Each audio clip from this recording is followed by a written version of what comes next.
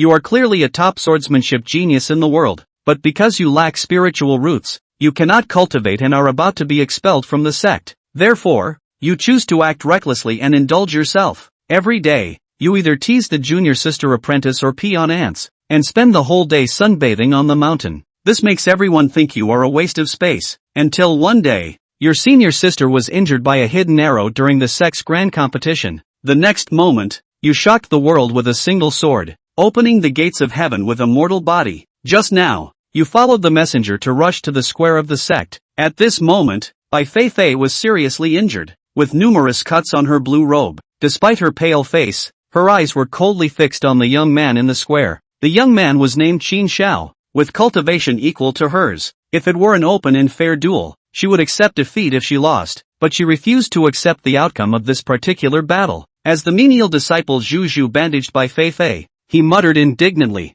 "What's so arrogant about that Qin guy, just using external force?" Just then, a sword light appeared in the sky, and Zhang Jinyuan flew back on his sword. He was the one who had just gone to the sword peak to inform you. "Are you awake? Good. Your junior martial brother is almost here, he will take you back." Bai Fei reached for the long sword leaning diagonally to the side, her delicate body trembling slightly from the pain. "I haven't lost yet." Upon hearing this, Zhang Jinyuan furrowed his brows. He used to quite admire Bai Fei, but he never expected her to be so stubborn. Shu quickly helped Bai Fei up. "Senior sister, losing is just losing. Losing to senior brother Qin is nothing to be ashamed of." After saying that, she glared fiercely at Zhang Jinyuan. Even though she was just a menial disciple, she was not afraid. Zhang Jinyuan sneered and turned to look at the square. At this moment, after Qin Xiao defeated another opponent, he drew his sword and scanned the stands. Who dares to battle? The angry roar, wrapped in spiritual energy, was like thunder,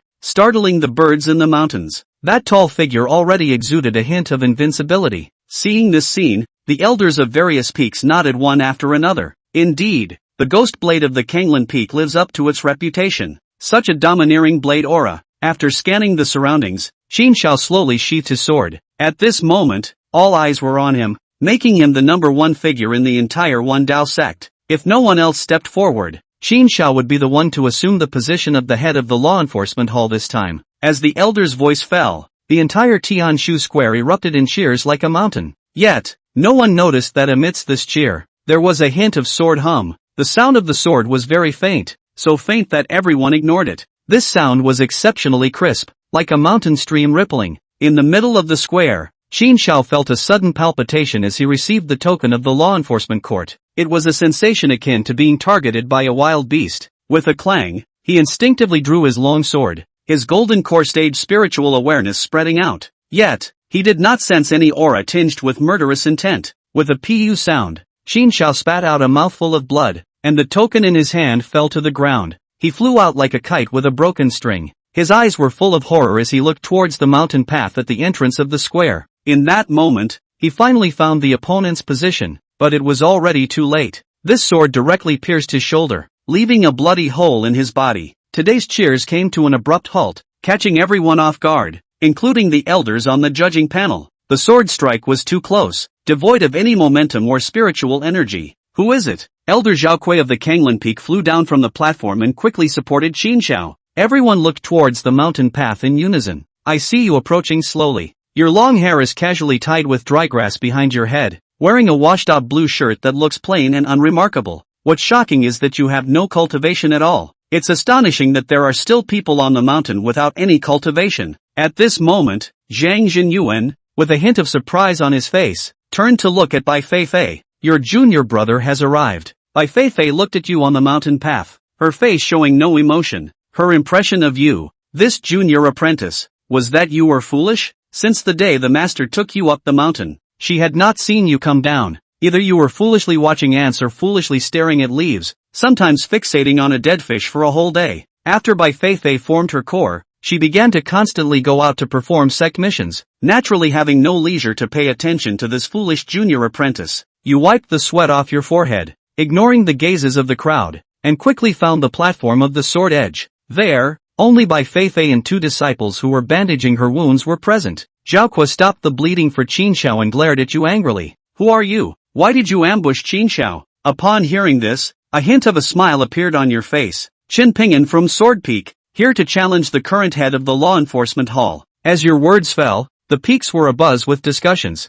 I mean, isn't Sword Peak only inhabited by Fei Fei and Mu Qingyi? That ghostly place seems so desolate. Last time I passed by, it felt eerie. This guy has no cultivation base. Challenging Qin Xiao. Don't you think it's ridiculous? A group of people burst into laughter, thinking you were here to be funny. But Qin Xiao couldn't laugh. The injury on his shoulder was still throbbing. Zhao Qua also looked serious, despite his nascent soul cultivation. He failed to detect the sword intent just now, making him feel a bit embarrassed. The clan competition has ended. It's time to challenge the heavens. However, you ignored Zhao Qua and looked at Bai Fei Fei. Did he hurt you? Upon hearing this, Bai Fei Fei nodded. She was now very curious about what her junior apprentice brother was up to. At this moment, the killing intent in your eyes gradually solidified, and then your 5 fingers stretched out, as if there were sword intentions entwined between them. Bai Fei Fei is a treasure of the Sword Peak. Every time Bai Fei Fei makes a mistake, the master will beat himself. This kind of treasure that the master is reluctant to beat is actually bullied by outsiders. Who can bear this? I have been on the mountain for 8 years, practicing a total of 8 sword techniques. Please enlighten me. As you pointed your finger, the whole world seemed to shift. The sword broke its intent. Seeing this scene, Qin Xiao's pupils contracted, and the long knife instantly slashed out tens of thousands of knife auras. He knew you had already made a move, but he couldn't see it, couldn't sense any spiritual energy. Block? How can I block? Where to block when you can't even see your opponent's blade? The tens of thousands of disciples in the square were surprised to look at Qin Xiao, who was wielding his sword haphazardly. They couldn't feel anything. They only felt that Qin Xiao had exaggerated some of his acting. Zhao Gao, who was standing beside Qin Xiao, roared angrily and slashed out towards Wang Huitian. Junior, be reckless. The berserk blade Qi transformed into a long dragon and tore towards Wang Huitian.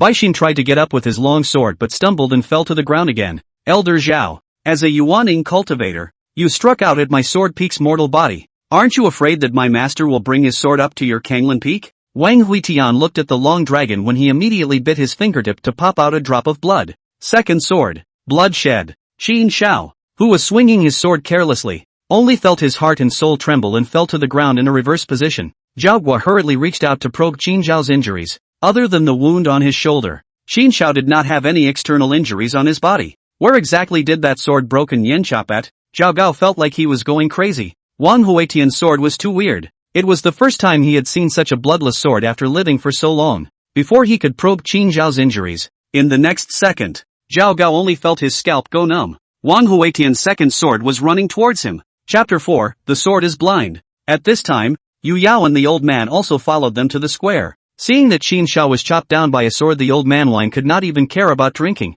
The essence of light in his eyes exploded. Some excitement to dance. Yu Yao only saw that long dragon of sword Qi pouncing on Wang Huitian's heart was in her throat. Old man, save my senior brother. What's the point of saving him? I haven't seen enough of the old man. He grabbed Yu Yao and flew up to the Sword Peak stand, and Baixin hurriedly saluted when he saw the old man. Disciple meets Elder Daoyi. The old man waved his hand and continued to look down at the great battle below. White Core looked at Daoyi, who was staring intently at the square but had other thoughts in his heart. Rumor has it that Daoyi was obsessed with swordsmanship when he was young. He even stirred up numerous bloody storms to collect the 10 most famous swords in the world. Could it be that he was secretly teaching his own senior brother the art of swordplay? The more Whiteheart thought about it, the more he felt so. The moment he saw Wang Huitian blood-killing sword come out, Daoyi jumped up in excitement. Asterisk asterisk asterisk asterisk. Ah, blood-killing sword. Too damn cow. With itself as the sword, without the slightest aura, pure to the extreme sword intent. Yu Yao stood a little farther away in disgust. She suddenly felt that this old man didn't seem to be in his right mind. After the second sword came out, Wang Huitian lowered his hand. Zhao Gao's blade Qi crashed into his chest, tearing up a piece of flesh and blood. His upper garment was twisted into fragments in the sky along with the blade Qi. He was only a mortal body that had yet to refine his Qi, and he couldn't block the blade Qi of the Yuaning stage. But just then the blade Qi suddenly dispersed. In the distance, Zhao Gao was nailed to his spiritual platform by a bloody sword, which could have pierced through his spiritual platform and pierced his Yuaning if it had gone any further. He had to disperse the blade energy. If Wang Huitian was strangled by the blade energy, and the blood sword lost control, Zhao Guo would also die. It's a fight for your life. How long can a mortal live? Up to 100 years. But Zhao Gao, as a Yuaning stage cultivator, had a lifespan of thousands of years. Wang Huitian thought to himself that it was not a loss. Junior, we're all from the same sect. How about each taking a step back? Zhao Gao's speech at this point was no longer as hard as it was before. Tearing off the rags from his body,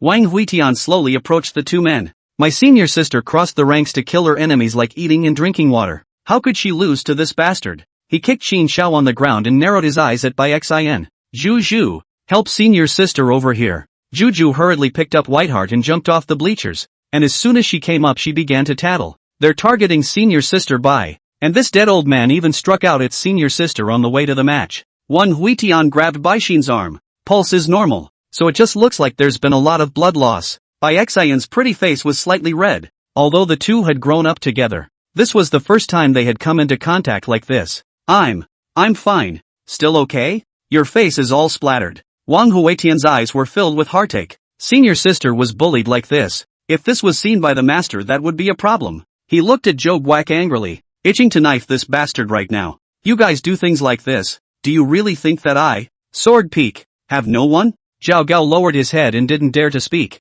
He was considered to have lost his old face today. As a member of the Elder Hall, he actually lost to a disciple. The 5 people left at the referee's table at this time also stood up, their yuaning stage powerful cultivation displayed at the same time. 3 early yuaning, 2 mid yuaning. A domineering aura swept across the room. This was the Hall of Elders, and any one of them was the backbone of the clan. Enough. Let's leave it at that. Wang Huitian narrowed his eyes at the 5 people. Is this a cover-up? No. Maybe it was supposed to be a gang. The wind rises from the third sword. Whoa! The entire Tianshu square gusts of wind appeared. This sword is not as quiet as the first 2 swords, but is actually exceptionally powerful. Thousands of sword intent came along with the mountain wind, scraping the ground of the heavenly pivot plaza, causing cracks to rise. Asterisk. Those 5 yuaning elders hurriedly raised their aura shields to resist. It was the first time they had seen such a terrifying sword intent, barbaric and unreasonable, shattering gold and breaking rocks. The tens of thousands of disciples in the square scattered in all directions at the same time. Although this sword was not aimed at them, but with this kind of gale transit sword technique, accidental injury was inevitable. Kid, stop. Dao Yi was originally watching with great interest. As this sword chopped out, he finally couldn't sit still. Inside the bamboo house at Jianfeng, Mu Qingshi was drinking tea with her old girlfriend Hua Xiang, the tea in her hands rippling with the wind. She hurriedly put down her glass of water to look in the direction of the Sky Hub Plaza. What a strong sword intent. It's actually borrowing the power of heaven and earth. Hua Xiang nodded equally appreciatively. I hear you've taken on another apprentice? Mu Qingshi took a sip of tea with a smug look on his face. Innate sword body. Seeing Hua Xiang's eyes widen, Mu Qingshi was satisfied. It's the look that's wanted. The two were chatting happily. Mu Qingshi suddenly stood up, and the Tianshu square did not just blow a sword wind, but even the star-plucking powerhouse made a move. Its elder brother Dao Yi? Hua Xiang was also a bit stunned. After all, Dao Yi had been silent for too long, and the last time he made a move was when he went down the mountain and robbed the Lei family fort's Heavenly Thunder Sword, and was beaten to death by the Sect master. Senior Dao Yi won't get into trouble again, will he? Mind your own business and get rich. Pretend you don't know. Right. How about that Taoist couple I introduced you to last time? The two of them chatted until the rooster crowed late at night, and it was only when Hua Xiang left that Mu Qingshi realized that Zhu Yao hadn't returned. She was about to go out and look for it when a streak of light from the sky came rushing in, but it was Hua Xiang who had gone and returned. Master Cheng, quickly go to the 100 Eyes Hall. Your disciple has caused trouble. Master Mu Qing's heart stuttered. The first thing that came to mind was whether or not Bai Xin had killed someone at the sect competition. She hurriedly rose up with her sword and flew towards the 100 Eyes Hall. While rushing along the road, the mind had already thought of a pretext. Competition. Swords have no eyes. Bai Xin is so kind and lovely. How can he hurt people on purpose? Inside the Hyakum Hall, the 10 elders of the Hall of Elders, the deacons of the Criminal Law Hall, the top 10 Peak Mountain Lords, and nearly half of them had arrived. On the first seat a middle-aged man in a Dao robe sits on it. He looks like his face is calm and indifferent, but underneath this calmness there seems to be a shocking wave lurking.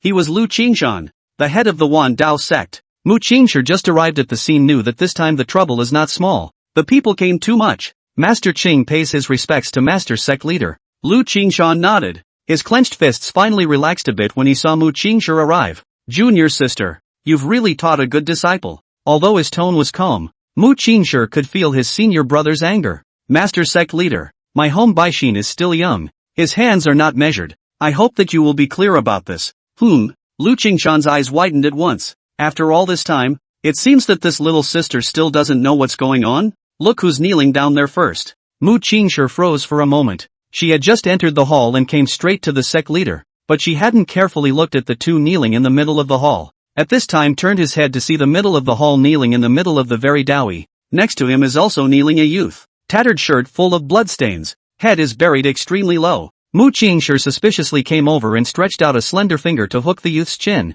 Now she finally got a good look at the bloody mess of a kid. Wang Huitian? Chapter 5, Confinement, Prison. Shocked. When did this kid get mixed up with Dowie? And what kind of trouble could a kid who couldn't refine his qi get into? Wang Huitian shook his head to shake off Mu Qingshi's finger and stared at Dowie with eyes full of anger. Dowie also stared back at Wang Huitian in a defiant manner. If we weren't all tied up, we'd be having a fight here. Sect Master. What is happening here? Is it the wrong guy? Mu Qingshi hurriedly stood up. Although he didn't know what had happened, Wang Huitian was definitely wrongly accused. Lu Qingshan snorted coldly, and his fire was somewhat suppressed. Dowie, do you know the error of your ways? A grand elder of the Elder Pavilion, in charge of the criminal law of the Wandao sect, but you deliberately sabotaged the fairness of the sect competition. Doichi's head is tilted in a deadpan. I have my own considerations. The old man is in charge of the Hall of Elders. Can't he still make some small moves? Wang Huitian was enraged and struggled up to bite Dowie's ear. Thief! In vain I called you brother. You even victimized my senior sister. I'll bite you to death. Mu Qingshi hurriedly stepped forward to pull Wang Huitian back. This was the 100 Eyes Hall. How could he be allowed to be so reckless? Lu Qingshan was also furious as he pointed at Wang Huitian. And you little bastard. What are you pretending to be aggrieved about? Do you know how many fellow disciples were injured by that sword? More than 10,000 disciples were lightly injured. 3 elders were seriously injured. The heavenly pivot plaza that was the jewel of the Wandao sect was just cut in half by you. And you still dare to show off now, he said and fiercely kicked Wang Huitian. Wandao sect since the opening of the heavenly pivot square is the facade. Whether it is a small or large competition, the clan reception, all kinds of events are held in the heavenly pivot square. And now this square has been as dog-eared. No longer the previous dominance. Lu Qingshan kicked Wang Huitian before delivering another kick to Dao Yi's waist. Daichi, you first. Why did you victimize Shirakor? Speaking of this, Daichi had some smugness on his face. This kid all day nestled in the mountain bragging, said what he has a sword. Can from the Green Mountain beheading the northern plains? Laozi let him beheading him and push and drag. So pit his elder sister a hand. Laozi let him hide it. Lu Qingshan frowned. That's all? Dao Yi's eyes suddenly flickered a bit. This is not almost to test the spirit. Bragging so powerful is still not practicing qi. Lu Qingshan's brows slowed down. Now he finally knew the cause of the incident. The Wandao sect measures the spirit every 8 years. And if you can't build the foundation, you'll be kicked off the mountain. And Wang Huitian can't refine the qi. So Dowie was forcing Wang Huitian's hand. He wanted to prove Wang Huitian's worth. You want to bail him out? Daichi grunted coldly. I just feel that the rules are too rigid. And it's too much of a shame to have such a talented swordsman. Lu Qingshan glanced at Wang Huitian and once again sat back on the first seat. With a mortal's body, a sword chopped tens of thousands of disciples and seriously injured 3 Yuaning stage elders. This was more than sword talent. This was a demon he had never seen in all of eternity. But it's such a demon who doesn't have a spiritual root. No matter how stunning he is, he will turn into yellow earth after 100 years. A pity indeed. Everyone here was silent, except for Master Mu Qing, who was still a bit confused. What cut down tens of thousands of disciples? What cuts up the hub square? What sword talent? She doesn't know. It's not a mistake. Her second disciple is very dull. Only knows how to watch ants in the bamboo forest all day. Lu Qingshan sighed. About Wang Huitian measuring spirit half a month later to discuss it. You two broke such a big trouble cannot not be punished. All give me to go to the sword prison in confinement. Mu Qingshi came and went back in a daze. And just as he arrived at the bamboo house, he saw a worried-looking Bai Xin. Bai Xin's injuries have been healed at this time. And the cultivation of the Jindan stage repairs quickly as long as it is not a fatal injury. Master, where's Shifu? Your brother is in jail. Master, you must save Shifu. He's all for helping me. He didn't mean it. Mu Qingshi touched Bai Xian's long hair in a slightly comforting manner. Only halfway through her touch her hand suddenly stopped. She remembered she had a young apprentice. Yu Yao from last night went out and did not come back. At that time was to find Wang Huitian to come. On her that refining qi cultivation should not be killed in the chaos. Good disciple, you first recuperate. I'll go look for your senior sister. Saying that she rose up with her sword and disappeared into the sky. White core. What? Master's brother is gone. So Master took another sister? The Wandao Mountain Sword Prison. Its depth is not visible. Rumor has it that 1,000 years ago, the North turned out to be a criminal. and the devil father killed the sword prison. And he looked down only to feel the hairs of sweat standing on end, such as being stared at by the abyss. However, the devil's nature of the head vowed to enter the sword prison to find out the results of this in and did not come out again. Dowie spoke eloquently to Wang Huitian as he descended the stone steps.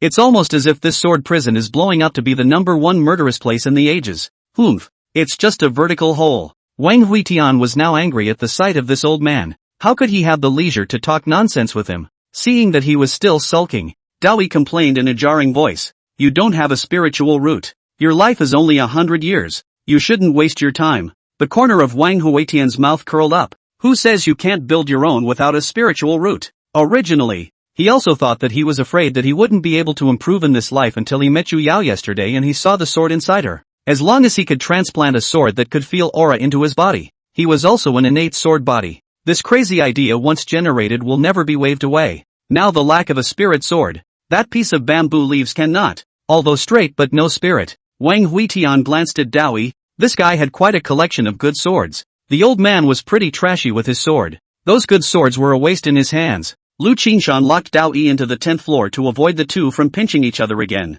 while Wang Huitian was locked up in the 2nd floor. From the first day he came in, Wang Huitian had been lying on his back at the entrance of the cell looking at the vertical hole. The entire hole was 10,000 meters in diameter with smooth rock walls. Any way he looked at it, the sword prison looked like it was made by a sharp sword piercing through the earth. But how in the world could there be such a big sword? Although the two were locked up, the impact of this matter in the Wandao sect grew more and more intense. The matter of mortals driving swords to chop up Yuaning was so magical that no one believed in it except those who were chopped up. Some people had even gone up to Sword Peak and wanted to challenge Wang Huitian. The originally desolate Sword Peak was hardened and stomped out several paths. By Xin. This is my senior brother Yi Zhantian's letter of battle, inviting your senior brother to fight in Tianshu Square. Yu Yao jumped up and ran over to receive the war letter. It was already the 28th one. And you, too, are here to deliver the war message? She happily passed her hand to the youth next to her, who stammered and placed a letter in Yu Yao's small hand.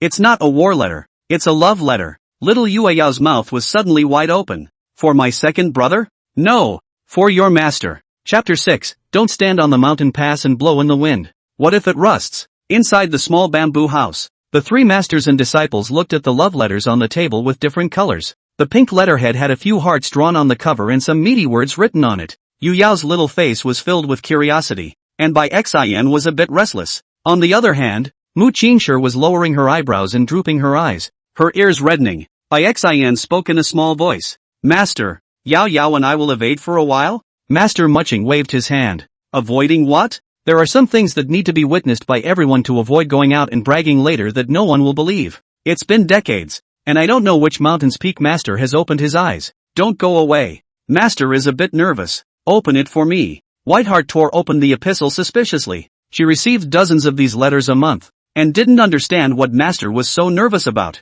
The letter opened. The letter on the font strong and powerful. Through the handwriting we know that this person is outstanding and extraordinary. Should be a fluttering gentleman. Mu Qingshi pinched the sweat on his palms, his eyes blossoming with peach blossoms as he looked at the contents of the letter. To my beloved Mr. Singh, I don't want to stay in sword prison. I want to go down the mountain. You help the sect leader beg for mercy. Looking at Wang Huitian stay at the bottom, Mu Qingshi's entire body froze in place. She had thought that it was written by the sect master's brother, and also thought that it was the sword immortal, Li Yi Wu, and also guessed her childhood playmate, Hua Yunxiu, but only didn't think that it was this sinful disciple. I'll chop him up today. Mu Qingshi kicked over the table, grabbed a long bamboo with his hand and went straight to the sword prison. Yu Yao stood far away and did not see the content of the letter, but only vaguely saw Wang Huitian's name. She covered her small mouth in shock. What a blast! Second brother writes love letters to master. The sword prison cell was built into the rocky wall of the large cavern, in a circle downwards. Not only can you see the sky while sitting in your cell, but if you're unlucky enough to have rain the room can get water in it. Wang Huitian quietly stared at the sky. The two cells next to him held the same Wandao sect disciples, and they didn't know what they had committed. Don't look. No letters have ever been able to be sent since this sword prison was opened. That's right. I get caught in here a couple days a month, and I've never seen anyone come in and get out early. Wang Huitian lazily ignored the two people. His master he understood. As long as the letter is sent out people will definitely come. Kid, can't you see you talking to you? Old Lu, teach this new guy the rules. That brother Yao made a wink to the disciple next to him, and old Lu smiled knowingly and casually grabbed an iron bar and walked over toward Wang Huitian. That's luck. Jail meets jailbait. Old Lu approached and was about to strike but frowned. You're a mortal? The mortals of the Wan Dao sect are a rarity. 16 or 17-year-old heavenly pride runs all over the mountain, but 16 or 17-year-old mortals have never been seen. He tossed the iron rod aside with some lack of interest. Brother it's a mortal. I'm afraid I'll just kill him with this stick. It's ing bad luck. Yao gave Wang Huitian a bored look. He wasn't afraid of beating a mortal to death. He just didn't want to dirty the place. Wang Huitian hadn't looked at the two since the beginning, and he was in a hurry to get out now. Through deduction he had already thought of a solution to the problem of spiritual roots, but it would require the use of many medicinal herbs as well as spirit stones. He had wanted to cultivate more than anyone else for the past 8 years, and now he had seen the light. Looking down the deep pit to the 10th floor, Doichi seemed to be studying the bloody sword painted on his chest. If I practice Qi, I can cut down the transformation god. If you're a foundation builder, the star-picking leg is also removed for you. Whose leg are you going to remove? There was a dainty cry in the sky, and Mu Qingshi stepped into the air, her long green skirt fluttering in the air looking immortal. Give me one reason to let you out. Wang Huitian, fight back when you're beaten. You taught me that. Mu Qingshi's face was green. So it was her fault. Did you really injure those disciples? Until now, Mu Qingshi still can't believe it. How can a person who can't move the slightest bit of aura do so? This matter is definitely someone is targeting Jianfeng. Yao, who was eating melon next to him, was a bit confused by what he heard and turned his head to ask old Lu. What did they say? I don't know, but this chick out here is pretty. Hey, chick, come in and play with you? Wang Huitian turned around and gave old Lu a thumbs up. Bull. Wan Dao Sect's notorious tigress dared to molest. Mu Qingshi's face was icy cold. Raising his hand was a sword. Countless sword chi instantly pierced through the two men's limbs. Miserable screams resounded through the sword prison. Ah, asshole, my father is the peak master of 100 Flowers Peak. How dare you treat me like this? 100 Flower Peak. Wang Huitian had never heard of it. The Wan Dao sect was so extensive that there were some small places that could not be remembered at all. Mu Qingshi was furious, grabbed Yao's collar, and slapped him on the cheek a few times, and for a while blood and teeth flew all over the sky.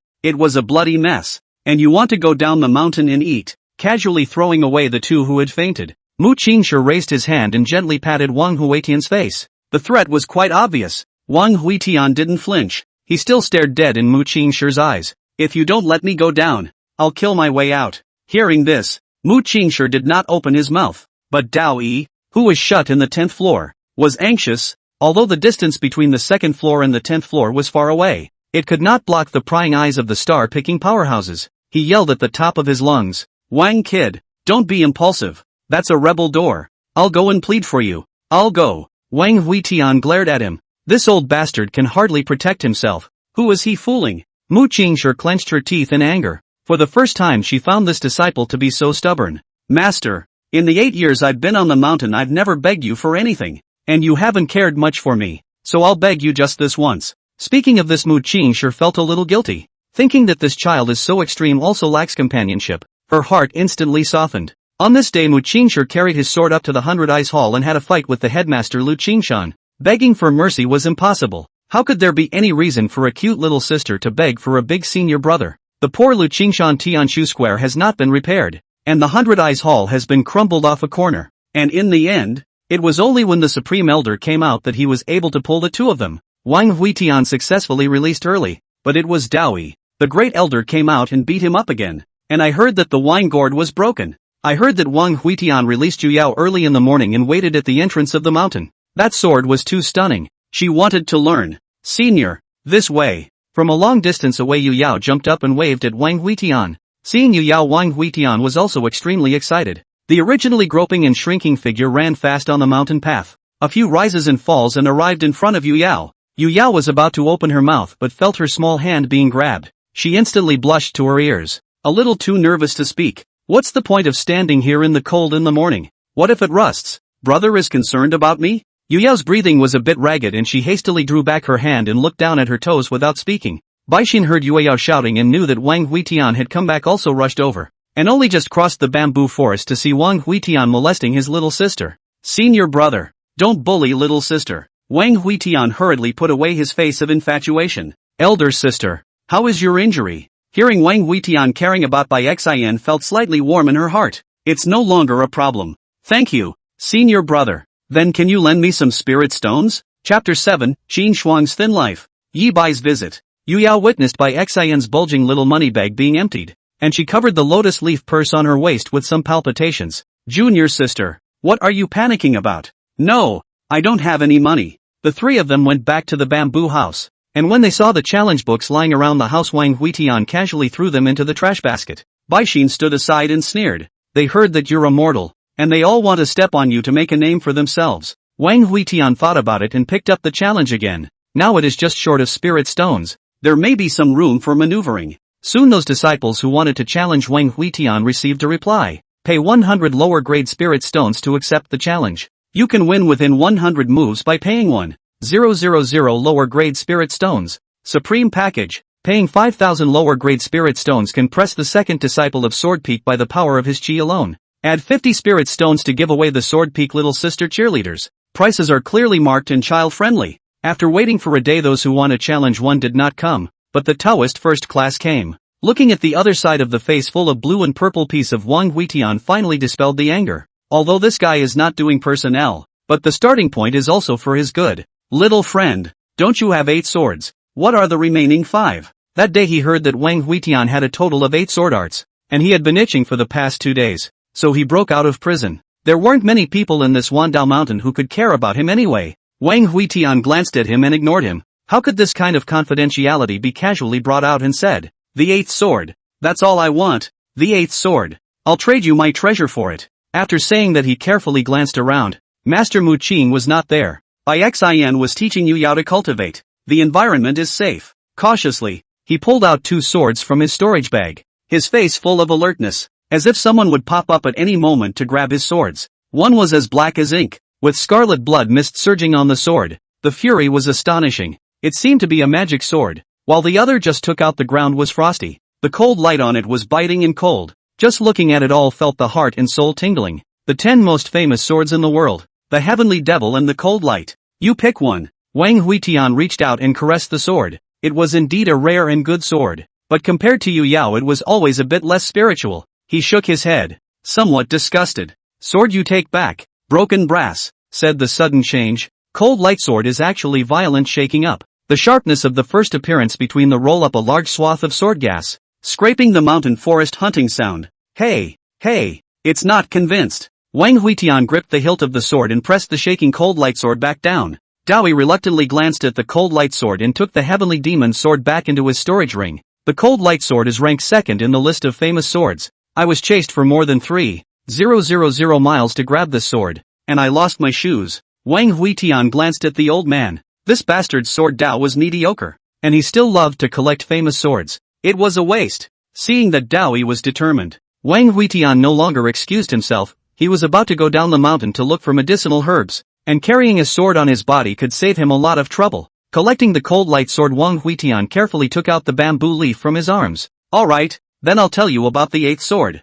This sword has not yet been named. If the sword is made, it moves with the wind. Have you ever flown a kite? It is like the kite that moves against the wind. If a sword is made, it is also like a flatboat, hidden in the mountains and rivers. Doi Chi was listening patiently, but he couldn't understand some of what was going on in the sky. Powerful? Wang Huitian firmly replied. You can chop the northern plains from Castle Peak. Dowie swallowed his saliva. The northern plains were more than 10 million miles away from here, and it would take half a year for a star-picking powerhouse to fly at full power. That's a bit of a big brag. And how this looks like a piece of broken bamboo leaves all over the mountain. Great Elder, don't listen to this idiot. I think he's blinded by hatred. Mu Qingshi had just returned from the 100 Eyes Hall and happened to hear the two talking, so he couldn't help but interject. Dowie didn't reply, bid farewell to the people of Sword Peak and went back to Sword Prison. He had sneaked out and had to go back to be punished. The Great Hall of Kanglin Peak. Qin Shuang's face was horribly gloomy. His son Qin Shao had not yet awakened,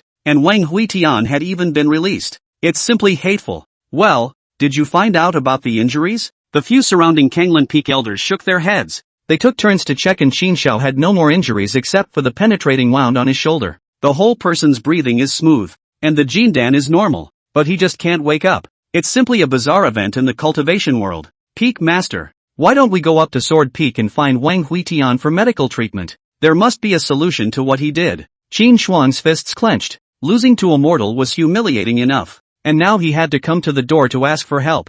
How would he be able to mix in the Wan Dao sect in the future? Zhou Guak stays here. The rest of you do what you have to do. Only when everyone had left did Qin Shuang lower his voice to explain. Tomorrow you will carry Shower up to Sword Peak and throw her on the mountain path along with a stretcher. It's up to Sword Peak to decide whether to save her or not. Zhou Guak is dumbfounded. Isn't this a total swing? If they save the person, it's just a matter of time. If the person dies, I'll pour the entire peak's strength to make Sword Peak accompany the burial. The killing machine in Qin's eyes appeared. He is now at the peak of the transformation spirit. As long as he breaks through the star picking, he has no fear of Mu Qingshi. Moreover, He Kanglan Peak has a lot of talent. There are several God transformation elders, and even more Yuaning elders. So what is Sword Peak going to fight against? Early the next morning, Zhao Gao and the two disciples carried Qin Shou up to Sword Peak, and after walking through the bamboo forest they saw Bai Xian and Yu Yao practicing their swords in front of the bamboo house. Throw it here. The three of them threw Qin Shou to the ground and turned around to run. When Bai Xin Yu Yao came over, she only saw Qin Shou lying unconscious on the ground. Eldest sister, what are they doing? Bai Xin frowned, his face a bit grave. I'm afraid I'm trying to bet my life against us. Yu Yao's little face turned white with fear and hurriedly ran into the bamboo house to find Master Mu Qin. After conducting some examination on Qin Shou, Mu Qingshi's face looked puzzled. Qin Shou was full of qi and blood, completely unlike a patient, but he was unconscious. Where's Hui Tian? Yu Yao hurriedly replied. Second senior brother went to watch the initiation trials early in the morning, saying that there were too few people in Sword Peak, and he went to find a few good disciples for Master.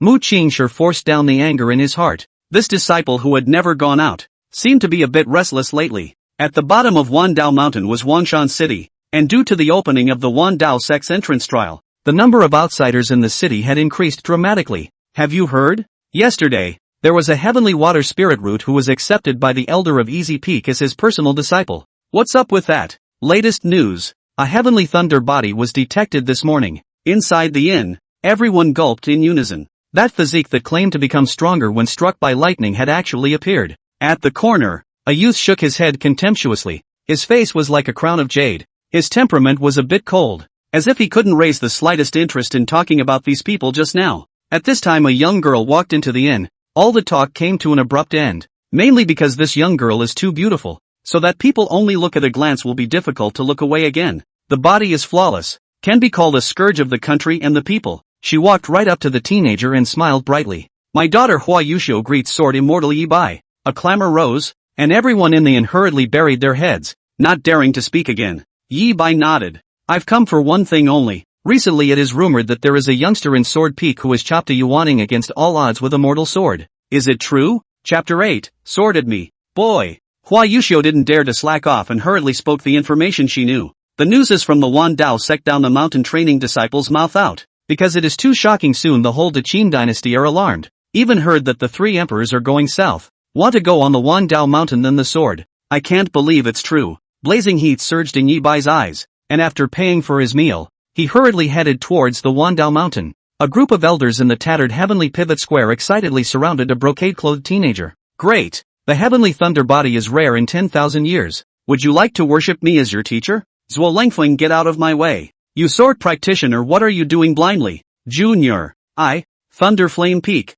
need just the right kind of talent like you. If you enter my Easy Peak, I'll guarantee that you'll transform into a god in 3 years. Wang Huitian desperately squeezed into the crowd. Choose Sword Peak. My master is beautiful and kind. She hasn't married yet. One elder saw Wang Huitian, and with a light bump of his butt, he pushed him out once again. Wang Huitian was anxious in his heart. This group of elders were simply shameless, bullying him for not having much strength and constantly ostracizing him.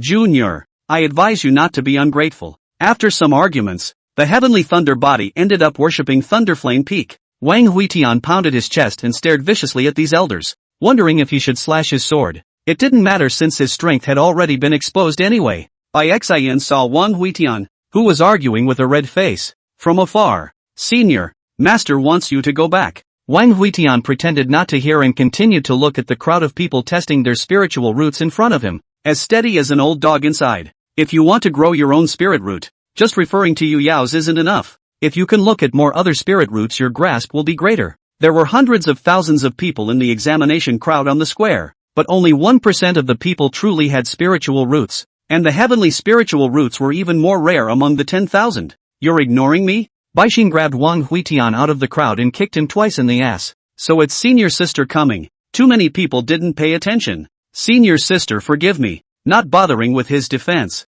Ixin pulled Wang Huitian and headed back to Sword Peak. Qin Zhao's vitality had already appeared to be weakening, and Mu Qingshi had begun to worry about this guy dying at Sword Peak. A few hundred Herb Hall elders on the sword blade looked at Qin Zhao and all shook their heads, stating that they could not do anything about it. If they were missing an arm or a leg, they would be able to cure it, but there was nothing they could do about this situation. Mu Qingshi suddenly looked towards the sky. She sensed a shocking sword intent approaching. This sword intent was extremely domineering and seemed to have the power to crush everything. Yi Bai, please meet fellow Daoist Mu. After the words, a sword came from the sky, piercing through the sky. Mu Qingshi's face changed dramatically. The same sword chopped out. The entire sword peak trembled. By the time the trembling stopped, a white-clothed young man was already standing in the middle of the field. He did not look at Master Mu Cheng but reached out to check Qin Zhao's condition. Ha! Interesting. Mu Qingshi's face was blue. No one in the entire Wandao sect dared to ignore her like this. Even Patriarch Lu Qingshan had to let her down 3 times.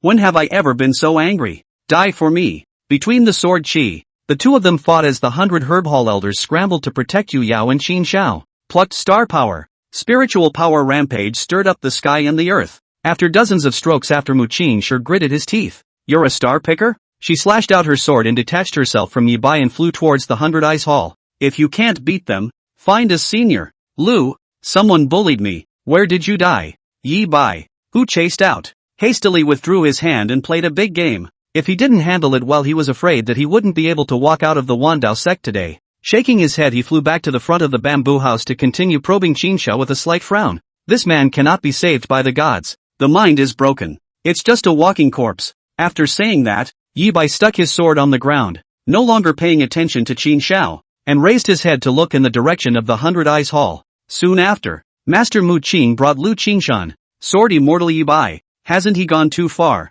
Yi Bai bent his head and bowed. His face was still clear and cold. No extra expression could be seen. Lu Qingshan, so what? He Yi Bai 6 years old foundation, 12 years old pills, now only 40 already pick star. Not to mention the Wandao sect. Even the entire southern border he did not put in the eyes. Idle hands itch. So I'll try out fellow Daoist Mu's sword. Lu Qingshan narrowed his eyes slightly, and his hand with the storage ring tapped gently. What are you doing in my Wandao sect? Yi Bai didn't hide it. Take a look at the mortal who makes the sword. After he finished speaking, he glanced at Mu Qingshi. If it's true as the rumors say, I don't think that fellow Daoist Mu can teach this person, and I'm the only one in the world who can. He spoke with contempt, and even more so with a powerful confidence. The bones of Mu Qingshi's fingers holding the sword were white. This was coming to rob his disciple. Blatant robbery. But she didn't refute immediately. Instead, she thought for a few seconds before saying, Huitian has no spiritual roots. Does Sword Immortal Yi have a way to let him embark on the path of cultivation?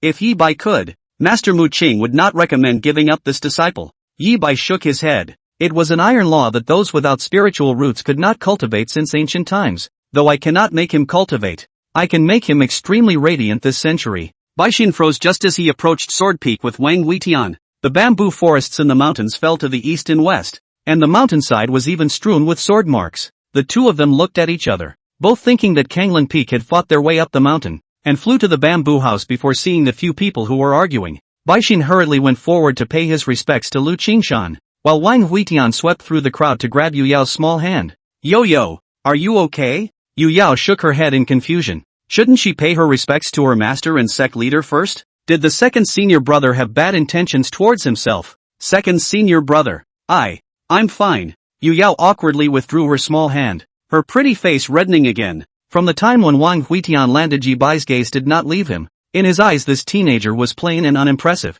making him somewhat skeptical of the truth of the rumors. Kid, throw your sword at me. Yi Bai pointed his sword at Wang Huitian and spoke softly. Lu Qingshan and Mu Qingshi didn't say anything. They were equally curious about Wang Huitian's sword. After all, they weren't at the Heavenly Pivot Plaza before. They had only heard about it. Wang Huitian shook his head. You will die. Yi Bai laughed. What a joke. He was a star picker, a sword immortal in the eyes of the world. The corner of Wang Huitian's mouth gently raised. Before he said that if he refines his qi he can cut down the transformation god, and if he builds the foundation he can cut down the star picking, and now he wants to add that if that person stands still and lets him cut it down, he can cut down the star picking without having to build the foundation as well. Come out with your sword. I'd like to see how you're going to make me die. Wang Huitian fiercely drew his cold light and chopped out with a sword. There was no sword chi, nor sword intent, as if a mortal had casually swung it. Yi Bai's figure instantly retreated violently. An extreme sense of danger lingered in his heart, and his divine sense instantly covered the entire sword peak. Can't feel it, can't feel anything, but that sixth sense of a sword cultivator could not be wrong. What kind of sword is this? The corner of Wang Huitian's mouth hooked up, and a touch of arrogance appeared on his face, which was an arrogance that the people of Sword Peak had never seen on his face, as if everything in the world was in the middle of his sword. Weaklings, block and I'll tell you. Saying that, Wang Huitian followed up with his sword and slashed furiously at Yi Bai. Lu Qingshan looked at Master Mu Qing with some shock in his eyes. He said sword immortal Yi Bai is weak. Other people can't be like this even if they don't fight back. They really think that Picking Star has no temper. Mu Qingshan nervously held the hilt of her sword. She was a little afraid that Yi Bai couldn't help but pull out his sword and slaughter Wang Huitian. Chapter 9, My Disciple. Follow me to fetch the sword. Yi Bai was forced back to the mountainside, his originally unperturbed face covered in cold sweat. He was about to call out to stop only to feel a tremor in his heart and soul. At this moment he felt as if he had died, when an old woman in front of him handed him a bowl of soup. No! Wake up! Pust! Yi Bai, a mouthful of blood sprayed out, reached out and held the Tsueju beside him, panting heavily. That sense of death is extremely real. If not for his firm mind will definitely be lost. Wang Huitian sheathed his sword and stepped forward to observe Yi Bai's face. This sword was more or less different from what he had expected, and he didn't expect that someone would be able to forcefully wake up. Not bad. Upper level of qualifications. This was Wang Huitian's evaluation of Yi Bai. No matter if it was his heart or his talent in sword Dao, it was quite a bit better than his no-good master. Yi Bai forced himself to endure the severe pain. You still have one more sword. Please strike. Wang Huitian knew that he was talking about the third sword Windrise. After all, that sword offended tens of thousands of disciples. Dry scrap 3 yuaning, and was more famous. I have 7 more swords, but why should I show them to you? Go wherever you like. After saying that, Wang Huitian walked back to the front of the bamboo house and teased little Yu Yao. Yi Bai wiped off the blood from the corner of his mouth and chased after him. His eyes were no longer bland, but with extreme fire. Bowing his head to Wang Huitian. Your Excellency's swordsmanship is exquisite. Yi Bai requests to be Your Excellency's master. The people present were stunned, never expecting things to go this way. Yi Jianxian. Huitian's cultivation is shallow. You this. Before Mu Qingshan could finish, Yi Bai kowtowed to her. Yi Bai pays his respects to Master Ancestor. Wang Huitian pointed at Yi Bai. I can't accept you. Don't shout nonsense and shout my master old. If master doesn't accept my disciple, I will kneel for a long time. Lu Qingshan persuaded for a while to persuade. Can only royal sword back to the 100 Eyes Hall? The door of the hall fell. Wuji sitting on the threshold. Seeing Lu Qingshan return, he hurriedly greeted him. Master, has there been any revenge for little master? Lu Qingshan told Lu Wuji about the situation of Sword Peak and then entered the hall. Lok Wuji lowered his head in contemplation. He was becoming more and more curious about Wang Huitian. The people of the Wandao sect call him the head of the Wandao art, because there is nothing in the world that he doesn't know. Alchemy, talismans, formations and everything, even sword techniques he knows. And those who practice swords love to compete the most, so he was curious about what kind of sword technique could do this. Lok Wuji asked to himself. System, who do you think would win or lose if Ghost Shadow Flash went up against his move Broken Thought? A system voice sounded in his head. Host, don't doubt it. You're the strongest. Ghost Shadow Flash can't beat me. Here's another move that's even stronger. Ichiban Ryu Azumi Deathlion Song Song. Lok Wuji turned around and entered the hall. Indeed, he was worrying blindly. The system accompanied him. Who in this world could be stronger than him? Let alone Wang Huitian, who was a mortal who could not cultivate. On the Sword Peak, Yi Bai consciously built himself a cabin, and also went to the 100 Eyes Hall to register the identity of the disciple of the Wandao sect. So I can only say that everything was done by his own hands. Wang Huitian locked the door of his room and secretly took out the money bag from under the bed. There were 10,000 lower-grade spirit stones. These could be borrowed from Baixin. Yu Yao seems to be quite rich. He calculated that to buy enough to plant the spirit root herbs at least another 1,000,000. The most important thing is the difference between a sword that can be used as a spirit root. Although the cold light is good, but it is not suitable. Ugh, lack of money. Just as the exclamation fell, Yi Bai eagerly pushed the door and swooped in, piling a large pile of spirit stones on the table. There were a full 2,000,000 top-grade spirit stones, which was the entire fortune of a star-picking mirror. Wang Huitian's face sank, and his tone carried reproach. Is there something wrong with my apprentice's late-night visit? Yi Bai's face was happy and agreed. Had he known it was so simple, why did he foolishly kneel for most of the day? Master, There's something I don't understand about that sword during the day. Wang Huitian pointed at Qin Shao, who was lying outside the bamboo house. Jier, since you can't detect it with your aura or divine sense, feel it with your heart. If you can save him, you'll be able to understand that sword. Yi Bai ecstatically bid farewell to Wang Huitian and rushed out to study Qin Shao once again. What do you mean? A step up? This is a step up. Wang Huitian hugged the spirit stone on the table and kissed it furiously, and couldn't help but laugh out a pig squeal. Ah ha ha ha. In the next bamboo house, Yu Yao heard goosebumps welling up all over her body, and Bai Xin patted her little head. Tighten your mind and don't be influenced by external objects. Wang Huitian, jie, get rich, 2 million top-grade spirit stones. If I do the bride price I can marry 10 sisters, 100 masters. Boom. With an explosion, several bamboo houses were lifted off the ground at the same time. Wang Huitian's precious spirit stones were scattered all over the place, and Mu Qingshi stepped on his waist and peeled off his pants to lift the bamboo strips and whip them. Bai Xin hurriedly covered Yu Yao's eyes. Little sister, you can't look. Though she said so, she herself was stealing 2 glances from time to time. It's been many years since I saw my youngest brother's bare buttocks. I don't know that I've grown so big. The days in the mountains pass quickly. Unknowingly has passed half a month. The original plan to go down the mountain Wang Huitian still did not move. He's waiting for the white core to go out. He couldn't get close to Yu Yao without Bai Xin leaving. There were some things he hadn't figured out yet. Wang Huitian is the last thing that lacks patience, because he cannot afford to lose. Crossing the river by touching the stone, one wrong step may not be able to recover. At 5 o'clock in the morning Wang Huitian woke up on time to practice the breathing method, and as before was still unable to store the slightest amount of aura. I went to the bamboo forest to realize the sword at 6 o'clock and stayed there until 12 o'clock when I went out to look for food. The food hall was basically filled with miscellaneous disciples, and most of the inner disciples had already started to eat. So Wang Huitian entered the food hall and went straight up to the second floor. Can't help it. Got money to spend these days. Pearl, bring me the menu. The little girl happily placed a menu made of jade tablets in front of Wang Huitian. Senior brother Wang, I heard that the third prince of Great Qin has arrived at Wangshan City and has come to look for you for a sword match. The menu in Wang Huitian's hand slipped, and murderous intent flashed in his eyes.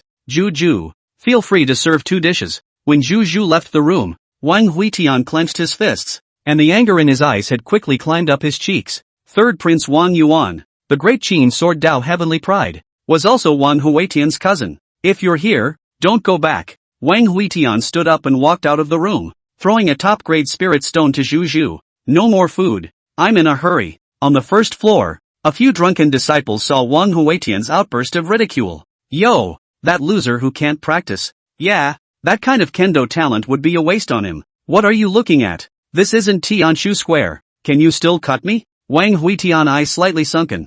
Unable to cultivate life is short, even if it is strong. But the meteor is just a glimpse. He cannot wait la. He needs a sword worthy of him. Back at Sword Peak, Yi Bai was slapping Qin Shao. Apprentice, follow me to fetch a sword. Yi Bai froze for a moment. Fetch what sword? Wang Huitian looked in the direction of the sword prison. If he wasn't wrong, there was a sword locked up there. An overwhelmingly sharp sword that could rival Yu Yao. Chapter 10, The Bottom of the Sword Prison. Temple of 100 Eyes, Macau. Lok Wuji was sitting on the threshold and yawning. The terrain here was very high. If one's eyesight was sufficient, one could see all 32,000 peaks of the Wan Dao sect. Recently, some peak masters were not very honest, so Lu Qingshan asked him to keep an eye on them. It was a boring errand, and he was about to close his eyes and squint for a while when a sword light suddenly lit up in the direction of the sword prison. Asterisk whose ing up. Lok Wuji took one step and his figure instantly disappeared in place. His shrinking ground was surprisingly a few points faster than the royal sword. In just a few moments Lok Wuji arrived at the sword prison, only to see that the 10 elders guarding the entrance of the cave were at this time falling to the east and the west. Surprisingly, they had been seriously injured, and these elders could all be at the level of transformation spirit cultivation. From the time he saw the sword light and rushed over, this amount of time to take a piss wasn't enough. Who's breaking into the sword prison? The elders struggled to get up and replied, Yi Bai. Lok Wuji's eyes narrowed slightly as he followed the stone steps of the cave entrance. Comprehending the sword domain could be called a sword immortal, while Yi Bai's cultivation all over the world was heavenly, and very few people had seen his sword domain. System, do you think Ichiru Azumi can break his sword domain? When he descended to the second level he saw Yi Bai. At this moment this sword immortal that the world admired was actually bullying 2 foundation establishment cultivators. Yao and old Lu knelt on the ground, trembling. Last time, The two had just been beaten up by Mu Qingshi, and their injuries hadn't even healed yet. And that man had unexpectedly returned with helpers. Let go of me. My father is the master of 100 Flowers Peak. When I go out there are 10,000 ways to kill you. Yao was still talking tough, and Yi Bai slapped him while looking up at Lok Wuji. Here, no traffic. Do you know what you're doing? Wanting to do whatever you want in the Wan Dao Sect star picking cultivation is not enough. Yi Bai raised his hand and slashed his sword. He had always been low on nonsense. Lok Wuji hurriedly backed away to form seals with both hands. Naruto. Fireball technique. A huge fireball exploded throughout the entire second floor of the cell, sending smoke and dust in all directions. White eyes, open. Wang Huitian raised his head to look in the direction of the second floor, where all sorts of spells flashed, and gold, wood, water, fire, and earth all came to a head. His eyes were filled with envy. This was the gap. Others were full of attributes while he had none. The 10th floor lying Dowie rolled over and took a sip of wine beautifully. Good swordsmanship. I'm going. Lok Wuji. Don't be a wimp. Yi Bai. Cut his turtle shell. Wang Huitian gave Dowie a somewhat disgusted look. This guy has no mastery at all. If anyone comes down, hold me back. Only half an hour. If I don't come back please go to Sword Peak to report the funeral. After saying that without waiting for Dowie to reply Wang Huitian continued to go down the road. If he guessed correctly, the reason why the sword prison was called the sword prison was that it was built to hold that sword. That means that sword. It's fierce. Forced driving is likely to kill you. He didn't have the heaven-defying qualifications of sword immortal Yi Bai, nor did he have the all-around talent of 10,000 Paths art leader Lok Wuji, and the only way to become stronger was to be crazy enough. All the way down nearly 1,000 meters, the sword prison seemed to be bottomless, and on the 20th floor the people imprisoned in the sword prison were no longer people from the Wan Dao sect, but countless oddly shaped demons. These demons were all bound by formations, but they could still shock the mind between hisses. Wang Huitian's eyes are firm and continue to walk down, reaching the 100th floor when there is no road. The end of the front stands an acacia tree. The leaves emit a faint fluorescent light. Ahead. No traffic. On the branches of the acacia tree, a little girl plucked away the leaves and raised a finger at Wang Huitian. Wang Huitian spoke. I need a sword. The little girl didn't budge. That sword doesn't belong in this world. Wang Huitian laughed. What a tie reason. I was outside the cave before. Then I came to the bottom of the cave. Do you think I belong outside or inside the cave now? Since the sword is in this world, it belongs to this world. The little girl buried her head in thought of wording, her brow furrowed in a deep frown as she felt stumped. Meanwhile third Prince Wang Yuan went up to Sword Peak. He smacked his lips as he looked at the overgrown mountain gate. Shabby enough. Poor countryside indeed. Teacher, how do you think Wang Huitian would feel if he knew that His Majesty had granted a marriage for Bai Xin and me? The old man beside Wang Yuan stroked his beard with a snicker on his face. There's no better way to kill a man than to kill his heart. Wang Huitian is just a piece of trash. How can he feel? Yes, he didn't even feel anything when his whole family was buried in the northern plains back then. What could a senior sister feel? Passing through the bamboo forest they saw the bamboo house. Mu Qingshi wasn't there. She had gone out with her old best friend Hua Xiang. Only Yu Yao was practicing her sword under her breath. Child, where is your adult? Yu Yao looked at the crowd warily and returned with a fierce look. Who are you people? Why are you trespassing on Sword Peak? Wang Yuan looked around and knew that Master Mu Cheng and Bai Xian were not there. He turned to the old man and said, Teacher, since Master Mu Cheng is not there, you and I will go to the 100 Eyes Hall to pay our respects to Lu Qingshan first. The old man nodded. Good, child. If your lord returns, have him come to the 100 Eyes Hall to meet the third prince. After saying that, the two of them and the many guards went away with their swords. Yu Yao stomped her foot angrily. She had never seen such a rude person before, and had not put Jian Feng in her eyes at all up to the beginning. At the bottom of the sword prison, countless branches on the acacia tree grow rapidly and draw toward Wang Huitian. And that little girl can't answer to be in a hurry. No one's getting past me here anyway.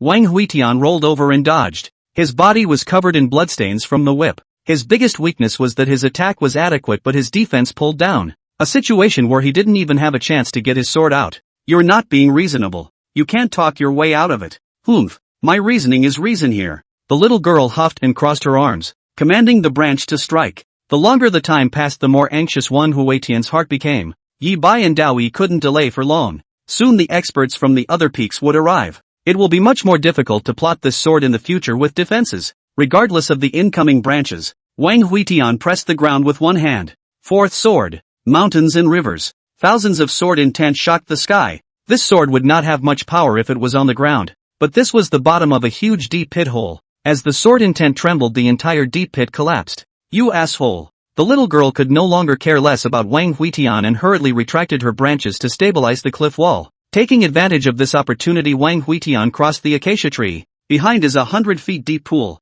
He did not have the slightest hesitation to jump down. The water in the pool was cold and biting, and the temperature got lower the further down you went. Just by diving down dozens of meters he already felt cold and his consciousness dissipated. Ahead of him was a deep, dark blackness, and if he continued like this he would surely die. Mortals can be so powerless. Wang Huitian choked on 2 mouthfuls of water and pulled out his cold lightsword to chop downward. The water flow cracked open a few feet and closed again, and memories of his early childhood flashed through his mind. That year he was just 8 years old, and his father's campaign in the northern plains. This father and millions of soldiers died in battle, only he was brought back by the Mu Qing division. Great Qin is still here. The northern plains are still here. How can he die? Sword 1. Broken Thoughts. Wang Huitian once again out of the sword. This time it is chopping to themselves. Broken thoughts specializing in cutting the mind can make people's consciousness fall into a deep sleep. The body dormant. A dormant body will consume less air, which is definitely giving up consciousness in exchange for the body living a few more moments.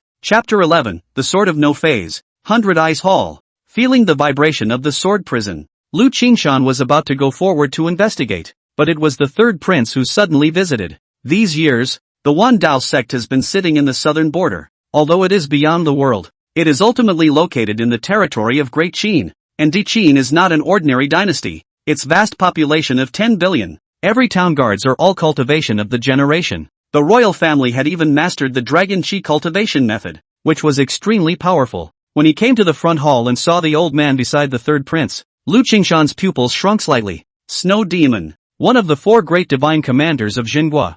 I don't know that Lord Snow Demon and the third prince are here. I'm sorry for the delay. The Snow Demon rose and saluted. Sect leader Lu. I've taken the liberty of visiting. How disturbing. Only when he saw Lu Qingshan sitting down did Wang Yuan get up and personally handed over an imperial decree. Sect master. My father heard in Kyoto that Bai Xin is amazingly talented. He specially granted a marriage between me and Miss Bai. I hope that sect master will agree to it. Lu Qingshan's face sank slightly. Without waiting for him to reply, the Snow Demon added another sentence. His Majesty knows that it's not easy for the Wandao sect to defend the southern border, and is sending Shao to lead his troops into Yelong City to fight against the demonic beasts with the Wandao sect. Lu Qingshan's face turned completely cold. The Snow Demon and Lang Shao, sending out 2 Jinhua divine marshals at the same time. This was deterring the Wandao sect. If we don't agree to this marriage, I'm afraid the next step will be a large army. If he agrees, it means that the Wandao sect will be soft and let Great Qin take advantage of it. Bai Xin is my senior sister's disciple.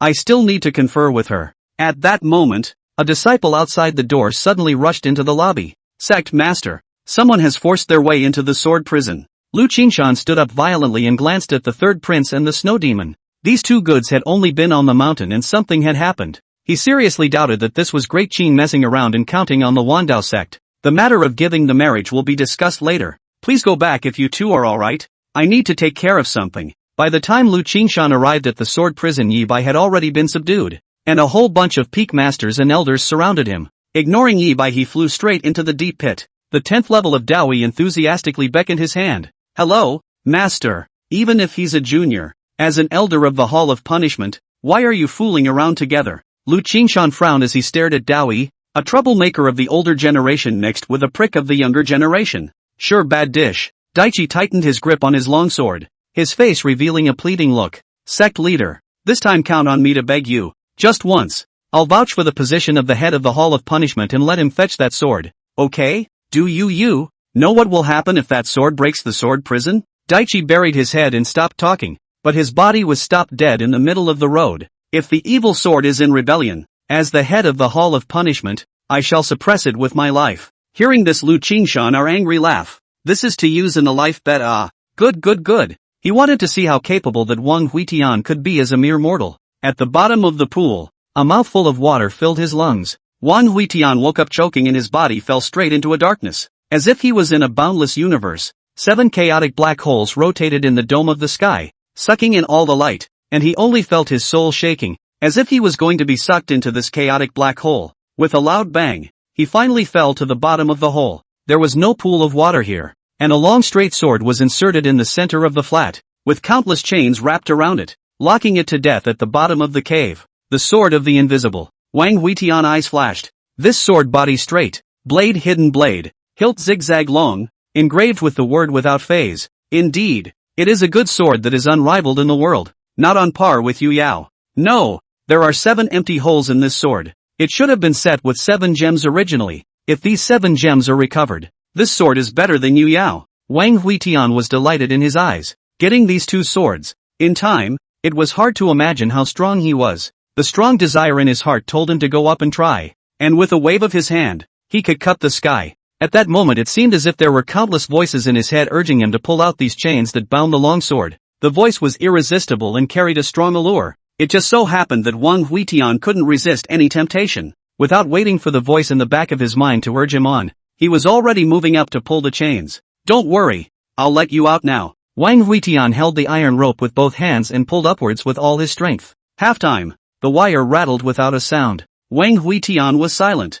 and so was that voice in his heart. Ah shucks, what a loser. You push. A pitch-black spirit manifested from the hilt of the sword, with anger in its scarlet eyes. This was the sword spirit of the phaseless sword, which looked extremely tyrannical. He had been locked up in this abyss for too long, longing to see the light of day again, and now that it was so hard to wait for a person of destiny, but it turned out that he couldn't even pull out these iron cables, and he felt that Wang Huitian was playing him. Wang Huitian narrowed his eyes at the sword spirit with undisguised killing intent in his eyes. Since he was going to integrate this sword into his body as a spiritual root, this sword spirit could not be kept. Sword 1. Broken thoughts. He did not hesitate to strike, and a cold light stabbed out. The sword spirit dodged to avoid, and when he turned his head to look again, Wang Huitian had already sheathed his sword, and only a fine breeze swept up from the bottom of the empty cave. That's it? The sword spirit looked at Wang Huitian, who stood frozen in place, with some uncertainty. I'll be damned. I thought we had a master. But it turns out to be immortal.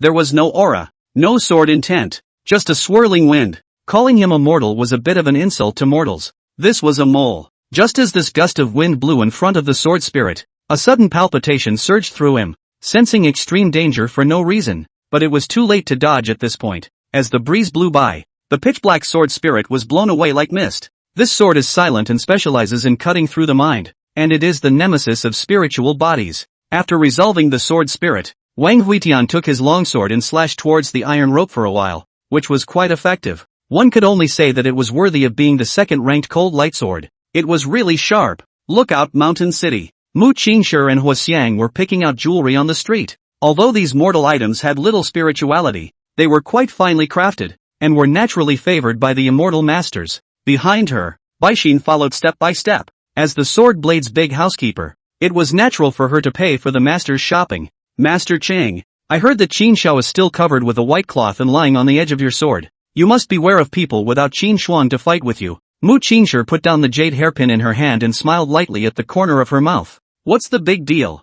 I'll just send my second disciple to pay for his death. With it she once again took a large red flower from the stall and put it on her head. Aroma, do I look beautiful to you? Huoxiang sent her a blank stare. Beauty is indeed beauty. It's just that you can't get married at your age. Behind him, Whitecore promptly stood up for his master. It's beautiful. Master is the best looking. Mu Qingshi tilted her head. She was the famous beauty of Wandao Mountain, the most favored little sister of her senior brothers. The world recognized the proud daughter of heaven, touching the star plucking at a young age. Just then a sword light swept in from the sky. Senior uncle, your disciple has committed a crime. The sect master wants you to hurry back. Said he'd lift your skull if anything went wrong again. Zhang Zhenyuan landed on the ground with his sword, and his face wore a sense of urgency. It looked like the offense wasn't small this time, or else how could the loving sect master say such hurtful words? Mu Qingshi had a pretty face that turned cloudy. He didn't need to think about it. That dumb second disciple had started causing trouble again, and he himself had only been out of the gate for a few days. The sword front is on the verge of being trampled through the mountain gates. Damn it, nobody stop me. I'll go back and cut her up. Chapter 12, Sword beheads the flesh, heart beheads the soul. Sword prison of Wandao Mountain, the mouth of a bottomless cold pool. A group of people with different faces guarded at the water's edge. Sect Master Lu Qinshan Ancient Wells, Dowie face with undisguised delight. Qin Shuang and other peak masters with sneers in their mouths. Sword Immortal Li Easy is quite calm. Mu Qingshi's face carried a sulk, but in his heart, he was calculating how to excuse himself, trespassing into the cold pool of the sword prison. This matter was too big for her to feel like she couldn't handle. Master Chang, in a moment, when that sinner comes out, You'll lie down at the feet of the sect leader and cry bitterly. Let's just say you've worked so hard to bring this child up. So hard. Don't worry, I'll be on the sidelines for you. Huo Xiang whispered softly in Mu Qingshi's ear, offering advice. The latter nodded slightly at her, and with a touch of his eyes he had settled on a plan. There was worry in Bai Xin's eyes. She naturally heard what master and uncle were planning to do, but that was the scenario where senior brother would come out alive. Now the situation is unknown. Although she does not know what is locked up at the bottom of this cold pool, but looking at the guarded eyes of those elders, she understands how dangerous it is. This weight is the full moon in the sky. The joy in the Taoist eye gradually turned into despondency. Some of the elders and peak masters even began to set up formations around the cold pool. Well, this sword spirit is vicious. How could it recognize a mortal as its master? Moonlight sunned down the vertical hole of the abyss. Mu Qingshi slammed his sword into the boulder on the shore, got up and was about to jump into the cold pool to see what was going on. Senior sister, calm down. Lu Qingshan hurriedly stepped forward to stop it. I'm so grumpy, let my old lady go and pull him out. Plop. Although Lu Qingshan stopped Mu Qingshi, the sound of diving came from the side. Huo Xiang plunged into the cold pool. The water in the pool was cold and piercing. Even if one's aura protected one's body, one could not block the coldness from eroding one's body. Drive for me. In the water, Huo Xiang violently slammed his fist downwards, and the berserk aura rolled up a huge vortex that went straight to the bottom of the pool. Her body came down in a smooth, sonorous motion. Next to Lu Qingshan wanted to stop but had already disappeared. Words of attempted persuasion stuck in his throat, his mouth half open in a helpless state. Master, sister, there are 7 black holes at the bottom of the pool that will suck people's aura. Mu Qingshi stared wide-eyed. There is this thing you said earlier. This is not a pit? Just as the crowd was getting anxious, the water exploded once again, and Huo Xiang flew ashore holding a blood-soaked silhouette, throwing it in front of Mu Qingshi in passing. Master Cheng, is this it? It's not me going back down to fish. Lu Qingshan's eyes widened. You haven't encountered a black hole that sucks in aura? Black hole? What black hole? I do have a black hole that sucks essence. Do you want to see it? Lu Qingshan shook his head resentfully and squatted down to probe Wang Huatian's nostrils. There's still some gas left. Huo Xiang glanced at the evasive Lu Qingshan and was quite contemptuous. Look at you. You're no good. Qin Shuang walked forward, his voice slightly low. No matter what happens in this matter, you, Jian Feng, must give an explanation. After saying that he flung his sleeves and left, if not for the fact that his son had not yet been saved, he would have taken the life of this sinful animal today. A few days later, Wang Huitian woke up leisurely in the Jianfeng wooden house. He raised his hand and touched his back spine, touching with a slight coldness. That day the crowd only felt that he did not take the phaseless sword, but did not know that the phaseless sword had long been integrated into his spine, molded into a sword bone. The phaseless sword chi inside his body spread, stinging every inch of his skin at all times. Moreover, the 7 black holes on the sword body were absorbing aura on their own, and he had a premonition that when the phaseless sword absorbed enough aura,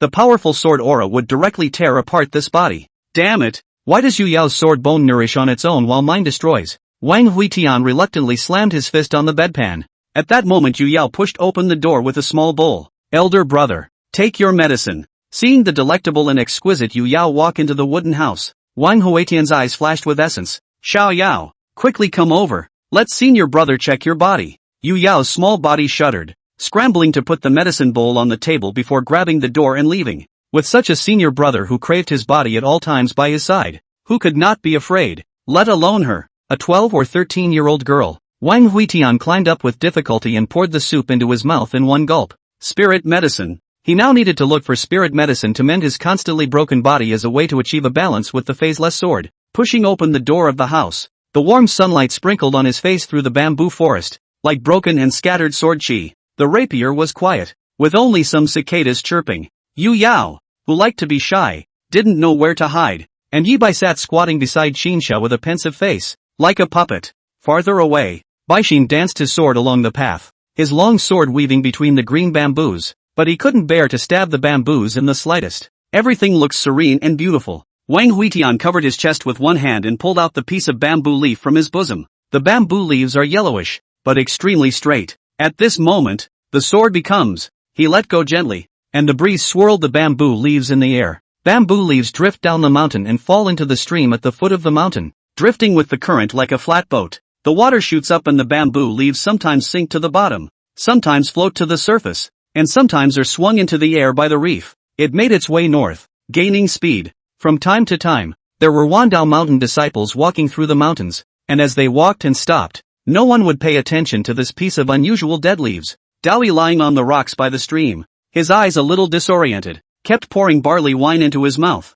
inclined his head to look at the bamboo leaves floating in the water, once again lost a mouthful of wine. This bamboo leaf is somewhat like the one in the arms of the silly boy. He got up and poked his hand into the water. Bamboo leaves drifting along his fingertips. Ha ha ha, this is not a world-class sword. It must be that kid lying again to deceive me. Wang Huitian watched the bamboo leaves far away, killing intent in the eyes of the role. This sword he calculated for many years, and now chopped out of the bottom of the heart is always relieved. There was blood running down the corners of his mouth between coughs. Xiao Yao, where are you hiding? Elder brother is bleeding. Come and show elder brother. Half a head poked out of Master Muqing's cabin, looking this way warily. Yi Bai turned his head and saw Wang Huitian hurriedly get up and salute. Wang Huitian laughed lightly and paced to Qin Zhao's body, lifting his finger to point at the center of the latter's brow. The sword cuts the flesh, the heart cuts the soul. The sword I used to cut down his mind is his heart. The sword has no traces. Where the mind reaches is the sword blade. The sword blade is caused by the heart,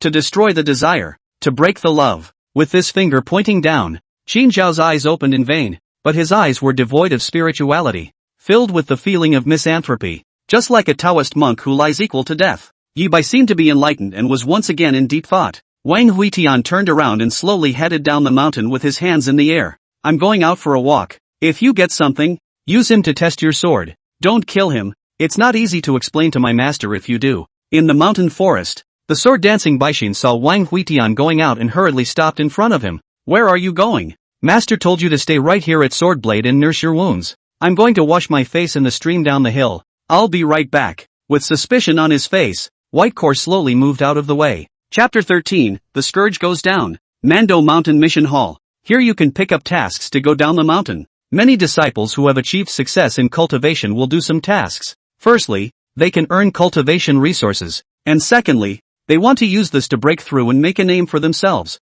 Look, how a mortal has come. Shoo, keep your voice down. This one's a tough one. He cuts people down without blinking an eye. Recently, the prices of herbs in the 100 Herb Hall have gone up. The surrounding people avoided Wang Huitian when they saw him. There weren't many people in the entire Wandao sect who didn't know about his legendary deeds. With the body of a mortal man, he reversed the attack on the Yuaning and injured tens of thousands of disciples with a single sword. What are you talking about? Seeing everyone gather to discuss, Wang Huitian also came over. Just as soon as they saw him, the crowd dispersed. Wang Huitian was quite depressed. He had never taken on a quest before and had wanted to find a fellow disciple to understand. But these people seemed to have some kind of prejudice against him. Elder, I'll take a task. The elder who issued the task looked up with a frown on his face. The Wandao sect disciple trial tasks were divided into levels 1 to 5, corresponding to the 5 major realms of cultivation: the Qi refining stage, the foundation building stage, the Jindan stage, the Yuanying stage, and the God transformation stage. But Wang Huitian didn't have any cultivation, so there was no corresponding task at all. To receive a quest, you need to have a corresponding cultivation level. So what's a mortal doing? Wang Huitian unwillingly continued to pursue. Aren't there any quests that don't limit cultivation? The elder, who had buried his head in organizing his scrolls, suddenly looked up. There really was a quest that didn't limit cultivation, and it was just delivered this morning. He threw the bamboo scroll to Wang Huitian. See for yourself. Open the bamboo scroll. Wang Huitian pupils dramatically shrinking. The Watchtower Mountain is suspected to have the North Plains Devil Cultivator Rebellion. Need to send people to investigate. Were there any quests before that didn't limit cultivation? The elder shook his head. No. First time I've seen it. Count yourself lucky. Bull ***** luck. Wang Huitian was sure that this mission was 100% directed at himself. It seems that some people can't help themselves when they know they're not wasted. Wangsan City. The third prince of the Great Qin Kingdom, Wang Yuan, shook his folding fan, his eyes grim. He was followed by a maid with some old and new bruises on her face. Your Highness, the quest has been taken. Wang Yuan reached out and pinched the maid's face, revealing a bloodthirsty smile. Very well, we'll wait for him here. It's been a long time since I've seen this cousin of mine. He looked through the window slit to the distant green mountains, and thought of some past events from his childhood as his thoughts flowed. At that time, Wang Huitian was very dull, often staring at one thing for a day. He would count how many ants in the ants' nest, and how many leaves had fallen from the money tree in front of the school. Very lonely and out of place. How could such a person be an absolute demon in sword cultivation? Between the mountains, Wang Huitian walked and stopped, without cultivation and unable to control the sword. Naturally he could not go fast. The sword front is not far from Wangtian city, but that is the case of the imperial sword. If it is on foot, how to walk for 10 days and a half months? Where did he go? Wang Yuan asked with a frown. Your Highness, walking to the rose forest of 100 Flowers Peak. Wang Yuan's hands pinched the window sill, clicking. Half a month. A full half a month this bastard has not come out of the Wandao mountain. He felt like he was getting cobwebs from waiting. Although immortal cultivators had a long lifespan, it wasn't wasted like this. According to Wang Huitian's speed, if he walked from Sword Front to Watchtower Mountain, he was afraid that the demonic cultivator he had arranged for would have died of old age long ago. On the 100 Flowers Peak, from time to time, there were pairs of Taoist couples stopping to enjoy the flowers. Wang Huitian raised her hand and plucked the pretty rose blossoms and threw them aside, her eyes staring obsessively at the barbs on the vines. All he could think was that the barbs were so beautiful. Nature had sculpted them to be sharp. That beautiful curve is simply mesmerizing. This look couldn't help but be a few days before moving on. When you are hungry, you pick roses and eat them with dough. On Sword Peak, there were wave after wave of suitors. Master Mu Ching, do you care about your disciple? He passed by my peak's rose forest and hawked all the flowers, leaving only rows and rows of light pillars. Tiger Mu, come out and compensate me for the 10,000 years welcome pine of Tianyue Peak. Surname Twilight, I phoned Jiangshu and you must have an explanation today. What asshole? The fish meat all scraped to appreciate the fish spines? Baixing stopped on the mountain path, only to feel sweaty, her delicate pretty face sweat-stained with hair, her face with an apology. Elders, my master was closed yesterday, so please bear with me. Take care of it? This scourge crosses the border and leaves no grass behind, so how can we afford it? On the side, Yi Bai coldly looked at the infuriated crowd, and the long sword in his hand lightly chirped. Humph, my master has his own considerations for doing things. All of you are here to mess around. Is it because you think that Yi Mao's sword is unfavorable, huh? The Peak Master's eyes widened. They were messing around? Is there any reasoning left? Yi Bai, this is the Wandao Mountain. It's not a place for you to be wild. We're right. We're not afraid of you. Yi Bai has long been unable to bear it. Said he can. Said the master cannot. He raised his sword and stabbed. Although there are more elder Peak Masters who came to complain, but they are all those who cannot get on the doorstep. The scene was a mess for a while. Reason? My Yi Bai's sword is reason. Today, the loser leaves his sword behind. Elder Baixin, get out of the way. You'll get blood spattered on you. Wang Huitian naturally didn't know that because of the chaos that had already ensued in his sword blade. At this time he had already arrived at the Watchtower Mountain, where the demonic cultivators were making a mess. Sect leader Lu Qingshan personally sent him off with his sword, so it was not good to refuse the other party's good intentions. The Watchtower Mountain, which was located at the edge of the Wandao mountain range, was extremely remote, and the beasts in the mountain were rampant and dangerous. It is even closer to the starving people's weird cave, sparsely populated, only halfway up the mountainside scattered with a few villages. Open the door. I'm an immortal from the mountains. Wang Huitian found the nearest house at the entrance of the village and knocked on the door, wanting to ask for some information. Just knocked half a dozen times. The door of the room remained tightly closed. No movement. Inside the house an old man tightly shielded his young granddaughter behind him, staring warily at the door. What the mountain to the immortal? He did not believe. Obviously walking, just held the door of the old acacia tree gasping for breath. Seeing the delay in opening the door, Wang Huitian turned around and studied the flat stretcher standing next to the water well in the yard. When he heard someone walking outside the yard, he took his flat and went out to check. Outside the courtyard under the acacia tree, a red-skirted woman stood there at an unknown time, her long skirt fluttering in the wind, as if it were haloed ink. The woman had long vertical hair, the tips of which were held up with a luscious fine sword.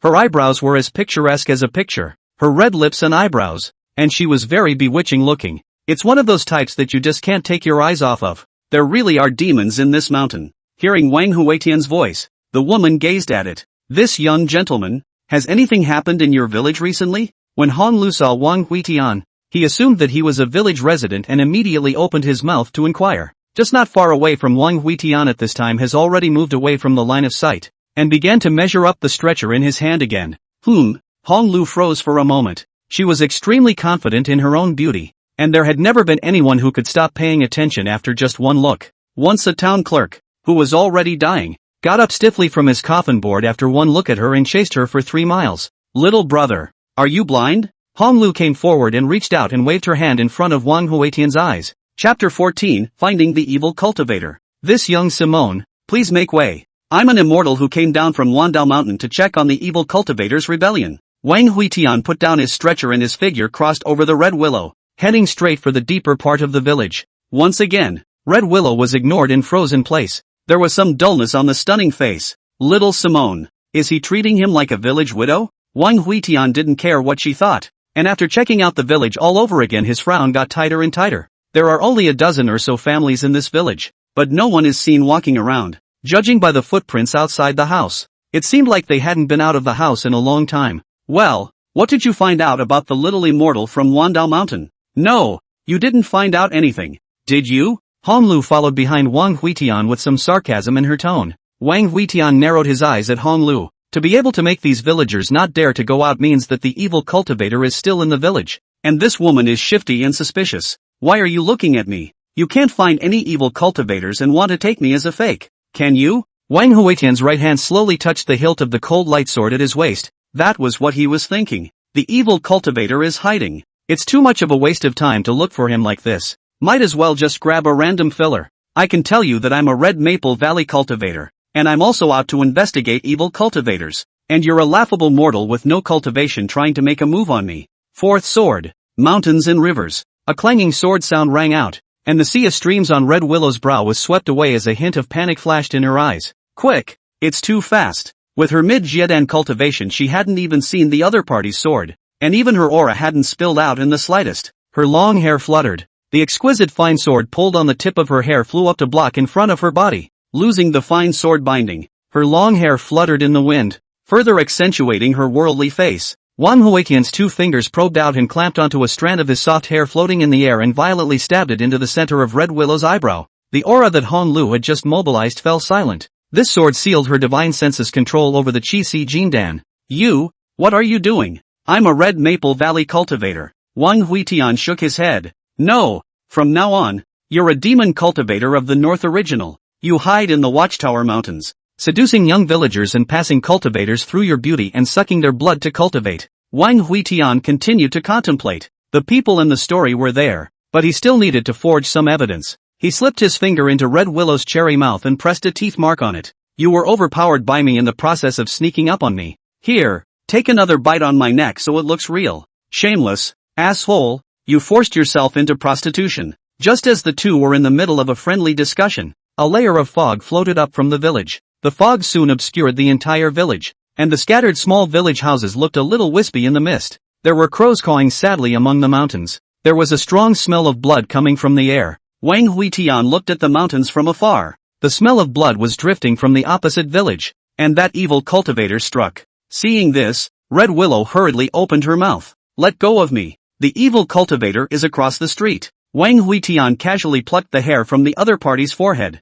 Since the real one had appeared, this fake one would be of little use. You go get him, and if you don't I'll still charge you. He has no cultivation. The most is not good at hurrying. These two villages across the mountains. It seems not far but darkness cannot see to go. Red Willow was furious and flung her sleeve and imperial sword away. Wang Huitian looked at the red mango that crossed the sky and walked slowly towards the opposite village. Counting on a Jindan stage to take down the evil cultivator was obviously impractical, and he still had to go for a walk in person. And how this mist looks like a trap coming up. Still have to let Red Willow go and try it out first. At the entrance of the village, at the house that knocked on the door earlier, a little girl was sitting on a wooden horse in the yard. Wang Huitian reached out and touched her hair. Child, where are your adults? Mommy and Daddy were eaten by demons. Grandpa's in the house. It was hard to see in the dark stone house, but it revealed a hint of coldness. Continuing down the hill, I could see across the village from a distance the flickering of auras and white silk hanging from house to house. Paper money flies in the wind on the mountain roads. Several worn coffins rested on the mountain path, and even more were covered with only a piece of straw mat. The villages around here are poor. Wang Huitian lifted a piece of cooler. Inside lay a withered dead body. The entire body blood was drained. It looked extremely hideous. The sound of Red Willow fighting the evil cultivator could already be heard here. Red Willow's thin sword was like a nimble green snake traveling quickly through the mountains. Wherever it passed trees exploded and houses collapsed. That evil cultivator was using a long spear, and his stance was equally not bad. Swift as a dragon, with amazing destructive power. The two fought back and forth, not matching each other, and for a while they were actually at a standstill. Seeing Wang Huitian standing on the ridge looking away, Honglu hurriedly asked for help. Come and help me. This evil cultivator is too powerful. The evil cultivator's teeth were scarlet, and he looked at them with the same caricatured smile. Ha ha ha, chick, this is your helper? No cultivation and still looking dumb. Are you teasing me? Wang Huitian's contemplative expression suddenly paused, and he violently turned his head to look at the village that was originally there, his eyes shrinking slightly. This neighboring village has hung white damask dead in every house. Why was the village so neat and calm before? He turned back to leave, his feet flying. Holy, this kid's playing me. Honglu's pretty face was pitch black. Her hand holding the sword trembled slightly. She was really getting pissed off. Between the mountains in the distance, a black-clothed figure looked rather gravely at the running figure and muttered to himself, he really doesn't have any cultivation. The man removed his hood to reveal a handsome face, and it was none other than Lok Wuji, who was known as the head of the 10,000 Paths art in the 10,000 Paths mountain system, detecting Wang Hui's weather luck value. In his head, the system detection voice came out. Detection complete. Human King Hui Tian owes the Heavenly Tao $10 million in Qi luck. Current Qi luck value is negative $10 million. Lok Wuji was dumbfounded. What the hell? There are negative numbers for Qi? What kind of heavenly wrath had this done to owe so much Qi? Do you think the Heavenly Tao will strike him to death when he crosses the threshold one day? The system fell into silence. It was reasonable to say that the lower the Qi, the more displeased the Heavenly Tao would be, and the more terrifying the lightning punishment would be. But this negative one, if it really splits dead, who will pay back the owed Qi? It's a paradox. Without further thought, Lok Wuji rose up with his sword. The opportunity was rare. He wanted to check out Wang Huitian's sword. Ghost, shadow, flash. As the words fell, Lok Wuji's body, which had only just risen up with his sword, abruptly disappeared, like a cross and flash of lightning, setting off layers of sonic booms. Wang Huitian once again ran back to the village, holding onto the old acacia tree and gasping for breath. Asterisk asterisk asterisk asterisk. When I'm rich, I'll get 4 transformation gods to carry the sedan chair. Stumbled into the yard. The little girl sitting on the wooden horse has disappeared. Pushed open the hidden wooden door. The house is covered with cobwebs. Not the slightest bit of life. Changing households.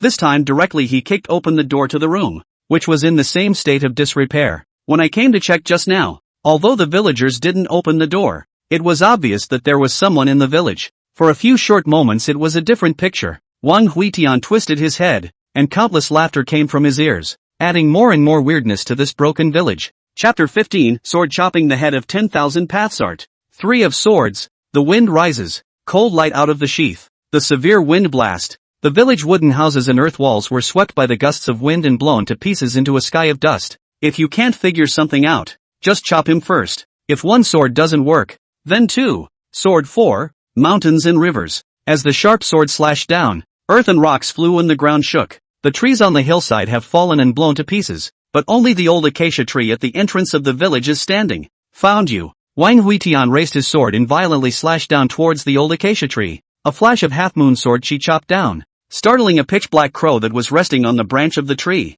Gaga. The crows shrieked and disappeared into the firmament, and the old acacia tree was split in half down the middle. Wang Huitian frowned. This evil cultivator's methods are really bizarre. Really, the world is big, but also need to come out more to see the world. Wisps of black gas infiltrated out from the crow's fallen feathers, and the earth was dyed black wherever it passed. The black, evil and bizarre aura distorted space, and wherever it passed stones melted like ice and clouds kept falling. Sword 2. Bloodshed. Wang Huitian's cold light sword wiped his palm and drew out a piece of bright red blood that turned into a sharp sword and shot out. Where the sword light passed, the black-infested earth cracked and was dyed red with blood. Lok Wuji, who had stopped in the air with his sword, hastily dodged back hundreds of meters. He looked a little odd. This village does not seem to have evil cultivators, but is in the realm of the starving people's weird cave, which is a forbidden place of weird sneaking. Is he planning to tough out the penalty box? Lok Wuji looked at the raging sword Qi. The original small mountain village had disappeared. Gullies everywhere. System, can I really beat him? But he doesn't have an aura. The system pondered for 2 seconds and finally spoke firmly. Please don't doubt it, host. You are the strongest. Right at this moment, Wang Huitian, who was raising his sword below to slash indiscriminately, suddenly raised his head to look this way. He heard the whispers of the humans and felt the aura of the cultivator. His eyes flickered with murderous intent, and a hideous smile crawled up on his pale face. Found you, evil cultist. In an instant, Lok Wuji only felt the hairs of sweat rise, like a poor little golden hair that had been stared at by a mad dog. Senior brother, calm down. The main peak fell Wuji. although he opened his mouth to defend himself, but Wang Huitian's sword was faster. A thumb-sized blood sword had already attacked and killed. Bringing up a rapid red light in the air, Lok Wuji hastily raised his sword. Ichiban Ryu Izumi, can't stop it. He had only raised his sword, and before he could make a move, the bloody sword had already pierced through his chest. It's too fast. Only a second had passed from the time he was discovered to the time he was stabbed by the bloody sword. And he, as the head of the Wandao Mountain's Wandao technique, was even seriously injured without even drawing his sword. Below, Wang Huitian's eyes narrowed slightly. He couldn't see clearly, but the one wearing black clothes was undoubtedly an evil cultivator. Looking at the distant figure that fell straight down from the clouds, Wang Huitian held his knees and took 2 breaths. His physical strength was extremely depleted, and the phaseless sword in his body was tormenting his nerves all the time. Even so, he stumbled in the direction where the black shadow had fallen. He had only touched Yu Yao's sword bone before. That's why he thought that the spirit root was the sword bone, and he didn't realize that it wasn't the same thing at all until he integrated the phaseless sword into his body. He needed more material. He needed to find that dark figure and cut it open one by one. See with your own eyes what exactly a spiritual root is. Boom! Falling Wuji smashed into the forest, startling countless flying birds. He let out a mouthful of blood with a wild sound, and compared to his physical injuries, his Dao heart was even more severely damaged. Since the awakening of the system, when had he ever lost so completely? In the forest, a flash of blood light flashed, and a white-clothed figure suddenly appeared in front of Lok Wuji. Oh! Picking up a jidan stage, the visitor had a gentle smile on his face, his long hair flowing casually behind him, looking gentle and elegant, quite a bit of immortal flavor. Scattered cultivator Li kindly meets the head of the immortal mountain Wandao technique. Lok Wuji's eyes narrowed slightly. You know me? Li kindly fingers straightened his temples, his smile growing warmer and warmer. That's of course. Brother is the first disciple of the Wandao Mountain sect leader, rumored to be proficient in all paths and everything. I just don't know if this room art is proficient. Lok Wuji frowned. He was now lying on the ground with serious injuries, and there was some vague bad feeling in his heart. What do you want? Hey, think. Li goodness is not nagging. Will be in the hands of the long sword thrown aside, on the hands to pick off the clothes of Wuji. Lok Wuji's panic raised his hand to protect his chest, where he still does not understand at this moment that he has encountered an evil cultivator. Just he is now seriously injured, and how to protect this body innocence. Soon was stripped off the outer clothes, leaving only a body lining. This could be said to be the most perilous moment since his immortal cultivation. System help. Why don't you answer me? You're pretending to be dead. Lit. Deep weeds and grass, idiom, fig. Deep within the community, Red Willow, who was hiding behind a tree, stared over at the side, and she was carrying a head in her hand, and blood was dripping down. Beside her stood a man. This was her senior brother Jiang Knight, who had come to support her. The two of them had rushed this way after combining their efforts to decapitate that evil cultivator. But it was this outrageous scene that they had seen. Senior sister. It seems to be senior brother Lok of the Wandao Mountain. Being the same immortal mountain blessed land heavenly pride, everyone naturally knew each other. Elder brother Lok seems to need our help. Red Willow crossed her sword to stop Jiang Knight, who was about to go forward, without moving her eyes away for half a second. Help? What to help? And did not have any human life? We first secretly observe the means of this thief,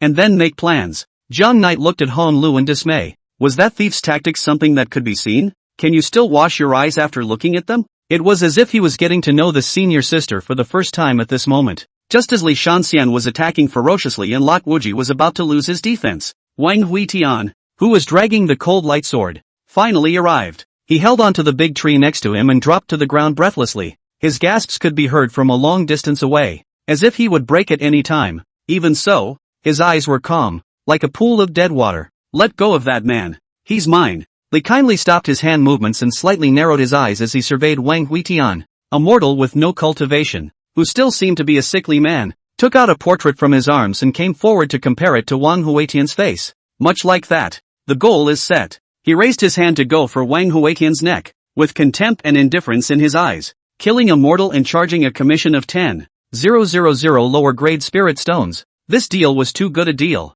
Buzz. The sound of the sword sounded. Wang Huitian was the first to arrive after his hair, a finger pointing between Li Kind's eyebrows, and the sword chi swept through the forest in an instant. He could no longer hold the cold light and could only use his index finger as a sword, but it was enough to kill a freshly promoted Yuaning stage. The tip of the index finger, a bright light shot out, along the road wherever there is obstruction or pierce through. This is pure sword intent, clean as a polished sword blade, sharp An illusory yuaning flew out from Li Shannian's qi with panic and unbelief in its eyes. Escape! There was only one thought in his mind at that moment. In just a split second the yuaning had flown out of the mountains and fled in the direction of the northern plains. Wang Huitian lightly lifted his eyelids. He could no longer see the trace of the yuaning. But it doesn't matter. Just know that direction. Sword 5. Hunt. Taking a glance at Li Shanxian's fallen body on the ground, Wang Huitian brushed his palm along the spine of his back and flung it in the direction of Li Shanxian's yuaning's escape. The spine of his body shot out in a flash, transforming into a ferocious and monstrous sword that shot out. Wang Huitian sighed in his heart as he looked at the ferocious sword and gazed at it. Even a mortal sword had such power. If the one that was sacrificed was a Yu Yao, what kind of sharp weapon would it be? At this point he couldn't hold on any longer and planted himself on the ground. Before he passed out, a red dress fluttered to his eyes. Ha!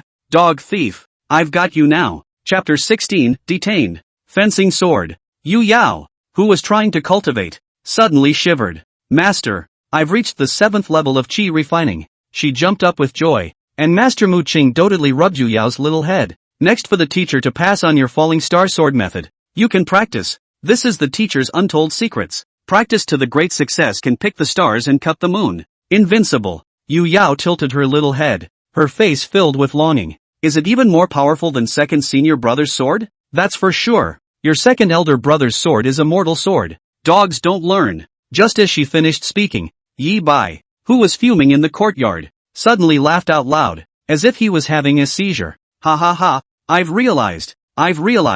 Master, I've realized. He raised his hand and chopped out with a sword. The sword Qi spread across the sky. The space was torn out with a huge crack. The clouds and light in the sky were swallowed by the crack. The blue sky looked extremely dislocated, as if it was cut into countless pieces by this sword. This was the broken thought that he had realized, and with the aura boost it was simply terrifying. Master wasn't wrong. If he practiced Qi, he could decapitate the transformation god. Mu Qingshi glared at Yi Bai and was just about to turn around and go back to the house when a sword light swept in from outside the mountain. Lu Qingshan could be heard shouting from afar. Senior sister, your second disciple has been detained by Red Maple Valley, saying that they want you to bring Sincerity to ransom him. There was a loud bang and the wooden door was slammed firmly shut. Ransom? Ransom for what? Her second disciple Yu Yao is well behaved. Inside the Red Maple Valley, Wang Huitian was wrapped into a dumpling. There was only one pair of eyes dead set on the beams of the room, which were thick and straight here, unlike the crooked ones of the rapier. A group of old men surrounded him and sized him up, with glimmers of light in their eyes every now and then. Strange. The second son seems to be an innate sword body at first glance, but which sword body only cuts itself? His injuries are all caused by the sword bones in his body. Hong Lu's master, Lu Ruyan, frowned tightly and reached out her slender hand to press against Wang Huitian's back. He seems to have fused a spirit sword into his body, but this isn't right either. His sea of Qi is empty. Even if a great cultivator such as me integrates a spirit sword into his body, it will be killed by the erosion of the sword Qi. How did he do it? Hong Lu glared at Wang Huitian. She wasn't interested in any of this. She was just heartbroken about her pocketbook. In order to save this asshole's life, she had almost spent all her savings on spirit medicine. And now she was looking forward to Mu Qingshi coming to redeem her to give compensation. At that moment a young hurriedly ran into the house with a joyful look on his face. Sis, I heard you robbed a man. Where is it? Let me see. Let me see. The man was 15 or 16 years old, with sword brows and starry eyes, and his eyebrows resembled those of Hong Lu. He saw Wang Huitian lying on the bed in a daze and rushed over to check. How is it immortal? Wang Huitian's eyes rolled as he looked at the young man. Humph. So what if I'm mortal? If I can move, I'll beat you 10 times. Yo, you got a temper. The man obviously didn't believe it. Could he hold a sword with this almost broken look? Red Willow hurriedly pulled away from the youth. Locke, stay away from him. Don't look at this kid as a mortal. But he's fierce. Red Locke's eyes were skeptical. He had seen martial arts masters and mortals, but it wasn't like this. Wang Huitian lazily ignored the two siblings and continued to incline his head to stare at the beams of the room. His injury healed quickly. Only 2 days to get out of bed and walk. He also does not go far. Every day in the yard to look at a maple tree to stare. Sometimes a look is half a day. Red Willow propped her chin up and dozed off as she watched the pensive figure in the yard. This has been the past week. Never see the Mu Qing division to come to ransom. Drop Wuji long ago. 2 days ago was Lu Qingshan carry away. But this kid is if no one wants the general. Alas, this foolish boy. He won't be smashed in the hand. Will he? Red Locke didn't think so much about it. He would come and fight with Wang Huitian every day and then leave in anger.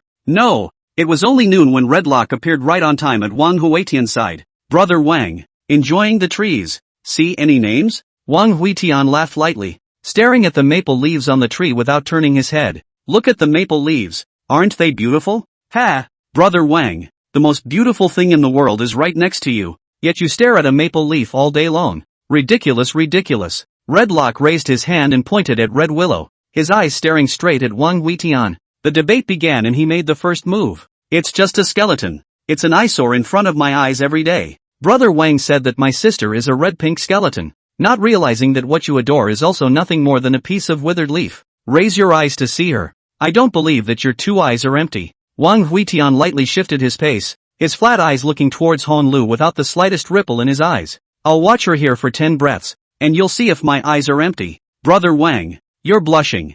Humph. Brother Locke, don't need to provoke me. My mind is smooth and rhythmless. How could I blush? Sitting, opposite, Red Willow's silver teeth were clenched, and there were veins rippling on her forehead. Deception is too much. In front of her face said she is a red powder skeleton. A stunning face you cannot see. Open the perspective to look at the skull under the skin is it? Her grip on the sword was on the verge of being retracted. Rushed forward and grabbed Wang Huitian's ear, pulling and walking outside. Since your master won't come to ransom you, you'll go to work for me and earn money to pay your debt. Nesting in my place every day and eating for nothing and making up stuff about me. It just gives you face. Behind him, Hong Luo revealed a gloating smile. He had to lose to Wang Huitian every time he argued, and he was really still powerful at his oldest sister. Straight to the point and cleaned up in minutes. Sister, wait for me. I am with you. Wang Huitian was forcibly dragged to the Red Maple Valley Mission Hall, which was extremely crowded with disciples, and all of them cast curious gazes towards him. It was important to know that Red Willow, a heavenly beauty, usually spoke with a sense of seduction despite her charming demeanor, but she never got close to men. Instead, now it was holding Wang Huitian's hand, looking very close. Among the many gazes, Wang Huitian sensed a few hostile intentions, and thought that they must all be Red Willow's admirers. He looked along the crowd. The strongest cultivation was a red-haired man, who had already reached the peak of Jindan, wearing a fiery red robe, with a rather domineering temperament, and his eyes were extremely gloomy at the moment. Brother, don't look at me like that. I'm extremely innocent with Miss Hong Lu. The only reason she's holding my hand is because I owe her money and she's worried about me running away. Wang Huitian knew that jealousy was born from the heart and that red faces were a curse. Every person you pass has to explain themselves to avoid misunderstanding and bringing unnecessary trouble to themselves. Interjection of pain or surprise. Hong Lu, who was walking in front, suddenly turned around and vigorously stepped on Wang Huitian's instep. You shut the up. The clan quest office is an important source of the clan's economy, and contains bounty quests from all over the world. Among them are catching demons and monsters, eliminating evil cultivators, tracking and investigating cases, and conquering in the sand. Hong Lu directly looked for a mission with the highest pay. She knew about Wang Huitian's strength, and the missions that these disciples carried out were basically not dangerous for him. Wang Huitian stretched his neck to take a look at the quest scroll. Extraordinary mission. Escorting the second prince of Great Qin. Chapter 17, The Scourge of the Red Color. Seeing the content of the mission, Wang Huitian's pupils shrunk slightly. For a De Qin prince to seek an escort from the immortal sect, this matter revealed a strong sense of strangeness. Red Willow's eyes lit up as she looked at the reward of 100,000 lower grade spirit stones. This thing is so screwed up. It'll pay for itself in one sitting. And it's a multiplayer mission. So bringing Redlock and Wang Huitian can still be a big profit. Elder, just this mission. I'll take it. That's when the red-haired man from the crowd came forward. Senior sister Hong Lu, could you bring me along for one? Red Willow's brows knitted slightly. The name of the visitor was Hua Chenfei, and his strength could be ranked in the top 10 of Red Maple Valley amongst a group of disciples. With this person on board, she is worried that there will be disputes when the money is divided. Senior brother Hua, I brought Redlock and this senior brother from Wandao Mountain on this mission. They can all have a share of the settlement spirit stones. Hua Chenfei waved his hand, looking atmospheric. There's no harm. Mr. Hua doesn't lack spirit stones, he just wants to go out and practice. Saying that, he turned his head and looked at Wang Huitian with somewhat gloomy eyes. The red camel at the end poked Wang Huitian in the back and whispered in his ear. You see, what's red in your eyes is a delicacy in the eyes of others. Anyone with eyes could see what this Hua Chenfei had in mind. But with a Jindan peak going out on a mission together and not sharing the money, Hong Lu didn't refuse. The four of them arrived in front of the mountain gate, and Hua Chenfei raised his hand to offer a flying boat with a smug look on his face. Senior sister, This boat is produced by the Grand Elder of the Alchemy Pavilion. It travels thousands of miles per day, and it only takes 3 days to get from here to the imperial city of Great Qin. Saying that, he also glanced at Wang Huitian. There is no color in the latter's eyes. What son of a flying boat he has not seen? Back then, he accompanied his father on his expedition to the northern plains, and at that time, when the flying boats crossed the border to cover the sky, there was not a single flying boat in it that was worse than this one of his. Those were the depths of the Great Qin dynasty. It's just a shame. One battle was buried in the northern plains. All of them boarded the flying boat, but Wang Huitian was the only one still standing in place, and he looked at Han Lu with a somewhat anxious face. Can I not go? Han Lu grabbed Wang Huitian's ear, then pulled him onto the flying boat. Are you trying to renege on your debt? No. I'm afraid I can't help but strike and flatten this Great Qin. When Hua Qinfei saw the two of them acting intimately, killing intent flashed in his eyes, and his heart was extremely unhappy. A mere mortal. What class? Also dares to covet the Red Maple Valley's proud daughter of heaven. He also said something about leveling this Great Qin. How much guts to dare to say such words? He grunted coldly and urged the formation, and the flying boat rushed away like a stream of light. Wang Huitian's eyes were deep and profound as he urged his sword, intent to continuously suppress the sword chi of the phaseless sword within his body, and more importantly, suppress those 7 holes in the phaseless sword's body. These 7 holes were like vortexes flowing from time to time, constantly absorbing aura. Now that the human sword was one, if he let it absorb any more he would break through the chi practicing stage, but this also meant that the sword chi emanating from the phaseless sword would be even more powerful by then, and he wouldn't necessarily be able to suppress it. Han Lu's curious eyes kept glancing at Wang Huitian. Huitian, before to buy you medicine cost me 130,000 spirit stone. This order is done, there is still 30,000 left. Then you give me laundry folding quilt, cleaning the courtyard for a year even if it is paid off. How? Wang Huitian drooped his ears and pretended that he could not hear, and he also cleaned the courtyard, and he had been on the sword blade for 8 years, and he had not touched the broom once. Seeing that Wang Huitian was ignoring her, Han Lu stomped her foot angrily and turned around to go back to the cabin. Hua Qinfei, who was maneuvering the flying boat on the side, saw that both Han Lu and Han Luo were absent, and a cruel smile appeared at the corner of his mouth. He waved his fingers in the air, and a flash of light red sword chi silently disappeared into the top of Wang Huitian's head. Wang Huitian, who was contemplating with his eyes closed, suddenly opened his eyes, snapping his head around to look at Hua Qinfei. Good guts. Surprisingly, he hadn't even arrived at the Great Qin Imperial City before he struck out at himself. Are you looking for death? Hua Qinfei looked stunned. He didn't expect a mortal to detect the wisp of sword chi, and had the audacity to out and out threaten him. Kid, don't think that just because you're sheltered by Red Willow, you can act recklessly in front of me. Choke. The cold light of the sword roared. Wang Huitian directly drew his sword, and he had always been bad with words, but good swords. Inside the cabin, Red Willow and Red Lock rushed out when they heard the argument outside. Hua Qinfei, what are you doing? Hearing Han Lu's questioning, Hua Qinfei was stunned. Now it's Wang Huitian pointing his sword at his nose. Is it reasonable for you to question me as soon as you come out? Senior sister Han Lu, please also keep an eye on this mole you brought with you. To the side, Red Lock shook his head inside. Alas, a scourge of a redhead. A scourge of a redhead. Han Lu glared back at him and turned to Wang Huitian. What's going on? Wang Huitian's face remained cold, his eyes looking straight at Hua Qinfei. I'm going to kill him. Whoever stops me, dies. Hearing Wang Huitian's words, Hua Qinfei only found it very comical, and he couldn't help but burst out laughing. You're going to kill me. Ha ha ha. You're trying to kill me with laughter. What? With this sword in your hand? Wang Huitian's hand loosened, and the cold light fell and plunged straight into the ship's board. And he took a step forward and pointed his index finger. I can kill you without a sword. Han Lu saw Wang Huitian strike and rushed forward to hold him. Hua Qinfei was brought out by her, and the other party was the grandson of the Red Maple Valley's Grand Elder. If he died here, he would surely suffer endlessly. It was when she hugged like this that Wang Huitian's pointing out index finger was slightly deflected, and a pure sword light flashed past Hua Qinfei's ear. A mountain peak in the distance was struck and collapsed in a loud boom. A monstrous python twisted and fled into the distance as smoke kicked up from the sky. It had been hit in the abdomen by mistake and looked panicked at the moment. A few strands of red hair flew down from Hua Qinfei's temples as he stiffly twisted his head to look at the giant python that was scrambling for its life in the distance. That was a great demon that was comparable to the Yuaning realm. PSSST. Between his legs he fell to his knees on the board, cold sweat dripping from his forehead. If Red Willow hadn't stopped him just now, that sword would have been enough to blow his head off. Wang Huitian once again took 2 steps forward, his fingertip pointing at Hua Qinfei's forehead.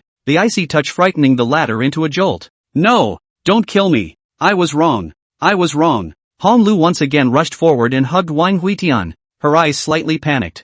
"Huitian, let him go once. I can't explain to the clan if you kill him." Fade-like fragrance came. Feeling the softness behind him, Wang Huitian looked at Red Willow's hair floating in the air, fingers slowly put down.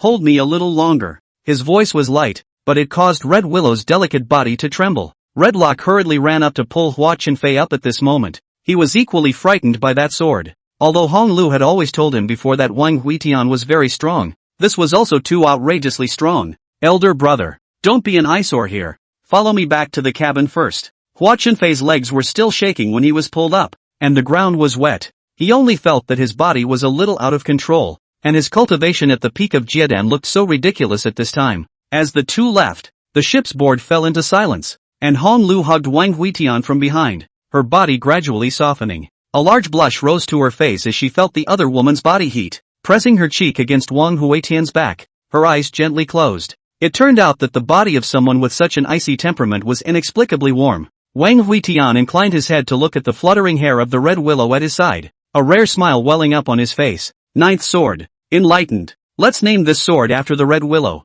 Ninth sword. Red Willow. Chapter 18, The Great Qin Imperial City. As Wang Huitian's words fell, behind her, Hong Lu quickly turned around and fled towards the cabin. The last moment she was still warming up and had infinite fantasies in her heart. This moment she seemed to feel that Wang Huitian wanted to sacrifice her as a sharp sword. Thinking of what happened to evil cultivator Li Kindness, whose spine was drawn out as a sword. At this moment, she only felt that all thoughts were lost. Wang Huitian's arm lifted and grabbed backward, his fingers brushing through Hong Lu's hair that was swirling in the air. Ouch! Hong Lu only felt a pain in her scalp as her long hair was pulled off a few strands by Wang Huitian. The sound of a sharp sword breaking through the air rang out, and the strands of long hair flew rapidly towards the distant python. The long hair was agile, bending and swimming in the air. The giant python demon sensed the danger at its back and whipped up its tail to whip into the air, and countless huge trees were cut off at the waist. But in such a power to draw on those hair on top of no effect, hair bending and winding actually climbed up the giant snake body.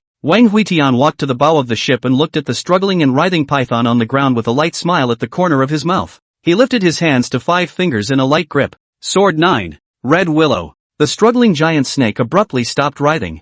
Yuaning demon. Pawn. Wang Huitian's brows furrowed. This sword was not perfect, poorly animated. He twisted his head to look at Red Willow, who hastily took 2 steps back, tightly protecting her long hair in her hands. "You can't weed anymore. You'll go bald if you do." The flying boat crossed the mountains and forests. Some villages appeared in front of it, and a city was situated further away. It was to the territory of the Great Qin jurisdiction, and everything seemed to become prosperous. Wang Huitian looked at the seemingly brocade mountains, swallowed a thumb-sized snake gallbladder into his mouth. The snake gallbladder is very bitter but can repair his broken body. Seeing the flying boat traveling, a cultivator from the city in front of them rose into the air. "Show me your papers." Hong Lu threw out the brocade book. The other party took the brocade book and stepped into the flying boat. He needed to check the identity of the 4 people on the boat one by one. Although the various immortal cultivation-blessed lands belonged to the same Great Qin boundary, the imperial dynasty was tightly guarded against these clans. The man's gaze swept over Hong Lu and the others,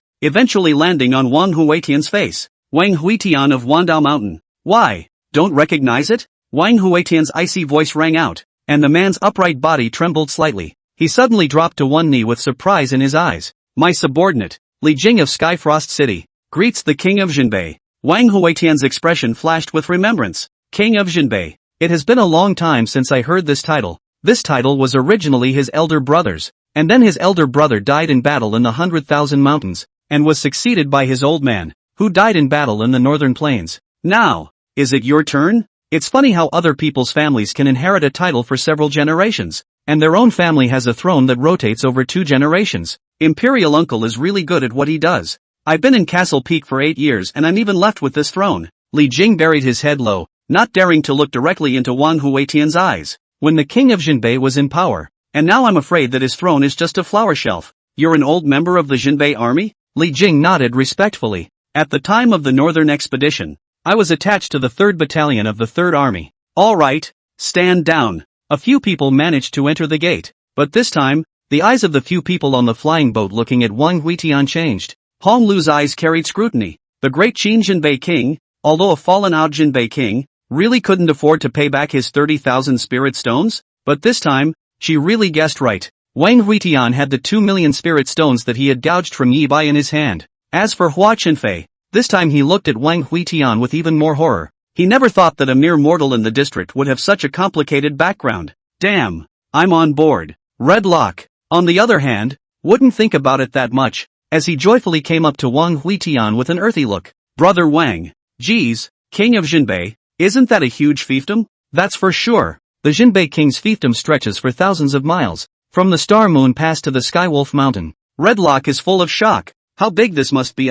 Star Moon Pass is the border gate of the Great Qin resistance to the Northern Plains, and Tianwu Mountain is the holy mountain of the Northern Plains devil cultivators. At the thought he realized something was wrong. How come this king of Jinbei's fiefdom is in another country? Wang Huitian grinned. It is the tradition of the Jinbei king's lineage that all territories not included in Great Qin belong to the Jinbei king's fiefdom.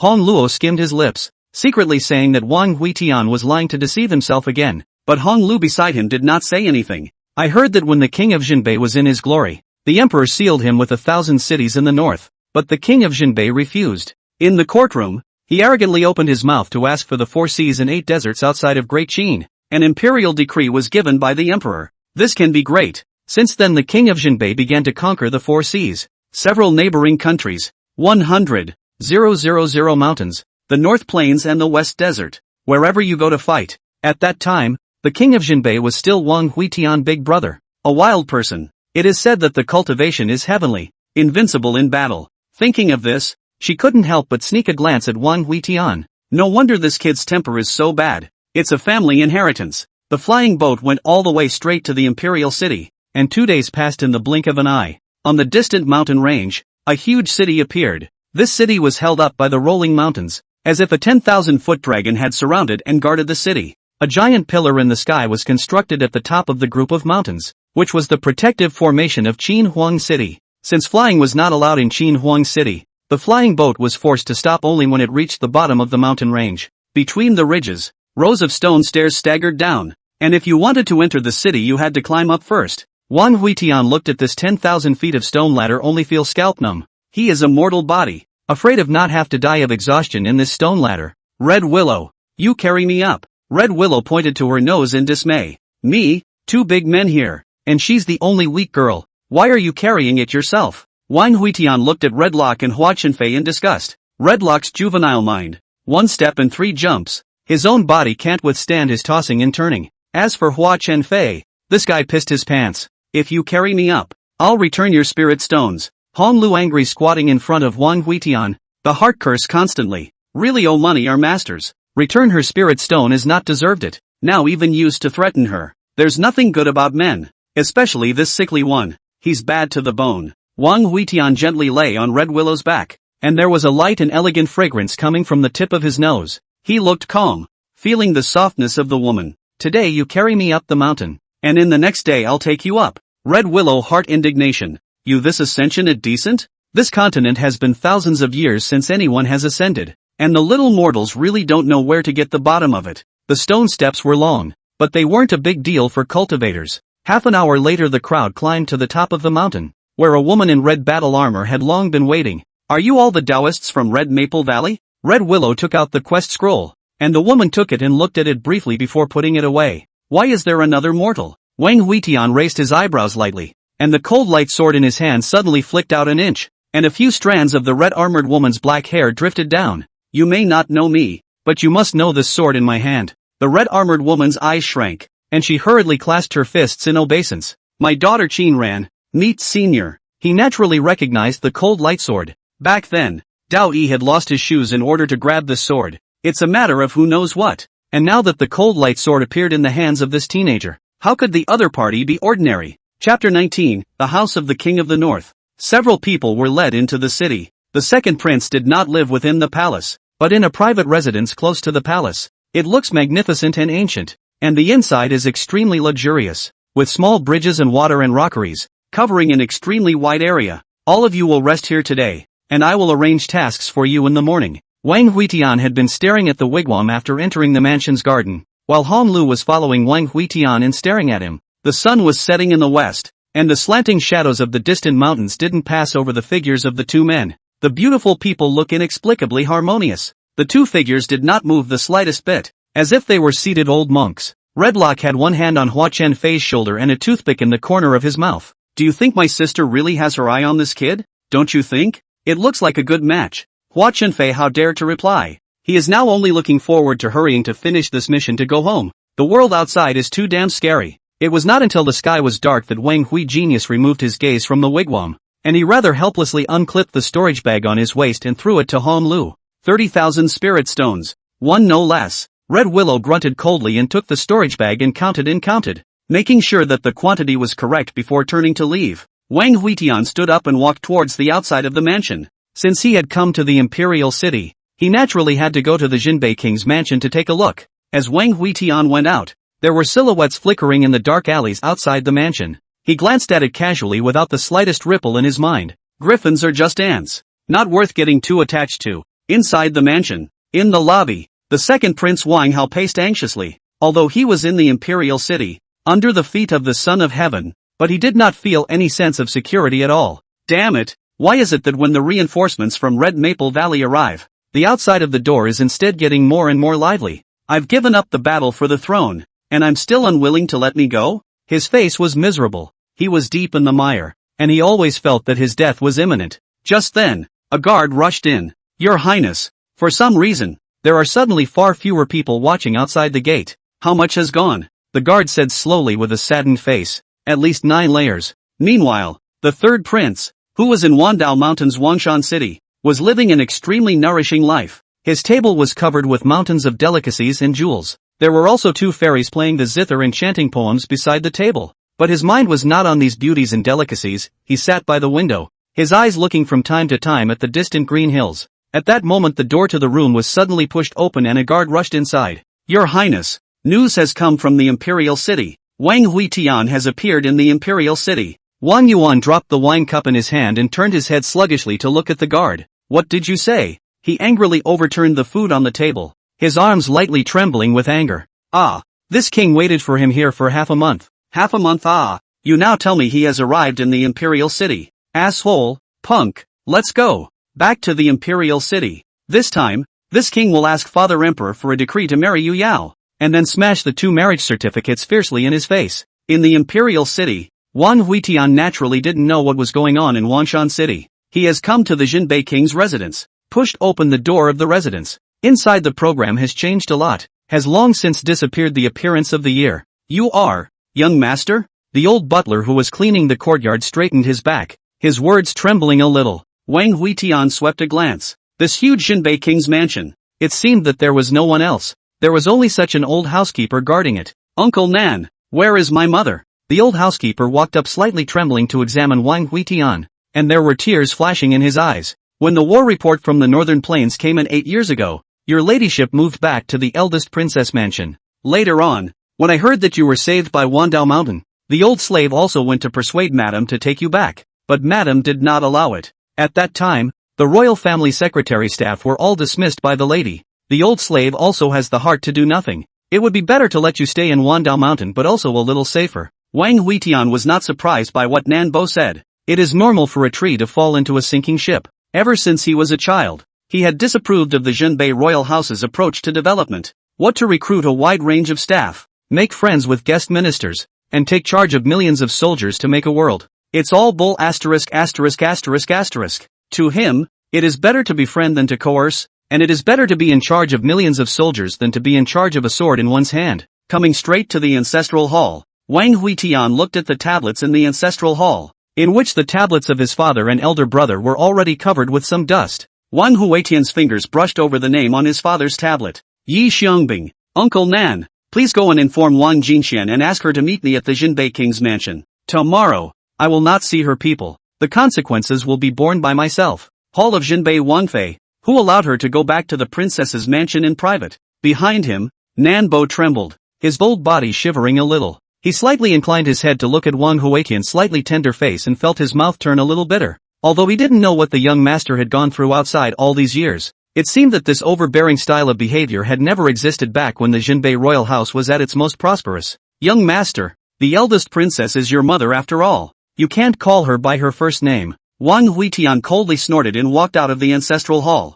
Nambaru hurried after him. Young master, don't you want to burn incense? Wang Huitian stopped, glanced at the tablets that filled the entire ancestral hall, and spoke faintly. How can vulgar paper and incense be worthy of sacrificing to our ancestors? When I have taken the blood of the trillions of living beings in the North Plains, and the soul fire of the 10 billion demons in the 100,000 mountains, then I will come back to make sacrifices. The old butler, Uncle Nan, froze for a moment. He looked at Wang Huitian with eyes full of complexity, only feeling that this child was rather abnormal since his return. Think it's been hit so hard over the years that maybe it's gone a little crazy. However, for Wang Huitian arranged for the matter did not dare to be sloppy, hurriedly went out to the princess palace. The princess palace is located inside the palace, not far from the Jinbei king's palace, but the little old man walking slower, until the moon on the branches before arriving at the palace. The guards at the gate did not see the princess after they sent word. Just say that it is late. The eldest princess has long been resting.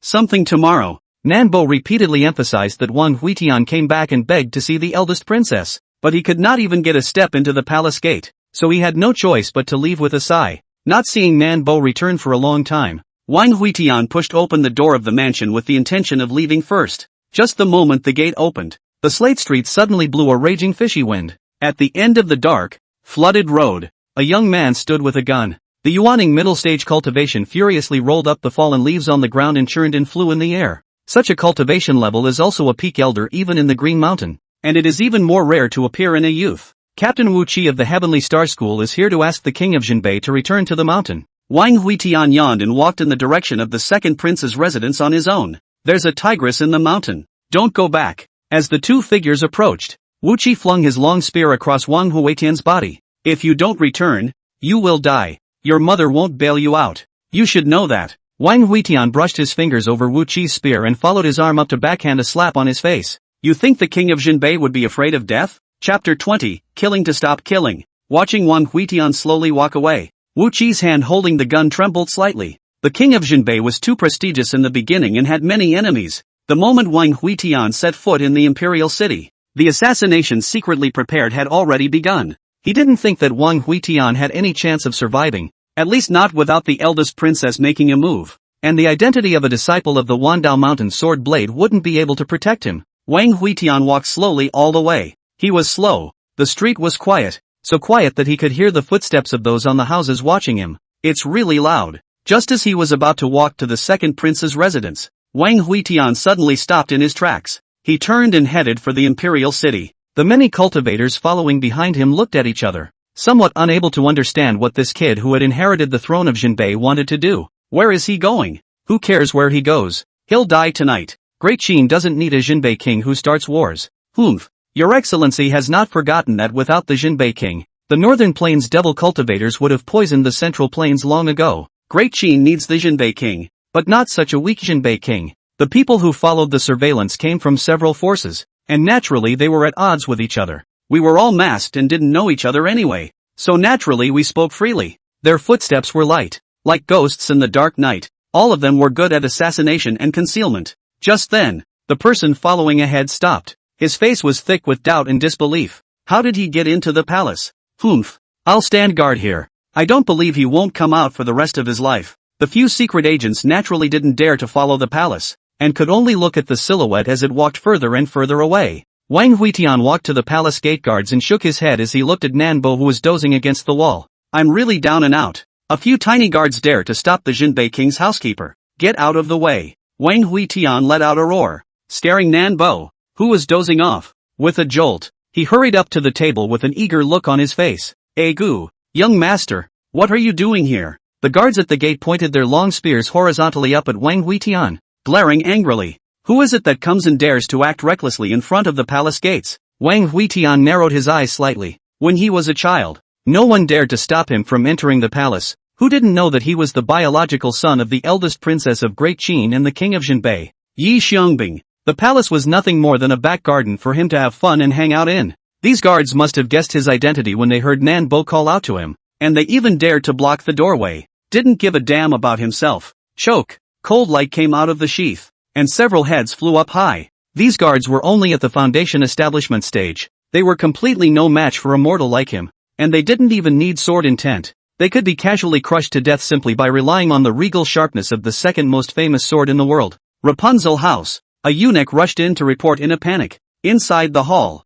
a beautiful woman was embroidering embroidery. She had a plump figure and wore a gorgeous robe. Her temperament was elegant. Her eyes revealed confidence and calmness, and her knitted brows and smile exuded a unique flavor. No good. No good. The young gentleman has killed his way into the palace with his sword. The woman gently put down the embroidery in her hand and reached out to rub her brow, then spoke bashfully. Don't worry about him. Kill the palace guards and His Majesty will take care of it. After saying that, she once again picked up the needle and thread on the table, and with a wave of her hand, the palace door of the Rapunzel's mansion was closed in layers. I'm about to break through the star-picking realm. If it's not the overthrow of Great Qin, don't come looking for me for anything else. Just picking the stars with one hand. Ascending to immortality. What a wonderful world. Ridiculous mortals. Ridiculous ants, but always tied up by mundane matters. Really ridiculous. Wang Huitian carried his sword and walked into the palace. The situation inside the palace was very strange. Except for the guards who were on duty just now, he didn't see anyone else. Glancing at the princess mansion, Wang Huitian coldly snorted in disdain. Turning around, he headed towards the eastern palace. Along the way, the palace is extremely quiet. This place is like a silent forbidden land. Cannot see any danger but reveals killing opportunities everywhere. Wang Huitian dragged cold light behind him, wary of sneak attacks from the shadows. His hair danced and a few strands drifted through the air to nowhere. There was a black-clothed guard blocking the road in front of him. He held a green-colored long sword in his hand. His face wore an evil ghost mask, and his cultivation had actually reached the peak of Yuaning. Half a step to transformation god. The East Palace Forbidden Land is ahead. Please ask King Jinbei to go another way. Wang Huitian snorted coldly. I've rolled in my royal uncle's dragon bed. Where in this world is there a forbidden place? At the top of the golden palace of the imperial palace, two men were drinking wine and looking in the direction of the eastern palace. The man in white asked the gold-robed man with interest. He really went and rolled in your dragon bed? The gold-robed man froze and nodded. Rolled? I even gave him a big red envelope at the time. Boy rolls in bed so he can have a son. The man in white sprayed out a mouthful of wine, combined with the fact that it was like this on the dragon bed. Look, it's going to happen. The two men concentrated and put down their wine pots at the same time, only to see a brilliant sword light lit up from the direction of the eastern palace. Wang Huitian out of the sword. His speed is not fast, at least compared to the Yuaning stage cultivator's slow as a tortoise crawling. The sword only to level the black-clothed guard's figure has flashed in front of him. The raging aura rushed his robes hunting. The green-colored long sword pointed straight at Wang Huitian's throat, and the other party's figure in his pupils seemed to appear suddenly. The wind rises. The wild wind in the original place rose. Countless sword chi whistled in the wind. Looking at the long sword that was about to stab into the throat, Wang Huitian did not move at all. With his speed, he didn't even have to dodge it. It was impossible. However, if the opponent continued to take a step forward, he would also definitely be cut into human sticks by the gale-like sword chi. Crazy. The black-clothed guards withdrew their swords and stepped back. A smile curled up at the corner of Wang Huitian's mouth as his opponent missed his only chance to win. Next, please welcome death. Sword 1. Broken thoughts. After the words were spoken, the gale stopped abruptly. The black-clothed man's heart plummeted, and invisibly there seemed to be some sort of unknown sword intent that was chopping towards him. Can't see. He can't see anything. That danger was a shadow, and alarm bells were ringing wildly in his heart. Damn! What kind of sword is this? He ran his entire body's cultivation to rush towards the East Palace to escape. It was precisely because he couldn't see that it was more and more dangerous, and he had absolutely no idea how to receive the move and how to dodge it. Your Highness, help me! Terrified cries for help resounded through the Eastern Palace, and countless candle flames within the palace flickered out in an instant. Prince Wanghua took a step out from the Eastern Palace. He raised his finger to draw the talisman in the air. Only the talisman was only half drawn. Poof! The black-clothed guard's running figure planted itself abruptly and slid out on the ground. Wang Xiu's hand that was drawing the talisman trembled slightly and stopped.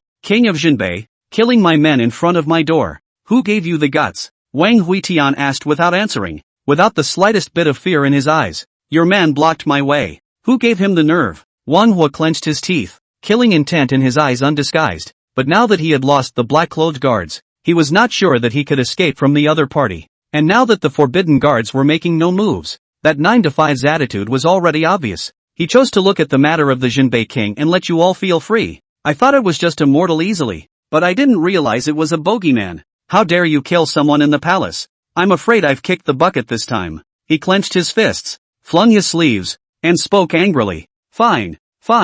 Tell me, what do you want with this prince? Chapter 21 Long time no see. Second cousin. Wang Huitian's eyes were calm as he spoke softly. Did you set up those men who followed me? Wang Xiao naturally knew what the other party was talking about, and he spoke out angrily. No. Wang Huitian turned around and walked towards the outside of the palace, his words coming out lightly. Oh, that's okay. Snap. The teeth in Wang's mouth suddenly crunched, two of them. A mouthful of blood spurted out of him, interspersed with two broken teeth, and he nearly fainted in anger. Because of such a problem, the peak yuaning that he had taken great pains to pull together died. It's just too much of a bully. By the way, I've been working as a guard in Wang Hao's mansion recently. Please also give face not to come looking for trouble. I like to be clean. Pust. Wan Hua once again spewed out a mouthful of blood and fell straight to the ground with a black eye. After a long time, Wang Huitian once again walked to the intersection in the direction of the princess's mansion. His eyes coldly looked towards the closed palace door and stopped for a long time. Immortal cultivation. Ascension? When the 8th day of the 9th month comes in the fall, I will trample on the immortal cliff of the immortal world. And when I destroy the immortal world, I will leave you with no immortals to cultivate, and all of you will be honestly planting in the lower realm. After saying that he no longer stayed, he turned around and walked towards the outside of the palace. Outside the palace, those who had originally followed Wang Huitian had long since disappeared. They saw the sword light in the palace and heard the news brought out from the palace, so naturally they didn't dare to stay on. Early in the morning, it was light. Hong Lu pushed open the door of her room and stretched, her long red dress outlining a charming curve. In the courtyard, Wang Huitian squatted on the ground and stared at an oval pebble on the edge of the rockery. His face was grave, and he seemed to have realized something in his heart. But when you think about it, it's as if you're in a cloud and you can't see it. Hong Lu silently squatted beside Wang Huitian, frowning at the pebbles on the ground as she reached out and flipped them twice. It's an ordinary pebble, smooth and white, everywhere. Red Lock also pushed open the door of the room at this time and walked out.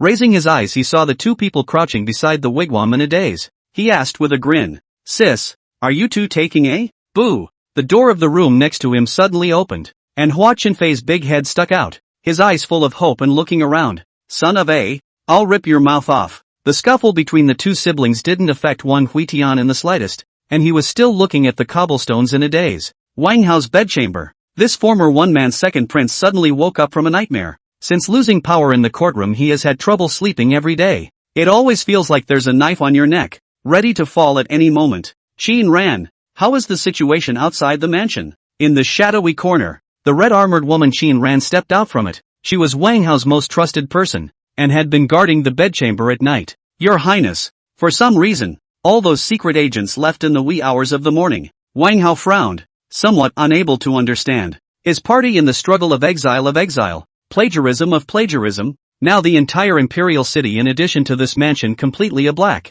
Is not clear what happened in the outside world. In the immortal dynasty there were too many royal princes like him who died in their mansions without a word. Quickly, take me to the foreign aid we've brought in this time. Nowadays, the emperor could break through into the Tao at any time and abdicate into the everlasting forest. That time is the real bloody storm. This imperial city do not know how many people to plagiarize and destroy their families. Hurriedly came to the courtyard. The first thing that caught his eyes was Hua Qinfei figure, a head of long red hair, wearing purple brocade clothes, looks extremely vulgar. Hua Qinfei of Red Maple Valley, meet your highness. Feeling the other party's peak Jindan aura, Wang Hao was overjoyed in his heart and nodded repeatedly. Ha ha ha, worthy of being a Red Maple Valley heavenly pride. Your strength is truly outstanding. After exchanging a few slight pleasantries, he turned his head to look at the Red Willow and Red Lock siblings, his heart once again quite composed. One early Jindan, one mid Jindan. Not bad. Didn't your sect come with 4 heavenly prides? I wonder where another young talent is now.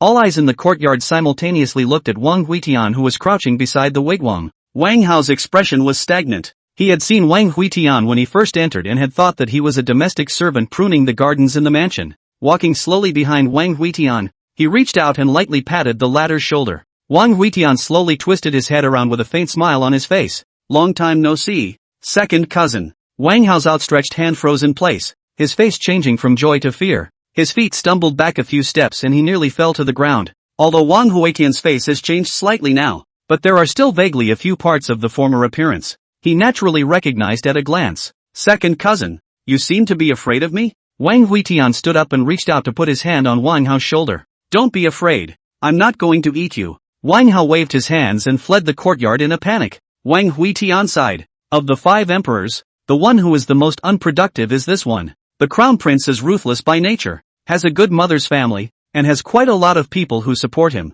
and is also the strongest. The third prince backed by the Jinhua divine martial snow demon. The strength is also very strong. Although the fourth prince does not have a powerful gate valve family as a backing, but the qualification of the demon, known as the first pride of Great Qin, and now has been the peak cultivation of the first baby, guarding the northern plains of the Star and Moon Pass. As for the fifth prince, that little kid doesn't know anything and is living a happy life, with nothing to do. Qin Ran knew that Wang Huitian's identity did not dare to arrange escort duties for him. He was also happy to be free, so he wandered around the imperial city at will. The streets were extremely lively, selling very few of the usual mundane goods, mostly immortal cultivation goods. There aren't many ordinary people who can live in this imperial city. Along the way to find and not repair the vitality of the spirit medicine, Wang Huitian could not help but bow his head and contemplate exactly how to solve the current situation. It is not easy to install a fake spirit root still cannot cultivate. This is more or less a little unacceptable. Sir, perhaps the elixir you need can be purchased at Xian Baolu.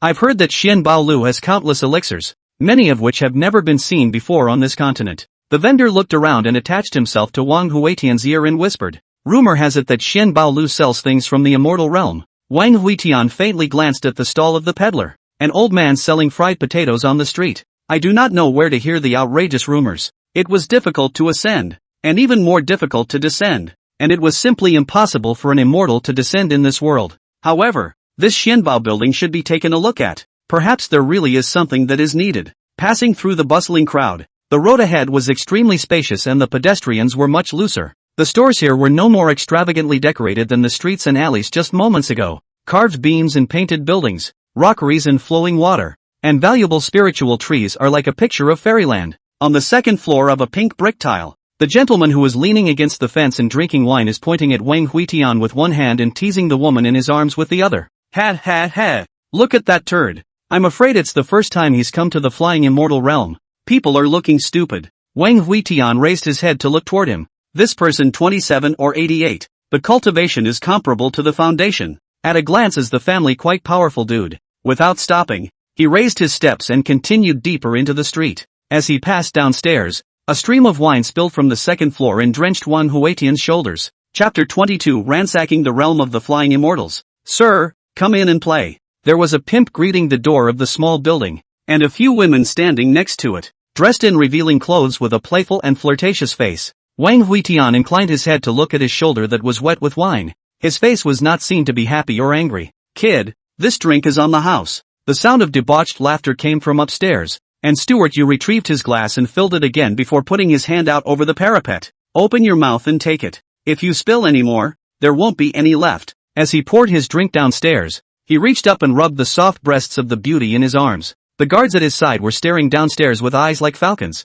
and the long sword in his hand was faintly whistling low, as if it would come out with a long whistle in the next moment. The other guests in the building were all farther away from him. This was the first son of Jinhua Martial Shui Demon, the biggest dude in the imperial city. The wine spilled onto Wang Huitian's long hair, falling down the tips in drops. He lifted his arm lightly, his index finger catching a drop of liquor from his hair and tucking it into his mouth for a light sip. Good wine indeed. A glance at the small building's plaque reads Yaxianju, a greenhouse to take this name. Also do not know which talent came up with the bad idea. Wang Huitian turned around and walked in. He is not the lord who will be angry. Straight up to the second floor. Behind the pimp hurriedly followed behind. Sir, you can't bring swords into the Yaxian residence. Sir, if you don't listen to me, I'll have to call someone. Medium. The long sword swept across the room, and a flash of blood lit up the pimp's neck as his head tumbled down the fine wooden staircase. The gold and silver jewelry she wore on her head fell all over the place. Ah! Murder! A girl screamed, and a few of the women in the immediate area scrambled out the door. Wang Huitian sheathed his sword and took a step onto the second floor. Situyu's guards heard the commotion coming from the stairway and had already thrown their swords at Wang Huitian when he stepped onto the second floor. The harsh sword light was interspersed with raging thunder and lightning, arriving in front of his body in an instant. Wang Huitian sidestepped to avoid the vitals, and the long sword brought up a splash of blood on his waist. The guard was about to draw his sword and slash horizontally, but he felt his body go soft. He looked down at his abdomen in dismay, only to see that Wang Huitian's 2 fingers had already inserted themselves into his sea of qi, and deadlocked his yuaning. Boom! In the next second, the yuaning was forcibly pinched and exploded, and in the process, His body was also blown into countless pieces of flesh. Wang Huitian shook off his sore arm and continued to walk towards Situyu. The blood and flesh of the guards muddled all over his face. There were still broken pieces of internal organs slipping off his clothes. At this moment he was like an evil ghost coming out of hell, which scared Situyu straight to death.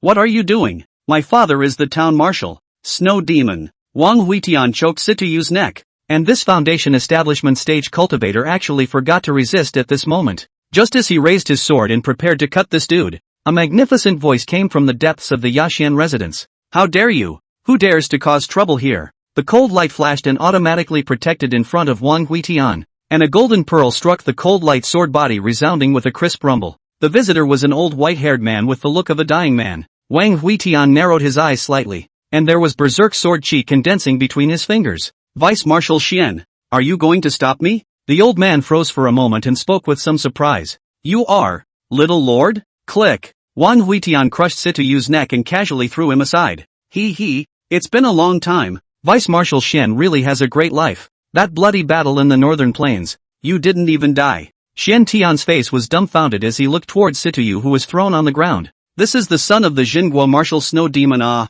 just so casually killed. Egu, little prince, you're in trouble. He ran to Situyu in a panic and hurriedly channeled aura into the other party, hoping that it hadn't gotten cold yet. The snow demon's cultivation is heavenly, and he has hundreds of thousands of troops in his hands. It's over. It's over. Wang Huitian kicked the limp Situyu twice. Unimpressed. We're right. Who are we afraid of? He threw a drink on me first. Xian Tian only felt a bit speechless. Was this a question of who was justified? It's piercing the sky. The four major town marshals, even the royal family, do not want to be easily cross. The slightest mistake is the world chaos. Vice Marshal Xian, why are you here? Don't tell me you're still visiting a greenhouse at your age. Xian Tian sat paralyzed on the ground, and Situyu was completely out of breath. This flying immortal realm is Madame's property, and old guys like me will usually be over here to hold down the fort for a while or two.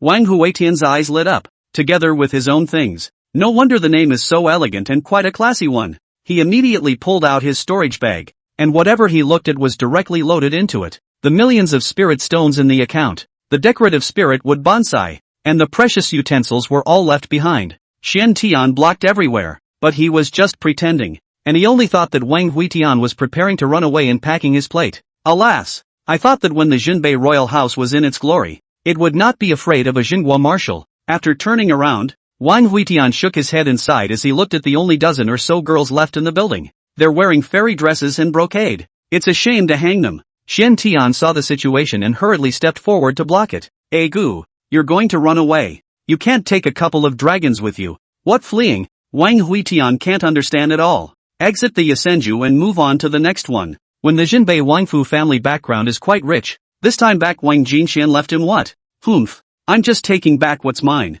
Rapunzel house. The old eunuch rushed in to report in a panic. It's bad. It's bad. Your Highness. The flying fairy realm has been ransacked. Wang Jinxian, who was sitting on the Dao platform, slowly opened her eyes, which were as plain as water, as if anything in this world was not worth her attention. What's going on? The old eunuch wiped his sweat. Today, the young gentleman roamed into the Yaxian residence and killed the son of the Xinguo marshal, Situyu, and then heard that the flying fairy realm was your property, princess. So he got the wrong idea and raided dozens of stores along the entire street. I heard that even the girls in the Yaxian residence were almost taken away. Wang Jinxian took a deep breath and forced down her anger. Her cultivation was extremely resource-intensive. Whether or not you can ascend to the immortal realm can depend on the income from this flying immortal realm. This retrograde sun is getting over the top. Pass my decree down. Forbid him to step into the flying immortal realm again in the future. At the top of the palace dome, a yellow-robed man looked out over the Rapunzel's mansion and spoke in a low voice.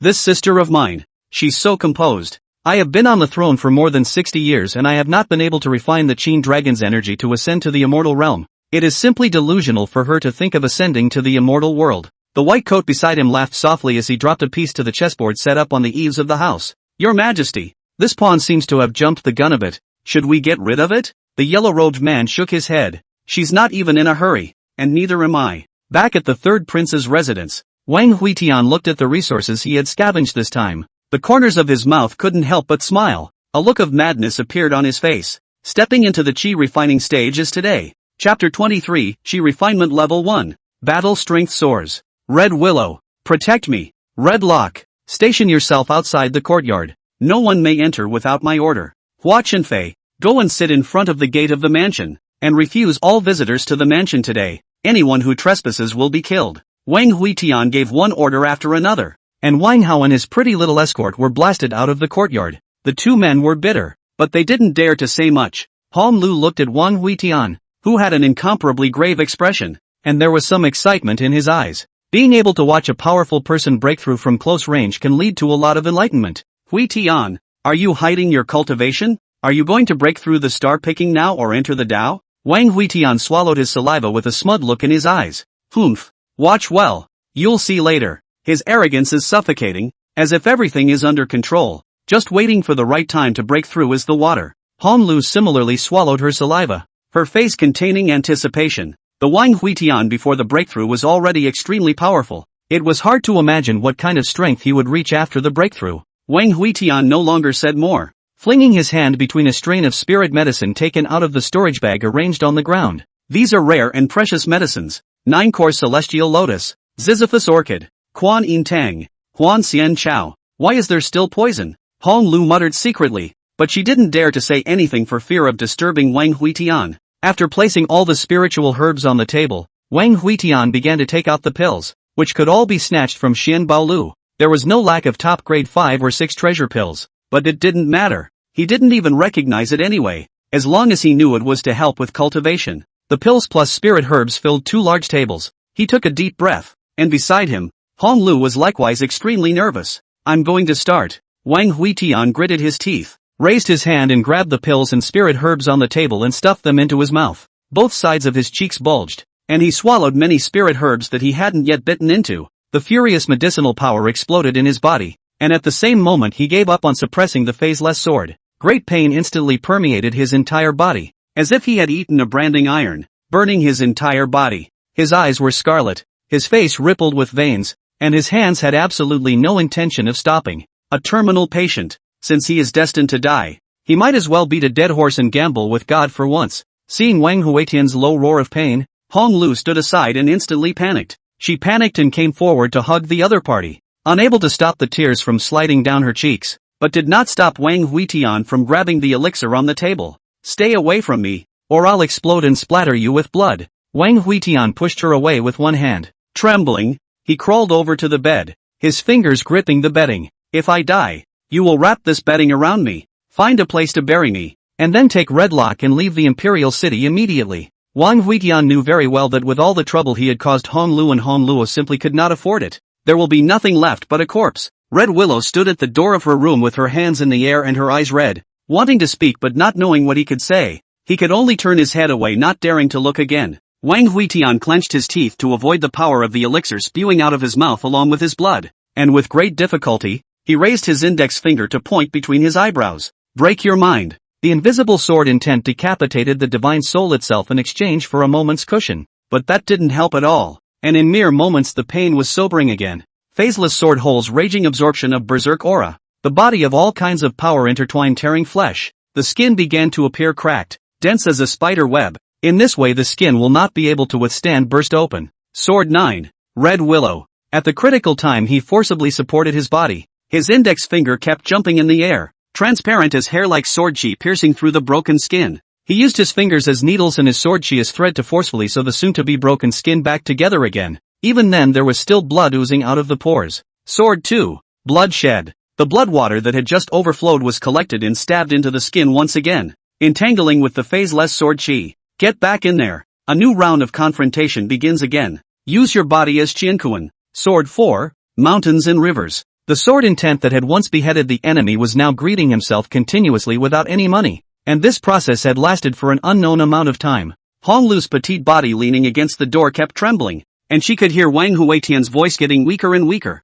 and in the end it was almost inaudible. Until the twilight sinks in the west, until the moon is over the trees, until the frogs hiss. She hadn't heard the other voice in a long time, but she didn't dare turn around. Woohoo! In the middle of the night, the low sobbing of Red Willow sounded in the small courtyard. Outside the courtyard gate Redlock froze in place. It had been a long time since he had heard his sister cry, and the sound tore at his heart like the sharpest of fine swords. Time flows and doesn't stop for anyone. Red Willow's low sobs rang through the night as she leaned limp and weak against the doorframe. Dang! The dull bells in the palace rang out. Great Qin would hold a court meeting every 9 days, and the most recent court meeting was today. Knock knock. A second and third bell rang, and a feminine voice sounded simultaneously inside the palace. Declare that all the officials will enter the hall to discuss the world and help the people. Hong Lu gently wiped the tears off her face and stood up. She forced her courage and was about to turn around. Suddenly a slender, pale arm rested on her shoulder. Surprised, she turned her head and saw a handsome face that was so pale that it didn't have the slightest bit of blood color.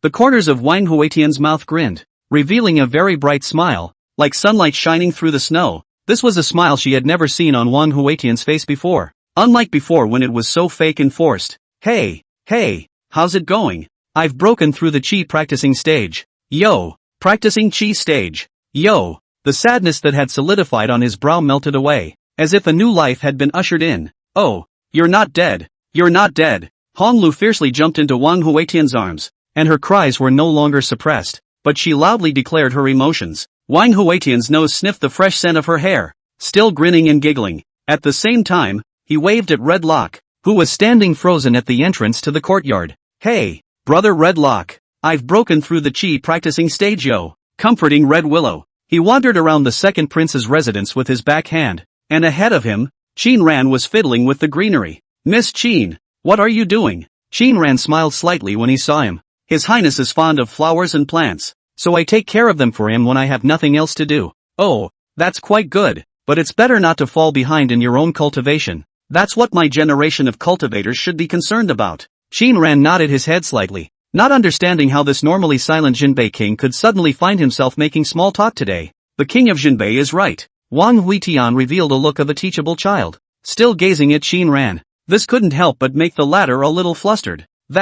What else does the king have to do? Wang Huitian puffed up the few auras in his body with a look of expectation in his eyes. Your Majesty, are you hungry? Qin Ran opened his mouth in a small voice to inquire. What? Hungry? Cultivators of my generation have already started practicing Qi, so how could I be hungry? Don't slander me, little guard. Behind her, Red Willow hid a soft laugh. He was not assured of Wang Huetian's health, so he had been following at a slow pace. And then he saw this guy showing off his cultivation to everyone, so proud of himself. Instead, it was less cool and more adorable than before. Miss Qin, where is your highness? Qin Ran's face showed concern. Today's court meeting, His Highness entered the palace early in the morning. Wang Huetian's eyes flashed with brilliance. How could the great Qin dynasty be without him? The king of Jinbei, Hong Lu, Go, were also going to the court meeting. Chapter 24, The Great Qin Dynasty. Hong Lu had wanted to stop Wang Huitian. The Great Qin Dynasty meeting was a place where all the kings gathered, and although Wang Huitian topped a hereditary Jinbei king's name, but she always felt that it was self-appointed. Which can really participate in the court? Wang Huitian doesn't care so much, pulling away Hong Lu, wherever there are more people. On the streets of the imperial city, there were extremely many officials who came to participate in the pilgrimage. There was a long line of carriages entering the palace. Hey, front walker, move over, get out of the way. A driving horseman shouted at Wang Huitian. Wang Huitian naturally wouldn't be spoiled. How dare you yell at this immortal? Huitian, don't make trouble. This imperial city is not like Castle Peak. Along the way Wang Huitian was extremely flamboyant. His Qi practicing stage breath was recklessly exuded. Looking at anyone with a displeased face, he couldn't wait for someone to come looking for trouble now, so he could try out this Qi refining stage cultivation. Hong Lu let him fool around at first, until later he kicked the carriage wheels of left Minister Wei Zhuang a few times, which almost scared Hong Lu. It was good that Wei Xiang just gently lifted the curtain to take a look and didn't count on it too much. Hong Lu grabbed Wang Huitian by the ears and forced him aside,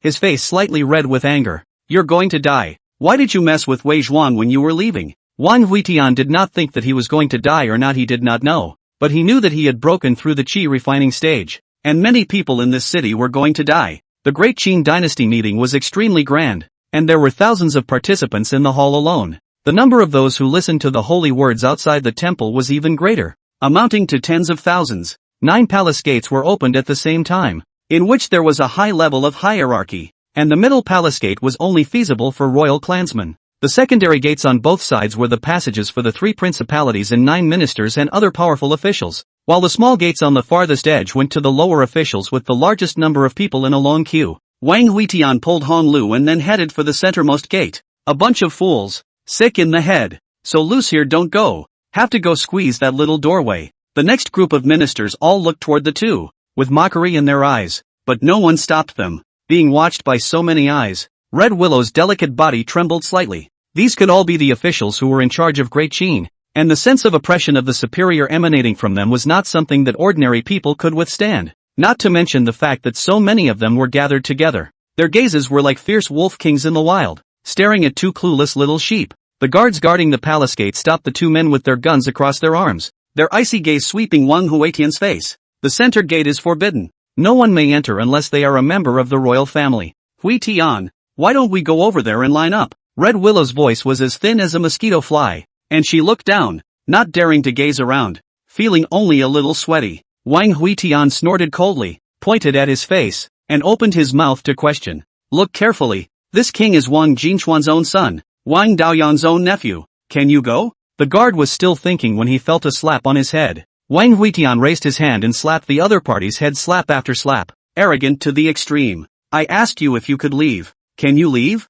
Can you leave? After entering the palace, Red Willow is still palpitating. Since coming to the Qin Imperial City, she is still the first time to go out with the other side together, only to feel the pressure. Every step is like walking a tightrope on a cliff. It is very thrilling. Looking at the Qiankuan hall that was picking up the steps, Wang Huitian's eyes were rare and heavy. Don't move. He pulled Red Willow and bit his finger to draw 3 vertical swords on the latter's brow with blood as ink. I'm going to meet the kings of this great Qin. You just stroll around the palace. If you have a problem, go to the princess residence. Remember, if Wang Jinxian does not strike you, open your mouth to scold her. Saying that she forgets her ancestry and cares about birth but does not care about raising, in vain as a human mother. If she wants to strike and beat you up, you can say that you are pregnant with my child, and that the orphaned mother meets an evil mother-in-law. Wang Huitian gave an account of everything, the content of which is very messy. Straight to hear the Red Willow in the wind mess. The ministers enter the hall. The feminine voice inside the palace sounded once again, and Wang Huitian slowly stepped onto the stone steps. All the princes in the temple are standing on both sides. The foremost 3 princes stand on one side each. Just walked into the hall. Wang Huitian will feel a strong killing machine lock themselves. Looked up to see since the town marshal Snow Demon undoubtedly. In front of the hall, the Emperor of Great Qin was sitting in his embroidered dragon robe, surrounded by light clouds, as if he was in a fairyland, and the closest position next to it was a man in white, which was the Great Qin State Master Mirror Moon. Its identity comes from a mysterious source, and few people know its details. Wang Huitian walked to the very front and found a conspicuous position to stand, his body's qi refining stage cultivation drumming. Where did this ignorant child come from? How dare he enter the temple privately? An official opened his mouth to rebuke, his eyes displaying authority. Where did you come from? You don't even know me? Yellow-mouthed child. Jinbei King's lineage has been eliminated in the Battle of the Northern Plains and has become history. What are you? Why do I need to recognize you? Lao Dang. After the next court meeting, I'll make your whole family disappear too. There were ministers in the court who snatched at Wang Huitian and opened their mouths to him. And naturally Wang Huitian would not be accustomed to opening his mouth and disliking him back. Between one and the other officials gradually joined the fray. Kid, you've been in the city for a few days and have committed a crime to death, and you still dare to show up here. Do you still see me in your eyes? I'll be damned. This immortal has slaughtered a few scum. What do you think? The snow demon spoke angrily. Sinful beast, my eldest son is virtuous and pure. Righteous and virtuous, why did you kill him? Does this immortal need to inform you about killing a mole cricket? Seeing that the noise in the hall was getting more and more serious, the bitter master prince was not willing to be left behind. He had always had a nagging feeling about the death of the late-stage Yuan Ingards. A mouthful of this king, this immortal, not knowing that the name of the Jinbei king has long been turned into dust. A Qi practicing stage cultivator also dares to call himself this immortal. It's simply a laughing stock. Laughing or not, this fairy doesn't know. If you dare to question this fairy's cultivation again, this fairy will knock out your big teeth. The temple became more and more chaotic, with all sorts of dirty words and slurs flying around. Wang Huitian, one-person tongue fight group of heroes, scolding to Happy when also come forward to spit. Completely do not talk about martial arts virtue. Emperor Qin on the dragon chair pestled his chin and watched with interest, waiting to hear nothing new before beckoning bashfully. An old eunuch stepped out behind the dragon chair, and he walked straight to Wang Huitian with a pot of green and eye-catching cactus in his hand. After placing the cactus on the ground, he turned around and walked back to Qin Huang. Wang Huitian, who was cursing the fight, suddenly froze, his eyes attracted by the cactus on the ground. He crouched down in front of the cactus like that, looking a little demented. as if a cat in the middle of a rage had sniffed catnip, or as if a wild dog in the middle of a barking frenzy had seen a ham hock. The cactus was like a strong control magic that silenced the entire hall in an instant. The corners of Emperor Qin's mouth hooked up in a loud laugh. Ha ha ha, still the same as when I was a kid. He laughed heartily, completely ignoring the noisy, red-faced crowd in the temple. Well, next, let the proceedings begin. What's first? Why don't we start by talking about who will be in charge of Great Qin after Lone enters the way? Chapter 25, Killing Opportunities in the Courtroom. As Emperor Qin's words fell, the Great Hall became completely silent. This is a sensitive topic, but now it has been brought to the surface by Emperor Qin at once. Seeing that no one below answered, Emperor Qin lethargically leaned back on the dragon chair. I know you all have someone in mind, so here's the deal. Those who chose the Crown Prince stand on the left, those who chose the second prince stand in the center, and those who chose the third prince stand on the right. Then his words suddenly condensed and he continued in a low voice. Those who chose Elder Princess Jin Xian, stand in front of Lone. Let's all take a vote. Whoever has the most people picks who, okay? As the last words fell, a strong imperial pressure was declared within the Great Hall. Everyone's hearts trembled as they fell to their knees in unison. I wouldn't dare. Emperor Qin slammed the armrest of the dragon chair and stood up. Don't you dare? For the immortal Cultivation dynasty, what is there to be afraid of? As long as the strength is enough, what is there to be afraid of? He had established the Crown Prince, and these various officials and kings were still making small moves behind the scenes, simply not putting him in the spotlight. But for this matter he also just knock. As long as the Eldritch Forest does not fall, this great Qin's kingdom cannot be chaotic. For countless years every Qin emperor would enter the everlasting forest when he broke through to the Dao realm. That was the true underbelly of Great Qin. No one knew how many great powers were hidden inside. Even he wasn't sure. Humph. You'd better collect yourselves. Otherwise, I wouldn't mind cleaning the court before entering the forest of eternal life. He stepped down the stone stairs and walked slowly past one minister king, his icy sight sweeping over them one by one. The ministers watched their toes, their faces unchanged. After making his rounds, Emperor Qin sat back in his dragon chair here, and this time the endowment was much more normal. There was the northern plains violating the border again, and the fourth prince complained and cried for poverty. There was a water disaster in Sangzhou, and the state pastor requested Lingshi to provide relief. There's also a clan disturbance in the Green Mountains, and Lang Xiao has requested an order to send out troops. Emperor Qin sat in the dragon chair and made arrangements for matters big and small. Just when everyone thought that this court meeting was going to end like this, third Prince Wang Yuan suddenly stood out, reporting to father. This time, my son traveled to Wandao Mountain. He has his eyes on a woman, and requests father to grant him a marriage. Emperor Qin looked over in surprise. Last time, Wang Yuan was just given a white core for marriage, and Wandao Mountain hadn't replied until now, and now they want to give a marriage again? Who? Wandao Mountain. Jian Feng. Yu Yao. Words. Wang Huitian, who was studying the cactus with his head down, suddenly looked up, and a chill appeared in his eyes. The aura in front of his body condensed into a 3-foot-long sword, and the temperature in the Qiankuan palace plummeted. The monstrous killing machine actually turned into a thin red mist around him. Kill. Clank. As Wang Huitian hissed, the sound of various swords and soldiers being sheathed in the great hall was endless. There were ministers whose headpins transformed into long swords and flew in their hands, generals whose soft swords popped out of their belts, and imperial princes who were so frightened that they took out a shield in front of them. There are 1,000 different ways to do this. However, all of them looked in the direction of Wang Huitian with vigilance at the same time. Their strikes were all out of the emergency reaction of the cultivators, and they had drawn their swords and weapons under the pull of that one-word kill. Wang Huitian's eyes stared straight at Wang Yuan, looking at the other party's heart. Wang Huitian, the Qiankuan palace is an important place. How can you be allowed to act recklessly? The snow demon was also walking towards Wang Huitian step by step with a grim look in his eyes. He had long been unable to hold back his killing intent towards the latter. If heaven wants to bring about its demise, it must first make it mad. Today I will clean up the scum for the Jinbei royal house. As a Zhenghua marshal, he held heavy armies and had fought countless battles. It is also considered quite knowledgeable, but I have never seen such an arrogant person. Wang Huitian's expression was calm as he spoke lightly. I have a royal bloodline. I can adjust the imperial city's dragon energy. I am also the contemporary king of Jinbei. Even this imperial city's great array is repaired by my Jinbei royal house. What's wrong with me being crazy? What can you do to me? At this instant, the pupils of all those present shrunk slightly. The information contained in these words was extremely huge. Adjusting the imperial dragon Qi and being able to take charge of the imperial city's great formation. No one could tell whether these two sentences were true or false, and even Emperor Qin was slightly staring at his brows, his face somewhat heavy. Wang Huitian didn't care what they thought. He took a step in front of Wang Yuan, scaring the latter into backing up. Snap! A huge slap on the latter's face. If you dare to hit Yu Yao again, I'll kill you alive. After saying that, he walked back to his original position, picked up the cactus on the ground and slightly saluted Emperor Qin.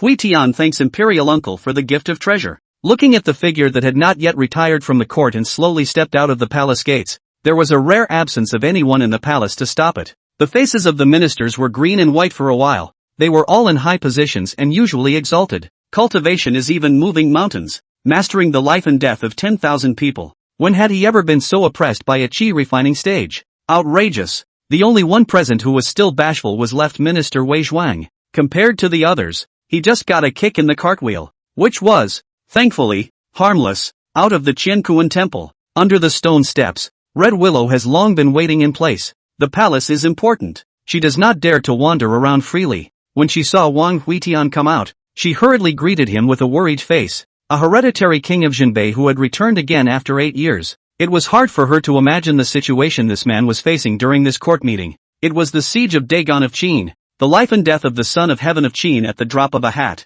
Huitian, are you okay? Her voice was soft and warm. Wang Huitian grinned. I'm fine. Look, I got a present. He handed the cactus to her with a big smile. Honglu was slightly heartbroken as she reached out to pull Wang Huitian's arm, wanting to give him some comfort. Wang Huitian hastily dodged to avoid it. Be careful, the cactus will fall to the ground. Out of the palace gates, Honglu had a smile on her face. The cactus was carried by one of her hands, while the other was holding Wang Huitian. Nor did he care about the latter's face full of resistance. It doesn't matter. When dealing with a man with such a dead brain, don't give him a chance to have a dead brain. Walk faster, or I'll throw your precious ass to the ground if you dawdle. Boom! The moment it crashes to the ground and the spikes snap off and I stomp on it twice as hard. It's pretty awesome to think about. Wang Huitian hurriedly hooked his head nervously, his eyes staring at the cactus in Honglu's hand, afraid that she would drop it on the ground without holding it steady. Watch the road. An exasperated roar from Red Willow came from the street. Just then, Wang Huitian's figure suddenly stopped. In the center of the street ahead, a figure in a long white dress was slowly walking. Her face was cool. Her temperament was cold. Her figure was tall and well-proportioned, giving a sense of solitude and absolute beauty. Senior sister, what brings you here? The person who came was none other than Bai Xin, who was rather surprised to see the two holding hands. Sheesh, it's like a flower in cow dung. Master told me to come and get you home. What about Yu Yao? Did she say she missed me? Bai Xin's heart slandered. Little Yu Yao has only been on the mountain for a few days? It seems like you guys aren't that close. No, Yu Yao has become a lot more cheerful without you on the mountain. Then I'm not going back. Bai Xin frowned, but his eyes were unconsciously looking at Honglu. For what? Wang Huitian returned as a matter of course. This is a happy place, not a happy place. There's a tigress in the mountains. Just then, Wang Huitian felt a chill at his back. A familiar voice sounded behind him. Who are you calling a tigress? Chapter 26, Wei Zhuang, the left minister. Wang Huitian stiffened and twisted his head, only to see that the green-robed Mu Qingshi had stood behind herself at some point, and there was fire dancing in her gaze. It seemed like he was trying his best to suppress his anger, and distortions crawled all over that stunningly beautiful face. The bamboo strips in his hand chimed softly in the air. Little bastard, what exactly did you do in the imperial city? Do you know that the Qin Tianxi's men are on the verge of stepping on my sword's edge? It's all about suing you. All of it. Wang Huitian received the book and text thrown in his face by Mu Qingshi with a bewildered look on his face. I did not do anything. Yesterday ate a bowl of chicken. The day before yesterday went to the elegant fairy pavilion to drink a cup of flower wine. The day before last in the palace to enjoy the flowers, said Wang Huitian, who also turned his gaze towards Honglu. Right.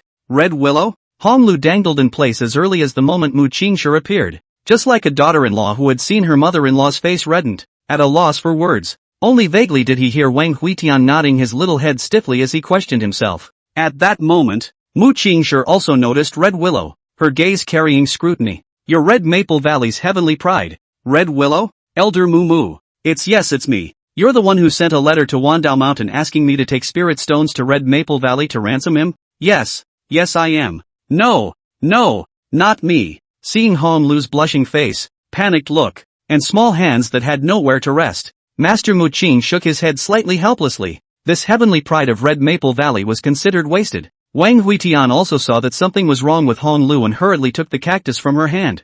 fearing that the other party would accidentally drop it on the ground. Bai Xian and Mu Qingshi simultaneously looked at Red Willow with pity on their faces, shaking his head and sighing. LOL, this is the man you've been eyeing. A few people returned to the second prince's residence, where there were far fewer servants. Today Wang Huitian, such a mess, the second prince has been scared. Just returned to the house with the chief of guards. Qin Ran moved. Continuing to live here he felt more dangerous than before. In the courtyard, the three women were sitting around sipping tea, while Wang Huitian had no idea where he had gone. Master, aren't we going back? Mu Qingshi's gaze sank slightly. Through some of the personnel that Wan Dao Mountain had planted in the imperial city, she already knew roughly what this second disciple of hers had done. Going back? How to get back? Staying in the city could still make others afraid of the city guard formation not daring to make a move. As long as one goes out of this Qin Emperor city, I am afraid that they will face an overwhelming pursuit. I'm afraid it's her who can barely defend herself. I can't get out. Asshole. In the night, with the second prince's move, the entire mansion became more quiet. The lights went out in all the rooms early, with only the candle flame in the atrium parlor swaying in the night breeze. Wang Huitian held a silver needle and picked at the wick, looking bored. Damn it! It was surprising that Master hadn't realized that he had stepped into the qi refining stage. It always gave him the feeling of being rich and returning home, resulting in a brocade night. Humph. Still picking stars. Realmet. Observation is also too poor. This cultivation is afraid to rely on high drugs pile up. At midnight, the candle flame in the hall went out abruptly. There was a tall figure slowly walking from outside the house in the night. His figure blended into the darkness and his face looked illusory. Wang Huitian continued to look down at the wick of the lamp with an extremely focused expression, as if he did not notice the arrival of a guest. Young friend, don't look at it yet. I'm very busy. I don't have much time. The figure entered and casually found a chair to settle into. Why did you blow out my candles when you came here? As Wang Huitian finished his words, the candle flame in the hall was once again lit up, illuminating the rigid and majestic face of the visitor. The visitor was clearly Wei Zhuang, who he had kicked the wagon wheel 3 times. What do you want with me? Wang Huitian turned his face to look at Wei Zhuang, the corner of his mouth slightly hooked up. I want to know where that golden pill that was birthed from the great Qin dragon vein is. Wei Zhuang frowned deeply. That golden elixir was the national treasure of Great Qin, alongside the Qin King's sword. Since the establishment of the Qin Empire for thousands of years, a total of 3 were conceived, the first of which was refined by the first generation of the Qin emperors stepped into the Holy Realm, thus establishing the vastness of the Qin. The second was shattered and scattered over the Green Mountains, causing several bloody storms, indirectly leading to the fall of countless strong people from the various immortal cultivation clans in the Green Mountains, which were incorporated into the territory of the Great Qin. This third golden pill was hidden in this palace as the backbone of the Qin kingdom. After a long silence, Wei Zhuang sighed. Even if you know where the golden pill is placed, you can't reach it with your cultivation level. Wang Huitian was unmoved. We met 9 years ago, when I was 7 years old, and I could see that you were suffering from demons. And now 9 years have passed. I have already stepped into the qi refining realm, but you are about to be devoured by the heart demon. Truly the world is unpredictable. Hearing Wang Huitian exclaim, weirdness surged on Wei Zhuang's face. How did you say that in such a tone of voice that those who didn't know thought you had been sanctified? A refining stage only. This kid's tail is going up to the sky. Wang Huitian glanced at him and continued. I have a sword named Broken Thoughts that specializes in cutting down the soul, evil thoughts, delusions, and all other things that cannot be seen. The demon that has plagued your mind for countless years is, in my opinion, as easy to get rid of as eating and drinking water. The two have been conferring until the cock crows Wei Zhuang before leaving. The guest courtyard Mu Qingshi vision through the countless buildings looking directly at the direction Wei Zhuang left. Even in the imperial city there wouldn't be many star-plucking realms. And now she's only on her first night and she's met one. Bai Xian obediently guarded beside Mu Qingshi pouring tea for her. Master, what are you looking at? See, your senior brother is making a demon again. This trouble-making pig whip. I should have known better than to let him go down the mountain. The imperial city was relatively calm for the next few days, but there was an oppressive feeling of a storm coming. Wang Huitian had also long since calmed down from the joy of breaking through qi refining. He realized that everyone else's qi practicing stage had 10 layers, while his qi refining stage only had 7 layers. Because there were only 7 holes on the phaseless bone in his body, he broke through to the first level of qi practicing after the first hole was filled with reiki. After the second hole was filled he broke through to the second level of qi refining. That makes 7 full layers. Damn it, will this be rooted to the ground? Regarding Wang Huitian's complaints, the crowd just ignored them. A mortal can chop a yuaning, and worry about a load of unstable roots. This is simply Versailles. The palace's second prince Wang Hao moved back again. His second prince's residence is next to the crown prince's residence, and every day you can hear the heart-rending howls of misery in the crown prince's residence. He knew that this was the prince practicing evil. Originally, the prince was still extremely evasive, but somehow recently it has become directly without fear. Something seemed to be weighing on him to have to do this. The prince is panicking.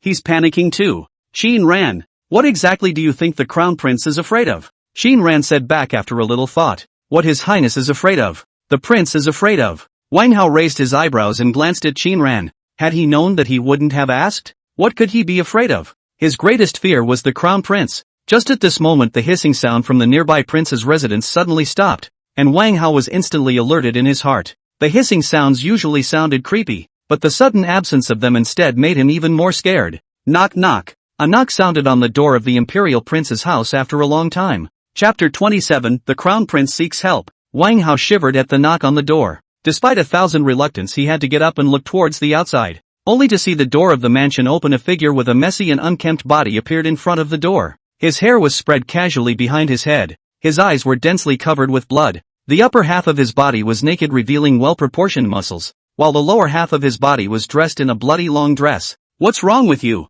Emperor brother? Wang Hao's tone was a bit shaky. Since he was a child, when had he ever seen a prince who went out without clothes? Although manhwa was ruthless, he never dressed like a modest gentleman. Instead, it was now extremely emaciated and half-naked, which didn't look right in any way. Imperial brother, if you're angry, feel free to do whatever you want to these eunuchs and ladies in my palace, but don't hit Qin Ran and me. Although Wang Hao was fearful in his heart, he still made his attitude clear and scrambled to protect Qin Ran behind him. It was really because the crown prince was so terrifying in this appearance that he forgot for a moment that Qin Ran was the guard. Wang Hua's scarlet eye swept a glance at the many palace maids in the courtyard and finally landed on Wang Hao, whose legs were trembling. He walked into the courtyard with a steady pace, lifting one hand in a single move. The palace door behind him closed with a bang. Just when Wang Hao was self-conscious that he was in trouble today, Wang Hua opened his mouth. Go out of the palace to find the king of Jinbei and tell him I want to see him. Whatever it takes. I want to see him. Now. Now. Now. His voice nearly hissed out,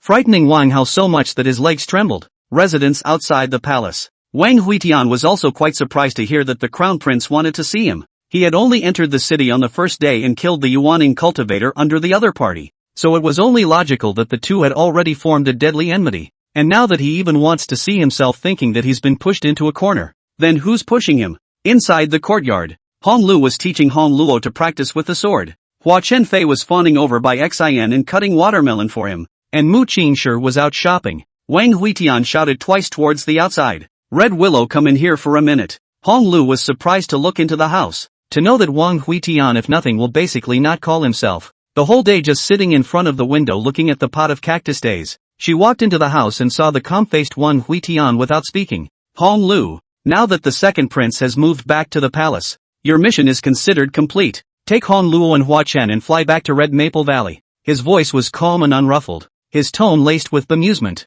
Red Willow, however, heard something else in it. What about you? Me? Didn't you see that my master has already arrived? I'm going back to Wandao Mountain when you're gone. Red Willow shook her head stubbornly. I don't. I'm going to go back to Wandao Mountain with you and let Xiao Luo and Hua Chenfei go back on their own. Wang Huitian stood up. Although he was a bit smaller than Hong Lu, his height was half a head taller than the other. Raising his hand and rubbing Red Willow's long hair, his words became icy cold. You are the Red Maple Valley's heavenly pride, destined to pick stars and enter the Tao in this life. While I was born with a wasted body and no spiritual roots, even my mother dislikes me. You know what? She resents me. Even this refined Qi cultivation was something I fought for with my life. Do you know how treacherous my future path will be? Might as well tell you. When my royal uncle enters the way, I'll be killing my way into the Great Qin Palace in search of the foundation building method. And this is not the end, it's only the beginning. I advise you to leave as soon as possible, or else this imperial city will be the place where you'll be buried next. Hong Lu froze in place. He didn't expect Wang Huitian to be so bold as to want to take advantage of Emperor Qin's breakthrough to enter the palace and steal the treasure. It's like walking a tightrope on a cliff, and the slightest misstep can shatter your body. What can I do for you? Wang Huitian's eyes steeply lit up. You help me with my master. Don't let her get in the way when it matters. Outside the door, Whiteheart stared wide-eyed. Brother, I heard you. I'll report you to the master. Wang Huitian was shocked, forgot to close the door when he spoke. Now not only did Hong Lu know, even by Xin Hua Chenfei heard it. Red Luo Baixin was fine. Hua Qinfei's forehead was already sweating at this point, and he was the only one here who was an outsider. At this time, he felt that he was about to lose his head. Hearing such a confidential thing, this absolutely must be silenced. Wang Huitian snorted coldly and lifted his steps to the outside. Humph, the snitch has a rotten mouth. After saying that, his figure had already disappeared in the doorway. He wanted to go and see what the crown prince was looking for him for. The courtyard was left with a few people looking at each other in vain. What a vicious curse. Baixin was so angry that she clenched her silver teeth. This sentence was clearly a threat. It wasn't powerful, but it just felt tight inside. On the way, Qinran kept telling Wang Huitian about the crown prince's condition, and it seemed that she was also terrified. Cultivating evil gong, which is expressly prohibited by Great Qin, which has its own inherited gong method. 9 dragons return to the origin technique, martial arts. It is rumored that when practiced to the extreme, it can transform into 9 dragons, with infinite battle power. The royal king's family name basically practiced this set of gongfu, while the royal city guards, combat armies, and so on also had corresponding gongfu inheritances. It can be said that the family background is extremely rich, no more than to go to cultivate evil skills right. This time, all the way up, the palace guards had obviously increased a lot. Straight to the prince's residence, Wang Huitian pushed the door and saw the prince who looked like a madman. First cousin, what do you want with me? Wang Hua turned his head. The color in his eyes was cloudy. Tonight father will enter the way, and I want you to protect me for the night. Wang Huitian frowned. Who wants to kill you? Wang Hua spoke slowly with deep eyes. Wang Jinshen. At the time of father's initiation there will be a thunderbolt in the sky and the state master and all the imperial city guards will go to protect the law. At that time, the palace formation will be opened, and the ministers will not be allowed to enter. Wang Jinshen will definitely strike at this time. What does she want? Wang Hua's eyes were lowered, and fear flashed in his eyes. She wants to slaughter all the emperors, call herself an emperor, and refine the dragon's energy in a bid to ascend. Father had a battle with her several years ago, resulting in a great defeat for father. Early entry into the Tao is father's only chance, yet it is also the best time for Wang Jinshen to claim the title of emperor. Wang Huitian was silent. It seemed that Wang Jinshen only had one son of his own. Right, so was he going to be the crown prince? And since he took his mother's name, it would make sense to be a great Qin emperor, wouldn't it? Hiss. The more I think about it, the more outrageous it gets. This prince really is something and knows a lot. I'm just at the Qi refining stage cultivation. Do you think I can protect you? Wang Hua's tone was tinged with helplessness. You were able to kill my peak Yuan Ingards with your mortal body. Now that you have stepped into the Qi practicing stage your strength will only be stronger. Perhaps you can hold her back until father completes his tribulation. And now that the attitude of the ministers in the court is unclear, I have no one I can trust. Wang Huitian in the field fell into silence. In fact, he also wanted to try to see how strong his Qi practicing stage self was, but the first battle was to choose a star-picking realm. It's hard alright. That mother-in-law is not going to show herself any mercy. He still remembered the first words Wang Jinshen said when he first opened his mind. It's just as well that this emperor has fallen to the lower realms. How could he give birth to a mortal child with no spiritual roots? Dislikes. The dislike that has abounded since birth. If not for the father and brother to their own quite favored, I am afraid that has long been this own mother thrown into the mountains to feed the wolves. Okay, I can bail you out. Tell me what you're being paid. The prince took a deep breath. The second generation king of Jinbei's sword, Tian Yuan. Chapter 28, The Emperor's Tribulation. Hearing the news of the heavenly abyss sword, Wang Huitian's expression stagnated. That was a Dao weapon that possessed a powerful sword spirit, and it was no longer something that could be compared to a mortal weapon like cold light. Of course cold light has its advantages, which is that it doesn't recognize anyone and can be used by anyone who gets their hands on it. Spiritual weapons were different. Even the lowest level treasure weapons recognized their owners, not to mention Taoist weapons. As for the higher holy weapons and emperor weapons, if the owner falls, the spirit weapon will also be autonomous to avenge the owner. The spirit wisdom has been no less than a living soul. Okay, deal. There is no need to hesitate at all. It is just the right time to try out your own strength now. The two make a deal and both are happy. The second prince stood dumbfounded, his face sometimes stunned, sometimes panicked. He was genuinely surprised that there were so many hidden agendas. Your Highness, save me. I don't want to die either. Wang Huitian looked at Wang Hao with contempt. The same as a royal son. How can there be such a big difference? Well, what do you get paid? Wang Hao pondered for a long time, and finally clenched his teeth and opened his mouth with an unwilling face. What do you think of Qinran? Qinran on the side immediately blushed in shame. How could His Highness do that and not ask what he thinks? Guards aren't slaves. They have human rights too, right? After a little deliberation, The Crown Prince and the second prince decided to use the Crown Prince's residence as a position for defense, and Wang Hua began preparations a long time ago. The entire prince's residence outside looks no different color, but after entering the inside can see the walls, doors and windows are all painted with strange and weird runes. Wang Huitian lost interest in these runes after just one look. It was undoubtedly a fool's errand to want to rely on these side channels to stop the star-picking realm. Your Highness, I wonder just how strong you are after you break through the Qi refining stage. Although Wan Hua had placed his bet on Wang Huitian, he really wasn't sure about his opponent's strength. Wang Huitian grinned with unprecedented confidence. I have a move called Ghost Shadow Flash, which allows me to flash in front of the enemy in an instant and strike a fatal blow. There's also a one-sword flow lion singing move that's pretty strong anyway. Hearing Wang Huitian's confident words, the hearts of the people at the scene relaxed quite a bit. After all, this time, they had to deal with the star-picking realm, so the pressure could be imagined. At this time, Wang Hao finally thought of something. Your Highness, isn't the eldest princess your mother? Wang Huitian looked in the direction of the eldest princess mansion, his tone indifferent. No, she's just an emotionless cultivation machine, just like a spirit weapon with a broken consciousness. There was a steep silence. It was a heavy topic. Everyone was born in the royal family. The family is indifferent, and even Wang Huo and Wang Yuan are not even clear about who their mothers are, and the women of the Deqin royal family are just tools responsible for procreation. As for their father, he was just using them as a randomly placed pawn. Outside the palace, Mu Qingshi returned to her mansion after shopping, and with a sweep of her divine sense, she noticed that Wang Huitian was not in the mansion. Baixin, where is your senior brother? Baixin looked restrained and a little squirmy. Master, he said my mouth would rot if I told you. Come on. Mu Qingshi glared at Baixin and growled in annoyance. One by one, they're not letting up. Shitty, he's gone to the palace. As Baixin opened her mouth in aggravation, Mu Qingshi directly changed her face. White core, red willow, you guys leave the city immediately. She gave an explanation. Then her figure quickly rushed towards the imperial city. Due to the forbidden airfield of the city guard formation, she flew extremely low. The flying sword set off an air force that dragged a long flame of fiery red across the top of the street. At the same time, the numerous directions of the imperial city suddenly shook, and on the mountain range outside the imperial city, the stone pillars through the sky suddenly lit up with monstrous white light. A transparent and huge energy shield rapidly contracted inwards, aiming straight at the palace. This was to gather the original protective grand formation of the entire city in one point in order to double its power. The blue light swept over the flying body of the Mu Qing master, and finally focused on the front of the palace to form a huge dark blue barrier. Mu Qingshi's figure slowly stopped in the air. It's too late. No one can get inside the palace now. She was afraid that the disciple she had raised for 8 years would be lost. Silly disciple. You underestimate Stargazer too much. Inside the palace, seeing the huge barrier that encircled the entire palace, Wang Huitian stood up.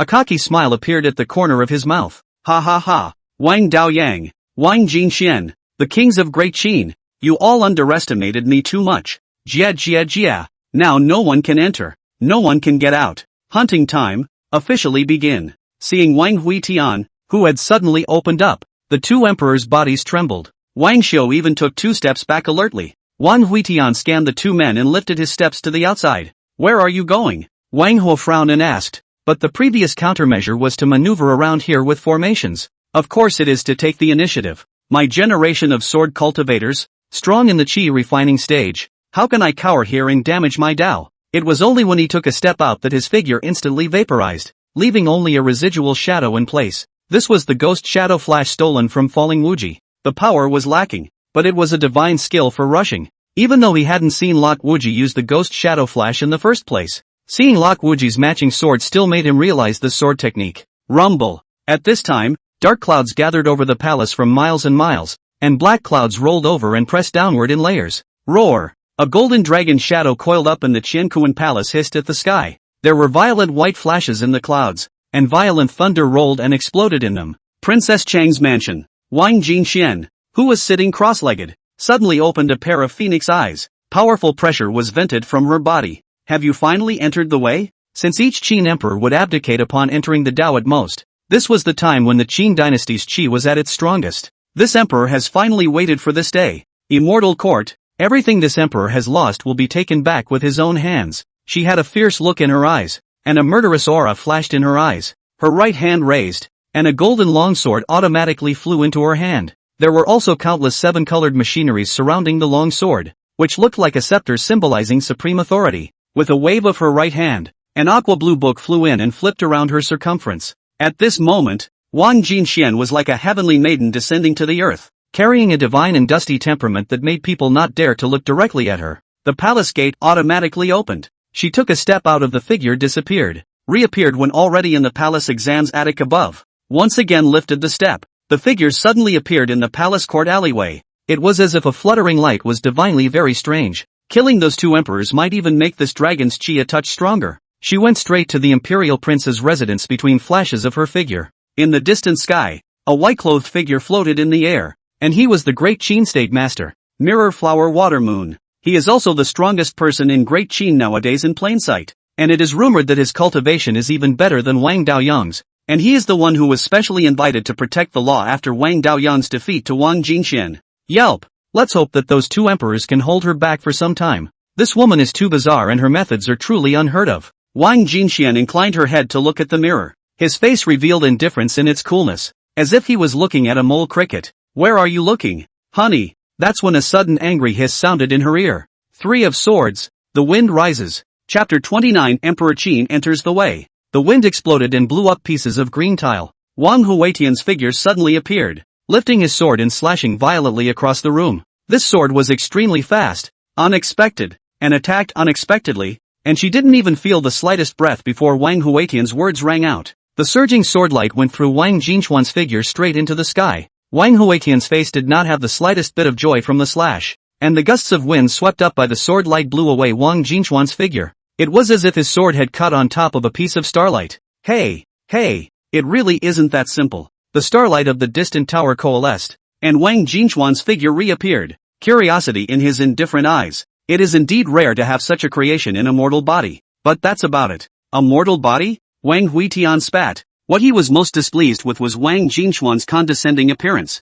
It was as if everything in the world was a passing cloud in her eyes. My son Huitian, I ask for your guidance today, Mother Superior. The gusty wind blew his long flowing hair, revealing the face that was so pale that it was devoid of air and blood. At this moment, the clamor of the wind was a sword, the long flowing hair was a sword, the curling palace wall was a sword, and even his angry mind was a sword. War! Wang Huitian's figure disappeared, the ghostly flash was launched, and the palace walls and attics along the road shattered into nothingness. Countless sword techniques were used at the same time, and there was actually a sense of annihilation. The distant Mirror Flower Water Moon raised her hand and offered a water mirror to block out the aftermath, her face extremely shocked. To be this strong at the Qi practicing stage, truly a freak. Your Majesty has really underestimated him. In the prince's mansion, the aftermath only swept through, and the formation runes that Wang Hua had painstakingly arranged were all destroyed by the sword Qi, and the two princes were like frightened cats scrambling about in panic. Escape! To the harem. But father doesn't allow anyone to enter the harem. Although Wang Hao was afraid of being liquidated by Wang Daoyang afterward, at this moment, he also knew deep down that there was no way out, so he could only bring Qin Ran to follow closely behind Wang Hua. As for those palace maids and eunuchs, most of them were stirred into blood mist before they could react, and only a few with high cultivation escaped. This is only the aftermath of the power. As for the center of the battlefield at this time, there has been only the sound of the sword, and no other. Right in the midst of these countless sword sounds a soft drink sounded. Starlight freeze. The watery blue book in front of Wang Jinxian flipped, magical ripples spreading out from her side, and all the sword smoke abruptly stopped. The golden long sword in her hand gently lifted upwards, as if she was waving it casually with ease. A piece of bright starlight drifted out from the long sword, and where the starlight shone, everything faded away, and even the water mirror of the Mirror Flower Water Moon rippled violently. Wang Huitian raised his hand, and a huge black hole appeared in his hand, and all of the oncoming starlight was swallowed into it. But this could only block it for a moment, and the black hole of the phaseless bone would always have a time when it was full of suction. The cold light sword was crossed in front of his body. Ghost shadow flash. Whoosh! His figure disappeared in an instant, and when he reappeared, he was already in front of Wang Jinxian, and the tip of his cold sword stabbed into the starlight. The body of the sword was burned red by the intense heat, but it was pointed straight at Wang Jinxuan's heart, just less than a few inches away. The aqua blue grimoire stood up to block the cold light. When metal clashing sounds rang out, and the cold light sword was shattered, with countless sharp fragments falling in all directions. Wang Huitian held what was left of cold light's hilt in his right hand, and with his left hand, he wiped at the location of the already shattered sword. and blood once again coalesced along the palm of his hand to form a blood-red sword body. Kill! The blood-colored longsword chopped out, and one of the pages in the water-blue magic book was torn apart and lifted off. Humph! Overrate yourself. Wang Jinchuan's golden longsword glowed brightly, and the countless gemstones rotating around the sword's tail suddenly stopped, and these originally messy gemstones suddenly formed a fire phoenix totem. The color of the long sword turned from gold to red, and raging flames flourished out. The sword body that Wang Huitian had condensed with his blood was vaporized in a flash, and his body was even burned into charcoal by the flames and fell. The mirror flower water moon protective water mirror exploded with dense cracks, and he flung his sleeve to take back the water mirror, and his eyes were filled with heartache. That's pretty sick, but unfortunately that's as far as it goes. At this time, the thunderclouds in the sky at the top of the Qianquan temple have gradually thinned out. The golden dragon roams in the thunderclouds, and there is a powerful atmosphere of entering the Dao that escapes, and Wang Daoyang is about to enter the Dao. Wang Jinxian no longer paid attention to the charred figure on the ground, but instead turned her head to look in the direction of the Qianquan palace. It's just a matter of time. 2 less Imperial's dragon energy won't hurt. She stepped out. Her figure in place was like a flame going out, and a wisp of fire flared up around Mirror Moon. The latter immediately pinched his hands and endless streams of water from his mouth gushed towards the wisp of fire, which was doused by the great water, and a long fiery red sword flew out of the water, with jewels spinning on it, and the fire phoenix totem transformed into a Xian turtle. 2 major star removal realm power is extremely appalling. The original lofty Qianquan palace was hardened into a huge pit, and then turned into a lake. On the floor, the charred figure's fingers twitched. Hiss, that hurts. Wang Huitian struggled to get up. His skin cracked and his flesh shattered almost beyond human appearance, but the corners of his mouth were raised high showing a mouthful of large white teeth. The black painted palms spread out, and 7 rounded gemstones like stars were grasped in his hands, which were extremely beautiful, emitting 7 colors of soft light. With all the gems on her sword, a missing 1 or 2 shouldn't be noticeable. Wang Huitian muttered in a small voice and swallowed as much of the gemstone in his hand in one bite. Hide it for later. The other hand was open, and inside it was grasping a page of watery blue paper that he had chopped off. This thing is also quite divine. It should be a good one. Thinking this way, he kneaded the paper into a ball.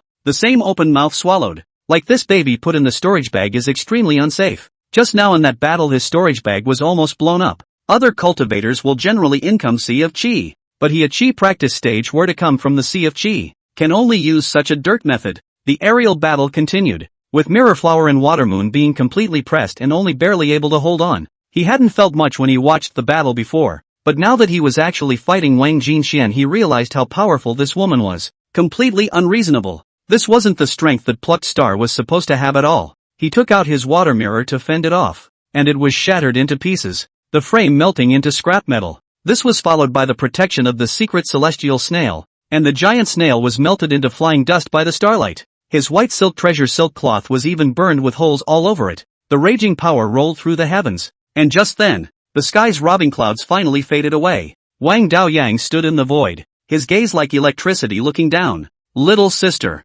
it's time to finish. Saints don't come out. The path to immortality is not open, and entering the way is the sky of this firmament. He was extremely confident now, his spiritual energy surging as if it was endless. When he lifts his hand, the Tao is natural, and every move contains the rhythm of the Tao. Wang Huitian swallowed his saliva and an envious look spread across his face. Enter the way. How many proud sons of heaven aspire to reach the realm of controlling heaven and earth, suppressing the universe? It's so handsome. Although he was envious, Wang Huitian still moved his eyes away with difficulty, his gaze looking towards the huge golden dragon coiled above the Qianquan palace. I felt the beating of the dragon vein Jindan. Chapter 30, Scattering the Bloodline. Rolling. With Wang Daoyang joining the battle, the strength of both sides had finally reached a balance. Anyone did not expect Wang Jinxian to battle Wang Daoyang, who had stepped into the Dao, and piggybacked on a mirror. Although the 3 of them fought hard, it was still too difficult to steal the golden elixir from under the noses of the 3 of them. This golden dragon doesn't seem weak either. Wang Huitian sighed and didn't move presumptuously, but instead manipulated the red willow sword Qi again to start stitching up the body. As the saying goes, 3 years new, 3 years old, 3 more years of sewing. The skin still can't be shed. You're a lucky man if you don't die like this. A hoarse and rude voice sounded behind Wang Huitian, and the visitor was wrapped in a pitch-black trench coat. Even his face was hidden inside the trench coat. You really can manipulate the city protector formation. If that's the case, why don't you let your master in instead of me? The gusty wind blew the windbreaker hunting, rolling up a corner of its face hood. revealing Wei Zhuang's rather rigid face. This is where Wang Huitian found help. My master is too timid to see such a scene. Wang Huitian was still sewing up the wound with his head down, his expression serious and solemn. What's next? Wei Zhuang looked at the great battle in the air and his face was unusually grave. If he didn't need Wang Huitian to save his life, he wouldn't have gotten involved in the crap here. No matter who wins in the end, he is still the left minister of Great Qin, holding supreme power. In a moment, you go and stop them. I'll kill the golden dragon and get the dragon pearl. Wei Zhuang's eyes widened, and in his heart, he had a sentence of shameless child that he didn't know whether to speak or not. That was one initiate, 2 peak plucked stars, and one of the plucked stars was able to press the initiate into a fight. You want me to stop it? Seeing Wei Zhuang's face full of resistance, Wang Huitian looked contemptuous. This year's star picker are so small guts. Really rely on anyone is not as good as relying on yourself. Then I'll stop it, and you kill the dragon for the pearl. Remember, you only have 10 breaths. After saying that, Wang Huitian stood up. Resting for so long, it was enough. He raised his steps in the direction of the Qiankuan palace, while Wei Zhuang stopped in place to look at the limping figure. How sure are you? Wang Huitian didn't turn around and didn't say anything. Grasp? There's a load of certainty. But so what if he wasn't sure? He wasn't sure when he swallowed the medicine to refine his qi. Everything needs to be grasped. And how is that any different from someone feeding food into your mouth? Don't worry, left minister. This king is very sure. The dragon Dan is at your fingertips. It's just that now I need you to collect it for me. Wang Huitian's tone carried arrogance and confidence, as if picking a star to enter the Tao was nothing more than that in his eyes. He would have believed it if not for his charred body and the limp. Alas, the ship of thieves. Wang Huitian didn't care what Wei Zhuang thought. He walked to the Qiankuan temple and looked up at the tussle in the dome of the sky. Come on, you guys. Only those who win can challenge this fairy. At this time he just liked to take himself as the final boss. Just waiting for the 3 people to fight a defeat, is when he shot to harvest. Hearing Wang Huitian's arrogant words, the 3 of them did not make any movements. Perhaps they felt that Wang Huitian could not make any waves from the beginning to the end. In order to avoid the 3 being alerted, Wei Zhuang's figure was once again hidden. However, Wang Huitian knew that he had already entered the Qiankuan palace. In the sky, Wang Daoyang sacrificed the Great Qin seal. Wang Jinxian sacrificed the Water Blue Book. The 2 great magic treasures collided and set off a violent might. For a time it was actually a stalemate. Mirror Flower Water Moon figure from behind Wang Jinxian phantomed out a palm slap to the latter. Wang Jinxian hand golden long sword into endless starlight. As to the Mirror Flower Water Moon put on a golden long coat. Starfall. Rumble. Thousands of stars exploded. The bloodstained figure of Mirror Moon fell from the sky. Do it! Wang Huitian Ghost Shadow Flash launched. Mirror Flower Water Moon, whose body was falling in the air, only felt a weight on its abdomen, and Wang Huitian had already appeared on top of it. With his feet on Mirror Moon's abdomen and his hands behind his back, he looked down at the latter. Master Kakushi, it's been a long time. Mirror Flower Water Moon was horrified in his heart. He had just been injured by Wang Jinxian, and his spiritual energy was depleted. It was precisely when he was the weakest in his life, but it was Wang Huitian who snapped it this time. Sword 5. Hunt. Wang Huitian grinned. The warm and genial-looking smile fell in the eyes of Mirror Flower Water Moon, but it was like a demon with open fangs. As Wang Huitian's 5 fingers pressed on his chest, the ribs in his chest turned into sharp swords, churning and stabbing at the sea of qi in unison within his body. How dare you! Boo! There was only time for a hiss as both bodies crashed to the ground at the same time, rolling smoke and dust kicking up. At the same time, Wei Zhuang, who was hidden in the Qiankuan palace, also struck out, and behind him a huge phallic tripod stood up and fiercely grabbed at the golden dragon. Roar! The golden dragon twisted and rolled on the ground from the attack. Sensing the golden dragon crisis, Wang Daoyang and Wang Jinxian in the sky simultaneously changed in color. 2 people now stalemate. No matter who hastily stop will suffer serious injury. Can be said that Wang Huitian hands to grasp the timing is extremely accurate. Wei Zhuang, you dare to oppose me? Wang Daoyang's angry roar exploded. Your Majesty, I can't help it. Wei Zhuang replied as he grabbed the golden dragon and clunked it. Boom boom boom. The towers around the Qiankuan palace. Countless gates opened at the same time. Tens of thousands of forbidden guards killed out from them. This is Wang Daoyang's last barrier, the most trusted diehard. The head and deputy commander of the forbidden guards are all at the cultivation level of the God of Transformation, and the soldiers under them are all above the foundation establishment level, with tens of thousands of people charging and killing at the same time under a monstrous momentum. King of Jinbei, stop them! Wei Zhuang yelled, his expression grave and unimaginable. Even if his cultivation had already reached the star picking, but ants bite like elephants. Once he was entangled by the forbidden guards, the consequences would be unimaginable. Alright, at least you're a star-picking powerhouse, yelling and screaming all day long. Wang Huitian walked out from the smoke and dust. He stood on the stone steps in front of the grand hall, facing tens of thousands of forbidden guards looking breezy. Recently, this king has been comprehending the cactus given to him by his royal uncle, and he has occasionally gained some insights and realized a skill, which I now invite you all to enjoy. When he finished speaking, he backed the charred blackness of his upper body down a bit, revealing a well-defined collarbone. Between the two collarbones there was silver-white silk threaded through the flesh and blood tied in a bow. Wang Huitian raised his hand to untie the knot for a split second, and his skin began to crack from the silver silk thread, which was clearly the red willow sword chi that he used to sew up his cracked skin. In just a few moments, cracks in the skin that had lost the bondage of the sword chi crawled all over his body. Gradually, small pieces of skin began to fall off. There was no flesh or blood underneath the fallen skin, and scarlet sword chi could be seen slowly flowing, and these flowing like blood were blood-killing sword chi. There was a loud bang and the overburdened skin burst as much as it could. The blood-killing sword chi flowed out from it, spreading in all directions, and when the sword chi spread over the earth, only a jade-like withered bone was left in its original position. But this wasn't a real human bone either. It was condensed from the chasing sword chi. Withered bone head, two red light in the sunken eye sockets jumping. Originally invisible broken idea sword intent, but now exudes a profound cold light. Losing the binding of the skin, black hair turned into silver and drifted away. Some of it spilled onto the eaves of the house, and some of it spilled onto the ground along with the flow of the blood-slaying sword intent.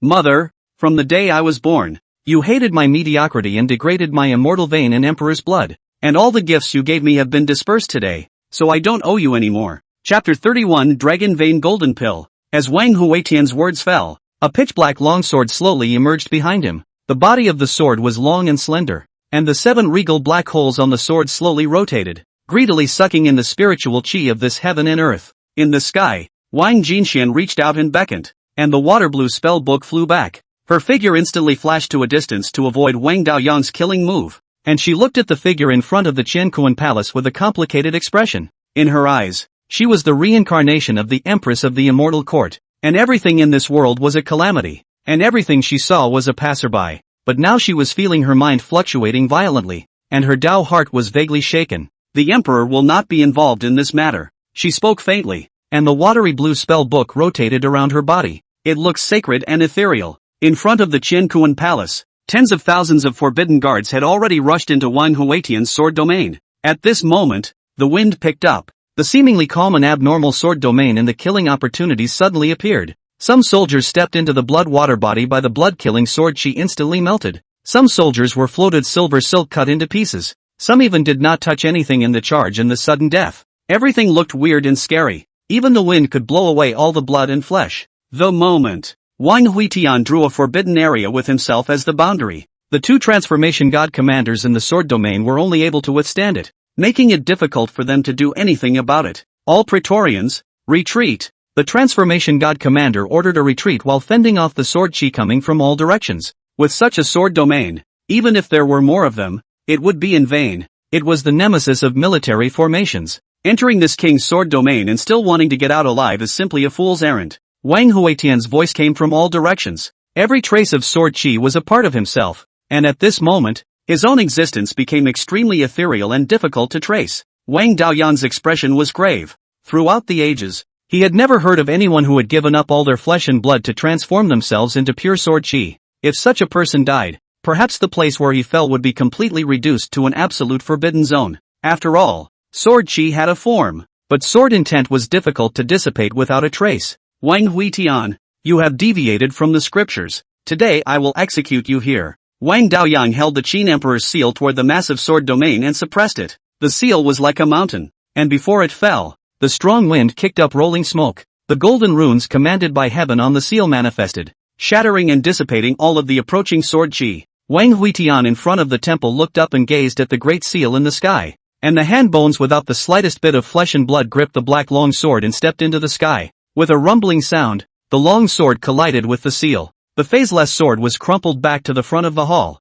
and his skeleton made up of hunting sword chi directly shattered and exploded. Wang Daoyang's figure landed on the ground along with the seal, frowning as he gazed around. Next to the phaseless sword, countless blood-slaying sword chi flowed back, forming a figure covered in scarlet. Your Highness, hang in there a little longer. I'll be fine in a minute. Behind him, Wei Zhuang Dharma phase rode on the golden dragon. One hand pressing on the dragon's head and the other probing the golden dragon's body for the location of the dragon Dan. Wang Huitian drew his phaseless sword as his blood-colored body rushed towards Wang Daoyang. Kill! The winds rose up, the earth's veins flipped, and the red willows fluttered. All the raging sword chi moved with him at the same time. The entire imperial city trembled, and the original remaining houses of the imperial palace were even twisted into ruins. The two figures were constantly engaged in battle, and wherever they passed, smoke and dust flew, and swords roared. Although it looked even for a moment, Wang Huitian's sword chi was decreasing. Perhaps when his sword chi was less than enough to coalesce his body he would completely dissipate. Sinful animal, you will die today. Wang Daoyang clenched his hand on the sword. The Qin Wang sword was offered by him, and wherever the sword swept through, nothing was unbroken, and only the phaseless sword was able to fight against it. Right at this moment, the golden dragon behind him suddenly let out a wail, and the huge dragon body twisted and fell to the ground. Your Highness, got the dragon pill, go! With a roar, Wei Zhuang grabbed the lead and ran towards the outside of the palace. Outside the palace, Mu Qingshi was lying on her back on the aquamarine blue large formation shield, one hand resting on her willow eyebrows to block out the light, her large eyes fluttering as she looked inside. She could only vaguely hear the furious sound of swords chirping inside the palace, but she could see nothing. Right at that moment, the large formation shroud suddenly contracted towards the palace once again. Ouch! Losing his support, Mu Qingshi fell forward with an unsteady center of gravity. She rose hastily, her eyes sweeping around. Okay. Though the outside of the shroud was crowded with the group of ministers who had come to see what was going on, no one paid any attention to her. As the big array contraction, a flash of bloodlight appeared and stopped in front of Mu Qingshi. He was covered in red sword chi condensed into, could not see the face, but gave her a sense of familiarity. What are you waiting for? Take sister and evacuate the imperial city. After the words, the bloodlight once again transformed into a monstrous sword chi and went straight to the outside of the city. Although the ministers guarding the outside of the palace saw a sword chi shooting out from the palace, however, they did not pay much attention to it. They were all shocked by the scene of a corner of the palace revealed by the large array at this time. The original towering and magnificent palace walls had collapsed as much as possible, and the palace's lofty and luxurious agate buildings had been turned into endless ruins. The large formation contracted to the range of the Qianquan palace when it stopped again, and Wang Daoyang's angry and suffocating hiss came from inside. Mu Qingshi looked around and quietly backed away after seeing that no one was paying attention to him. Seeing the collapsed palace reminded her of her sword blade. Mom, you scared the out of me. She patted her chest and quickly rushed back to the second prince's mansion. At this time, Baixin Honglu and the others were sitting together with a nervous expression. Seeing Mu Qingshi come back, Baixin hurriedly went forward to ask, Master, where is Senior? Mu Qingshi glared at Baixin. Senior brother. All day long he only knew how to ask about senior brother, and didn't care more about her as a senior. But how would she have time to explain to a few people at this point? He's left the imperial city. Let's hurry up too. I'm afraid we won't be able to leave if we're late. Red Willow, you little ones come with me as well, to avoid being intercepted on the way. Several people quickly left the mansion without alerting the servants left behind by the second prince earlier. The other side, the blood-red sword chi drifted and wandered with the mountain wind, eventually stopping at the edge of a stream in a dense forest outside the city. Wang Huitian bent down and looked at his reflection in the stream for a long time in silence. He looked evil in this appearance, and no longer had the boyishness and gentleness he had at first. This, perhaps, is the price to be paid for growth, he murmured, his fingers gently placed in the water.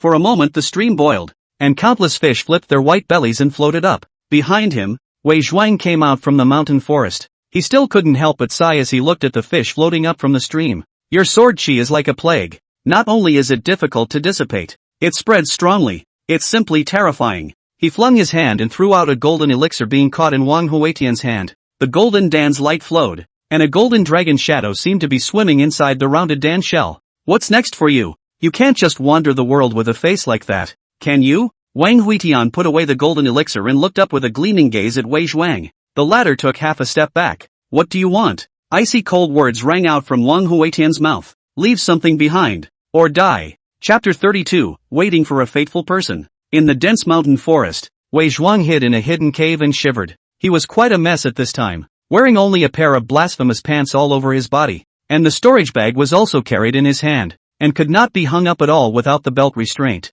Damn Jinbei King, even robbing my clothes. Bah! A family of bad seeds, shameless things, how can I go out to meet people? Wang Huitian didn't care about him that much. With Wei Zhuang in this costume, he completely hid his figure and couldn't be seen from the outside. It should be said not to say that the white trench coat and hood looked like it had been specially prepared for him. Walking up the trail and picking a higher peak, he looked up into the sky. Wanted to wait for someone who was meant to be. After all, it was extremely far from here to the Green Mountain. He couldn't keep relying on his incarnate sword chi to fly, could he? If he were to be seen by a hidden great power, he would definitely be treated as a demonic cultivator to be cooked. In the sky above the mountain forest 100 miles away from Wang Huitian, a flying boat was coming at a rapid pace, and by looking at the direction it seemed to be on the same path as Wang Huitian. On the flying boat Lot Wuji sat on the ground, his handsome face carrying a calm and confident look. There were a few Wandao Mountain disciples surrounding him, and all of them were looking adoringly at this main peak head disciple. Elder brother Locke,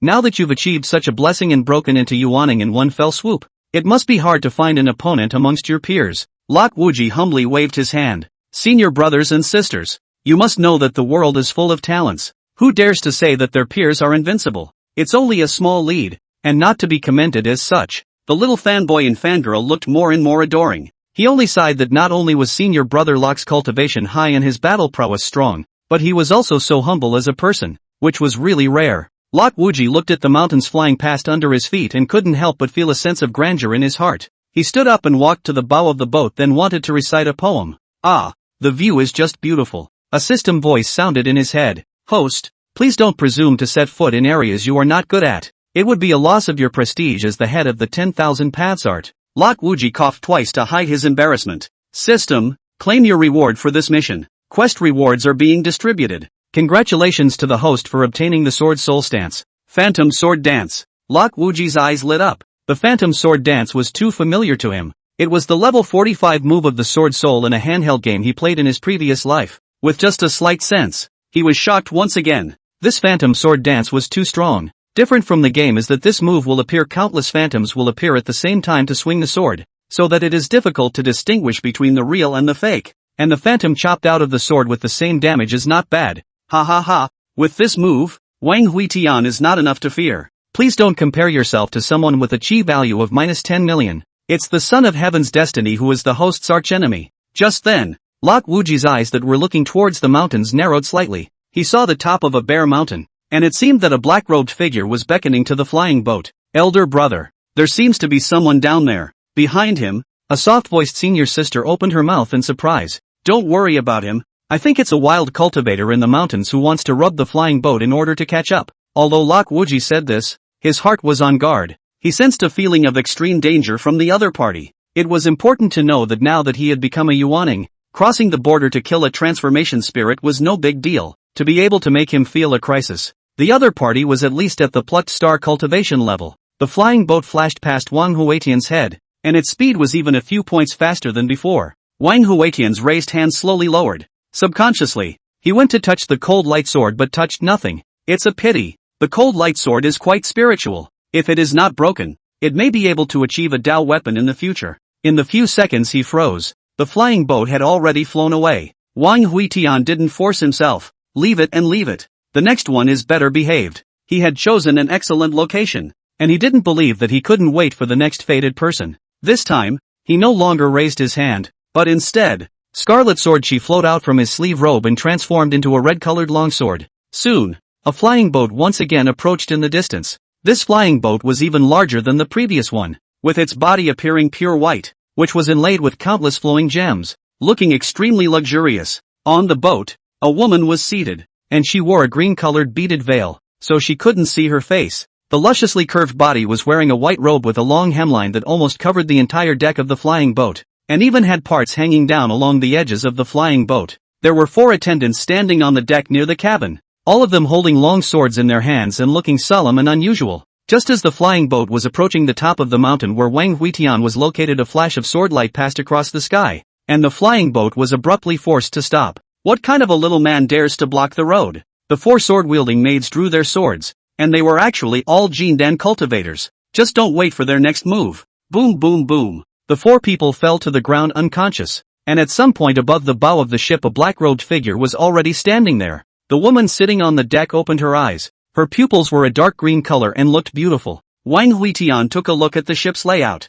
and then looked at the woman wearing a veil in the center of the surprised opening. Is this place some kind of cult? Why is it so fancy? The woman stood up, her hands clasping her orchid fingers and presenting a cross to protect her body. The left leg steps forward in a slight bow, looking unusually graceful. Wandao Mountain green and white flower. Meet senior. Wang Huitian stared, his brain spinning frantically. Do we have such a person in Wandao Mountain? Thinking for a long time, he finally brightened up, hurriedly came up to measure the green and white flowers, but the other party wore a veil, and could not really see. Are you the green-skinned, white-robed, Sword Immortal Li Yi's disciple of that goddess? Qing Baihua didn't answer, but instead, her eyes stared straight at Wang Huitian's feet. Elder, you're stepping on my robes. The white robes are stained with filth. The Heavenly Maiden Lord will condemn me. Wang Huitian asked with interest. Who is the Heavenly Lady Sama? The green and white flower spoke languidly. I am the Heavenly Maiden, and all the women of this world are Heavenly Maidens, and all those who are self-reliant and self-loving and believe in the Heavenly Maiden are Heavenly Maidens.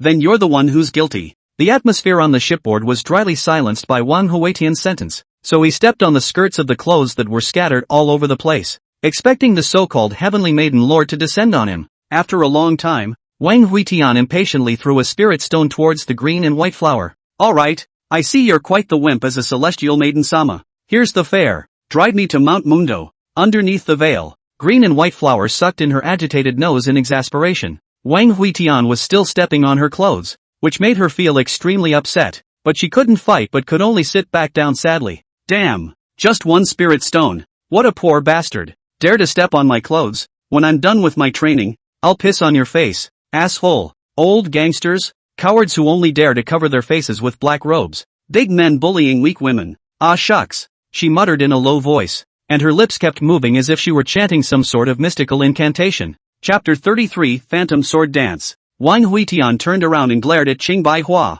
His sword chi was spread throughout the entire flying boat from the time he boarded the boat, and any movement on this boat could not escape his eyes. Why are you cursing? There's another flying boat in front of us. Go after it. Qing Baihua hurriedly shut up. She didn't want to die at a young age. You misheard me. Sir, I was just reciting the incantation of the Celestial Maiden. It is said that at the beginning of the heavens and the earth, the first person in the world was a woman. She used the sky as a quilt and the earth as a bed, and recited this incantation to successfully conceive a second human being, and you, my guest, guessed whether the second human being was a man or a woman. Wang Huitian raised his hand impatiently to interrupt. He now somewhat regretted getting on this flying boat, which made him remember his own flying boat, which he had just ignored, more and more. What are you talking about? Go after them. Yuck. Uninspired. Green and white flower once again muttered in a thin voice, but it did speed up the speed of the flying boat. Guest, my spring white colorful moon is a top-grade treasure weapon level. Not only is it beautiful in appearance,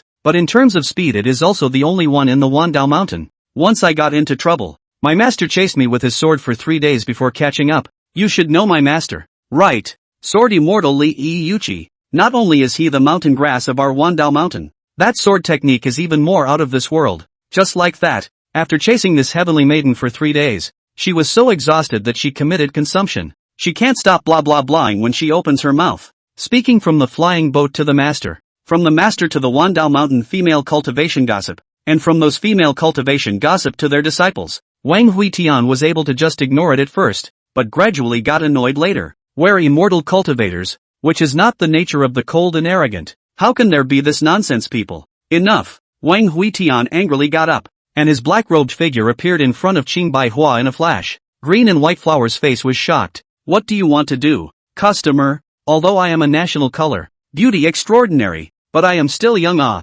lot of places have not yet developed. Not waiting for Qing Baihua to finish speaking, Wang Huitian flung his hand and the green-colored beaded curtain covering his face was flung aside. Her looks were just as she said. She was as beautiful as the country. Absolutely beautiful, but it was a pity that she had a long mouth. A wisp of white sword chi floated in to be clamped in his hand by Wang Huitian's 2 fingers. He copied the sword chi fingers brushed over the red lips of Qing Baihua. The sword chi was like silk thread sewing up the latter's entire mouth. No matter how much she struggled, Wang Huitian was unmoved. The figure flickered back to the bow once more. Even with his mouth sewn shut, he still felt annoyed and wanted to get as far away from her as possible. The 4 swordsmen who woke up were holding their long swords, standing in front of the cabin and shivering, wanting to come up to rescue King Beiwa but somewhat afraid to do so. The flying boat traveled for half a day, and the shadow of the previous flying boat could already be seen ahead. Wang Huitian's mouth grinned. At last I've caught up with you. If you dare to refuse me, I'll kill you alive. the stream of blood-colored sword air transformed into a large bow,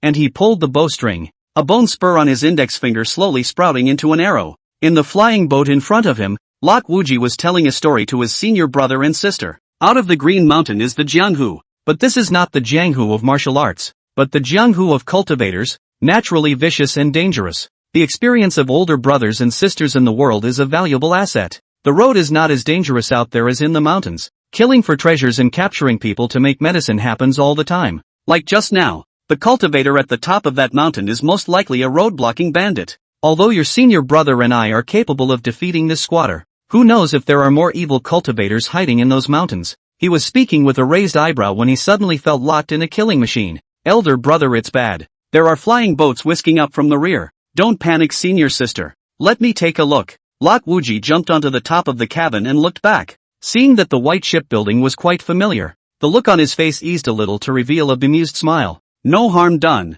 It's senior sister Ching's shipbuilding. He had just breathed a sigh of relief when he saw an arrow shooting towards him from the rear boat tower, its speed as fast as thunder. The air rippled in circles along the arrow's path. Under the horror in his heart, his long sword was sheathed. Phantom sword dance. Lok Wuji figure split into three. Split body and the body at the same time out of the sword. This move of the sword is extremely fast. Flinging between the long sword can only be seen road residual shadow. Countless crescent-shaped sword chi coalesced in front of him. Ha! With a loud shout from him, all the sword chi shot out. Rolling, the crescent sword chi collided with the arrow in the air, and a violent explosion resounded through the heavens, turning the surrounding space into a blaze. And in the afterglow of this bright explosion there was a half-broken arrow shooting out from it. Lok Wuji's face changed drastically. It was already too late to use other moves. The arrow was blocked by the phantom sword dance and its aim was slightly shifted, slanting into the back of falling Wuji's foot as it fell downwards. Ouch! My ass! That hurts! Lok Wuji clenched his teeth and held his feet,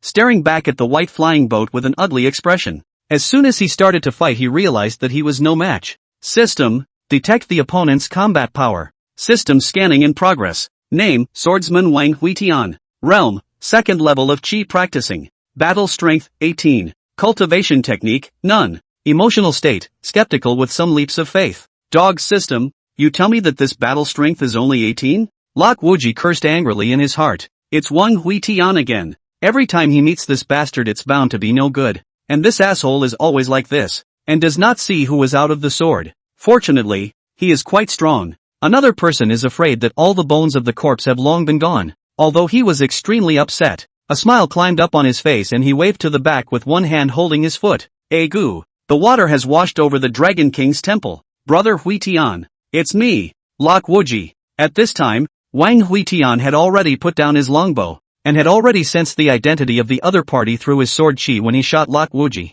His figure appeared in a flash on the falling Wuji flying boat. Brother Wuji, when we were detained together by the Red Maple Valley, we were considered to have suffered together. Nay, Brother Wuji left in a hurry at the time and didn't catch up with you properly. Lok Wuji's heart thumped. Although this was said in a nice way, it implied sarcasm, complaining that he had left without taking him with him at that time. Harm, this matter is blamed on my master. He said that Brother Huitian will be ransomed at Uncle Mu's expense. That said, the means Brother Huitian used to cross the flying boat just now was quite similar to a sword technique I used. Wang Huitian naturally knew what Lok Wuji was talking about. Can it not be similar? It's practically the same. Brother Wuji, the sword technique you used just now was quite dazzling. I wonder what it's called. Mentioning the phantom sword dance drop, Wuji face flashed with self-satisfaction. The system product must be a fine product. Naturally able to fight and look good. This sword skill is called phantom sword dance. It is created by this male son. The sword moves like a dance, and the sword comes out like a phantom.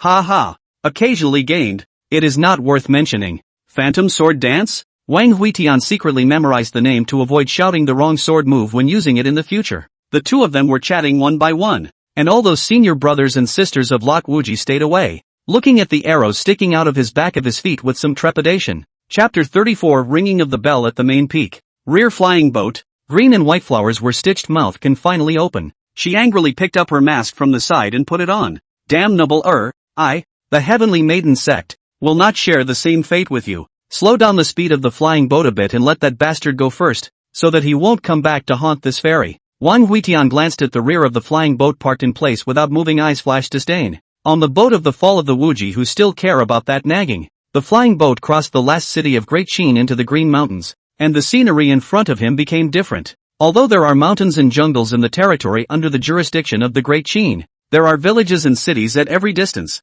and into the Green Mountains are all green. The occasional attic is also hidden in the peaks. The Green Mountains in the many sects. The most powerful is the Wandao Mountain, the Heavenly Sword Sect, back to the peak of the Holy Land. Approaching the Wandao Mountain, Wang Huatian's feelings of returning to his hometown became more and more urgent. He felt that it had been a long time since he had seen Yu Yao, and he missed it very much. Fig. Unexpected winning move. Mu Qingshi and the others had already returned. Only Hua Chenfei had left on his own to return to the Red Maple Valley after entering the Green Mountain, and only the Red Willow siblings had arrived at the sword front as guests. In the bamboo forest path, Yu Yao was carrying a broom to sweep the leaves on the road. Seeing the crowd of people coming with swords in the air, she hurriedly threw the broom aside and greeted them. Master, sister. Several people jumped off their flying swords and landed in the forest. Hong Lu was slightly surprised to survey Yu Yao, only to see the little girl rather shyly hiding behind by Xin, only revealing half of her little head as she looked at the two Hong Lu siblings. This is Yu Yao? Red Willow looked around rather suspiciously. This sword peak was quite desolate, with only a few bamboo huts, and there seemed to be no one else besides the little girl in front of her. This sword blade is only a month, Yao? Seeing White Core nodding, Red Willow still couldn't believe it and opened her mouth to ask again. What's wrong with senior sister Hong Lu? Of course my sword blade is only 1 month, Yao. No, nothing. Hong Lu shook her head rather awkwardly. When she was in the Imperial City, she often heard Wang Huitian reciting about Yu Yao. Originally thinking that this Yu Yao should be a stunning beauty, how could she think that it would be a 12 or 13-year-old little girl? Thinking of this, she blushed slightly, and a ridiculous thought flashed through her mind. Murphy? Damn it! Huitian is definitely not like that. Not what kind of people? Whiteheart asked curiously as he came up to the table. Hong Lu glanced at Yu Yao, her face slightly blushing. Seeing the other party's demeanor, Baixin's heart was clear. So this guy didn't think about himself and his master, but instead he thought about little Yu Yao. Humph. Senior sister Hong Lu, my senior brother is that kind of person. You must keep your eyes peeled. The two siblings stayed at the sword front in this way, and now that Yi Bai had taken Qinsha to Kanglan Peak, the three people left here, including Mu Qingshi, were not too formal, and usually, Mu Qingshi went to hang out with her old girlfriends, while Bai Xin focused on cultivation, making the mountain even colder. Hong Lu looked at the mountain path every day and was worried about whether Wang Huitian would return safely, until 7 days later. Red Willow was a little bored wandering up the mountain path. She strolled along, her petite body suddenly froze. A black-robed man was squatting on the ground staring blankly at the bamboo leaves in a bamboo forest clearing in the distance. The man was wrapped in a black robe, but with that look of concentration. Who else could it be but that dogman? Her face was instantly bruised, and she was somewhat unable to hide her anger. I've been waiting for you for 7 days on the mountain with worry, and you're down there groping and shrinking to enjoy the flowers. It's just not human. When did you get back? Wang Huitian turned his head and saw Hong Lu with a happy face. Well, it's a red willow. Come and see what I've found. A very straight and handsome bamboo leaf. I asked when you came back.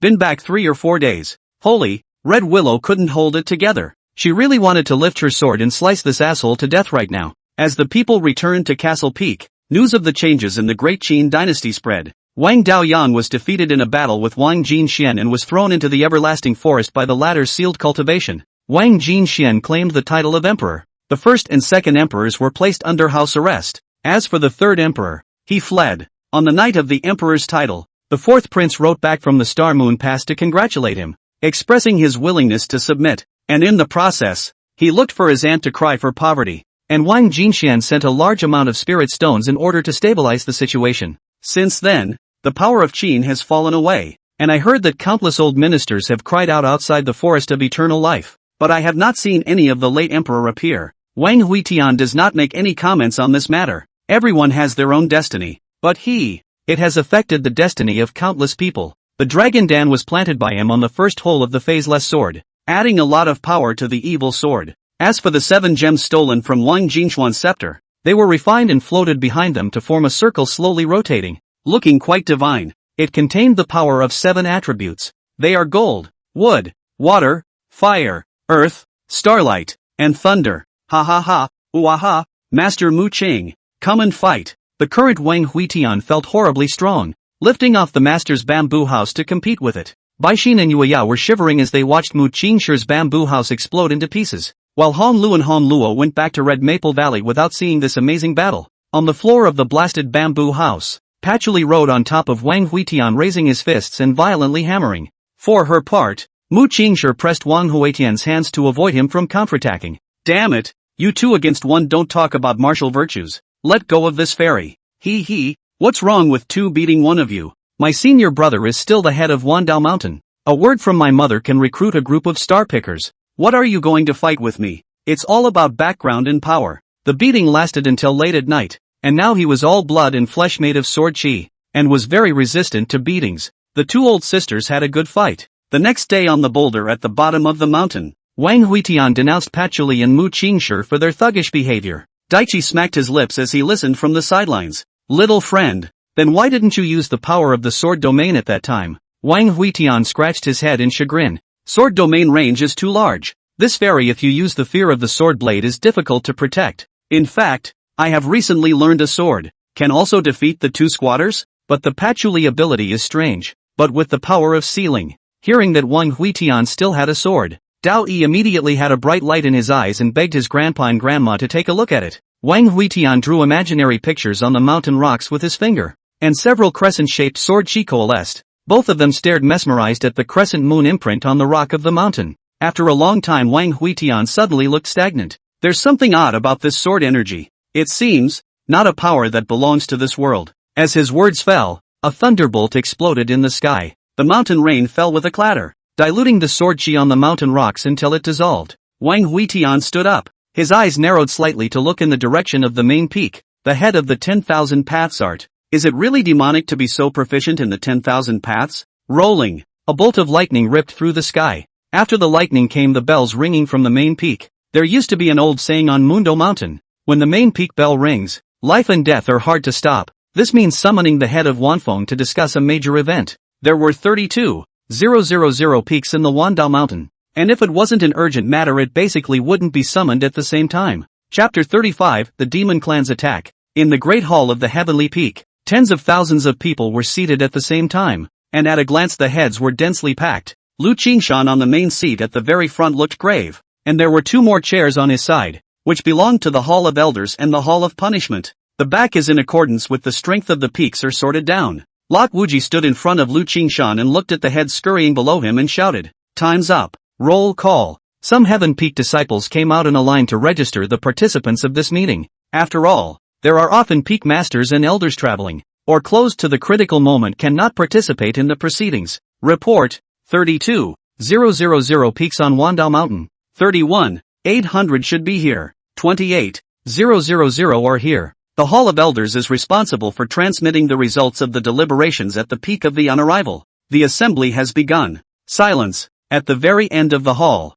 the peak masters in front of them were able to salvage a reclining chair, but when they arrived here, they could only pick up a small bench. Wang Huitian sat on a small bench and looked around with a scowl. He was still a little nervous about attending this kind of meeting for the first time. "Brother, is there any news about what's going to be said at this meeting?" Patting the little Jindan stage old man next to him, Wang Huitian asked rather curiously. The little old man made a silent gesture, signaling Wang Huitian to lower his voice. "Recently, Lang Xiao has been stationing his troops in the Green Mountains, and the great Qin Empress has taken the throne. So I think it has something to do with this." Taking a look at Wang Huitian dressed oddly, his entire body shrouded under black clothes and a mask on his face, the old man asked rather vigilantly, "I don't know which peak master you are, elder brother. I am Wang Tianhui, the peak master of Manshan Mountain, and I have just recently assumed my position." The old man stared at his eyebrows and thought for a long time but could not think of this Mianshan. But listening to the voice, this Wang Tianhui seems to be not very old. Surprisingly, it has already been noble as the master of a peak, and immediately wanted to make some friendship. "So it's Peak Master Tianhui, long time no see. This Tao is Bulzir Peak Master Liang, pleased to meet you." The two of them chatted. Wang Huitian shared with Liang his thrilling fight against the lazy donkey pulling the mill master, while Liang told Wang Huitian about the twists and turns of his own journey into the immortal path. When the words get deep, you can't wait to pay your respects on the spot. Because they were too involved, they didn't even realize that a standing figure had suddenly appeared beside them. "Two peak masters, please be silent. My master is speaking." Lok Wuji's icy voice sounded behind him. Wang Huitian twisted his head to look at him, and the moment the two lines of sight intertwined, Lok Wuji's words that were originally going to be reprimanded were swallowed back in his throat. "Brother Huitian, this is the Peak Masters Conference. How do you blindly get together? If you can participate, why can't I? Wang Huitian lazily ignored him and turned back to try to continue climbing with Lai Yang. Just at this time the little old man has a dignified face, look respectfully listening to Lu Qingshan's speech. Hands also took out a pen and paper. Extremely serious notes. Lok Wuji held his forehead. It was not good for him to kick Wang Huitian out when the matter had come to this. The main thing is that this guy doesn't always listen. Then, brother Huitian, sit here and listen well, and don't climb into conversation with others. Seeing Lok Wuji's departing back, Wang Huitian's eyes narrowed slightly. Lok Wuji was not right. The more he looked, the more wrong he was. At the front of the hall, Lu Qingshan finally got to the point after some process-oriented opening. It turned out to be the demon race's holy son who had somehow fallen in the human race's territory. The White Tiger Demon King had entered the human race under the banner of avenging his son's death, and had already exchanged fire with the Huifeng Holy Land. Wang Huitian stroked his chin. Speaking of the White Tiger, he remembered something. When he killed Mirror Moon before, the other party seemed to have transformed into a white tiger. Hey, there's no such thing as coincidence. Shaking his head, he dismissed the distractions and continued to listen carefully. At this moment, Lu Qingshan above him was speaking more and more agitatedly. His body's star-picking realm aura was fully opened, and his might was astonishing. As a human clan, how can I, Wan Dao Mountain, watch the Huifeng Holy Land fight alone? With immediate effect, the entire clan prepares for war. If the demon race steps out of the 100,000 mountains, I, Wan Dao Mountain, will be the second line of defense, and I will defend it to the death. In the crowd, Lok Wuji and a group of Skypeak disciples all shouted along with their voices. Hold your ground and don't retreat. Hold your ground and don't retreat. Seeing that the atmosphere was set extremely well, Lu Qingshan pressed his hand. From today onwards, the task hall is open to exterminate the demon race missions. All disciples above the foundation establishment stage can take them. Wang Huitian's eyes were bright with essence. Knowing that the demon race was full of treasures, coupled with the quest hall rewards, it was a double pleasure. Although it was extremely dangerous to fight with the demon race, how could cultivating immortals not be dangerous? Even if he hid in the sword blade. So what? Yesterday he was almost interrupted by Patula's breath. The mother tiger in the family only knows how to help others. This sword blade, if not for Yu Yao, he is not able to stay for a day. Thinking of this, Wang Huitian immediately stood up and raised his fist to shout, "Kill the demons and earn spirit stones! Kill the demons and earn spirit stones!" In the distance, Lu Qingshan heard a response from a peak master in the hall, and his heart was pleased. As long as the spine of the Wandao Mountain cultivators was still there, and their killing spirit was still there, then the demon race would never want to step out of the 100,000 mountains. This world is still the world of the human race. He turned his head to look at the place where he was drinking high. The smile on his face disappeared in an instant, and he turned his head to fiercely glare at Mu Qingshi, who was sitting next to him, causing the latter to be dumbfounded. The general meeting was held until the evening, in which it was basically Lu Qingshan mobilizing. Once the demon race broke through back to the peak Holy Land, the Wandao Mountain would be facing the demon race directly, and it was natural to treat this matter with extreme caution. Early in the morning of the second day, Wang Huitian came to the mission hall to receive the demon extermination mission. The temple was abuzz with people. It seems that yesterday Lu Qingshan's moving words were very effective. Wandao Mountain claimed to have 1 million immortals and 10 million immortal disciples, most of which were at the foundation establishment stage and the Jiedan stage, and at a glance the mountain was filled with people. He squeezed hard all morning without squeezing in, and had no choice but to return to the sword blade with his head hung in shame. These days, no matter what you do, the competition is also too fierce. That night, Bai Xin and Mu Qingshi left sword front, leaving only him and Yu Yao on the mountain. Yo, are you scared to sleep alone at night? Elder brother will tell you a story. Hiding in the bamboo house, Yu Yao buried her whole body in the quilt and shivered. She was not afraid of the darkness and ghosts, but most of all she was afraid of Wang Huitian. The bastard stayed at her door muttering all night until the morning, when he left in disgrace. Just half a day later he once again returned to the sword blade, looking quite angry, coupled with his wide black robe and red mist surging face. Straight scared Yu Yao even dare not go out of the door. Bastard! They targeted me, saying something about only being able to receive quests at the foundation stage or above. Looked down on me at the chi practicing stage. I still remember the look in his eyes. He looked down on me. Yu Yao, open the door. I'll tell you the face of those people. Yu Yao didn't even dare to sleep on the bed this time, her whole body shrinking at the foot of the bed. Elder brother, I'm already asleep. Outside the door Wang Huitian showed his teeth flower. Yu Yao did not open the door, he could only leave helplessly. Halfway to the road he suddenly laughed. Although Yu Yao is a superb sword, but this Wandao Mountain heavenly pride countless, perhaps not to be referenced from her. His eyes lit up at the thought. and he had a new goal in mind. Chapter 36 Lok Wuji harassed. In the Heavenly Peak 100 Eyes Hall, Lok Wuji, who had dealt with affairs for a whole day, stretched his waist. Due to the war between the demon race and the Huifeng Holy Land, he was in charge of the internal coordination, and the extremely large number of affairs had made him quite tired in the past 2 days. Back at his lodgings he collapsed on his bed and went to sleep. It was just too much mental exertion. Ding! An intruder has been detected. Please be vigilant, host. He had only just laid down when he popped up, a flash of sternness on his face, and a trace of fear welled up in his heart. I did not expect that the hall of the heavenly peak of the Wandao Mountain that there are small people dare to sneak in. If not, the system to remind him almost caught the road. Who? Come out here. Divine Sense in the house swept through and did not find any abnormalities. Got up and circled around the residence. Even if the Divine Sense has not found any, still do not dare to have any lightheartedness. Strange. After turning around twice to sit back on the bed again, Lok Wuji shook his head, probably hallucinating from the recent mental strain. He muttered to himself and lay back down on the bed and closed his eyes in a false sleep, which was soon followed by a light snoring. Another half hour passed. The candle flame in front of Lok Wuji's bed suddenly trembled, and a black shadow slowly stepped out from behind the gauze tent, his huge body hidden under a black robe, his face wearing a naive panda mask. The bedfell Wuji eyebrows gently trembled. Hidden in the quilt, left hand pinched a finger trick, just about to make a move only to feel the sea of consciousness heartstrings a break. Crap! The realization hit me. His heart was startled, the system's warning frantically ringing in his head, but to no avail. His consciousness had fallen into chaos, and all thinking stopped for a split second. Is this what death feels like? It's so familiar. The Green Mountain in the early hours of the morning was full of mist, and the sound of morning exercises gradually resounded outside the house, and some disciples were curious to ask about it. Yelp!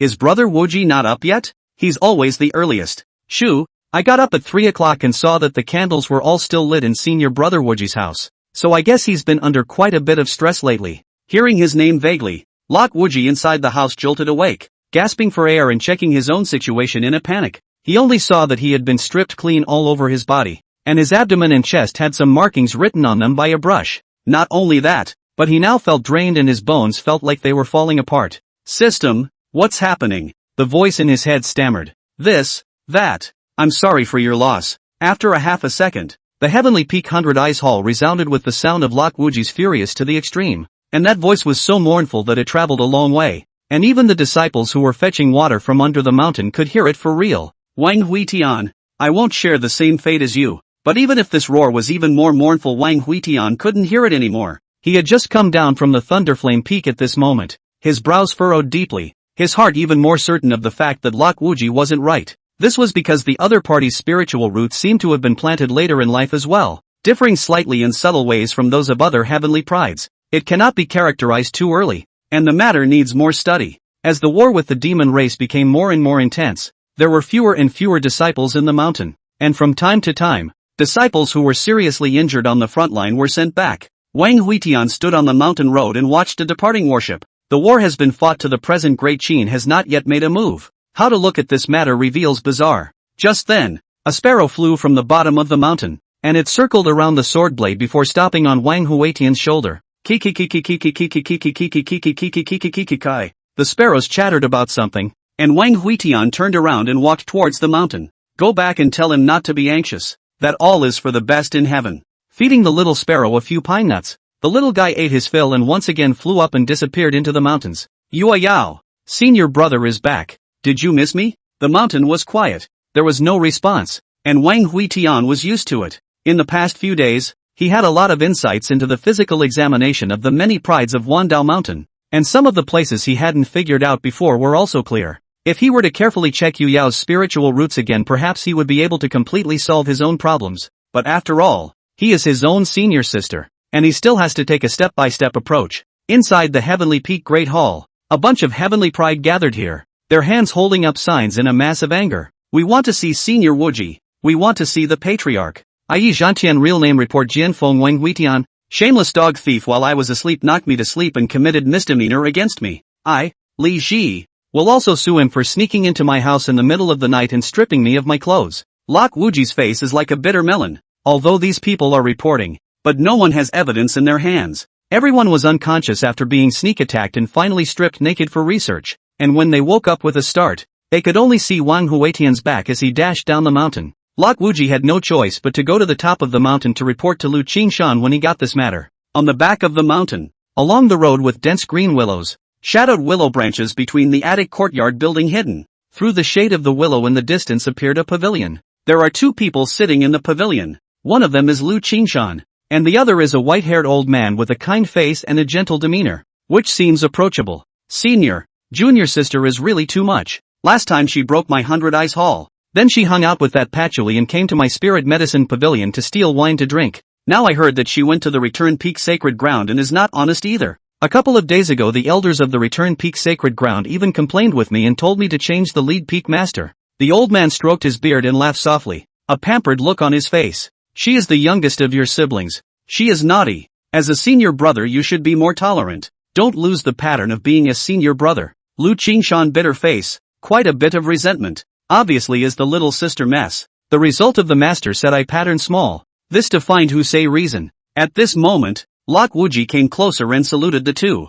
I pay my respects to the master. To the master ancestor. The old man looked at Lu Wuji and nodded with quite a bit of satisfaction. It's a good boy to have such a cultivation at such a young age. Wuji, are you here because there's another change on the side of the Peak Return Holy Land? Lok Wuji shook his head. There was nothing going on over there. Fighting back and forth, testing each other each with their own damage. Rather, it was the fact that something had happened in this family that gave him quite a headache. Master, the heavenly pride of each peak has gathered inside the 100 Eyes Hall to sue Sword Blade King Hui Tian. Complaint? Why don't you go to the Law Enforcement Hall? Master, the new head of the Law Enforcement Hall, Qin Shao, has not fully awakened since he was injured by Wang Huitian. The head of the Penalty Hall, Master Daoyi, has harbored Wang Huitian, and all the disciples have no way to cry for help. The old man frowned slightly. When did this one Dao sect become so chaotic, with no place to redress grievances? Lok Wuji awkwardly lowered his head and stated the most important reason. The main thing is that the crowd didn't catch any evidence of this Fong. The old man is full of curiosity. This Green Mountain not many new things, only is to fight, kill and grab the treasure, or the couple jealousy. This Wang Huitian is how much ability, even at the same time offended the peaks of the pride of heaven, so couldn't help but inquire, what exactly did he do? Chapter 37, Relying on Face Value to Get Yueyao. Hearing the old ancestor's question, grief flashed across Lok Wuji's face. This thief took advantage of the time when the disciples relaxed their guard, or sacks, or knocked the stick, or directly out to seal the soul. Will be fainted after stripping the clothes to do behavior? To explore the root of the people, the abominable extreme. Looking at Lok Wuji's face filled with exasperation, Lu Qingshan's face appeared odd. Apprentice, are you? He hadn't even finished speaking when Lok Wuji exploded. How can that be? I am innocent. No matter how dirty his Wang Huitian's methods are, how can he count on me? Seeing the panic look he was trying to hide, neither of the two Lu Qingshan men asked any more questions. Who is this Wang Huitian's disciple? Lu Qingshan deflated. Sisters. The old man could not help but stroke his beard and laugh lightly. This is not a coincidence. The master has just finished suing the master, and the disciple has come to sue the disciple. Seeing that his master's father was somewhat interested, Lu Qingshan told him about Wang Huitian's situation. To summarize, it's a Green Mountain scourge with low cultivation, great strength, and a personality that does whatever it wants. Master, after probing, it's very likely that the demon race's saint son was killed by Wang Huitian, so I purposely excluded him from this support for the Hui Peak Sacred Land. The old man snorted coldly. A demon saint's son is just a demon. Just kill it. But this Wang Huitian makes him quite a bit interested. He got up at once and stretched. You two continue to discuss the affairs of the mountain. Old man, I rarely come out. Walk everywhere. With that said, his figure dissipated and he was already nowhere to be found. On Sword Peak, Wang Huitian was busy in front of the bamboo forest after a while. Yu Yao, come on out. I made you a swing.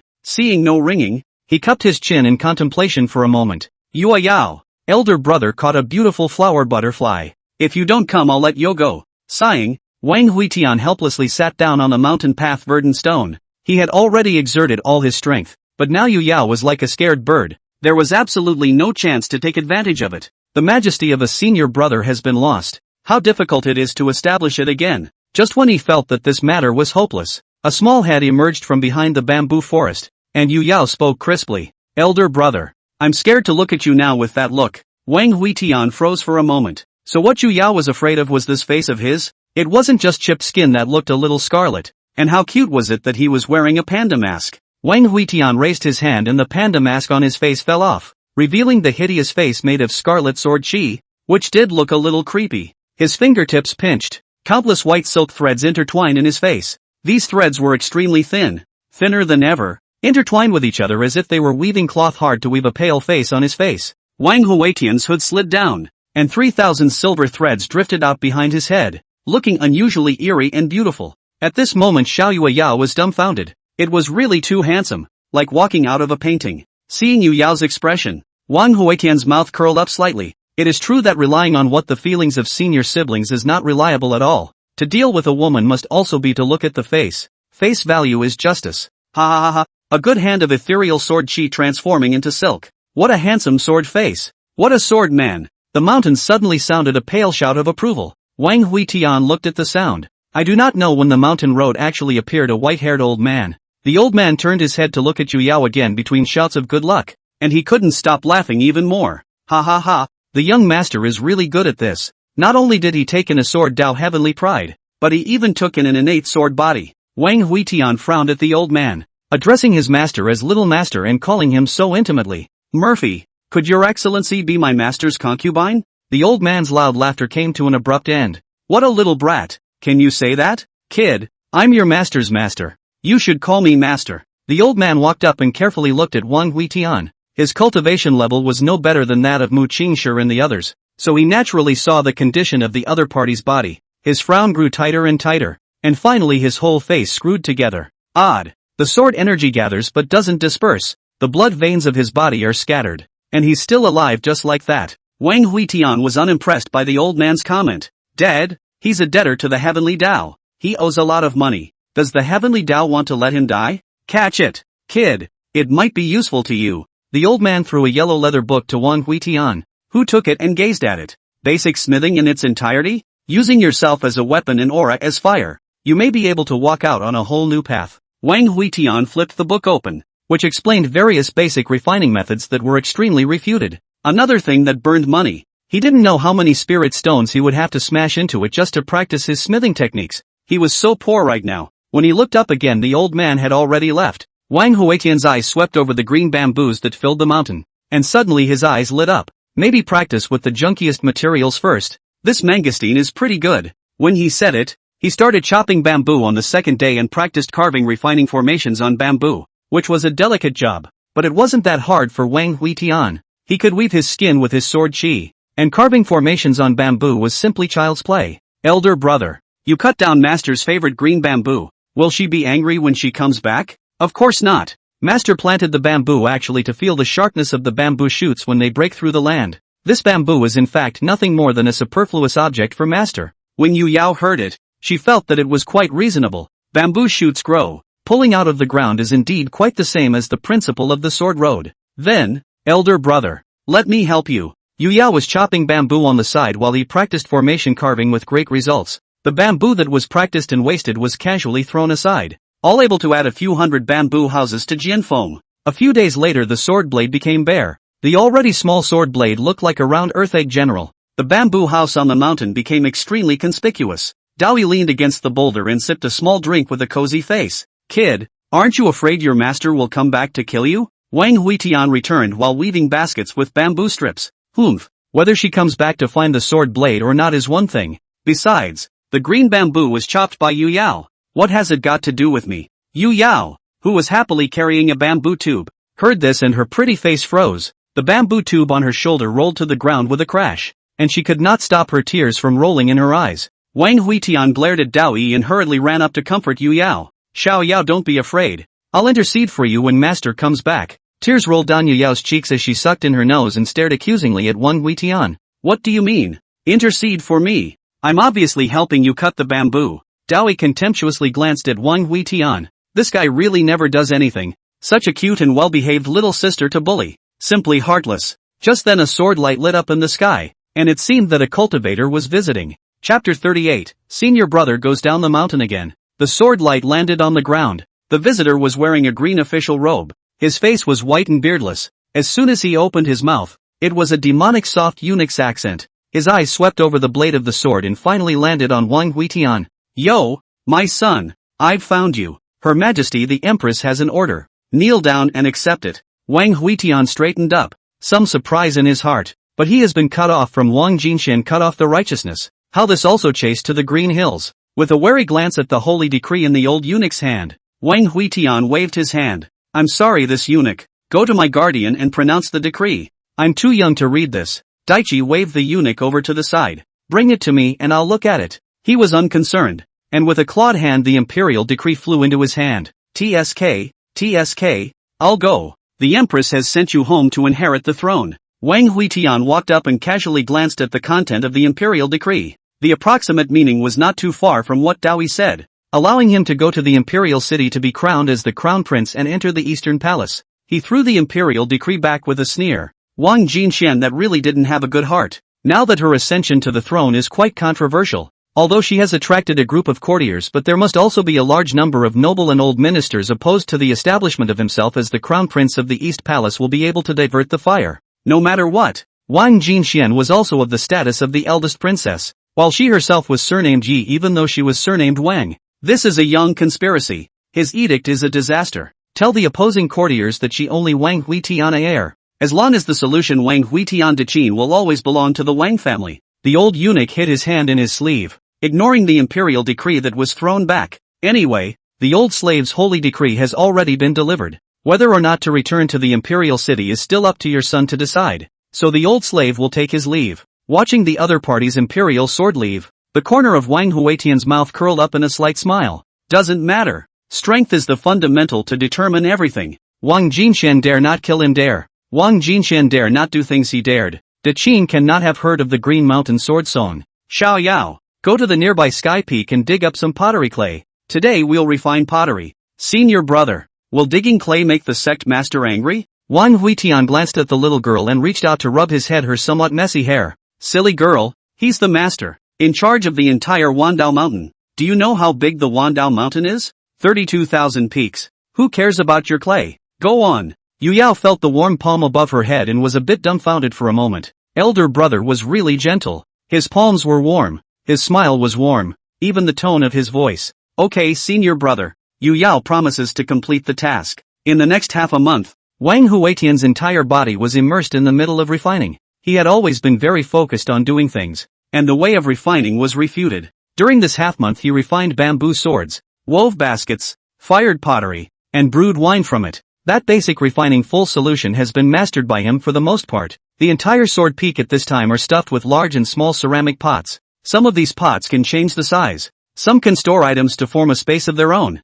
And some can plant spiritual medicine and catalyze the growth of spiritual medicine. Looking at the densely packed pottery, Wang Huitian nodded with satisfaction. If these are taken down to the mountain to sell, that is not to earn a lot. This can be a mortal magic weapon. Alone that storage with the pot, sold to the farmers to load the grain. Plowing a lifetime of the land is also loaded with not enough. Cruising around the clay jars, he lifted Yu Yao from a slightly larger one. The little girl, who at this time had a face of yellow mud, and her fairy skirt was stained with a lot of mud, was secretly hiding in a clay pot and sleeping. Yu Yao, there's a new task. Go to Easy Peak and chop down some pine trees. Yu Yao pouted and was a bit upset. Senior brother was using her as a cow. Just at this time in the distance rumbled a loud noise, which sounded like a landslide powerful. Shaking, the sky trembled. The earth shook. Wang Huitian stabilized his stance and turned his head to look, only to see smoke and dust rolling in the direction of Tianfeng. And half of the mountain had actually collapsed. As soon as he pressed Yu Yao's head back into the clay pot once again, he fished a lid from the side to cover it in the meantime. Amit Ba. Xiao Yao, you guard the sword peak. Senior brother, I'm going to go down the mountain to travel. Hidden in the jar of the moon, Yao heard this word. Do not know that something happened. The senior brother which is traveling down the mountain. This is to run. Ah. Brother, you can't leave me behind. Yu Yao jumped out of the clay pot and hurriedly followed Wang Huitian's pace. The two of them walked in a hurry, but they didn't travel with their swords. It wasn't that he couldn't do so, but it was too eye-catching to travel down the mountain with his sword at this time. Walking out of the desolate sword peak and over two more mountains was Kanglan Peak, where there was a wide stream between the mountains leading straight to Wangshan City. To the creek, Wang Huitian took out a clay pot and threw it in the water. Don't look at the ugly look of this clay pot. The use can be great. The clay pot becomes bigger when it meets the water. And he hugged Yu Yao and jumped into the pot. Elder brother, is this really okay? That's definitely fine. This is a road-catching artifact made by me. Borrowing the power of heaven and earth, it can travel dozens of miles in a day.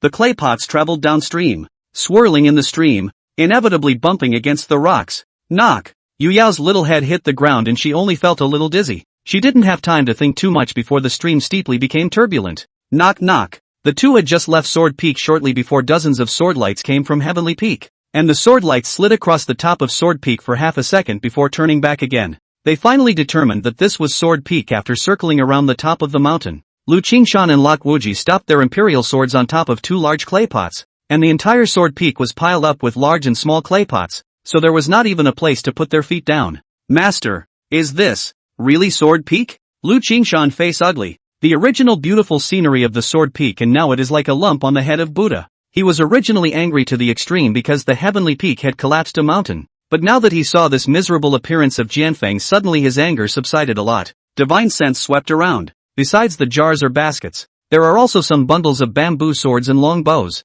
However, he did not find Wang Huitian and Yu Yao. Wuji, do not tell your uncle Mu and Baixin about this matter. Lok Wuji nodded, looking towards the original bamboo house where Mu Qingshi and the others lived, where several ceramic kilns had been dug, and a few of the bamboo houses were pitch black with smoke. From today onwards, Sky Peak disciples will take turns patrolling. After saying that Lu Qingshan royal sword to leave, he could not suppress the corner of his mouth slightly hooked up, obviously to pretend to be angry but cannot help but want to laugh. Master Mu Qing, you will have your day too. Serves you right. The clay jar floated for a day finally arrived under Wangshan City. Yu Yao lifted the lid and climbed out with difficulty, lying on the edge of the jar beating dry heaves. Senior brother, is this what you mean by borrowing the momentum of heaven and earth? Talking about it so high and mighty. It turns out to be just floating down the mountain on the current, so I really don't know what I was expecting. Obviously, I have long since seen my senior brother's face, yet I still fell for his trick. Yu Yao, you are really stupid.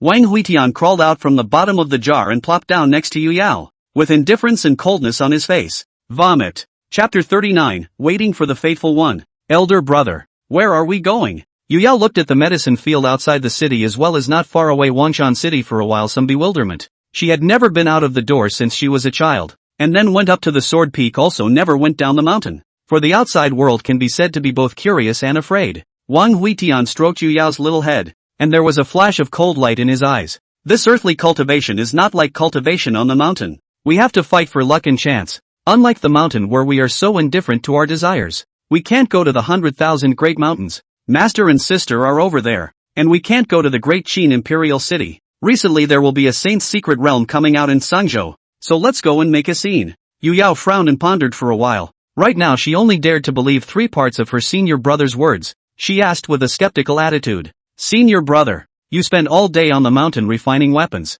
How did you know that there is a saint's secret realm coming out in Sangzhou? Wang Huitian grinned, shrinking the clay pot and hanging it at his waist, his silver white hair flying in the wind. Of course I know, because that's the nest I made. He smiled wildly, his eyes seemed to have the flow of divine light. Behind him 7 bright jewels emerged, slowly rotating. Black trench coat with red sword flow. Small Yu Yao once again looked dumbfounded. She usually see all the cultivators dressed elegant, which have like the senior brother so taught to bring special effects. It's really too handsome. Let's just be cheated. It's impossible for senior brother to harm himself. Senior brother, Sangzhou is so far away and we don't know how to ride a sword. How are we going to get there? Wang Huitian pulled Yu Yao and instantly disappeared from the spot. And hundreds of meters away the 2 figures reappeared. See this? It's called the Ghost Shadow Flash, and it can be used to get around. However, this is a long wait at Sangzhou, and Ghost Shadow Flash consumes a great deal of energy. Elder brother will teach you a zero consumption method of catching up. Yu Yao pulled Wang Huitian's black robe. That move just now really stunned her. Now she was not daring to let go of her small hand for a moment, for fear that her senior brother would suddenly disappear without taking himself with him. Senior brother, rushing without consumption. It wouldn't be borrowing the great power of heaven and earth again, would it? The thought of clay pots adrift sent a chill down her spine. No, this time not by the power of heaven and earth, but by the power of the earth. Yu Yao's big eyes lit up. This earthly power sounded uncomplicated. She was actually looking forward to it a little. Meanwhile, a sparrow on the land of Sangzhou swept high into the sky, and it flew extremely far without finding a place to land. Floods rolled in the earth below, countless ruins floated in the water, and the slightly higher rocks were crowded with people, their faces sad and desperate. Slightly shorter places, the flood waves hit. The original panic for help disappeared without a trace. The sky from time to time there are several swords slipped through. They let the people were washed into the floodwater without doing anything. When the floodwaters recede, we will first salvage the medicinal fields and harvest as much as we can. A cultivator gave an order, his voice carrying a cold sternness. The state shepherd has ordered that from now on, the people of Tsangzhou who survived shall not leave their territories privately. Each person can receive 1 grain-preventing elixir per week from the government office. The floodwaters are fading. Some broken villages are beginning to show. Many drowned livestock and people are half buried in the mud and sand. And a few broken bodies are hanging from crooked trees. The little sparrow crossed over countless ramshackle villages and finally came to rest on a huge stone beam that was tens of meters in length. Floodwater is still fading. The full picture of the stone beam gradually appeared. The carving of dragons and phoenixes on the rather simple and spectacular, under which is a closed stone door. Stone door in the middle of the floodwaters washed open a thin slit. Through the thin slit can be seen inside the door mountains and rivers. It seemed like another world. On a dirt slope outside Wangshan City, Wang Huitian stared at the sky with anticipation in his eyes.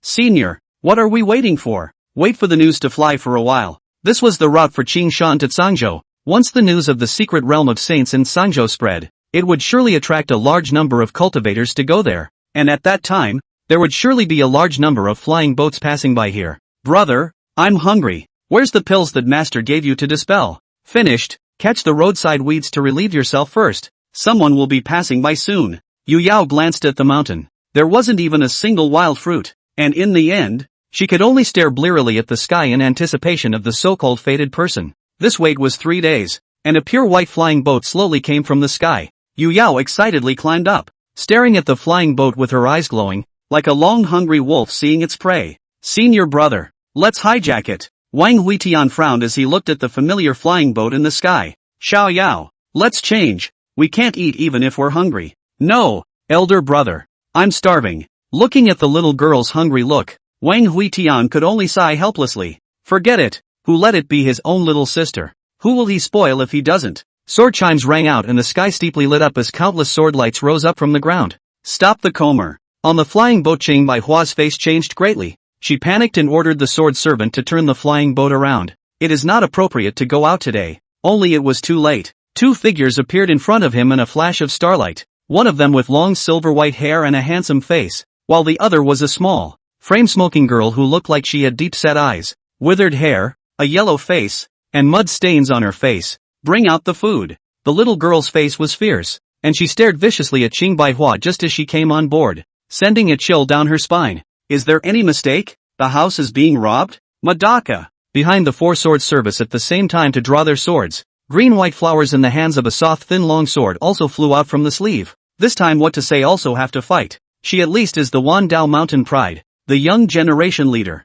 Will not let others take pinch. Just how beautiful the dream reality will be more cruel. Wang Huitian double fingers popped out to clip her fine sword. A silver hair along the sword body winding and instantly pierced through her brow straight to the god stage. Spare my life, warrior. My little girl was wrong. She conceded extremely quickly, hastily pulling out the storage bag from her bosom and carefully unlocking the divine sense imprint. Wang Huitian raised his hand and threw a spirit stone into her hand. To Tsangzhou. The corners of Qing Bai Hua's mouth twitched slightly. Well, together they ran into that asshole again. Senior, can you change someone to bully ah? Wang Huitian glanced at her. Don't sell yourself short. This time it's into the secret realm of saints. If you're lucky, you might be able to obtain a lot of opportunities. Qing Bai Hua faced with skepticism. Bull Saint secret realm. Daqin territory has not produced a few saints. And now Tsangzhou's serious flooding. It is not possible to say that there are still water demons haunting. Her heart is 100 reluctance.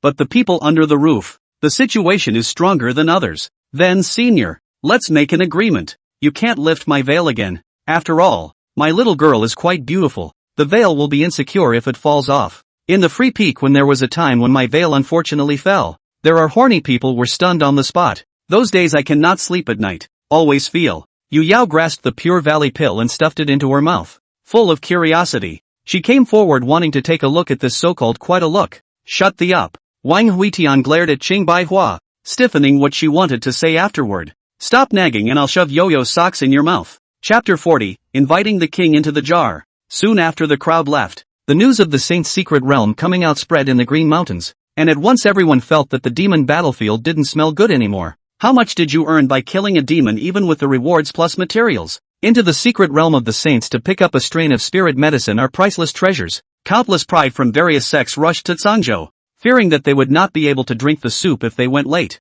On the flying boat, Qing Baihua carefully studied the geniuses of the various sects that were heading to the sage mysterious realm this time. Her celestial maiden sect was spread all over Castle Peak, and the information she possessed was extremely rich. The biggest opponent this time is Zhang Cheng from the Huifeng Holy Land. Rumor has it that this person's cultivation has reached the peak of Yuaning, and that he carries the Great Tao's sacred body, which allows him to fight across the ranks, and that he has killed 3 transformation gods. Qing Baihua's tone was exaggerated as he extended 3 fingers and waved them in front of Yu Yao. Next is Li Hanyan, the sword son of the Heavenly Sword Sect. Her sword can break a stream and cut off an ant's antennae with one stroke within 3 miles. She stretched out her 2 index fingers and hooked them over her head, mimicking an ant. Yu Yao looked shocked, her mouth opened to reveal an extremely shocked expression. But this is nothing, to say the most terrifying or the great Qin Jinghua Marshal Guiwei's son. Rumor has it that he has a divine darkness spirit root, control of the night, can crawl out from your shadow to attack and kill. If it's night time,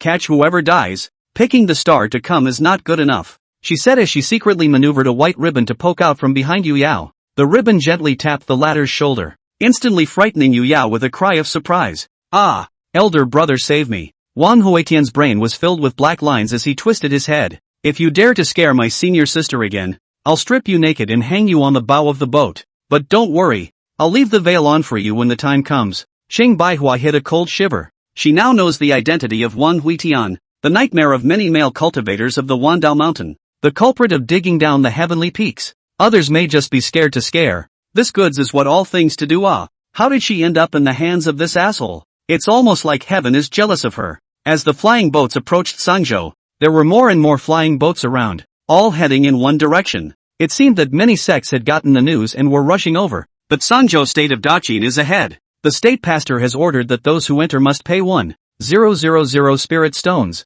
Wang Huitian looked coldly at the cultivator who stopped in front. Great Qin allocated to Sangzhou disaster relief money can be quite a lot. This group of disgraceful guys even did the hook of stopping the road to ask for food. Get out of the way or die. Several cultivators snorted and looked at Wang Huitian at the bow of the boat. With contempt and disdain in their eyes, they naturally had a few brushes if they dared to lead this errand. Yo, there's a guy who's not afraid to die. Guys, there's work to be done. Women stay, men kill. Wang Huitian's gaze grew colder and colder. He was the only male on the entire ship. Wasn't this targeting himself? You despise me. How dare you despise me? 7 brilliant gems emerged behind him, and the red gem glowed brightly as a fiery greatsword coalesced in his hand. Feeling that amazing killing intent, a few blocking cultivators' faces changed greatly. Their figures frantically retreated. The red sword light lit up from the bow of the ship. The monstrous flames chopped down. Everything along the path of the sword light was vaporized, and the weapons they raised in a panic were also vaporized by the scorching heat.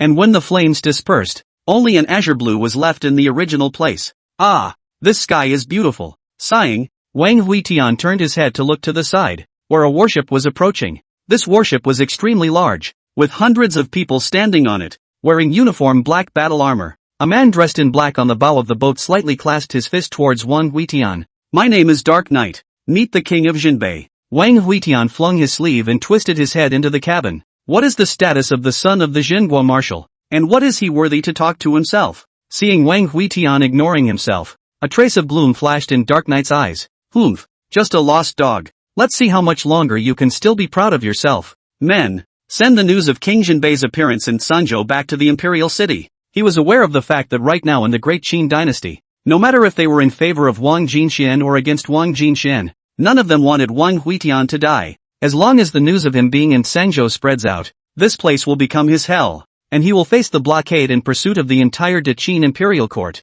And even if he is a great Luo golden immortal, he will definitely die. Seiji, should we do it? A sergeant behind him opened his mouth to inquire. Darkness smiled bashfully. No, we'll just watch the fun. If he hid in the Green Mountains, the ministers would be a little afraid, but he doesn't know how to live. I'm going to see how he survives in this quagmire, and I'm going to make him beg for me on his knees. Ha ha ha. The flying boat crossed the mountains and rivers, and a huge door in the sky appeared in front of him. This door is standing in the void above. The door column has exquisite reliefs circling around. The door plate is flat and smooth and emits soft light. Just this door is a rare treasure. If it is unloaded, refining absolutely can create a not bad weapon. Senior brother, is this the sage secret realm? This secret gate is too divine. It even contains a small world inside. Wang Huitian snorted. Xiao Yao, wipe the saliva at the corner of your mouth. It's just a door. Look at the clay pot at my senior brother's waist. When I practice more in the future, it will still be able to hold a small world. It's no worse than this door. Yu Yao skimmed at the black and unkempt clay pot. The thought of this broken thing disgusted her. Sweep the line of sight around. There are nearly hundreds of flying boats suspended in the air and stopped. Among them there are clans in the Green Mountains. There are also dynasties in the family. There are also hundreds of thousands of mountains in the smuggling out of the demon race. Can be described as a variety of what people are there. Seeing Yu Yao's unseen, wide-eyed darting look, Wang Huitian pulled Yu Yao over and carefully explained. Silly girl, don't look away. At a time like this, the more disoriented you are, the more weak you are, so people think you're soft and can be taken advantage of at will. Yu Yao nodded obediently. Her fluttering eyes finally retracted, staring stupidly straight at that doorway. Elder brother, what do I have to do to make people think that I'm not easy to bully? You and watch. Senior brother, I will only do it once. How much you can comprehend is up to you. Wang Huitian smiled and stroked Yu Yao's little head as his gaze steeply turned cold. The first step. The preemptive step.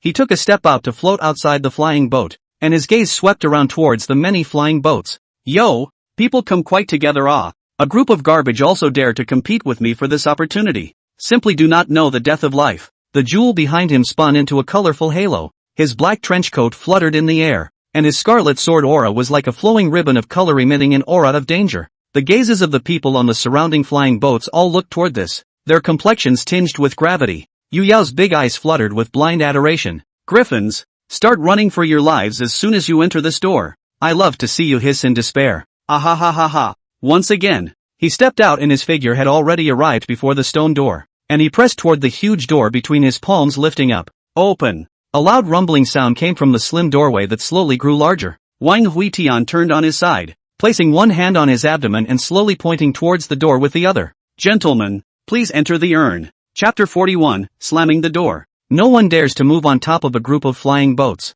Most of them came earlier than Wang Huitian, and before that, they had combined their efforts and did not shake the stone door in the slightest. And now the other party is only lightly a palm will open the stone door. This gap is really horrible, which makes a crowd of pride who do not dare to act rashly. Seeing that no one acted, Wang Huitian's face flashed with sarcasm. He turned around and took a step out to return to the flying boat once again. Pulling out a recliner from the cabin, he lay down. Qing Baihua wiped her forehead cold sweat. Just now her heartbeat was in her throat. The people present are all from the top forces. Arrogant. Once the action can be really bad luck. Big brother, will you be too arrogant like this? Arrogant? I haven't even killed a few people to set an example, so I'm already very restrained. Time passes slowly. Has been no one dares to step into first. Those who came later to see the door open, no one went in for a time, also dare not move. Until the night when the sky, the secret door of the realm, suddenly a black shadow flashed and passed. It's dark night. The son of the great Qin Zhenghua marshal. He's gone in. As a cry of alarm rang out,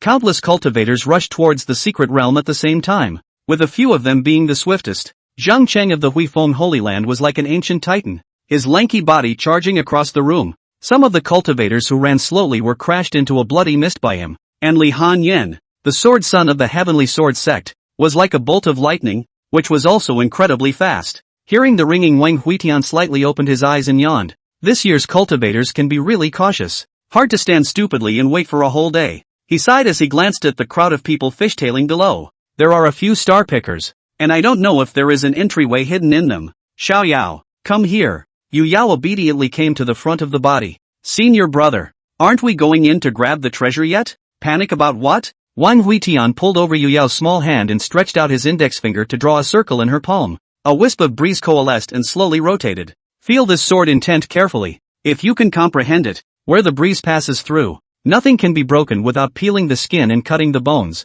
If there is any danger, then offer it up. By the way, where's the goddess? After teaching Yu Yao, Wang Huitian took a look around the ship and realized that there was no longer any Qing Baihua figure. Sister Qing has already led the men to grab the chance. Hearing Yu Yao's words, Wang Huitian's eyes lit up as he swept one hand over Yu Yao's waist to hold her under his armpit, and with one hand he lifted the clay pot towards the huge flying boat. Collect. The entire flying boat suddenly turned into streams of light and was collected inside the clay pot. Pursed his lips, he looked toward the rest of the flying boats floating in the air. Those people left in a hurry, leaving only a few guards to guard the flying boat warships. These forces are usually domineering. Most people to ensure that the first time out of the secret realm to leave is to choose to stop the flying boat in place. Great chance. This is a great chance. The blood-colored long sword in his hand was offered, forcibly splitting a flying boat shield. and countless guards were scared to death. How dare you? Your Excellency wants to make an enemy of my general? When my son comes out of the secret realm, I'll make sure you die a horrible death. Wang Huitian was unmoved,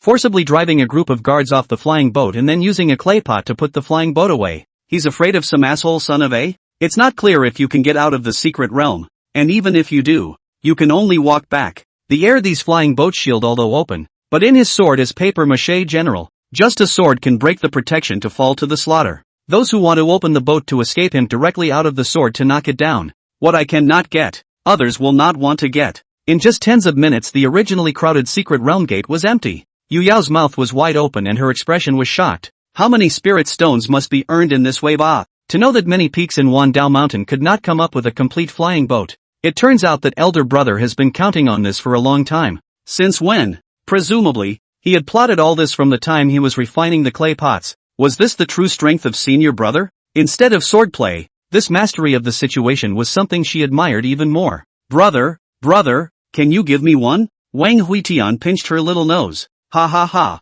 Choose whatever you want. Pick whatever you want. It doesn't matter if you don't have a fancy for it. I'll say what I want within great sheen. Let's go. Let's go into the secret realm and take a look too. He brought Yu Yao with him to step through the secret realm gate, and the moment he entered he felt the majestic spiritual qi coming from his face. This place was a huge square. Looking at the area it was even bigger than the heavenly pivot square of the Wandao Mountain, and there were 8 stone pillars erected in each direction. An aura was constantly being injected into the gate through the pillars. What a great place! Wang Huitian turned around and casually closed the door. He pulled out the clay pot. Rolling. The 8 surrounding stone pillars rose up to be incorporated into the clay pot, which now not only closed the gate, but also abruptly disappeared into the square. Elder brother, how come this clay pot holds so much? Wang Huitian hung the precious pottery jar back to his waist. Of course it can be loaded. Digging up half of Tianfeng Mountain to refine such a one. Yao. Go on your own adventure. I'll take a nap. He took the chaise lounge out of the clay pot,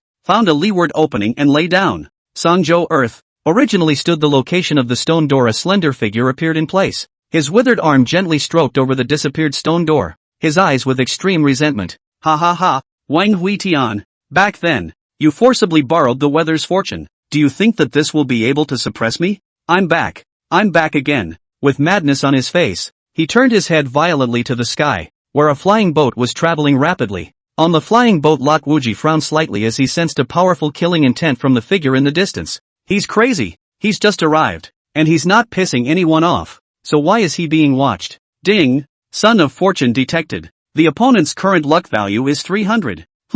Lok Wuji's face changed. The son of Qi, the favored son of the heavenly Tao. But this son of Qi seemed a bit too shabby. How could he only have 300 Qi? He also wanted to continue to explore when the figure has disappeared. The other party seems to have some scruples, as if hiding something. Seeing the other party leave, Lok Wuji didn't think much about it. He was running towards the sage secret realm this time and didn't want to cause trouble. Hey, brothers below, do you guys know where the secret realm of saints is? He hooked his back and yelled at a group of men below. A few men below passed a look to each other. Now that they lost the flying boat, they were worried about how to explain to the young master. And now there was someone who took the initiative to send them to the door. That's a lot of divine mercy and a lot of darkness. Fellow Daoist, we are also on our way to the secret realm of saints. How about you give us a ride and we'll show you the way? Lok Wuji was overjoyed. He had already circled around the place twice without even a single hair, and now that someone was pointing out the way, he naturally wouldn't refuse. Immediately, he let go of the flying boat's shield and welcomed several people in.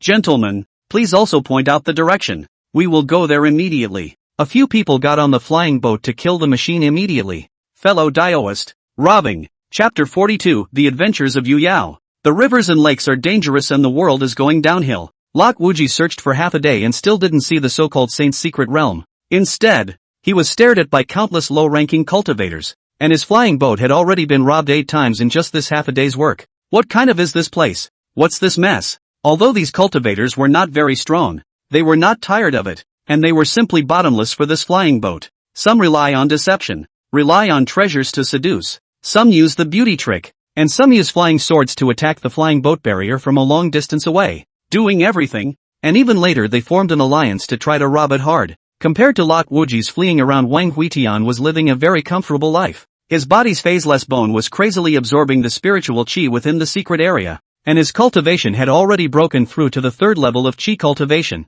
This was something that one would not even dare to think about in the past, and the thrill of that kind of cultivation enhancement was simply mesmerizing. Ah, my little Yue Yao. You are truly my lucky star. He sighed while feeling Yu Yao's position through the breeze. Still moving, alive, pretty good. At this moment in the mountain forest, a small figure was running. She was holding a red spirit herb in her hand. Her forehead was crawling with fine sweat, and behind her, a Foundation establishment python was chasing after her furiously. Yu Yao gasping for breath, desperately flying to escape. Now she has been refining Qi 8th layer, fully 5 small realms higher than Wang Huitian, naturally strong and powerful. One person and one python in the mountain forest battle, fighting grass and trees. Giant trees folded. The green-colored bamboo sword swept through, bringing up a splash of blood as the giant python was chopped underneath her. Snap! The sound of clapping suddenly came from the forest, and 2 Foundation establishment cultivators stepped out from the shrubs. Little sister is truly a demon, killing a Foundation establishment stage demonic beast with a late stage of Qi refining.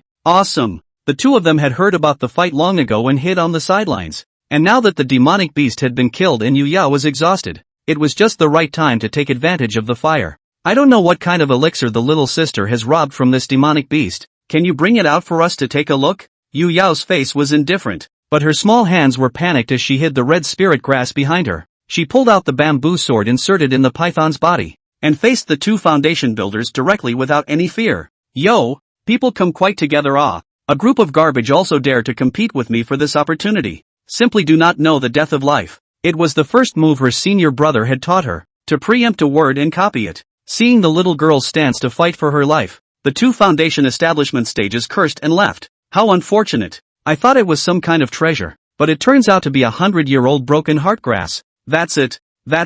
It's a waste of my expectations. Seeing the 2's disgusted looks, Yu Yao frowned. Broken-hearted. Workout? The slightly older cultivator turned back. Silly girl, chopped liver. Seeing the 2 who left without any attachment, Yu Yao felt a little frustrated. She had gone to great lengths to snatch the elixir, but she was disliked. No way. I can't hold back my senior brother. Gritting her teeth, Yu Yao continued to set off in search of the opportunity, and out of the jungle she saw a thatched hut. There are several Foundation establishment stage cultivators are bombarding the thatched cottage formation. Yu Yao immediately creep up. She is small and thin. Lying in the grass only reveals a dull hair along with the weeds swaying in the wind. If not using divine sense, want to find her is simply as hard as heaven. This time, she was going to be the fisherman, the last hunter. Boom! In the 4 Foundation establishment cultivators' continuous efforts under the thatched cottage defense array exploded. The array is extremely powerful, for cultivators were impact immediately shocked flying.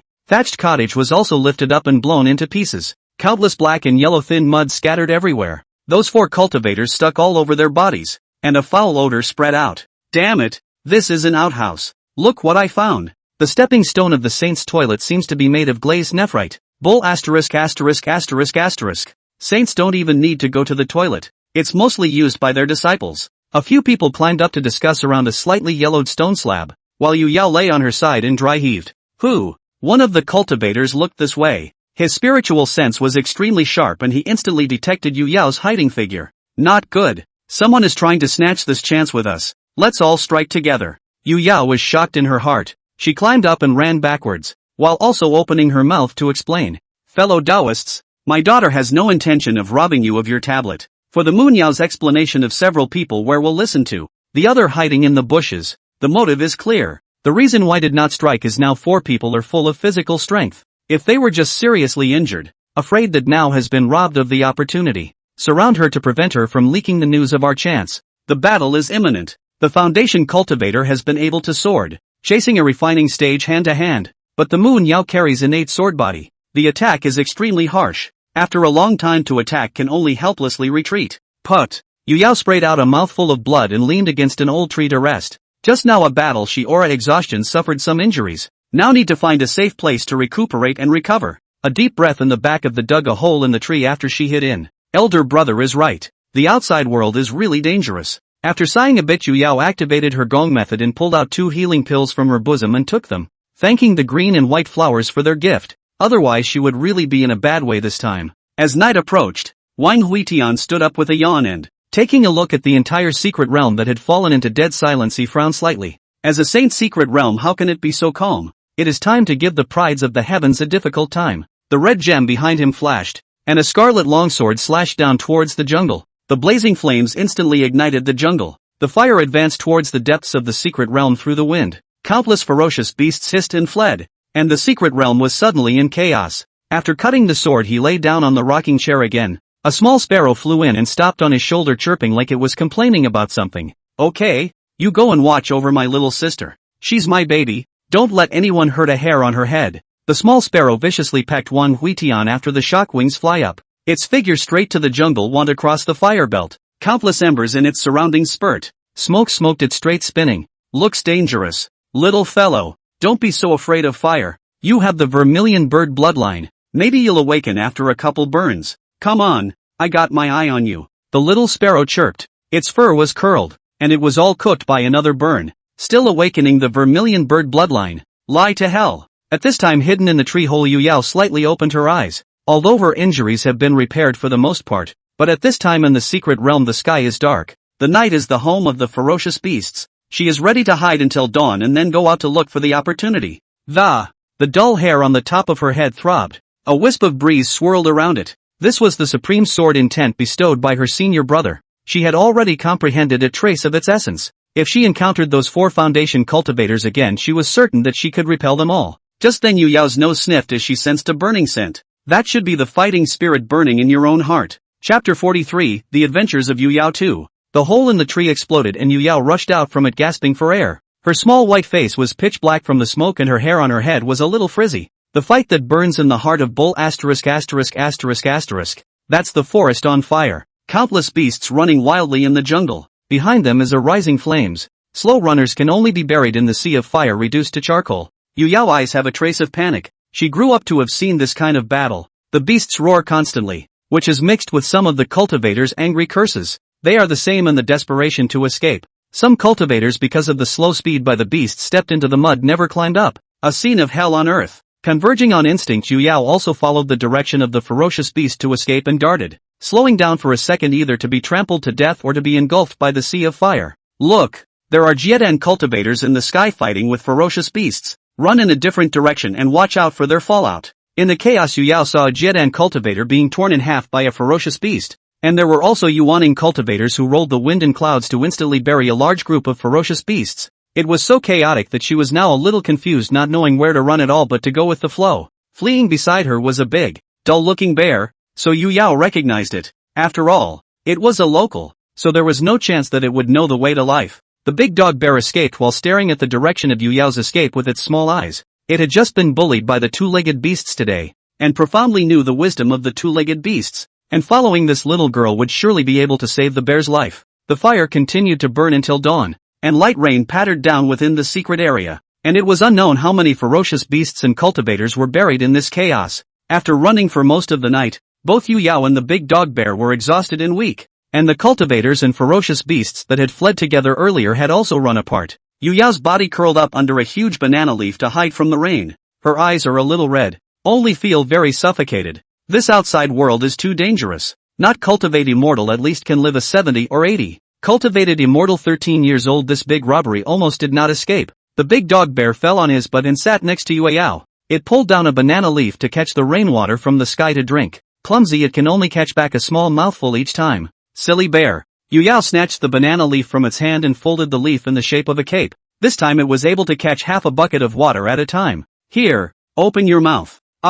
Pouring the water into the big dumb bear's mouth. The latter's eyes brightened slightly. He had surprisingly learned a very useful life tip at the hands of a human today. It's a big profit. Watching the big dog bear tossing the plant and catch, Yu Yao sniffled and got up to climb a taller tree to survey the surroundings. Here is a canyon. Surrounded by mountains on all sides, looks a bit gloomy. After looking around, her sight stays in the deep location of the canyon, where there is a hidden crimson light flickering. The light is deep and cold, is very mysterious. Yu Yao looks happy. Elixir. Definitely elixir. She immediately jumped down from the tree and headed deeper into the canyon. The big dog bear hesitantly glanced at Yu Yao, stuffed the entire banana leaf along with the water inside into his mouth and followed. In the middle of the day, she came to the location where the red light flashed. Here is a deep pool. The center of the pool, a blooming lotus flower stands proudly. The red light seen in the distance is the lotus flower emitted. However, there was a figure standing next to the lotus flower at this moment. He slowly turned his head and Yu Yao instantly had the feeling of being stared at by a poisonous snake. "You're that little girl beside the king of Jinbei?" Yu Yao's pupils shrunk slightly and her sweaty hairs stood on end as she turned around and ran without hesitation. She really didn't expect to encounter Dark Knight here. Wang Huitian had offended the other party before, and now that she had encountered him in this unpopulated place, it was killing her. Another wave of life and death crises was steadily caught by her. The corner of Dark Knight's mouth hooked up as he casually plucked the lotus flower from the pool and put it into his storage bag. "I didn't realize there were surprises." "Run! Can you run away?" His figure was like ink melting into water, and when he reappeared he burrowed out of the shadow behind Yu Yao. Yu Yao turned around and delivered a horizontal kick, the figures crawling out of the shadows instantly dispersing. She looked around with a wary grip on her bamboo sword, wary of any attacks that might appear at any time. "Little girl, you can't escape anymore. I'm going to crumple you up and throw you in front of the king of Jinbei. I'm really curious to see how he'll look when he does." Rolling, the shadows of the surrounding trees rioted in unison, like countless large twisted hands slapping the ground.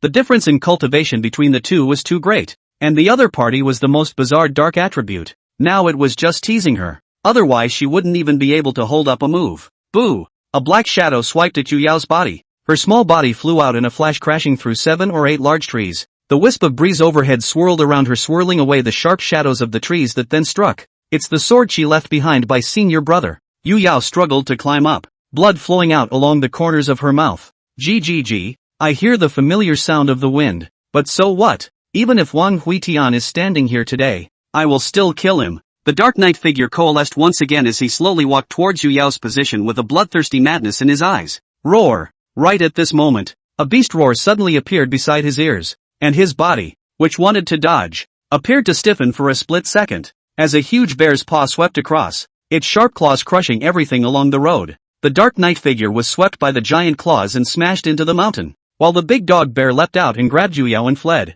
"Damn! This beast is sick in the head. Better not let me catch up with you, or I'll skin you." This claw did not cause too much damage to the Dark Knight. His figure swept into the air again towards the direction of the escape of a man and a bear to chase. This is destined to be a time-consuming chase, although the speed of the big dog bear cannot be, but his thick skin and flesh defense is amazing. Yu Yao lay in its bear's paw, trembling slightly. The bamboo sword held in her hand was not loosened. She still had her bottom card. Her senior brother's sword chi had not yet been fully utilized. She was a little reluctant to part with it. This is the sword chi given by her elder brother. Even her elder sister and master don't have it. She has only left her elder brother for a long time, and she is going to use this last card. "Ooh, I've disgraced my senior brother. Silly bear, you let go of me and run for your life. We don't really know each other." Wang Huitian in the square suddenly opened his eyes. "I feel the wind surging. I also hear the wail of the sword." He stood up and squinted slightly into the distance. "I can't see anything but coke, but it doesn't matter. What mattered was that in this secret realm, there was a sword he could control." He slightly raised his hand in a false grip as if he had grasped the hilt of the sword. Closing his eyes for a long time, he had no choice but to open them again. He could not feel what was happening around the sword. "It doesn't matter though. Full screen coverage is fine. Hopefully it won't hurt anyone. Alas, there really aren't many people as merciful as I am." Wang Huitian sighed slightly. 3 of Swords, The Wind Rises. Chapter 44, The Sword Comes. The big dog bear that grabbed Yu Yao and ran away suddenly felt a pain in its palm. Its bear paw holding Yu Yao unconsciously loosened, and blood dripped down from the bear paw. The released Yu Yao didn't fall to the ground but floated up in the air. It was as if she had lost control of her body at this moment. What's happening to me? Behind the back of the Dark Knight cannot care how she is, lifting the palm violently towards the Munyao forehead shot. This palm mixed with the momentum of the 10,000 pounds. His palm on the black gushing towards the arm, climbing. Arm veins rippled. Palm has not yet reached the palm of the wind, will be the ground, trees blown to break all the way. The big dog bear blocked his arms in front of his body. His figure curled up into a meatball being lifted off by the palm wind. "Little girl, let's see where you're going to run. Die for me." Dark Knight with a sardonic smile on his face. His palm violently pressed on Yu Yao's forehead. Only the moment he touched Yu Yao his face changed greatly. The hand doesn't feel right. Instead of that feeling of hitting a little girl's body with a soft snap, it was like a slap on top of a sharp blade. The black lines covering his hands were instantly cut. Half of his palms exploded into blood mist, and because he couldn't unload, his body was crashing into Yu Yao. Sidestep. At the critical moment, he handed out a palm into the void, using the force of the counter thrust to avoid Yu Yao's body. Even so, the tip of his nose was still cut off by half an inch. Staggering to the ground after he looked at Yu Yao in the air with horror in his eyes. ********. How did a great living man turn into such a sharp Excalibur? Could it be that you are a divine sword spirit cultivating adults? His question went unanswered, and the words that followed were drowned out by the sound of the sword's chime, which was like a tsunami of wind. Feeling that raging sword gas, he was dead souls. Such a divine sword with this sword gas non-star picking cannot be when the same age group of pride who came who died. Shameless old thief. How dare you disrupt a peer fight? Dark Knight naturally didn't think that this was a person of the same generation making a move. There must be an unruly older generation of characters who wanted this opportunity to exterminate themselves. While cursing angrily on his mouth, he launched his recluse technique. His figure gradually dimmed and dissipated like a shadow, and an indifferent voice sounded in the wind. 3 of Swords. The wind rises. The wind rose up and peeled the skin and bones, and wherever the wind blew the leaves of the forest trees were scattered and then shattered into a smear of green mist, and then the bark of the trees, the trunks of the trees, the withered grass on the ground, the stones, and the soil. The wind at this moment has color, with green, with pinkish white, with yellowish, floating in the air like a ribbon. The gray hair on the belly of the big dog bear lying in the distance was blown away, and the fat meat on his belly flowed like waves to resist the wind. It was a good thing that he was blown far away by the wind of the darkness night palm, or else he would surely also be transformed into a scarlet ribbon. And the Dark Knight is not so lucky. Hiding in the void, figure was blown out. Before he landed on the ground, his clothes have all been broken and scattered. The skin was layer by layer peeled off to reveal the red flesh. At this moment, he had already heard the origin of the voice, King of Jinbei. But it is clear that the age is still younger than himself. Some Jinbei one why would be so horrible, and also not reasonable. He was horrified and hissed as hard as he could. Wang Huitian, how dare you kill me? My father is a marshal of Jinhua. The wind chirps were interspersed with whispers, a sound made up of the wind and the last death announcement of the Dark Knight. My mother is still the great Qin Empress. Wind stops. Smoke of all colors fell slowly, and this jungle was shrouded in a haze. The sword comes. Wang Huitian casually beckoned, and Yu Yao's figure transformed into a stream of light that came straight to the square, a mountain-top palace. Xingbai Hua was exploring the place with her 4 maids. They had a good harvest. Not only did they get a powerful battle technique, but they also found some precious pills. At this time, the sword light transformed by Yu Yao happened to fly over the heads of the 5 people, and Xingbai Hua looked towards the sky with one hand covering her eyebrows. My heavenly maiden Sama Yo, this seems to be Yu Yao. She hasn't built her foundation yet, how come she's flying? Sensing that things were not right, she hurriedly led the people to chase after them. This was at least the Wandao mountain sister, and she had gotten along quite well with Yu Yao in the flying boat before, so naturally she had to go and see what was going on. On the square, Wang Huitian looked out at the distant flying sword light. A trace of appreciation flashed in his eyes. Worthy of being the world's first divine sword. Just the Qi training stage has such a sharpness. Hide, if it is the transformation of the gods into the Tao, will not be able to open the sky with a sword? Clunk! The sword light crashed down in front of Wang Huitian, and his feet plunged straight into the plaza floor. Yu Yao was still in a daze at this point. What had happened? How did he backstab darkness? And why did he suddenly fly back to his senior brother? Master! Brother? Wang Huitian copied his sleeves and went forward, carefully wiping Yu Yao's pitch-black little face. His eyes filled with heartache. What in the world had happened to leave Excalibur in the dust? Xiao Yao, what's wrong with you? You're hurting me. Feeling her senior brother's care, Yu Yao's eyes reddened again. She was after all only a 13-year-old child. Her heart erupted with aggression and she spoke with some sobs. Elder brother, I just hid in a tree hole to heal my wounds, and I ran into a mountain fire. That mountain fire whisked me all the way, smoked me so much I couldn't keep my eyes open, and when I escaped I met your enemy Darkness, who tried to capture me to threaten you. Fire on the mountain? Wang Huitian's wiping motion paused slightly. Who set fire to the mountain? Damn you, and that Dark Knight, if he dares to bully senior sister,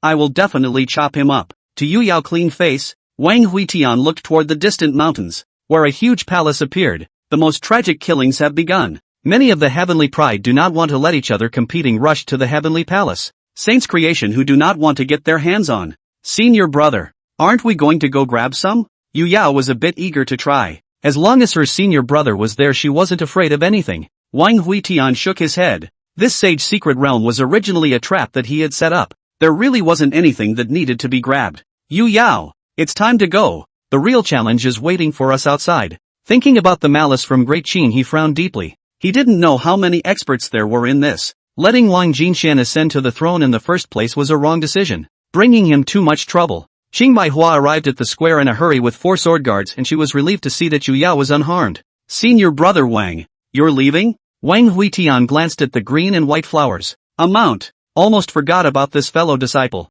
knowing that this place will be completely closed when he goes out, and those so-called heavenly prides will be locked up forever until the time when he swings his army northward to be released and become his vanguard army out of the Star and Moon Pass. Senior sister, are we going together? Qing Baihua glanced at the saint's palace in the distance. There was a hint of reluctance in her eyes. Wang Huitian naturally knew what she was thinking. Senior sister, if you want the saint inheritance, I'm afraid you'll have to wait a long time before you can get out from here. What do you mean? Meaning I'm taking the gate that goes out from here. Qing Baihua froze. Then his face changed greatly. This is to cut off the retreat of all the people in the secret realm. Ah, how dare he! Offending so many clans at the same time. Wang Huitian raised his finger and drew in the void. A vertical light door appeared and he pulled Yu Yao out. Seeing that the light door was slowly disappearing, Green and White Flower hurried up. Wait for me. The light door connected to the location where she entered. Only she regretted it as soon as she stepped out of the light door, where the sky and the ground were surrounded by cultivators. They surrounded the place with long swords in their hands and killing machines. Chapter 45, Chasing After the Star. Wang Huitian, you used the secret realm of saints as bait, the world's prides as worms, and the saints' inheritance to control and raise the parasites. Do you plead guilty or not guilty? A man with a withered body stood in front of the many cultivators and initiated the questioning the first time Wang Huitian stepped out of the secret realm. Wang Huitian slightly narrowed his eyes to look at the man. The other party was very thin, but looked as if his age was not too different from his own, and his face was somewhat familiar, but he was unable to remember it. Your Excellency, haven't we met before? When the man saw the puzzled look on Wang Huitian's face, he looked more and more frantic. Ha ha ha, you don't recognize me. How dare you not recognize me? 8 years ago, yes, it was 8 years ago that you accompanied your father on his expedition to the northern plains. Remember? It was me. I killed your father with my own hands. Say, where did you hide my chakra? He almost hissed out the last sentence, shaking the heavens, his words carrying extreme anger and resentment.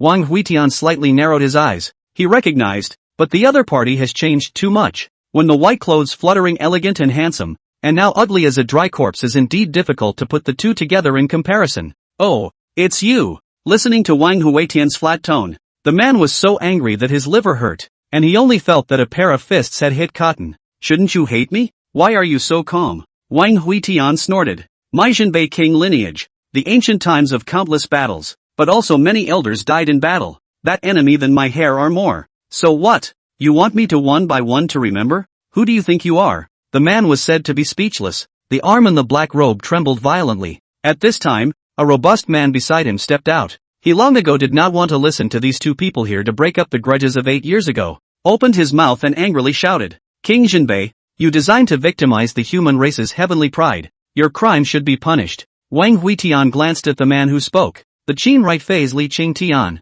Pick star cultivation. Good use of the lance. This cargo was once also the battlefield generals. Due to the use of military tactless buried their own hands of the army. Changed to do the civil officials. 1 year to let him go to deal with the famine of the stragglers. This cargo in order to avoid the stragglers scurrying elsewhere hard to kill the people of a state. He is known as the martial minister. Sweeping around. In addition to Li Qing Tian there are 3 star pickers. 7 or 8 transformation spirits. Great Qin in addition to the 4 major Jinhua marshals who have wait basically all arrived. Have all of you present killed fewer heavenly prides over the years? Isn't it just to make Wang Jinxian sit on the throne by speaking in such a grandiose manner? Sinful animal. We didn't come here today to reason with you. Sangzhou State Pastor Su Shiji double finger to Wang Huitian icy cold openings. He did not understand to deal with a refining period these people here to force what? Unarmed suppression is. Wang Huitian narrowed his eyes at Su Shiji as the blood-colored longsword coalesced in his hand. So what are you still babbling about? His figure dispersed and disintegrated into countless doppelgangers pouncing on the crowd at the same time.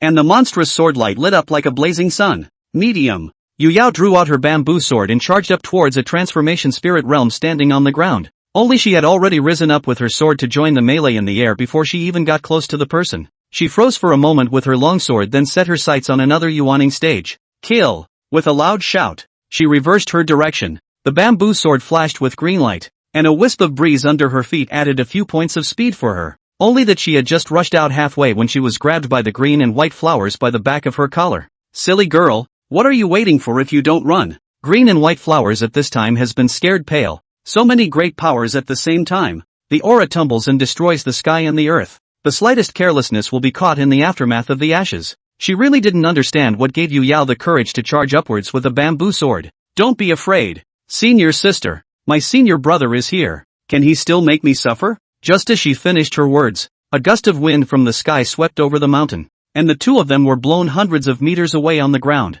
their robes of green and white flowers cut into countless strips of rags, their hair scattered and draped, and their faces scraped on the ground. Damn it! This is your senior brother's sword Qi. Green and white flower clenched her teeth. The enemy didn't strike at us. Instead it was one of our own that left her bruised and battered. She knew that Dogman was unreliable, and the swordsman who had been following closely behind her had been scraped off somewhere. This time, she lost a lot of money going out. Yu Yao staggered out of a mud pit. She had just hit a rock and now her mind was a bit fuzzy. Shaking her head vigorously after looking around for the bamboo sword that had fallen somewhere, her mouth still chanting, "Yo, everyone's here. A bunch of trash who don't know what they're doing." Finally looked for a long time after she drew out from a stone crevice only half of the green bamboo sword. Holding the sword when she confidence came up again, scanning the circle around only the green and white flowers panicked towards their own running. The enemy have been Imperial Sword to join the battlefield. There is no one who can't Imperial Sword. She viciously looked up to the sky, killing intent raging in her eyes as she raised her sword and violently hurled it towards the sky.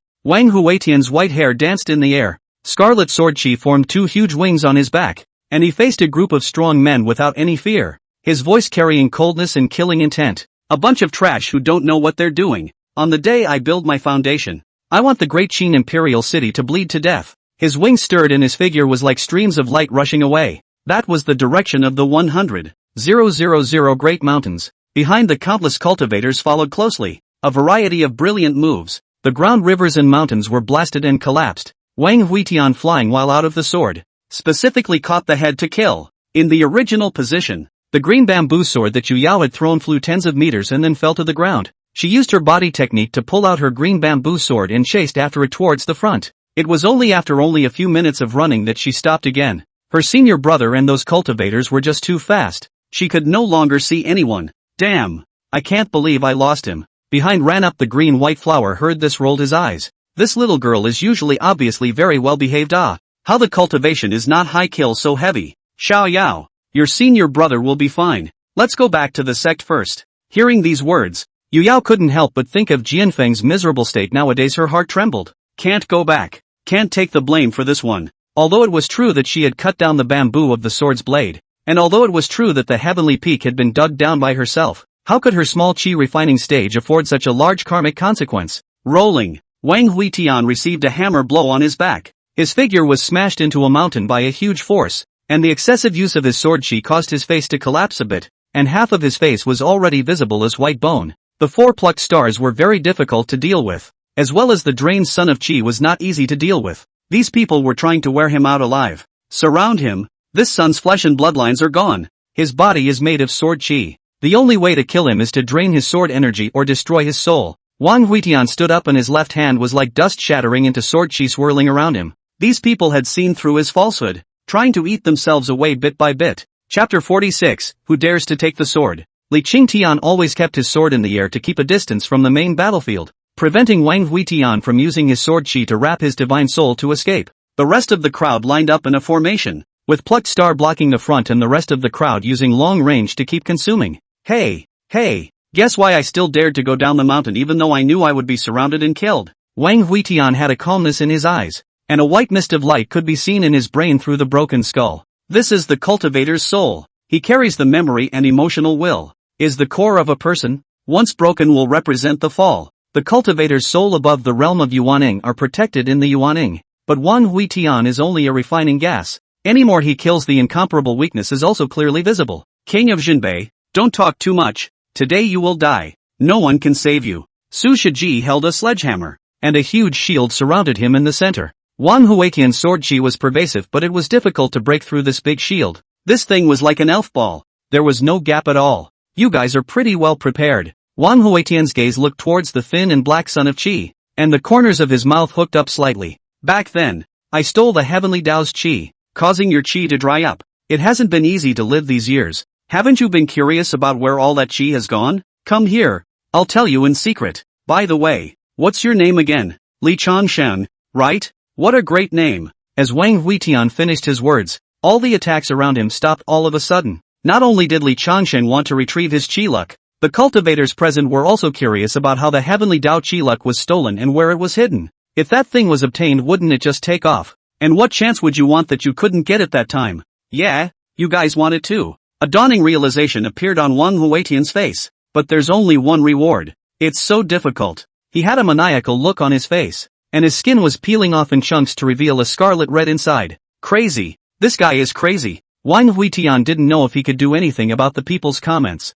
So what if he was crazy? So what if he was a demented child? If not crazy, how to live? He was born in the endless Warzhenbei Wang Fu. But the body has no spiritual roots. If his father and brother are still there, can also shelter one or two. But the two have been killed in battle. He wants to survive, can only be so. At all costs to become stronger. Even if the loss of everything. Kill. White hair turned into red willow sword chi shot out. Wandering and floating in the air. Weaving a large net covering thousands of meters. Yuaning cultivators were trapped in the net and could not move an inch. Some were even cut into pieces and spilled. And the Yuaning was also swept into nothingness by the sword chi and dissipated. Scarlet flesh and blood resounded with the sound of swords peeling off layers. And the transformation spirit cultivator who was fleeing was pierced through the center of his eyebrows after only a moment's lapse of concentration. How dare you show off? Behind Li Qingtian, a demonic ape phantom rose up to the sky, and a huge palm came down to suppress it, and the rooted sword chi was tautly broken and dissipated. The eyes of the several spirit transformation cultivators who had barely escaped the sword domain were horrified,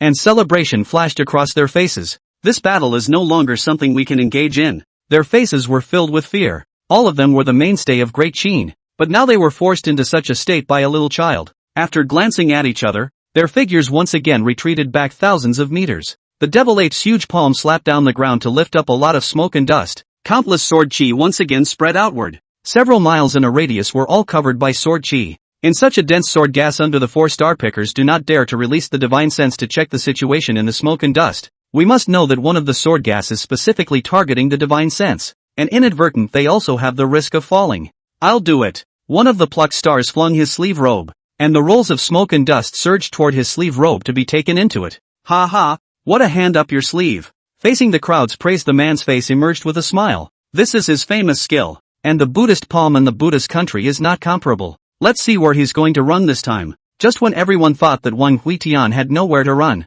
the man suddenly felt a pain in his armpit, and a long sword pierced out from his shoulder. This sword is extremely sharp. There are several black vortexes on the sword body, madly extracting the aura in his body. He was shocked and wanted to retreat, but it was already too late. The long sword picked upward and his head was thrown up high. Li Changsheng stood on a distant mountain and watched this scene, his expression not the slightest bit surprised. He retreated from the sword domain, spreading out. How could Wang Huitian be so easy to kill? If that was the only way, he would have died on Tianlang Mountain back then. Sighing a sentence, he continued to stare at the field of battle. Smoke and dust dispersed after the original place has long been unable to see Wang Huitian figure. The other party seems to be transformed into this overwhelming sword chi everywhere. Is the divine soul extinguished? He frowned as the long sword crashed and slumped to the ground after decapitating one of the pluckers, as if it had lost its grip. Li Qingtian and the others looked at the heads rolling down on the ground with horror in their eyes. The overwhelming attacks poured down again. The long sword was shaken by the beating but did not move in any way.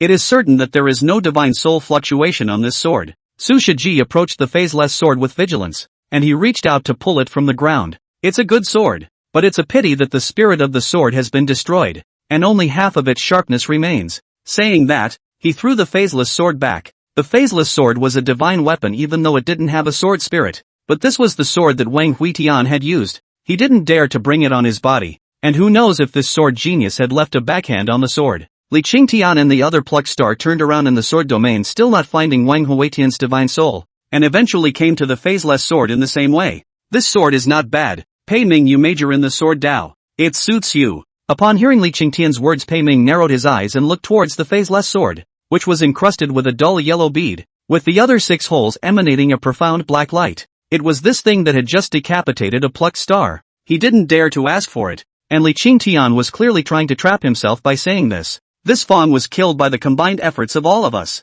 Pei Mao would not dare to monopolize it. The three of them looked at each other in dismay, and no one dared to touch this phaseless sword. Even though they all felt that Wang Huitian was already dead, they still had extremely deep scruples about this sword that he left behind. After all, before this time there had never been anyone who could cultivate the Tao of the sword to this extent, and no one knew how many other means he had. Seeing Pei Ming's scorn, Li Qingtian kicked the broken clay pot on the ground imperial sword and left. That's just it. This sword will stay here and be buried with him. When the three picking star left, a group of transformed god only cautiously come forward. They look at the long sword, eyes show greed, but no one dares to go forward to take the sword, and ultimately look around after also resentful to leave. As the sky darkened, Li Chongsheng slowly stepped into the sword domain. He did not look at the long sword, but came straight to the broken pottery jar, stooped down to pick up the pottery jar after the divine sense to probe inside, only to see that it contained hundreds of hanging various types of flying boats and 8 huge stone pillars. This bastard is really capable of causing trouble.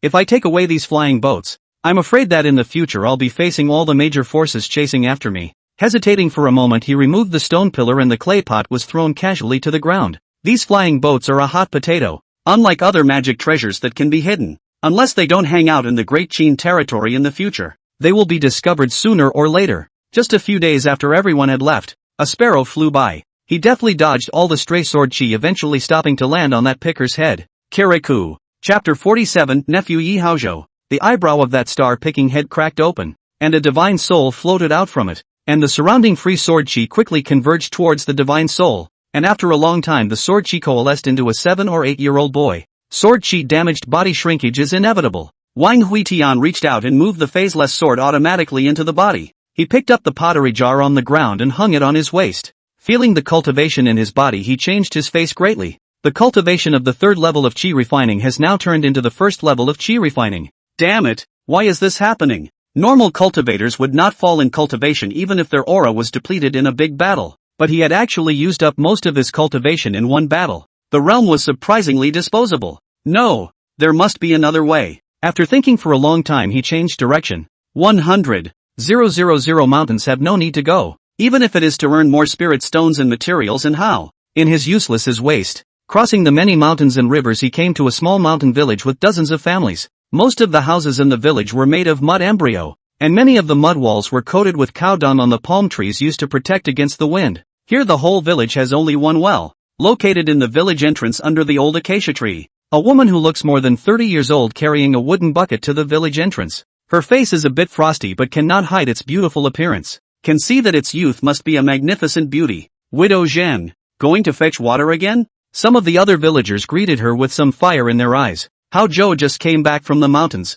I'll fetch some water to give him a hot bath. A smile appeared on the woman's face. A little bit of pride on her face when she mentioned her son Hao Zhou. She walked across the stone path in the village to the village entrance, and the smile disappeared on her face when she looked at the well at the entrance of the village. Under the old acacia tree next to the well, a 7 or 8-year-old boy was squatting by the well, and he looked earnestly and somewhat stagnantly at the well water. The woman froze for just a second before turning around with her bucket to leave, only for a childish voice to sound behind her just as she lifted her foot. Sister-in-law, how have you been? The boy was naturally Wang Huitian, while the woman was his sister-in-law. Zhang Yanru, you seem to be afraid of me? Wang Huitian's voice was cold. His figure appeared at Zhang Yanru's side in an instant, and the latter winced, her eyes a bit evasive. How many people in this world are not afraid of Wang Huitian? Their Wang family members are all war maniacs. When her husband died in the war in order to protect her son, she hid here, but do not want to be found today. Huitian, I don't want Haozhou to die on the battlefield like his father.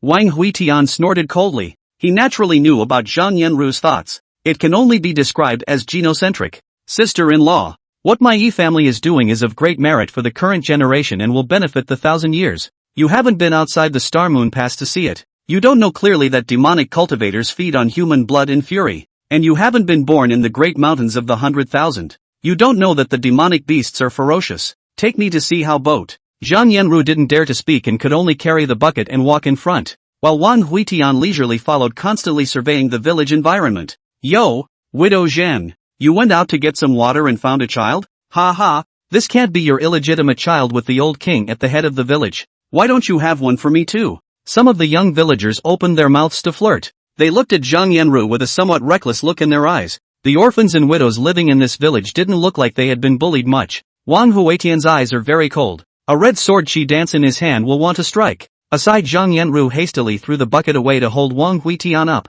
Huitian, that's the way it is in the village. Everyone's just kidding, don't take it seriously. If you kill them, how will Hao Zhou and I live here afterward? Wang Huitian's finger sword chi wrapped around Zhang Yanru's neck. It better not be true. Zhang Yanru pushed open the gate of the courtyard, which is very simple. The mud surrounded by the courtyard planted some cabbages, and next to it is drying some clothes. A young man of 17 or 18 was arranging his clothes under the drying rack when he heard the door open. He turned his head. Mother, back so soon? Whose kid is this? So cute. Yi Haozhou walked over and took Wang Huitian from Zhang Yanru. He reached out and pinched Wang Huitian's face, only to feel some raw pain in his hand. This child is also too hard. What's your name, kid? Wang Huitian looked at the youth's face. It is a little bit like his elder brother, but the breath in the body is empty. It is obvious that there is no cultivation. It seems that Zhang Yanru is trying to let this child spend his life in an ordinary way, thinking of today's own physical condition. A bloodline is completely absent. Even if the future to find a Taoist couple is afraid that cannot give birth to heirs,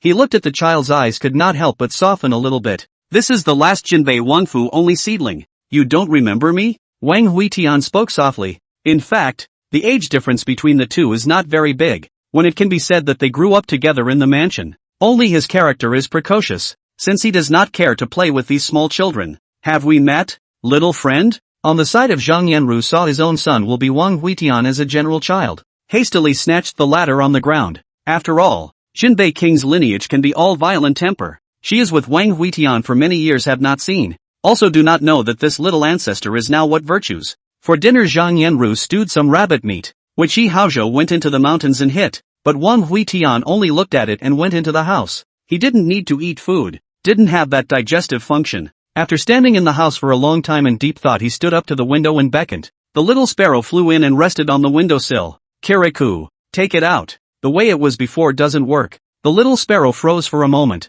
spreading its wings and lowering its head to pull something out of the feathers on its chest, and soon 5 books fell out of the feathers on its chest. Wang Huitian picked up the books and laid them on the ground. The first one was titled The Way of Killing, which was the origin of all his sword techniques, and the sword chi was evolved based on it, with the main focus on formality. But now the path had come to an end, not because there was no more powerful sword realm, but because his divine soul was limited, and everything today was the end of what a mortal could project. The second book is the Book of Heaven, and nowadays, the cultivation techniques of the entire continent are basically extended based on this book. Feeling the cultivation of the body that fell to the first layer of refining qi, Wang Huitian's face flashed with hostility. His previous third level of qi practicing stage was false. It was just a delusion brought about by the aura. Once the aura was depleted, the realm would fall. Waste of energy. He kicked the Book of Heaven away, narrowly missing controlling the sword chi overflowing from his body. Taking a deep breath to look at the last 3 feats. Magic delusion.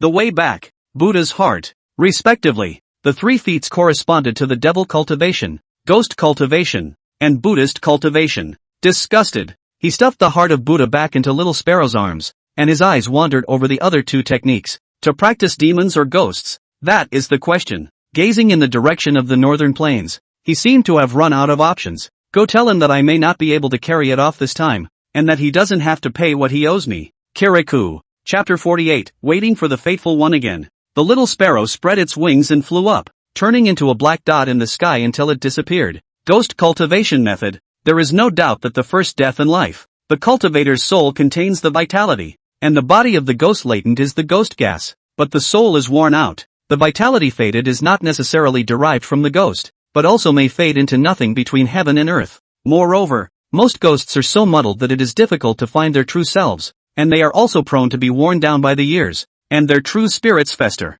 Wang Huitian looked at the way back, eyes flashing. The previous road has been broken. The new road is difficult to find. He really envied those cultivators who have spiritual roots, even if it is the most wasteful miscellaneous spiritual roots. One of the most envied by him is Lok Wuji. That guy is simply envied to madness. Any spells at his fingertips, wind, fire, thunder and lightning are all proficient. He sat with his head buried in the ground with his back to the window and the way back in his hand, like a wild dog in distress. Perhaps the starving man's cave can be revived. There were no words in the night, so Wang Huitian sat like this until dawn. Perhaps Zhang Yanru had an explanation for Yi Haozhou, and both of them didn't come in to disturb him. Greeting the first ray of morning light, he walked out of the room. Yi Haozhou stood in the courtyard in a formal manner, seeing the other party's childish face, with a slightly resolute look between his eyebrows. Wang Huitian laughed, smiling with relief. It's not like our Jinbei royal family is extinct. What am I afraid of? Ha ha ha, it's just wishy-washy. He laughed out loud while walking towards the outside. The Book of Heaven was left in his room. It was up to Yi Haozhou to choose whether or not he could step into the path of cultivation. After walking out a long way, Yi Haozhou rushed out of the yard. He shouted towards that somewhat lonely and thin back. Uncle 2. Wang Huitian twisted his head around, his smile becoming more and more debauched. Ha ha ha. Uncle too. Where are you going? Silly boy, what silly things to say. As the king of Jinbei. Of course I'm going back to my king of Jinbei's fiefdom. So are you coming back? Wang Huitian's smile stopped and his tone became solemn. I'm not coming back. Remember, the tradition of the Jinbei king's lineage. All territories not included in Great Qin belong to the Jinbei king's fiefdom.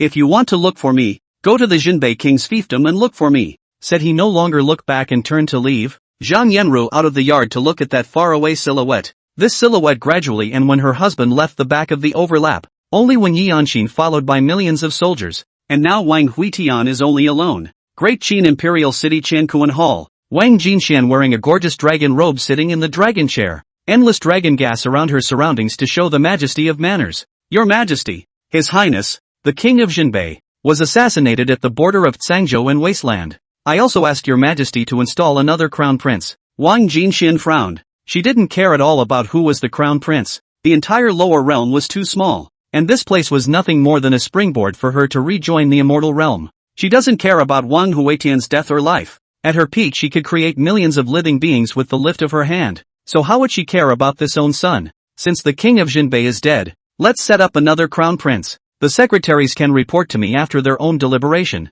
All the people in the temple looked at each other. The emperor when really nothing cares. Wang Jinxian returned to her palace, her long sword that kept changing colors pinning a golden dragon shadow to the ground as she slowly walked up, her eyes tinged with anticipation. Soon, it wouldn't be too long before she would be able to ascend with the help of the dragon's energy. Lower realm cultivator. If normal cultivation need to achieve great emperor to break open the barrier of the immortal world. But as a dynasty of the emperor but do not need, the dragon gas is a kind of heavenly qi. With the luck of the world to communicate with the immortal world naturally easy to step into. Just as she was carrying her hopes in her heart, the many jewels circling and spinning around the longsword were stuck for a moment. What's going on? Her brow furrowed in deep concentration as she examined the spinning gems. And a moment later her face changed dramatically. Damn it, how come 7 are missing? These 7 jewels were only a drop in the bucket for the many jewels on the longsword, but they were an indispensable and crucial part of the erase operation. After double-checking that 7 were missing she flew towards the everlasting forest. If there was anyone who could steal the gems from her hands, it would have to be only Wang Daoyang. At the border of Tsangzhou, a flying boat cut through the clouds. Fly a little lower. That bastard Wang Huitian. How dare he bring Yu Yao down the mountain? Yu Yao is only at a few levels of qi refining? If my precious disciple loses a single cold hair I'll skin him. It's simply exasperating to my old lady. Mu Qingshi had an iron face, and Patchouli stood aside to smooth her breath. Calm down.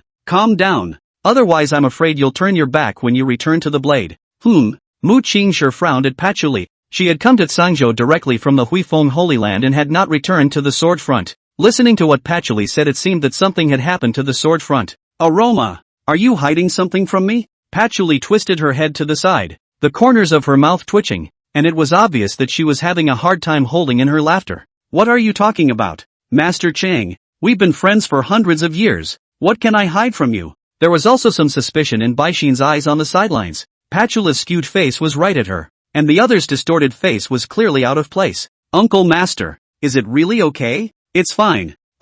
Giggle. While saying that Patchouli's body trembled and she laughed out a hen's cackle. Mu Qingshi master and disciple's face darkened. This emotion is not suppressed. This guy must know something. Both men grab Patchouli at the same time and press him. And after some scuffling Patchouli can only partially confess. Ha ha ha, don't scratch, I say. Senior gave your second apprentice brother a manual on refining weapons, and as a result, he instructed your Yueyao babe to dig down the heavenly peak in order to refine clay pots. Ha ha ha, you don't know. It gave senior brother Qing Shan an angry face, and the two even ran away afterward. Senior brother personally led people to the sword front to catch them hard to pounce. Patchouli mimicked Lu Qingshan's angry face as he spoke, and performed an impotent rage that was acted out to perfection. Mu Qingshi also listened to the joy on the sidelines. Thinking of Lu Qingshan's face at that time she also held Patchouli and laughed so hard that she couldn't straighten her back. Yes, that's it. That's how the corners of senior brother Qing Shan's mouth twitched at that time. Baixin looked at the two people who were laughing slightly frowned.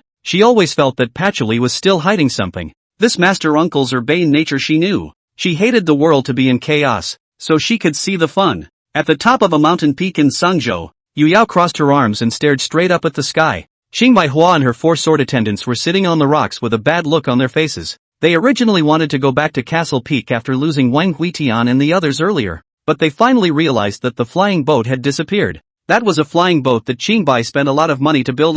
The railing on it was sprayed with perfume. No one can understand her heartache at this time. She felt like her soul was lost the moment the flying boat was lost. Just then Yu Yao said she had a solution. So several people were brought to this small mountain top by Yu Yao. Yu Yao, what are we doing here? The corners of Yu Yao's mouth curled up, a confident smile on her face, waiting for the right person. Chapter 49, The Cave of the Starving. Just as the green and white flowers, several people were uncertain. A flying boat drifted in the sky. This flying boat went extremely slow and flew very low, except that the direction was not the direction back to Green Mountain, nor was it the direction of the 100,000 mountains that Yu Yao wanted to go to, but instead, it was coming from the 100,000 mountains towards Tsangzhou. It didn't matter though. She was sure the other party would be happy to change their destination after stopping the flying boat. Flying boat above, stop. No traffic here. Yu Yao let out a roar, holding the green bamboo sword with a murderous look on her face, and passed her eyes towards the green and white flowers standing stupidly next to her.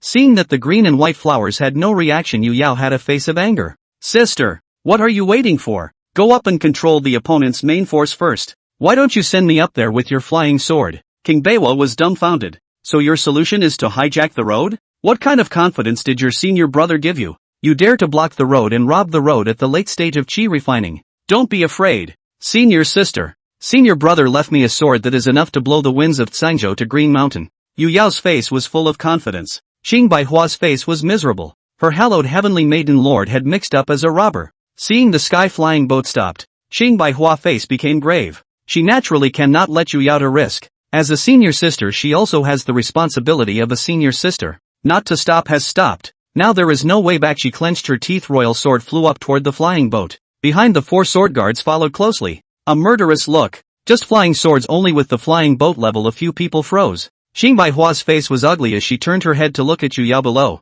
Senior sister, this time, senior sister can't save you. May Lord Heavenly Maiden bless you. On the flying boat, Mu changed her face pitch black, looking at the green and white flowers. Several people. For the sword fairy Li Yi's this disciple she naturally knows. Patchouli stood on the side covering his mouth. His face reddened. Ha ha, Master Chang. You've been robbed. It seems like the one leading the way is your precious disciple. Look at her eager look. She can't yet control a sword and dares to rob a flying boat. If she can fly one day, I'm afraid she's going to rob the immortal world. Ouch, my back. She couldn't help herself and laughed while patting Bai Xian's shoulder, who stumbled and nearly fell down. Seeing that Master Mu Qing's face did not look right, Xing Baihua hurriedly walked up to the flying boat and performed a big salute. Senior nephew White Flower meets senior uncle. Wishing senior uncle blessings like the East Sea, longevity like the Green Mountain, beauty year after year, surplus of spirit stones month after month, and a smile on his face day after day. Stop! Xing Baihua, a drop of cold sweat dripped down on the flying boat.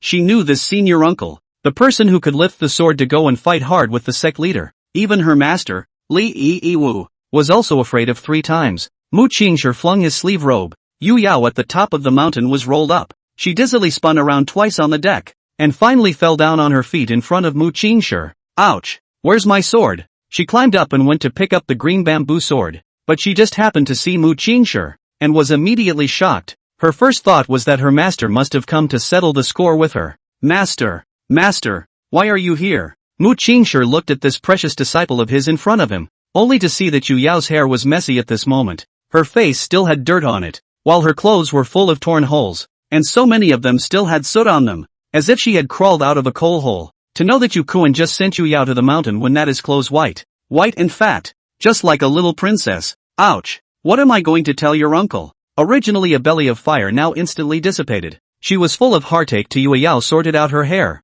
I know that with Wang Huitian that sinful disciple out of the fall cannot be good. This is only a few days or mixed into a small beggar. Fingers pinched. A breeze blew up. The dust on Yu Yao's clothes was taken away by the breeze. Bai Xian came forward and carefully combed Yu Yao's hair. Master Mu Qing's divine sense swept through the surrounding area and asked with a frown, "Where's your senior?" Yu Yao was not amused. "Oh, brother, he's walking his dog." Xing Baihua pulled Yu Yao's sleeve and told Mu Qingshi what happened in Sangzhou, and Mu Qingshi's master and disciple and Patchoula's face sank at the same time. For star pickers, a bunch of transformed spirit elemental babies chasing and killing. Such a lineup, even if you enter the Tao, it is extremely dangerous. Not to mention that Wang Huitian is just a mortal with empty sword skills. Mu Qingshi immediately turned the boat around and chased after Wang Huitian in the direction he had fled. Only everyone present knew that they were afraid that it was already too late. A few days had passed since the battle in Sangzhou, and Plucked Star didn't know how far he had traveled under full flight. I'm afraid Huitian is in trouble this time. Mu Qingshi's face was gloomy. The mood of all of them was a bit heavy. Their divine sense was constantly checking the bottom. The mountains and rivers along the road crumbled. The ground cracked into countless fissures. From these it could be seen how tragic the great battle at that time was. Patchouli spoke indignantly. If that kid is gone, let's go slaughter those Plucked Stars to avenge him. I still don't believe that Great Qin dares to go to war with my Wandao Mountain. That asshole Long Xiao, guarding the border all day long. I've long been sick of him. Wang Huitian was naturally unaware of the concerns of Mu Qingshi and the others, and he had already arrived at the starving creepy cave at this time. The place looked unchanged from before, and he selected a fine coffin from the mountain path, in which was a hideously blackened dead body. Old man, change your place, I've got my eye on this coffin. Replacing the dead body inside with a straw mat, he carried the coffin towards the Forbidden Land. The sky in the Forbidden Land is extremely gloomy. The leaves on the ground are piled up layer after layer. The air is mixed with the smell of decay, and from time to time you can step on the blackened dead bones, and the breeze blowing through the treetops resounds with a whimpering sound, making it seem a little eerie and terrifying. Walked inward for half an hour. Wang Huitian stopped, not far ahead of a withered old man lying on the ground chewing something. Heard the ringing, he twisted his head. The twisted face looks hideous. His hands are stuffing dirt into his mouth. Hungry me. Do you have any food? He inquired as he grabbed the rotting leaf and brought it to his mouth. Wang Huitian frowned, his eyes resting on the old man's bulging stomach. This spirit transformation cultivator didn't know how much he had eaten in order to make his stomach swell like this. Ignoring the old man, Wang Huitian carried the coffin and continued to go deeper, only to walk out of not far behind. Suddenly came a loud rumbling. Countless dark and dirty things like heavenly maidens sprinkled everywhere. That transformation spirit cultivator's stomach actually exploded from eating too much. His body was broken in two, and the upper half of his body was still crawling with difficulty to grab the corrupt fallen leaves. Not bad for a human no-go zone. Wang Huitian saw those blasted flesh and blood. At this time, he actually also felt some hunger. This hunger seemed to come from the soul's desire for food. Even though his body had long been alienated, now he was able to feel the abdominal spasms caused by hunger. Forcing down this feeling,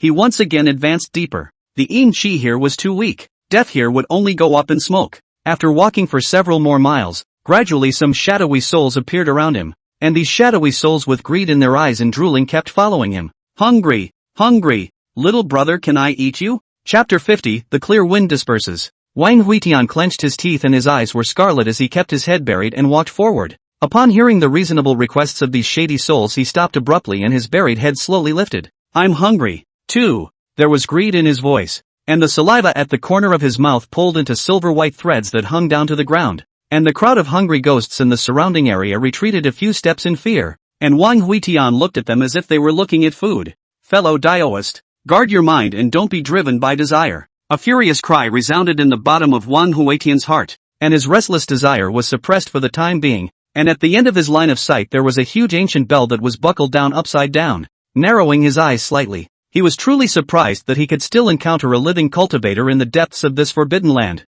but listening to the other party's voice has also reached the point of oil exhaustion, relying on that giant clock to survive. Carrying the coffin next to the giant bell, Wang Huitian had a smile on his face. Ha ha ha, I am not alone in my ways. I don't know what you call yourself. The cultivator in the giant bell did not respond. It seemed that he had just used all his strength to Wang Huitian's reminder, and Wang Huitian did not care. Sitting on the sidelines and slowly opening his mouth. My name is Wang Huitian, the world's first sword Dao, but the sky is jealous of the root of the spirit. The end of all the law cannot be a mortal door. Now scattered God abandoned the immortal cultivation of the soul. Into the ghost road. A sound finally came from the giant bell in the middle of the morning. This seat Zhao Jinzhao, Taoist heavenly master, specializing in capturing ghosts and removing demons and swatting away devils. Have you thought it through? Wang Huitian glanced at the big clock. Good guy. Taoist heavenly master. This is the nemesis of the ghost path. This school is hidden in the rivers and lakes, and there is no special sanctuary for cultivation,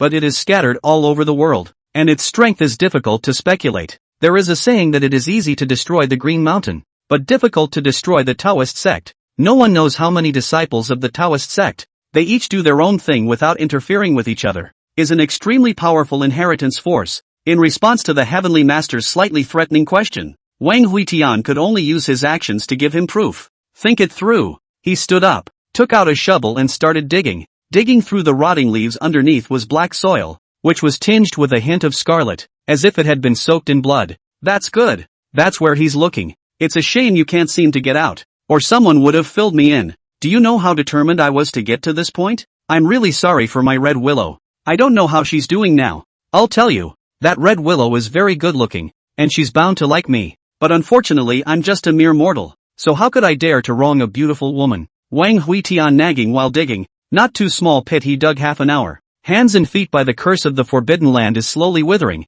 to know that this is the body built by the sword. If it is the real flesh and blood here for fear of supporting but not an instant. I'm starving. This place, this kind of hunger from the soul was too horrible. Enough to drive countless strong-willed people crazy. Wang Huitian licked his cracked lips and placed the coffin into the pit. He also laid in with it. Then, see you tomorrow, Master Tianshi. Sword Qi surged, and the dirt that had been dug out tumbled over to form a mound in front of the giant bell. The heavenly master in the giant bell was sitting on his knees. A yellow talisman was affixed to his brow, which extended from his brow all the way to his neck, and the torso below his head was now only a layer of skin wrapped around his bones, looking extremely miserable and horrible. I'm afraid I won't be able to get out of this damn starving man's creepy cave. He had a complicated gaze, and through the bronze clock he was able to see the burial mound next door. Humph. It's the first time I've seen someone who's in a hurry to die. After seeing Wang Huitian bury himself into the ground, those fierce souls surrounding the neighborhood also gradually dispersed. They only survived the instinct to eat wandering in this forbidden land.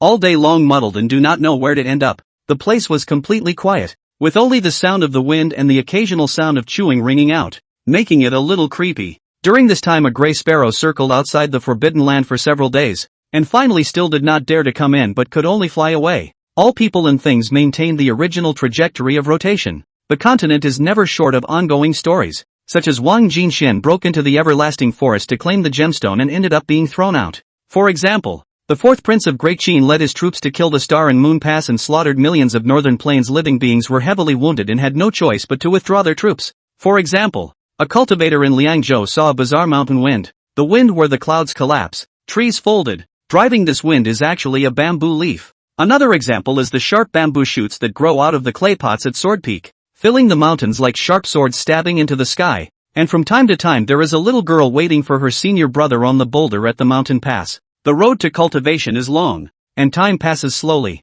Heavenly Maiden Sama, kill this lowly man. I'll be damned. Still the main peak's eldest brother. Bullying a woman is nothing. Tianshu Square wearing a gorgeous white dress, with a glazed veil of green and white flowers are fighting with Lok Wuji. The two now have long since faded away from childishness. More than a few points of majesty. Senior sister, you can't beat me but you don't have to let your followers attack on my life, right? Lok Wuji's face was full of helplessness. This time the peak master selection of Wandao Mountain did not have a single person who was his rival, but when he encountered Qing Baihua, the godly man, he really had no way. The other party does not speak of martial virtues. The strength is not able to encourage that so-called heavenly maiden Sect net violence him. He really did not expect to cross the road and still encounter such an outrageous thing. Elder brother Wuji, it's not my fault. Women were originally born into a disadvantaged group. Can't you, a big man, just let us be? Aha, that seems to make sense. But, there is nothing but, you a big man a little gentleman manners have no.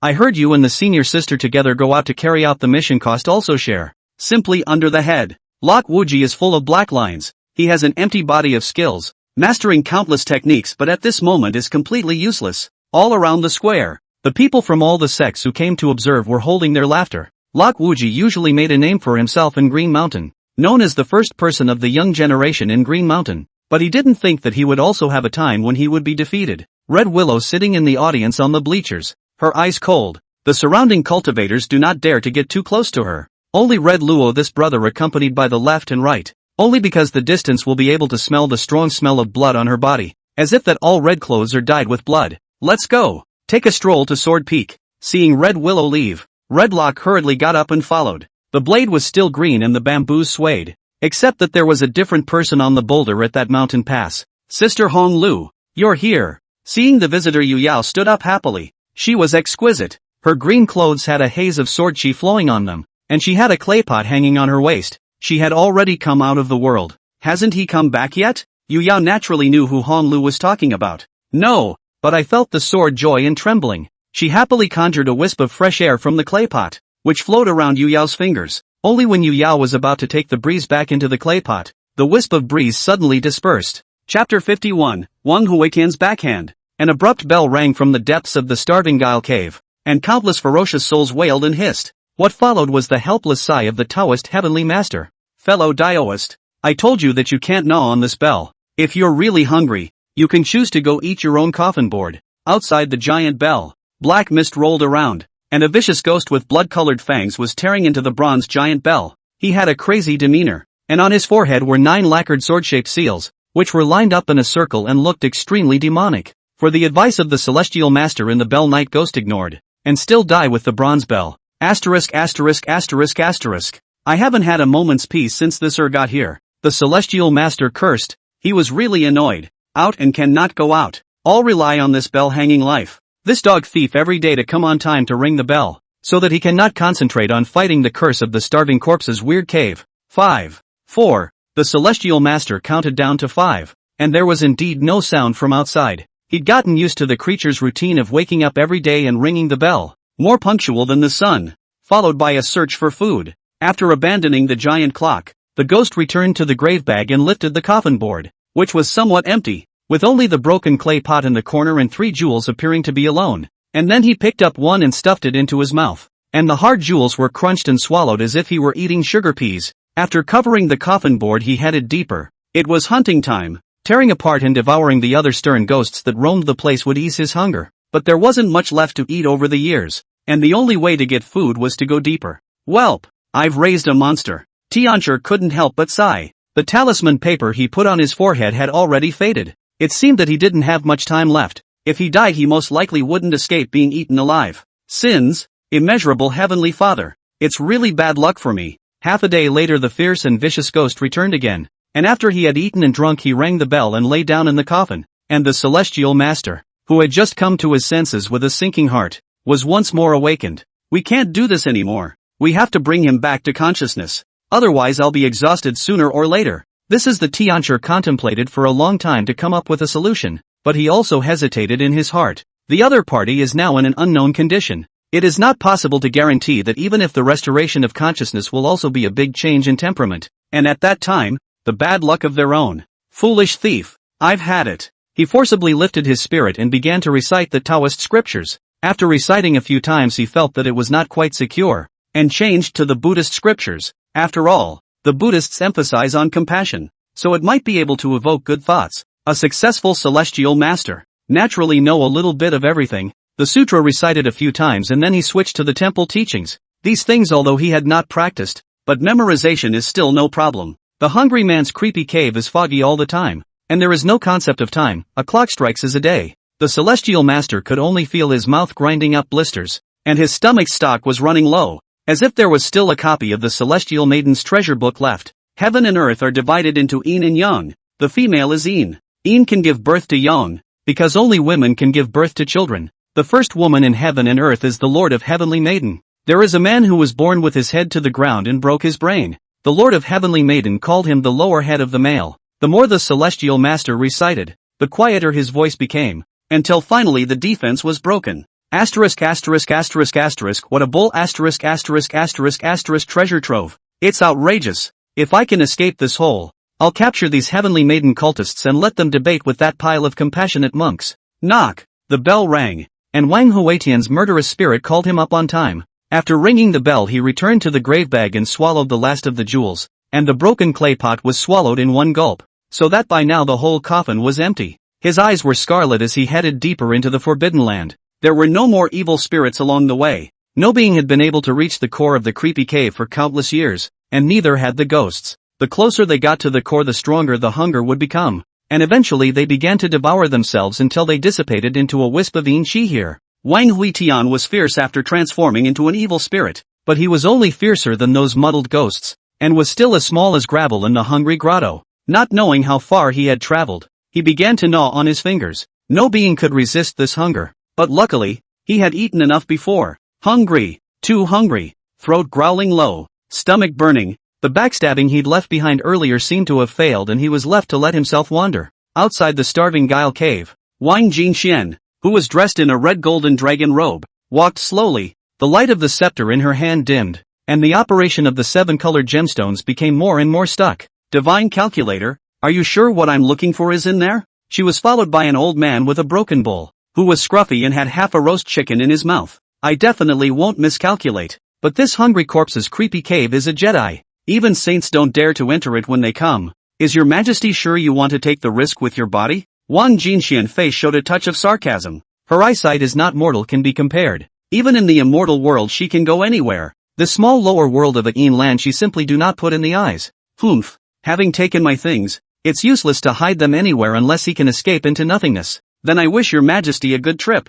I'm afraid I'm hungry, so I won't go in and get involved. The divine calculator stopped, not intending to go any further. Wang Jinxian didn't care. Anyway, she had already found her destination. This old man was useless. She flew into the range of the black land by air, and her divine sense searched recklessly in the hungry guile cave. There's a weirdness devouring my divine sense. Her eyes flashed a trace of surprise, but also did not put much on the heart. Let it swallow and how? Her divine sense is huge like the sea. Give this bizarre 10 years also swallowed not finished. Flying some distance she stopped at the top of a crumbling rocky mountain and took out some peso pills from her storage ring. She was a little hungry. Eating a few grains she walked forward. The fog ahead is very thick. This fog can block the divine sense to explore. For insurance purposes she chose to walk. So much for starving people. Once again, he pulled out a few pills of the Pyrrhic pills and threw them into his mouth, always feeling that the pills he ate today were a bit outdated and not very useful. Not long after Wang Jinxian had just entered the hungry corpse's creepy cave,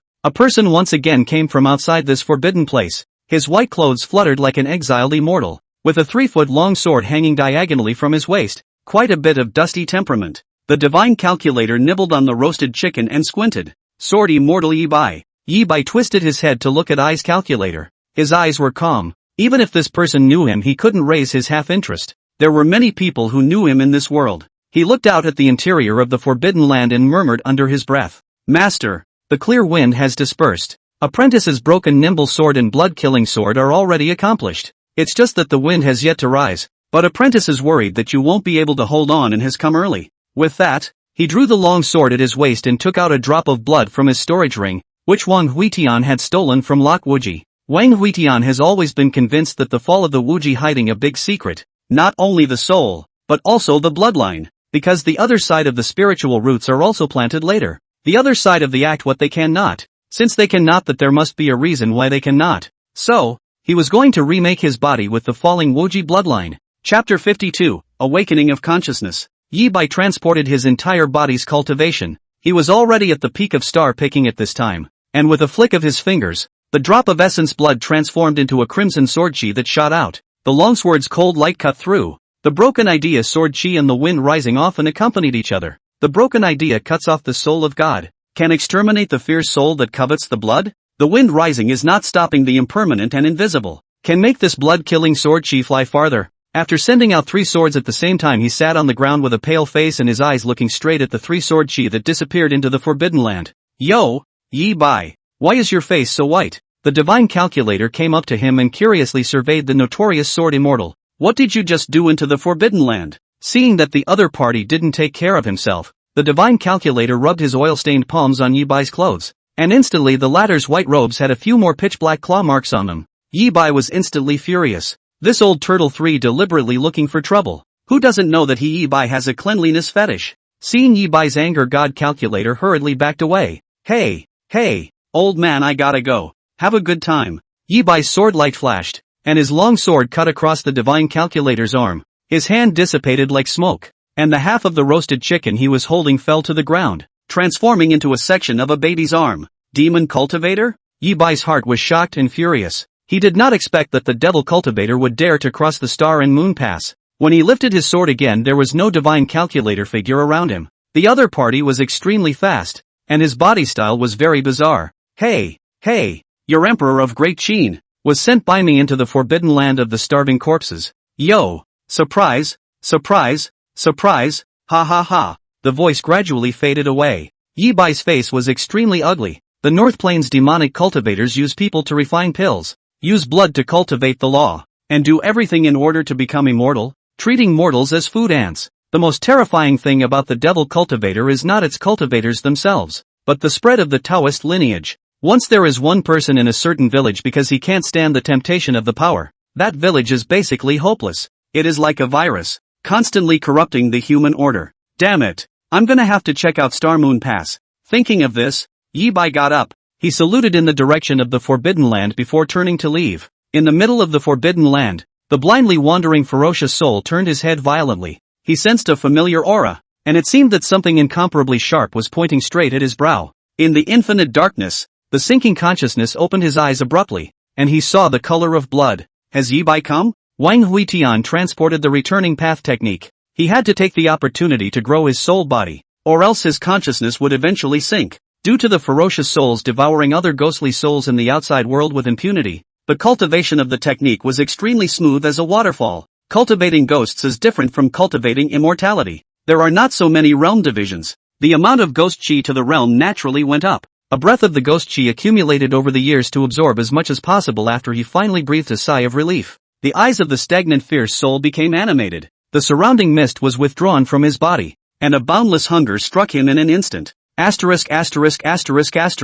This ing place. He looked around. It was a small, run-down village. At the entrance of the village there is a man sharpening a scythe. Inside the village you can hear the sound of children playing. There are ghosts wandering in the village but they are oblivious to the small village. Everything looks strange and absurd. Yo! A pig woke up. The man sharpening the knife lifted his head to look at Wang Huitian with a slight mockery in his eyes. Say that again. Who's the pig? Wang Huitian's voice was icy cold. The other party was able to stay awake in the depths of this forbidden land and still leisurely sharpen his scythe. It was obvious that he was not an ordinary person. At least the Taoist sect's heavenly master who was in the Tao realm could not do it. But he, Wang Huitian, was not intimidated. And although the sword chi was now dispersed, it wouldn't take too much time for him to regather it. I've been here for many years, and there are only a handful of wandering souls who can come to their senses. You're well qualified. For the man's exaggeration, Wang Huitian was very flattered. After all, since birth it was the first time that someone had complimented him on his good qualifications,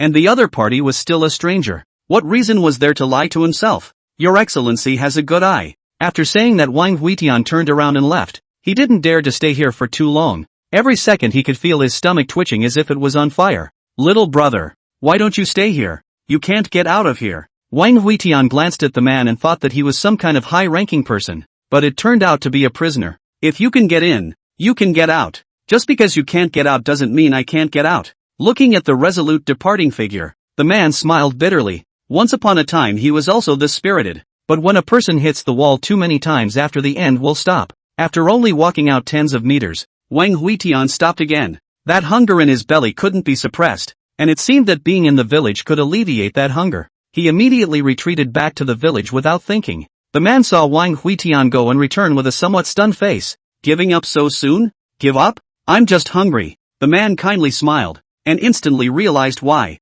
In the village, I can suppress the curse, so the hunger will be much lower, but you won't be able to resist for long with your cultivation after leaving the village. Wang Huitian had a gloomy face. If so, wouldn't he be trapped here? He found a bench to sit down, frowning and contemplating the solution. This thought is a few days. The man finished grinding the sickle grinding wood knife. After grinding the wood knife grinding hoe, as if it will never stop. This village is not big, and there are a few small ghosts living in it besides the man with the sharpened knife, all of whom regained their consciousness because the curse was suppressed by the small village. Brother bench ghost, here you go. Ground nuts. A fussy little girl placed a groundnut in front of Wang Huitian. Wang Huitian picked up the groundnut, and the dark groundnut was bubbling with black gas, like a coal, and the variety was very special. Yui, why did you call me a bench ghost? My brother sits on a bench all the time and stares. So of course he's called a bench ghost, just like Grandpa the wall licker, who licks the walls all the time. Hearing this, Wang Huitian was happy,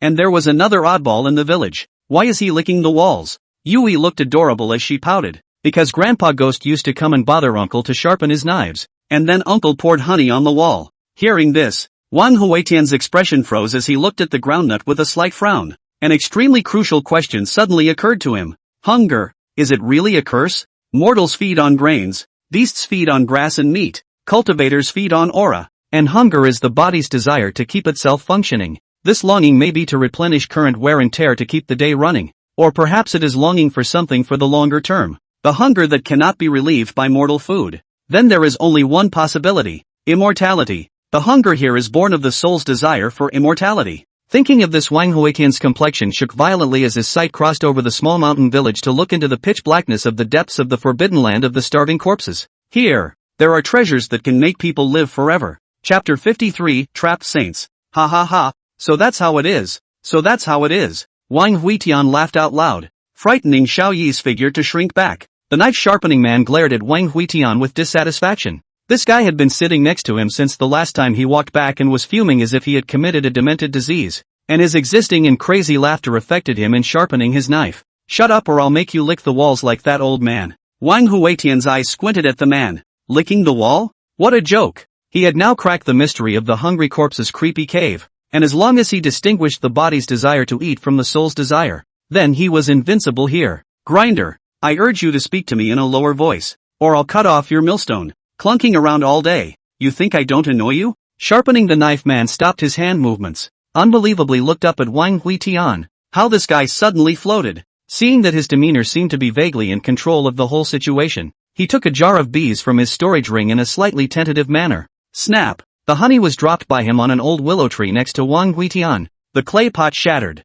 The golden honey flowed down the rough old bark, and the sweet smell wafted out at once, only to see the original still sitting on the small bench. Wang Huitian, suddenly scarlet eyes, fiercely pounced on the willow tree. Rough old bark was torn off, a few pieces of him directly swallowed into his stomach. Finished, also sticking out the scarlet tongue, licked the willow tree. Hey, I thought he'd mastered something against the curse. Hoping to trick me, honey. The man averted his eyes in disgust and continued to clunk and start sharpening his knife. Yui pinched her nose with palpitations and looked sympathetic. Brother bench ghost, why do you have to offend your uncle? Dang. A loud bell rang out, something that could be heard even in this small mountain village. The knife-sharpening man stopped to look into the distance. Celestial Master's bronze bell. It's a pity. If it could ring once every hour, maybe I could find my way out. The bell had rung before, but it was once a day, so he didn't really care. Knock knock. Before he could finish his sentence, several more bells rang out, and this time the ringing was continuous, as if some beast was tapping the giant bell. In the bronze bell of the small hill, the talisman on the Tiancher's brow was shaken to the point that his divine light dimmed, and he covered his ears with both hands, his face in despair. Asterisk asterisk asterisk asterisk, who's ringing my bell again? Let's get on with our lives. Outside the clock, Wang Jinxian lifted her scepter and tapped the giant clock one by one. Her little sugar pea grain preventing elixir was finished, and now the whole person's hair was scattered, as if she was crazy. The tracking for the jewel went out of sense once she got here, so she seriously doubted that the asshole who stole her jewel was hiding in the clock. Come out. Dare to steal this emperor's starstone. I want you dead. Hey, where's the crazy from? Hurry up and get out of the way, or else this heavenly master will take care of you even if he falls. Taoist heavenly master roared ferociously but is very wimpy, only in the bell tirade. Live and die to hide in the inside does not come out. He has long been exhausted out of the lamp as to send to death. Humph. I, Taoist cultivator, preach from the heart, otherwise it is easy to breed heart demons. Crazy, you don't want to get ahead of yourself. After tapping for a while, Wang Jinxian gasped for breath. This big clock was as hard as a turtle shell. No matter how much she exerted, she couldn't break it. Feeling the loss of stamina, she lifted her head, wanting to get out of the hungry corpse's creepy cave first to take a breather. This place was too weird. That feeling of hunger couldn't be suppressed at all. Fingers pinched the sword trick, and the golden longsword fell to the ground with a clang, splattering countless dirt. How could it be? Unable to imperialize the weapon, shaking her head to force herself to stay awake, she wanted to rely on her own cultivation to fly away, but she had just taken half a step when her stomach spasmed, and her entire form planted itself on the ground and rolled into a nearby pit with a grunt. At the bottom of the pit was a dilapidated coffin. The walls of the coffin were covered with dense sword marks, an appearance that it would fall apart at any time. At this moment, she only felt a burst of weakness within her body, and it was quite a struggle to get up. Damn! I underestimated this forbidden place. From the giant bell came the mocking voice of the young celestial master. Oh, stinking, bullying Master Daomi. Really retribution, ah. Wang Jinxian, who fell into the grave pit, did not have the leisure to fight. She gritted her teeth and sacrificed the water blue magic book. The book became bigger and covered the coffin like a small tent for a picnic. Finally barely resisted the horrible rules. Feeling around, the place was full of stray ghost chi. Not having the slightest amount of aura meant that it was impossible to recover, and the little aura that remained in the body had to be used to catalyze the magic treasure. A gloating voice came from inside the nearby clock. Ha ha, yeah, That's how I got trapped back in the day. Goo. I'm laughing my ass off. Big sis, the Taoist gave you this as just the beginning.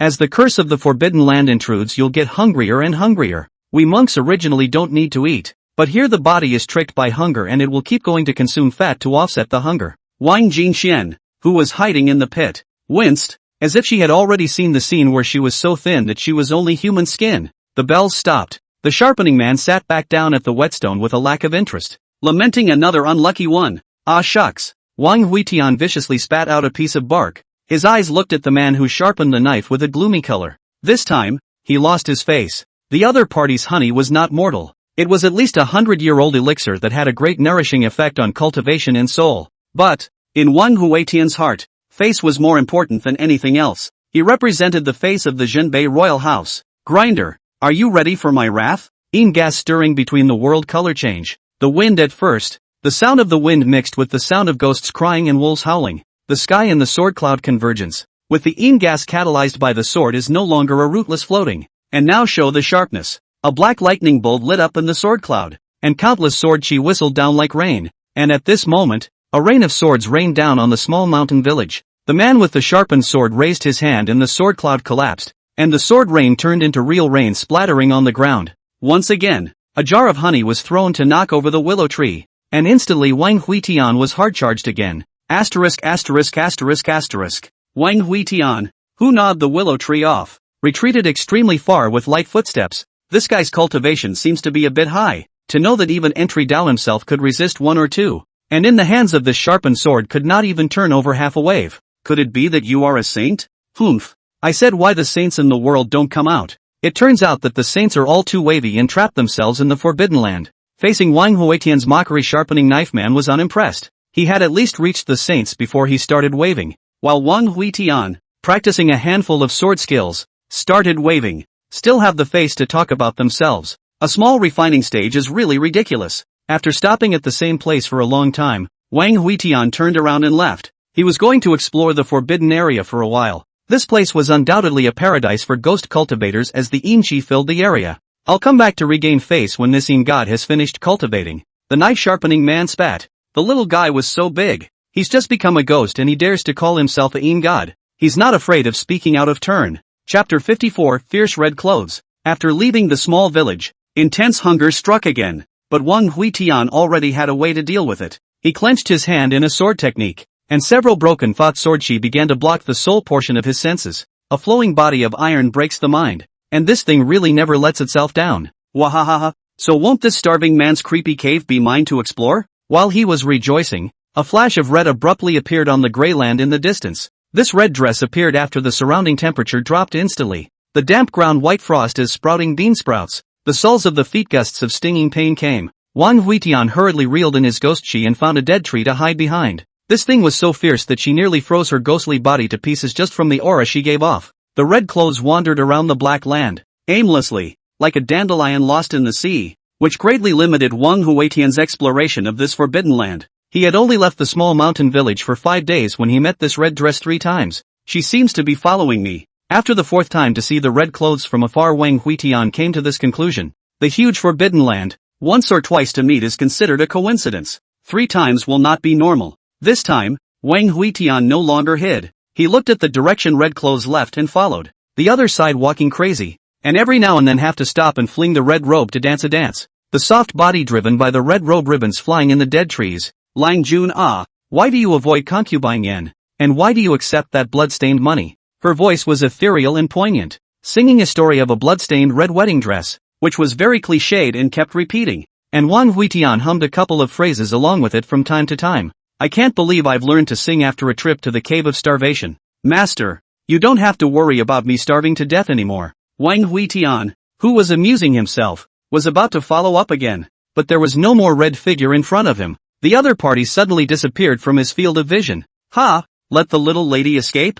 He frowned as he tried to look around, but only when he turned his head did he see an extremely pale face, which was only a few centimeters away from him, and as soon as he turned his head, he almost kissed the other side. The red-robed stern ghost spat out a breath towards Wang Huitian, and his originally pitch-black ghost body started to have red color spreading towards his body from his head. She wants to assimilate me. Wang Huitian was shocked in his heart as countless sword chi surged out from his palms, and the square miles were instantly swept into flat ground. However, the sword chi on the red dress shine damage is minuscule. His sword chi as if threw into the void, only broken thoughts chopped into the other party, but could not kill her. After all, is a bit too big gap. His own tiny little stern ghost facing her was as weak as an alchemy stage facing a saint, and this time he had been careless after all. But Wang Huitian never compromises. Even if there is still a slight possibility of escape, he will still hold on to it, and his hanging left hand violently becomes a claw and probes upwards. This hand under the sea went straight for the jugular and hooked the edge of the opponent's abyss. Ah! The ear-piercing ghost howl resounded through the wilderness, swinging a circle of red ripples. Wang Huitian was lifted off an unknown distance, and the whole ghost was a little dizzy. He climbed to his feet and shook the water stains from his hands, quickly fleeing in the direction of the small mountain village. Now perhaps only that saint could save him. In terms of strength he was not as good as this red coat, but in terms of speed, how did you get here so fast? Only to see the other side of the figure fluctuating, in the wind fluttering in the red veil where the other side of the figure is instantaneous as a moment. 3 of swords, the wind rises, blow her back for this god. The confrontation between the gusts of winds was lost, and there were countless unknown existences awakened as the berserk sword chi exploded on the black land. Who is it that disturbs the king's slumber? This god did it. You have a problem with that? Only just awakened has not yet slowed down the strength of the severe ghost was sword chi instantly scraped off half of the head, behind the ghosts chasing more and more, but the smear of red clothes still riding in the dust. Mother her. All the ghosts and monsters here turned out to be hiding in the ground and slumbering. No wonder we haven't seen much of them. Wang Huitian utilized his speed to the extreme. Layers of sonic booms exploded, and when he encountered a hill in his way, he directly used his sword chi to blast it to pieces to clear the way. At last, as he was about to be whisked away by the red coat, he caught sight of the little mountain village, at the mouth of which the man with the sharpened knife looked so amiable at the moment. Elder, save me. The knife-sharpening man looked up in dismay, and saw a scene that made his scalp go numb. He only saw tens of thousands of severe ghosts rolling in, black clouds pressing down on him, and there was a touch of scarlet in this. Even he felt an extremely strong palpitation from this scarlet. In the moment he froze, Wang Huitian had already rushed into the small mountain village. Yui, come home. The little girl who was standing in the middle of the path in a daze was picked up by his hand, and without hesitation he rushed into a small hut. Uncle Bench Ghost, what have you done? You.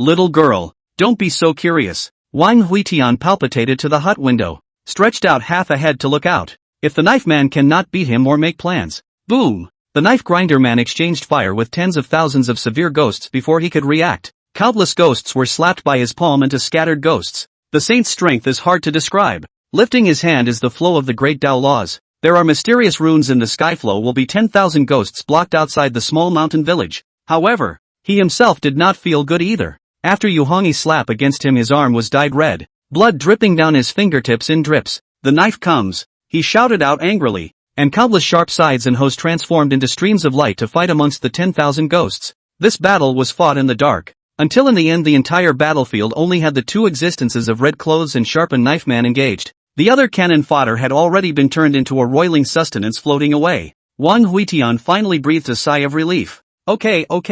One can only say that it is worthy of being a saint, and did not let him down. This kid will barely be able to follow his own horse in the immortal world in the future, and is a talented person. Yui, is there any food left in the house? Get us 2 sweet potatoes and we'll eat while we watch. The little girl rather reluctantly took out 2 pitch-black sweet potatoes from the cupboard, which she had saved for a long time. To know how scarce a bite of food was in the starving grotto, Wang Huitian grabbed the sweet potato with one hand. Don't worry, after eating your sweet potatoes, I've taken your love, and I won't forget your favor in the future. A girl once carried my brother on her back. You know what I promised her? To give her a ride to the top. Uncle is a grateful man. He was eating sweet potatoes while drawing a big cake for E, and in the meantime, he was enjoying the battle outside. From this battle he had a lot of insights, knowing that this continent hadn't had any saints strike for a long time. The last time I saw a saint strike was when I was 8 years old. Outside the village, red clothes and sharpened knife man stopped at the same time after sparring the last move. Red clothes figure drifted far away but did not leave, but guarded the entrance of the village. Sharpened knife man retreated back to the village. He was pale with blood coming out of the corners of his mouth and seemed to have suffered some injuries. I can't imagine that there's even this kind of existence in the depths of this starved and weird cave. The sharpened blade man's eyes were gloomy. Just fighting the curse of the Forbidden Land had already cost him all his strength, and now he was blocking the village by red. It's safe to say the chances of escaping are even slimmer. Get your ass out here, you little. Chapter 55, Adoption of an Apprentice. Elder, I'm already asleep. Let's talk about anything tomorrow. Wang Huitian is very smart. Now go out is not asking for trouble. The best policy or first to avoid the front. He wrapped Yui in his arms to block his chest, and the whole ghost hid in the corner with some consternation on how to block the saint's wrath. Of course, it was a bet that he would be so kind that he wouldn't be able to bear to hurt the cute little girl. Unfortunately, the man who sharpened the knife didn't eat this set of words at all. He kicked open the door of the room and dragged Wang Huitian out of the room after picking up Xiaoyi and putting her aside.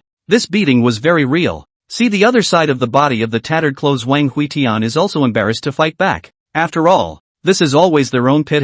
Let him out of the gas is not blameworthy. After the beating, the man once again sat down in front of the whetstone, his face very somber as he looked at the red coat guarding the entrance of the village. What the hell did you do to her? So much resentment. This was not something Wang Huitian liked to hear, and he pointed at the big blood-red robe he was wearing, with an aggrieved look on his face. Look at you. What do you mean, what did I do to her? She smeared me with red. What's wrong with me picking on her? How do you pick at it? Wang Huitian looked rather strange as he reached out and grabbed his hand upwards in front of the knife-sharpening man, who stepped back a bit with a disgusted look on his face. Where are you catching? Where else? The source of all evil. Both of them fell into silence for a while. This matter is not very honorable after all, but at that time, in order to survive it could only be so. Who told this red dress to just wear a layer of thin sand? Defense so weak. The sharpened knife man god glanced at the red clothes on Wang Huitian's body. Originally his ghostly chi illusion was a black robe, but now it was red and blinding. His Een has infested your ghostly body, and I'm afraid it will haunt you for the rest of your life. Humph. A good woman is afraid of being haunted by a man, but I've never heard of a good man being afraid of being haunted by a ghost. The knife-sharpening man reached out and gave a big thumbs up in front of Wang Huitian. Really, cow. That red clothes, but even he is afraid of the existence of this goods, even a calm face. I really do not know whether he is alive so bold or after the death of such a bold. Wang Huitian looked at the outside of the village sadly. The other party was just guarding him like this, he could no longer go out and explore. Hey, girl, have nothing to do but dance. The red-robed stern ghost's menacing eyes kept glaring at Wang Huitian. The scarlet murderous aura solidified like a fog. Wang Huitian did not think it was a big deal and turned his head to watch the man start sharpening his knife. After looking at him for a long time, he seemed to have realized something, and found another sharpening stone from the village, and sat side by side with the sharpening man. As the phaseless sword coalesced out of his hand, he sharpened his sword when others sharpened theirs. The sword is sharpened by sharpening it, and the fragrance of plum blossoms comes from bitter cold.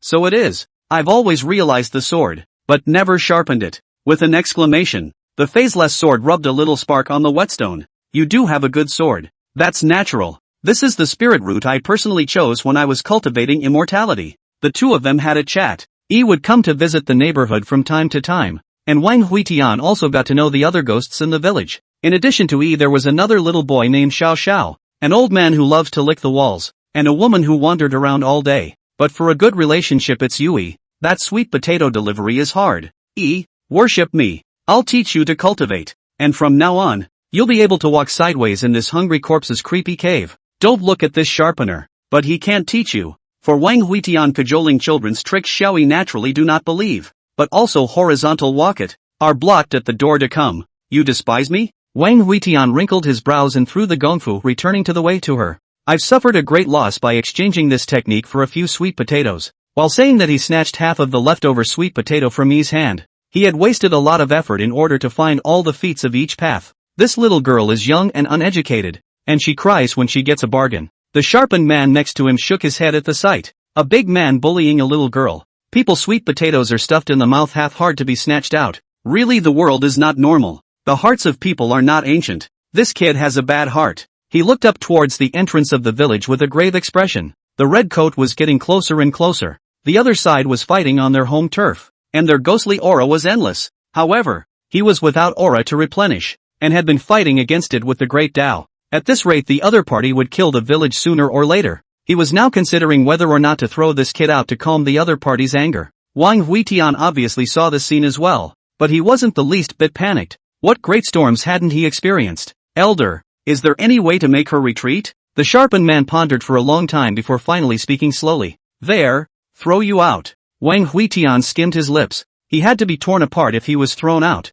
He threw the sweet potato in his hand. Sip sip sip. The sweet potatoes were blown away by the red-clothed Qi and turned into crumbs in the sky. Xiaoyi cried even more fiercely. Hell knows how hard it was for her to find a sweet potato in this starving and weird cave. The knife-sharpening man retracted his sight and inadvertently lingered on Wang Huitian's face for a moment. He always felt that the other party had a way to escape this place. He just didn't want to go yet. Day by day, Xiaoyi also began to cultivate his way back. But a child is always a child. You don't give her 2 sticks, she is always lazy. All day long only thinking about food. The knife grinder man had also secretly come to Yi to borrow the way of return. But he gave up after just one glance. It was a technique that was designed for the undead to cultivate. Looking at the village entrance teasing the red clothes of Wang Huitian, his color became more and more ghostly. He had seen the face of his counterpart, born with a dusty face and no path to immortality. Could it be that he has raised himself for the sake of cultivation? Thinking of this, he shook his head to negate his inner thoughts. How could there be that kind of madman in this world?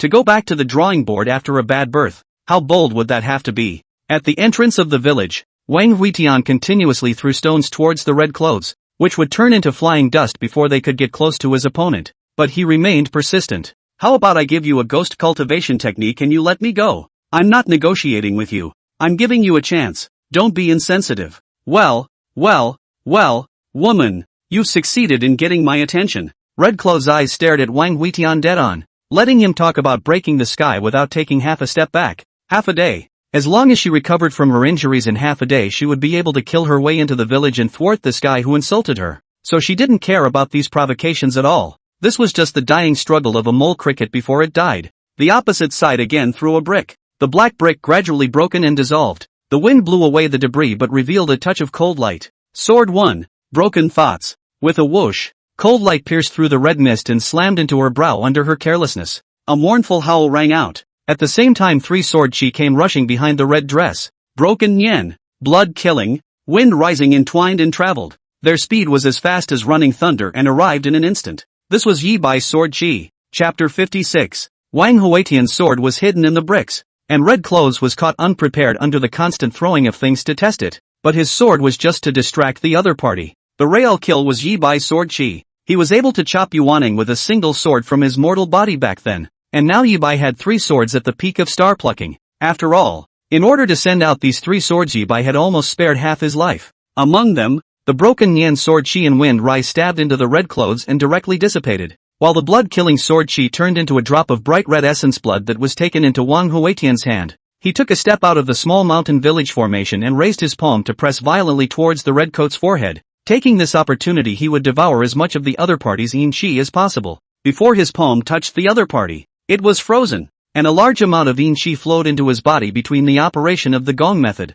and his entire soul body rapidly expanded like a balloon about to explode. The ghost body was crumbling in inches, but for this he was experienced. The red willow sword Qi stitched together until he felt that the sword Qi was about to be taught. He closed his hand and retreated back. Phew! Every time it feels like it's killing me half the time. Exhaling deeply, Wang Huitian dropped to the ground. And this series of actions was extremely fast, so fast that the sharpened knife man only reacted after everything was over. He rushed to the entrance of the village, looking at the original place has fallen into madness. Red Clothes' eyes full of shock. What did you do? Wang Huitian didn't have the time to pay attention to him. He swallowed the drop of essence blood of Lok Wuji in one gulp, and a large amount of Qi rotated around the drop of essence blood in his body to finally coalesce into a blood-red flesh Dan. At this moment, a wisp of imperceptible vitality from the phaseless sword was integrated into the flesh Dan, and at that moment, a vertical eye on the blood-red flesh Dan opened up like a shocking divine sword. And at this moment, he finally knew about the falling Wuji physique, chaos body,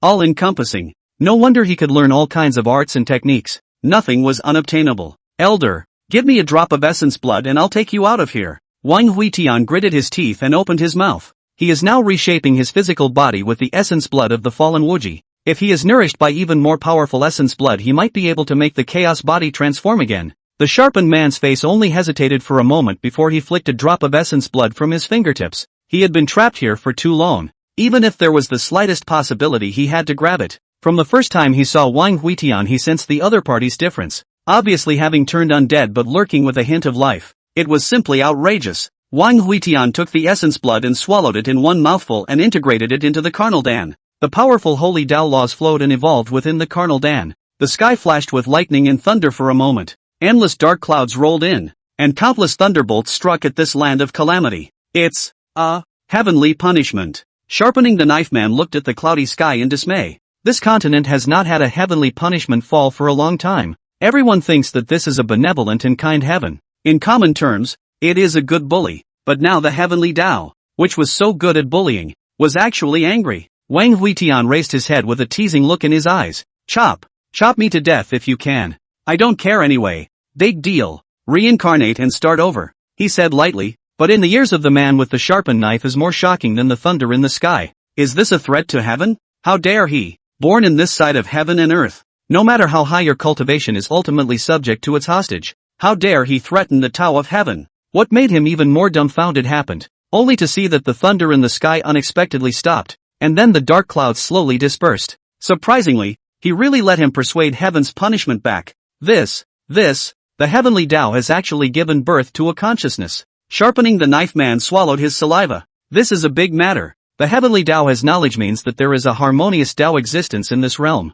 or the great Tao beings. No matter what the reason is, it is not good news for the beings in this realm. Che, little pussy guts. Wang Huitian snorted coldly. I robbed Yi of her sweet potatoes and she dared to splash me. That's all you've got. It's not a good idea to curse God like that. Wang Huitian glanced at the timid knife-sharpening man. The other party was scared like a small quail, hiding at the edge of the small mountain village formation, a look of running away at any time. What's wrong with it? If it didn't give me a spiritual root I would have to toss it around so much? Am I demanding? I only need the most trashy 5 elemental spiritual roots. But no, not even a hint. So it owes me. Amount. Spoken like it makes sense. After the clouds dispersed, the Yin Qi once again covered this world. The knife-sharpening man breathed a sigh of relief. The look of this gloomy wind whistling gave him an inexplicable sense of security. For Wang Huitian's questioning he could not give an answer. After all, this matter of spiritual roots all depends on luck. No is not. Forced, not come. This has been the cultivation community recognized facts.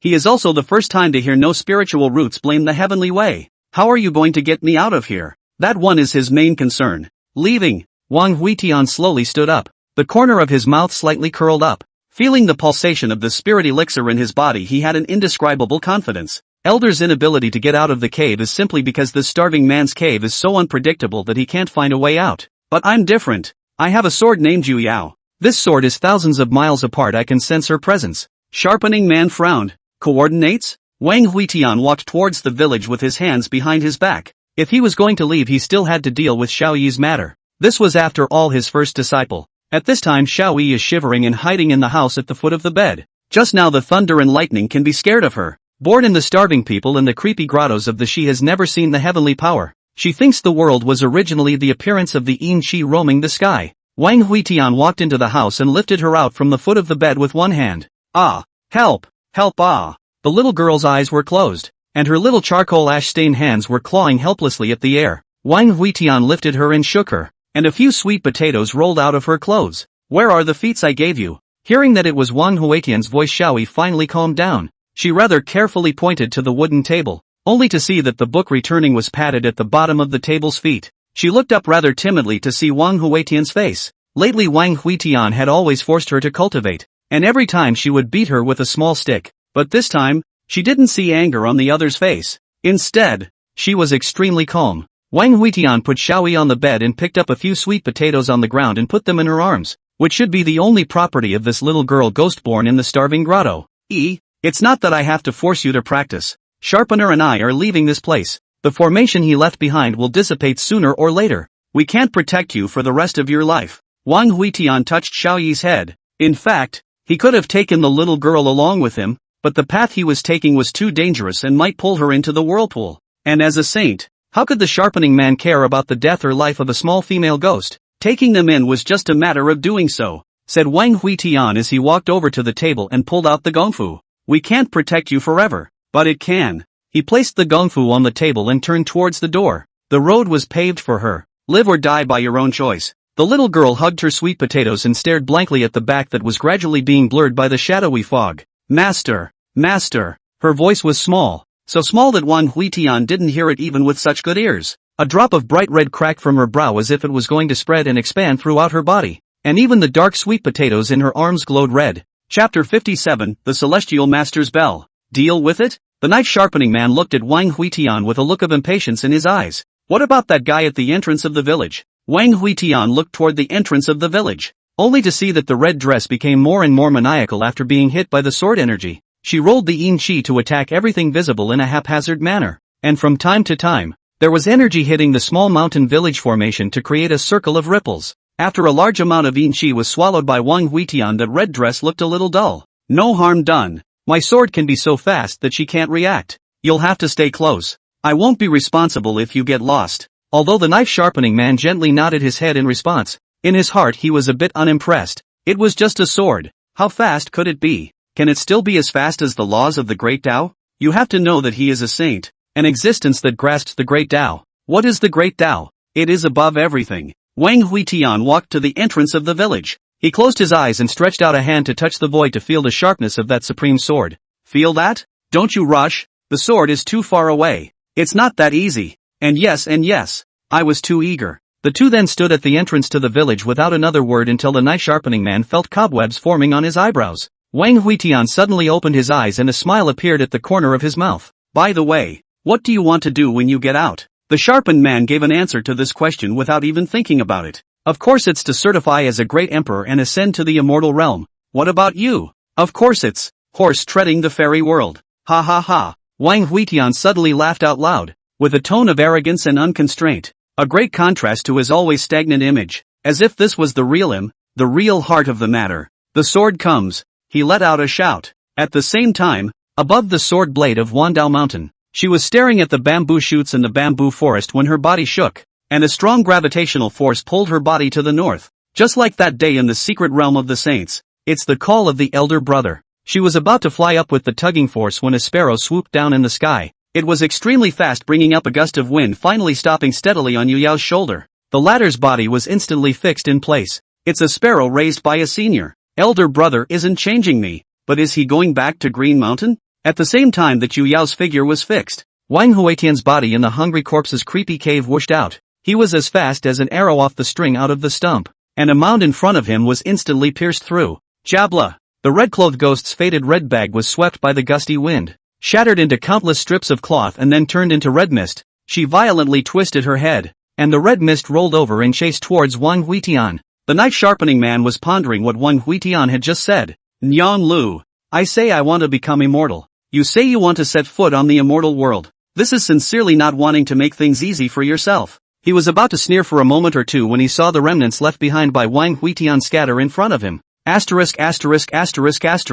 Man Lu. By the time he reacted, all he could see was the black soot from the mound being pierced and the red coat trailing off. Asterisk.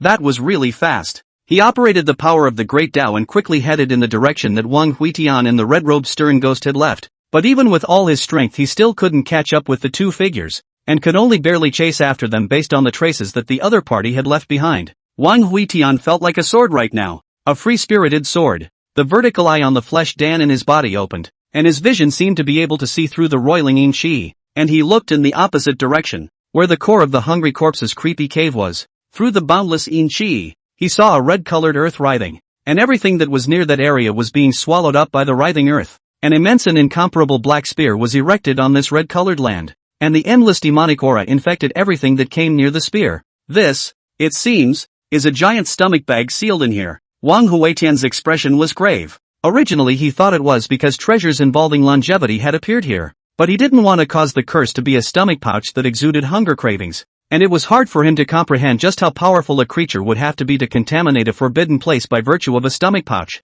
At least not that saint of a knife sharpener guy, whose stomach dropping on the floor only invites a swarm of ants. I seem to understand the origin of hunger. He gazed at the ruddy land and felt the power of the so-called curse in a tangible way. Try to understand. To decipher. But he was so fast that he soon flew over countless distances, the ruddy earth in his sight disappearing as it was obscured by the shadowy aura. The blackness of the earth in front of him was significantly lighter, and he was fleeing this cursed land. but a red shadow to his side had caught up with him. Die! Die! You don't want to escape. Wang Huitian frowned. He was truly surprised that he could still be whisked up by this bastard even after escaping so far. Is this what they call a woman chasing a man through a veil? Dogs are too clingy too. Do you really think I don't have a temper? The wind is rising. Blow her away. Wild winds wrapped in sword qi poured down, and along the way, the hills and dead trees were stirred up, and the earth was plowed into a several-meter deep gully. The red-clothed figure fluttered and dodged, and Wang Huitian's sword qi was only able to block her slightly, but it was not enough to injure her.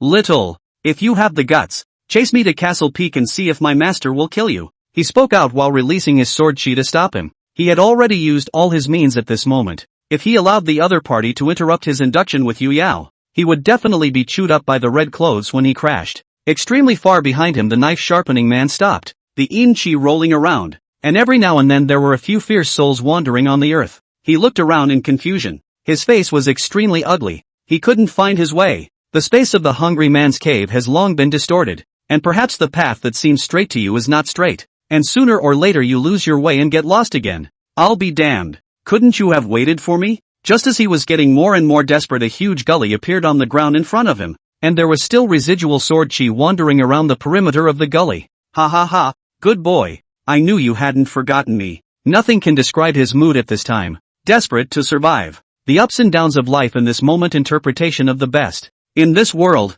some people are happy and naturally some people are sad. Wang Huitian's face is ugly at this time. A red veil of the red-robed stern ghost has unknowingly wrapped around his ankle, and he has already exhausted his means. Damn! What the hell is this? How can it be so difficult to deal with? But at that moment on a mound ahead Wang Huitian saw a huge bronze bell. This clock is ancient and simple, breath introverted, upside down on a small hill. As barren as a cultivator casually thrown down the cultivation of immortal garbage, cannot see any divine. And in the giant clock next to a dug open grave bag, the coffin plate upside down on a water blue book. Not being able to think much about why there was an extra book in the grave he dug in the first place, he raised his hand and grabbed towards the huge bronze bell. Tianshi Zhong. Ha ha, Daoist, we meet again. Wang Huitian's loud laughter came from the young heavenly master hidden inside the heavenly master's bell, and the young heavenly master frowned slightly. In the next second, the sky he had dimmed for countless years suddenly lit up. Chapter 58, The Divine Calculator Who Blocked the Door.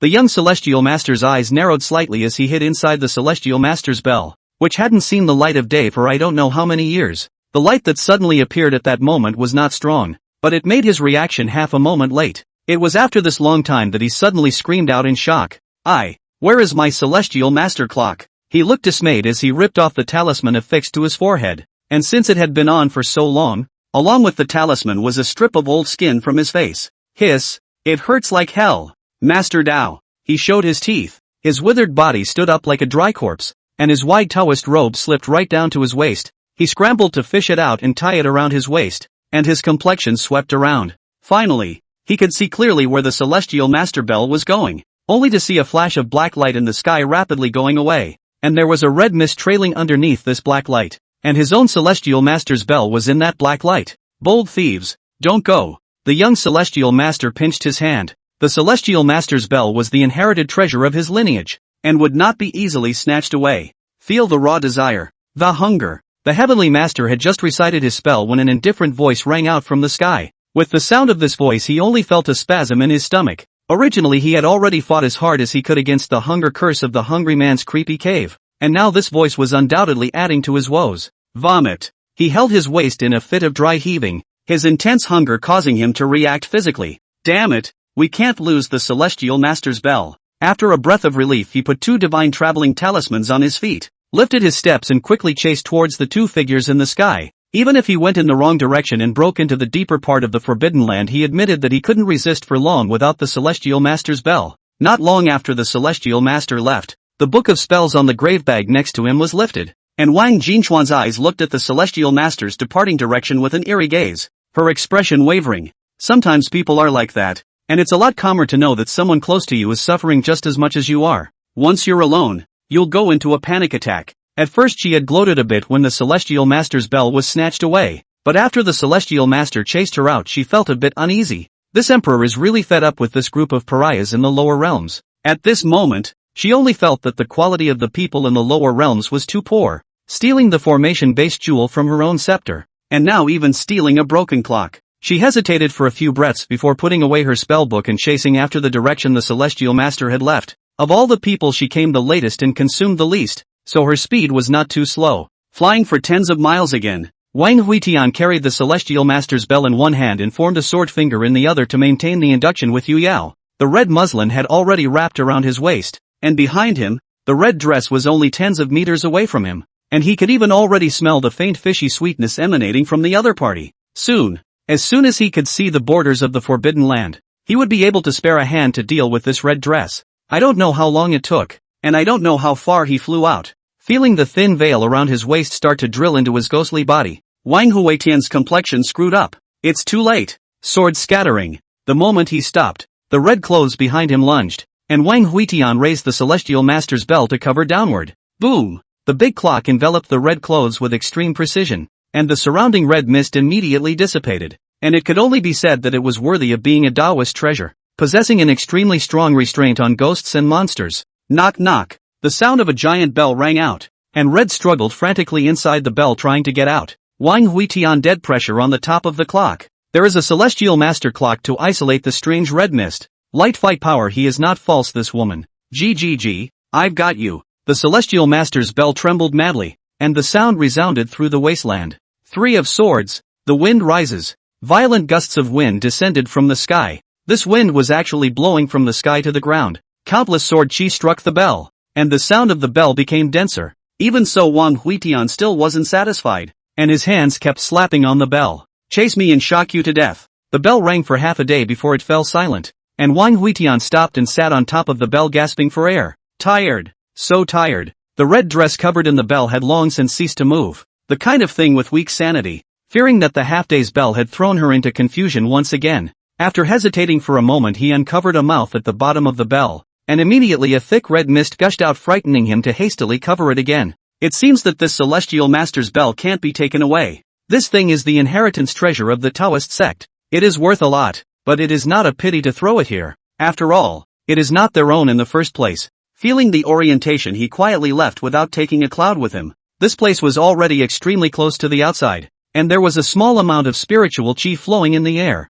plus the guidance from the direction of the flight just now. Even if they walked, they could still walk out. Half a day after Wang Huitian left, the young heavenly master also arrived here. Feeling the faint aura in the air, he was ecstatic inside. Great! As long as I recover my aura, I can escape this hellhole. The celestial master's bell. Ha ha! Lost and found. Lost and found. This little thief must be afraid of my Taoist sect. That's why he placed the heavenly master's bell here. He joyfully walked over to the celestial master's bell and raised his hand to take the bell into his body. No! Although there's already a small amount of aura here, it's still in the starving corpse's creepy grotto, so it's still safe to have this bell to protect it. Thinking this way, the young celestial master uncovered a corner of the celestial master's bell and drilled in. Ouch! A cry of alarm came from inside the bell, and then the bell rang again. The loud sound of the bells added another touch of life to this desolate, starving, creepy grotto. Wang Huitian, who had already walked to the edge of the Forbidden Land, turned back when he heard the bell ring, and a smirk appeared on his face.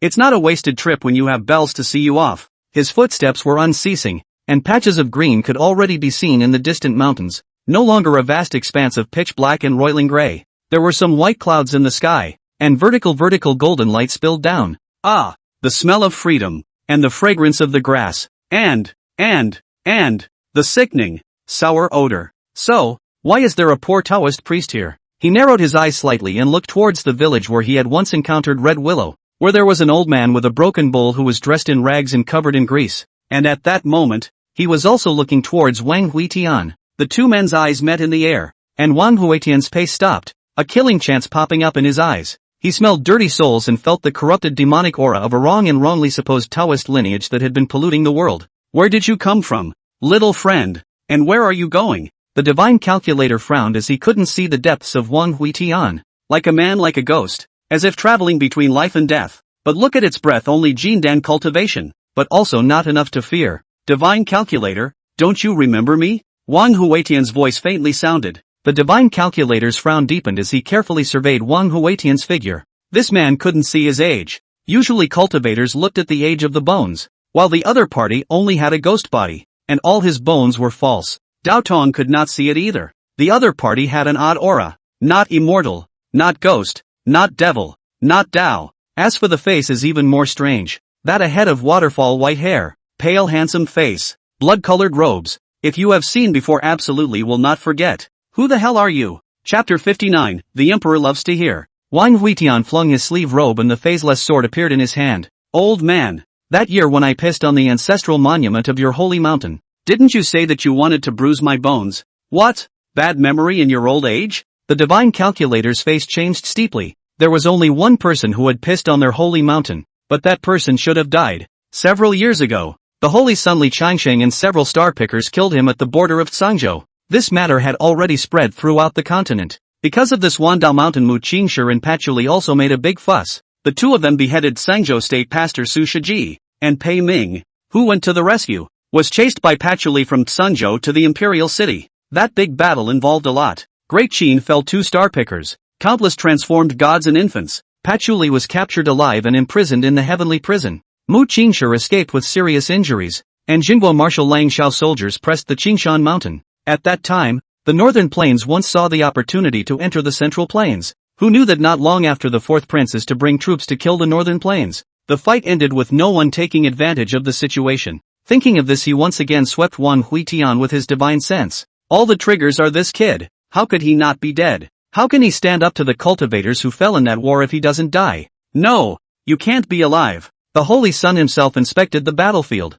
You've been destroyed in form and spirit. Wang Huitian wasn't in the mood to grind his teeth with the head of this demonic sect as he carried his phaseless sword forward. Ah, yes, I'm in shape. Divine Calculator's eyes are cloudy and uncertain. When Wang Huitian slipped a group of star-picking and transforming gods to kill, against Wang Huitian he was a little bottomless in his heart. King of Jinbei, this is a time and a place where we are not necessarily enemies. I think you should currently deal with Great Qin first, reorganize the dynasty, build up your strength, then plot against Green Mountain, and finally eliminate the demon race before going to war with my northern plains. By the way, I've sent the new emperor of Great Qin to the cave of starvation and witchcraft, so this is your chance. Wang Huitian had an odd expression on his face. Good fellow, the devilish divine calculator was actually advising himself. This was really the sun coming out of the west. You're afraid of me? Are you kidding me? I'm an old star picker. Would I be afraid of you? Fear not. Then die. A strand of blood-red sword chi broke out from underneath the divine calculator's feet and twisted up along his toes. Ghosts and shadows. Flash. The space in front of him flickered as Wang Huitian suddenly appeared in front of him, lifting his sword and slashing diagonally towards him. The scarlet sword blade chopped through his neck, drawing a semicircle in the air. Before the divine calculator's head rolled off his neck, Wang Huitian's index finger had already stabbed through his brow, pointing straight at his divine soul. Everything happened too fast. Even though the latter's mind was always on guard, he still didn't escape the fatal blow. At the critical time, a talisman flew out from his divine soul to block Wang Huitian's index finger, and a large amount of sword chi erupted in the divine calculator's skull, and his head instantly exploded as if a grenade had been stuffed in a watermelon. The scarletine chi gathered into a shield in front of Wang Huitian, isolating all those red and white ones. Dirty bastard. Wang Huitian shook his hand, and the divine calculator's figure turned into a wisp of green smoke coalescing in the distance, but half of his head was missing. Damn you little, you shall not die. When I, the saint son of the northern plains, come out, I will definitely crush you into pieces.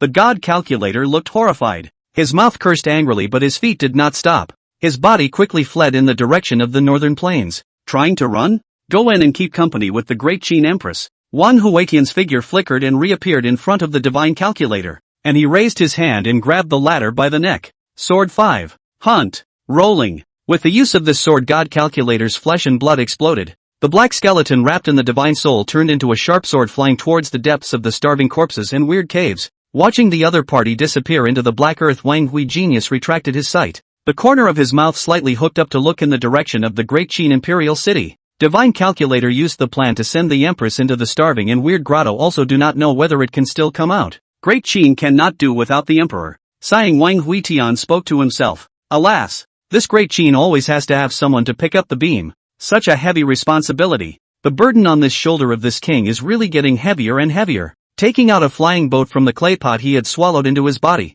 Wang Huitian headed straight towards the direction of the Imperial City. He was anxious in his heart when he thought of the fear of the ministers in the court after losing the Empress, and the uneasiness of the people. After all, he is also surnamed Wang, or Wang Jinshan, pro-appointed prince. This time do not go to take responsibility for what to wait for. Shortly after Wang Huitian left, a red light flashed in the sky. Out, out, woohoo. Sharpening the knife, man ripped off the tattered robe on his body, excitedly running wildly through the treetops of the forest. How many years had passed? He had forgotten how many years had passed, but he didn't want the darkness of the willows to let him seize this opportunity to escape.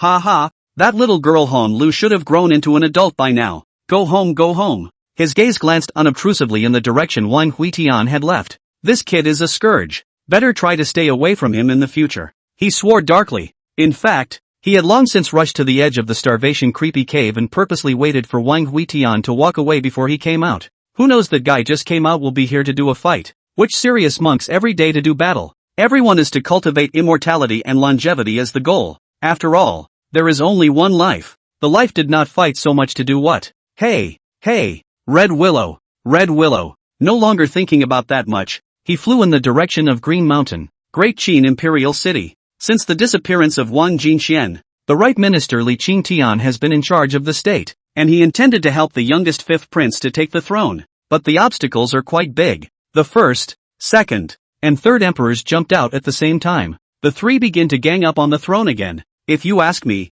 this throne should be the eldest prince's. He was originally the crown prince. No, Her Majesty the Empress has dethroned him as crown prince. Now it should be a fair fight. Why don't we report this matter to the everlasting forest and let the late emperors decide? The court of ministers in the hall noisy into a pot of porridge. Li Qingtian on the killing, even the four marshals can be compared to one or two, but on the governance is the ability to lack. So there is a situation of this fragmentation. This kind of argument is a few months. The meeting of the court quarrel. Go home to summarize the next dynasty to organize the next quarrel abdominal draft. Li Qingtian just returned to the residence will be angry and smashed porcelain to vent their anger. These assholes, why don't they listen to the old man? I'm the best fighter in the city. If I get mad, I'll take their heads off. He cursed as he crushed the exquisite vase in his hand into pieces, and one piece of expensive porcelain and jade was crushed in his hands. Soothing, but destroying these dead things didn't relieve much of the hostility in his heart. He's going to kill someone. Li loud. Go get me some pariahs, he yelled out towards the hall.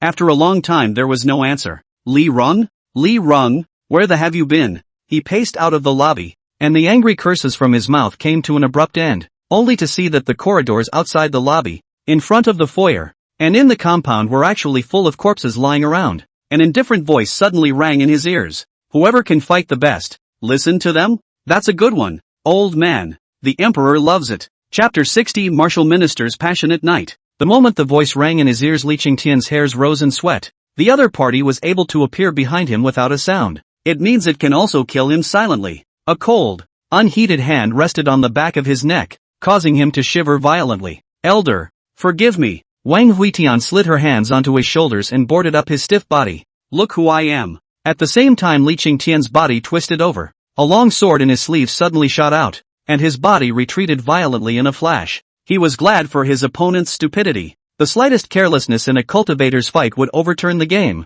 And this person was so careless. Have you ever felt hunger? As the words rang out, Li Qingtian, who had fled to the courtyard gate in flight, suddenly felt a spasm in his stomach. The body uncontrollably fell down from the air. At this time also finally saw who was coming. The white hair was too blinding. It was the sword chi that floated in the air and condensed but not dispersed. Impossible. How are you still alive? Wang Huitian's face was indifferent as he raised his hand and Li Qingtian's body was sucked over by him. Behind the latter, a demon ape phantom condensed and pounced on Wang Huitian, who was at the peak of star removal and had already touched the threshold of the Tao. He was the martial minister of this great Qin, the king of this imperial city, and he forced himself to give himself a boost. Demon ape phantom huge fist has not yet fallen, will be around the house all crushed. Looks ferocious flames. Wang Huitian does not flash not to avoid let that huge fist fell on the head. Rolling. The latter's body was smashed into a bloody mist by a punch, and the ground shattered layer by layer. Dead? Li Qingtian, who had rushed up close, frowned as he stretched his neck to look towards the large pit. Having been fooled once, he no longer trusted divine sense much. Not waiting for him to see the scene in the pit, that indifferent voice once again came to his ears. Sword 5. Hunt. Before Li Qingtian could react, he felt his buttocks being slapped. Instantly his spine bones shot up into the sky and his unsupported physical body collapsed to the ground like mud. A wisp of divine light in midair disappeared into the distance. That is the divine soul of Li Qingtian, the star-plucking powerhouse. The divine soul can be remodeled to remake the physical body if it does not perish. Wang Huitian looked at the fleeing divine soul and flexed his fingers to flick out a strand of hair. My favorite part is watching the struggle of the prey. Run away. Aren't you the most capable fighter in this great Qin imperial city? I'd like to see who can save you. He soared up and followed behind Li Qingtian's divine soul without slowing down, a somewhat creepy smile at the corner of his mouth. I'll kill whoever saves you. Li Qingtian's heart and soul trembled. He had already used all his strength in order to escape, and he flew extremely fast towards the residence of a star-plucking powerhouse in the city who had befriended him. Brother Xin Shan, help! Hear the call for help, a bearded man from the house out. See, as Li Qingtian, his face changed greatly. Hall of Qin martial arts minister, surprisingly in the imperial city, was beaten to the soul away from the body, who was actually so rampant. Don't panic, I'll save you. He took a step out, and his body just rose up in the air and his head flew up. Early stage of star plucking. Zhang Xianshan was shocked in his heart. He was usually used to dominating in the imperial city, and he only came back to his senses at this moment. Even Li Qingtian had been hunted down to this point, so what ability did he have to fight against it? Before the divine soul could escape, his head was grasped in someone's hand, and a finger gradually enlarged in front of his eyes. Pust! Wang Huitian inserted his index finger through his eye socket and crushed his divine soul with a single finger. Several guards in the Zhang mansion rushed up to the sky to try to block. The sky was sprinkled with a rain of swords. Wailing sounds rose in all directions, and a large part of the mansion's houses were turned into fragments under the sword chi. Li Qingtian's divine soul once again flew out and fled. He was now horrified in his heart. He didn't expect Wang Huitian to dare to go on a killing spree in the city. A few survivors in the Zhang mansion shouted loudly in shock when they saw Zhang Xianshan being killed. Father, master of the house. Wang Huitian's figure landed in front of a few people. He raised his hand to ruffle the white hair on his face, revealing a smile as warm as the breeze. Remember my face well? If you want to take revenge, look for me, the third king of Jinbei of Great Qin, the female emperor Wang Jinxian, pro-appointed prince, tomorrow's new emperor of Great Qin. If you still can't remember it, you can go to Castle Peak to ask around. The next master of the sword front peak. My name is Wang Huitian. Said his figure at trance again disappeared. He was not afraid to leave behind the trouble. After all, the king of Jinbei has too many enemies, and the Great Qin families and marriages are involved in a wide range. Most of the people who can depict the stars are living for hundreds of years of old chatty, who do not have dozens of hundreds of sons and daughters left behind to take revenge. There's no end to killing. There's no end to killing. The family is connected. After flying away from Zhang's house, Li Qingtian once again fled to a third-ranking officer's house. Usually two people have a good personal relationship, and the other party often brags about the family has a piece of bloodline-heavy treasure. He could only hope that the so-called bloodline-heavy treasure could resist for a moment or two now. Brother Wang Tao, save me. Quickly take out your family's heavy treasure. The other party's strength is at least into the Tao. A white-faced young man stepped out, and although he appeared to be only in his early 20s, his actual age was already more than 100 years old. He was shocked when he saw the state of Li Qingtian's divine soul. What is this, right minister? Stop babbling. There is a strong enemy behind me. Take the bloodline treasure. Wang Tao's face was ugly. What was the use of his heavy treasure if he couldn't even defeat a strong enemy like Li Qingtian? Egu. Mr. Sang, the bloodline treasure I'm talking about is my unmarried daughter. The two of them were wide-eyed for a while, and Li Qingtian's face was so blue that he couldn't wait to kill this bragging asshole. His divine soul flew up again and headed towards the direction of the palace,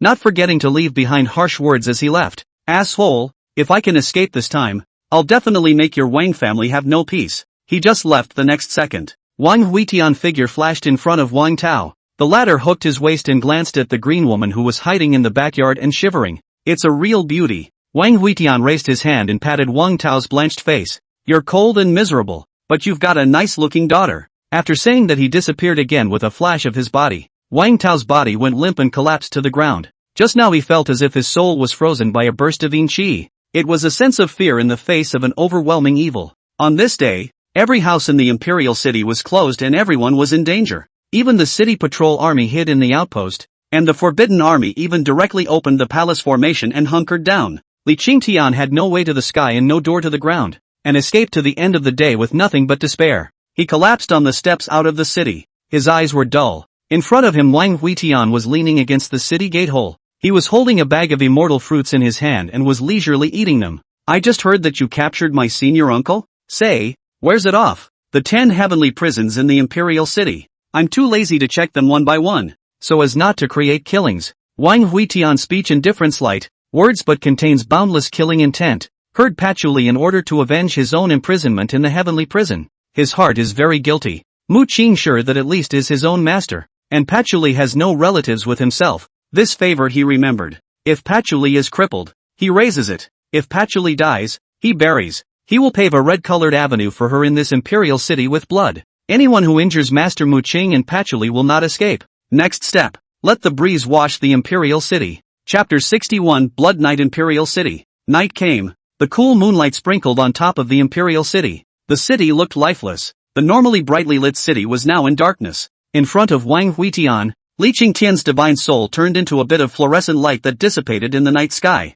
He went away to a place free from care and strife, to an abode of sacred peace and dreamy tranquility. And though he went away, he left others in despair. In Wang Huitian's hand held a roster. On a certain day in a certain month in a certain year, Li Wei, the town guard of the city watch department, took advantage of Patchoula's lack of caution to hit her on the back with a wolf's toothstick. At a certain time in a certain month, Tianzi General Zhongquan and his 100 generals used smoke to blind Master Mu Qing. On a certain day and night, the Empress Wang Jinxian went out to pull Patchoula's hair and stabbed Mu Qingshi in the stomach with her staff. This roster is densely packed with names, recorded by Li Qingtian dictating the details of the great battle of that day Wang Huitian in his own handwriting. The detail of its content and the wide range of people involved encompassed almost half of the imperial city. A clear wind whipped through the air, and countless red willow swordshi roamed around the imperial city, and from time to time, there were loud wails and howls of pain. Some people are organizing crowds to rise up and revolt. Some are running away from the city. Some are burrowing into cellars to hide their magic treasures and meditate on invisible me. But Wang Huitian's sword chi is like hair, like pervasive. Hiding in the dark, shivering people cannot hear those screams, but can smell the increasingly thick smell of blood. The king of Jinbei is on a killing spree. Everyone run away. He's blocking the entrance to the imperial city. Don't be a wimp. Kill them together. It has nothing to do with me, ha. I have always admired Lady Aoyama Twilight and have never laid a hand on her. Here is the love letter I wrote to her in the beginning to prove it. Above the city wall. Wang Huitian snorted coldly, but also love letters as evidence. This is a fake to hear. How can anyone in this world admire their own master? No way. Absolutely no way. The wailing within the imperial city gradually thinned out and gradually became quiet. The original sparse flickering fighting spirit light gradually thinned out and finally extinguished. And the large city once again went dark. Wang Huitian withdrew the yin qi that covered the entire city and turned around to look out at the fountainhead forest that was distantly opposite the imperial city. That is the forbidden land of the great Qin imperial family, hibernating the most powerful underpinnings of this dynasty. And those who do not enter the Tao without the emperor are not allowed to enter for life. And just now, Wang Hu, once the crown prince of Great Qin, broke in. When Wang Huitian killed the imperial city to come, he felt that the opportunity came. With this matter into the fountainhead forest to ask the holy reason is sufficient. In the former emperor suppressed Wang Huitian at the same time sealing him a throne is just by the hand. After all, that group of old guys beyond the world, do not care who is the emperor of the Great Qin. Wang Huitian face look forward to. He has seen the northern plains of the saint but has never seen the Qin saint. He would like to see the so-called saint is not really transcendent. Ignore the world. Retracting his gaze, there was a light on the street behind him coming this way. Nanbo's body and now more stooped. He walked up and bowed slightly, carrying the lantern arm a little trembling. Young master, you're back. Would you like to go back to the king's house and take a look around? This old housekeeper who stayed in the royal residence for his whole life had white hair, and there were already a few dead air deposits between his eyebrows. The old slave is old,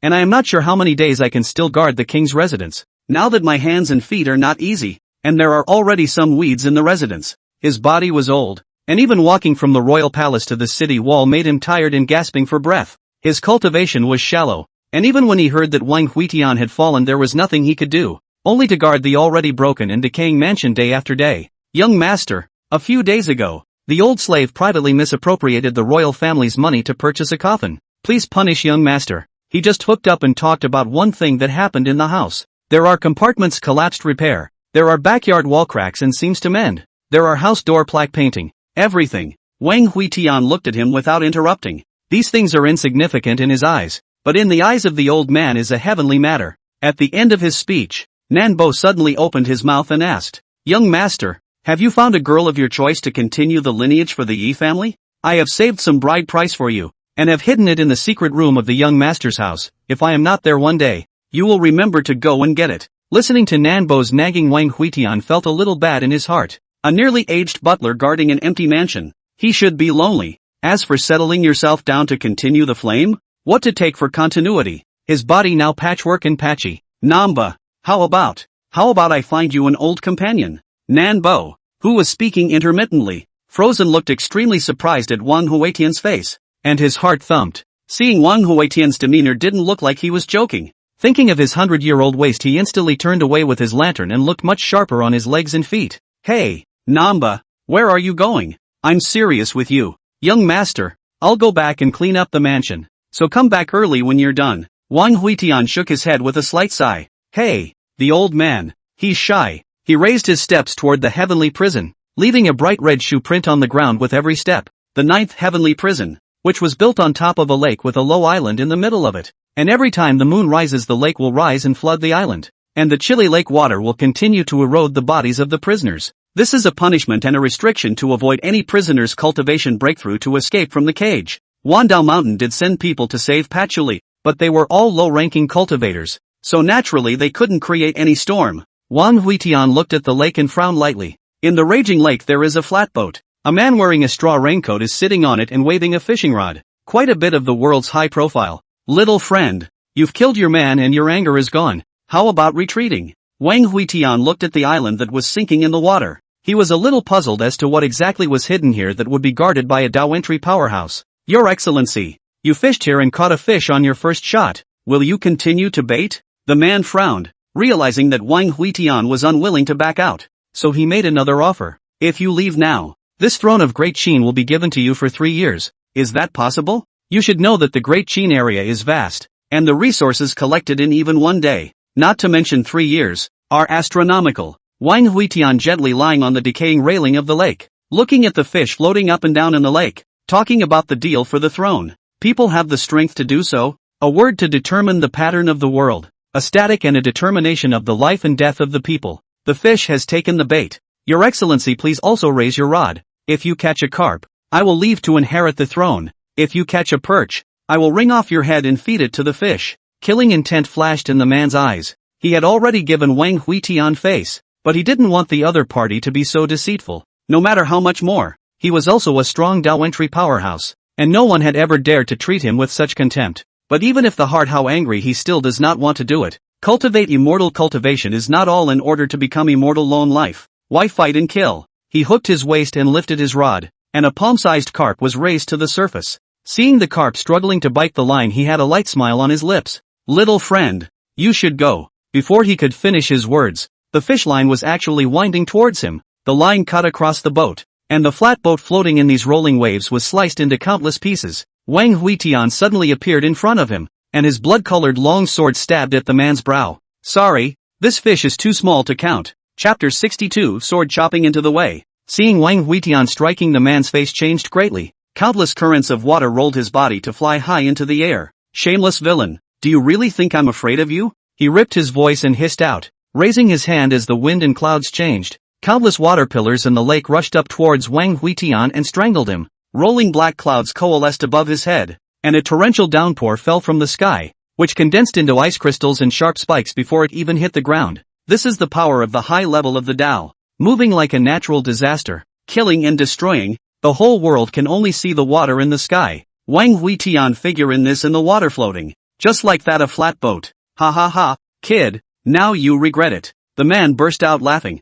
so relieved. He has not been so unrestrained for a long time. Go carp base, all give me death. Just when he was laughing most happily, the water column in front of his eyes was suddenly set aside with a thin slit, and Wang Huitian's pale arm stretched out from this rain curtain. He grabbed a palm-sized carp in his hand and slammed it down the man's throat. Vomit. The man was poked into the throat by the head of the fish and hit a dry heaving. The hand spells were suddenly difficult to maintain, and the roiling lake water fell down with a crash. In the rain, the island, which often sank into the water, was revealed in all its splendor. It was actually a dry head, which had 9 eye sockets, each of which had been made into a prison, and that jail cell in the very center. Patchouli is being held captive in it, alive or dead. As the rain fell from the sky, the skeletal island was once again submerged by the lake. Wang Huitian's face was icy cold, and the phaseless sword in his hand was trembling. That's good. Those people he killed before weren't unjust. They deserved to die. The fishing man quickly stabilized his mind after being terrified, and he used his powerful physical body to crush the carp before swallowing it raw.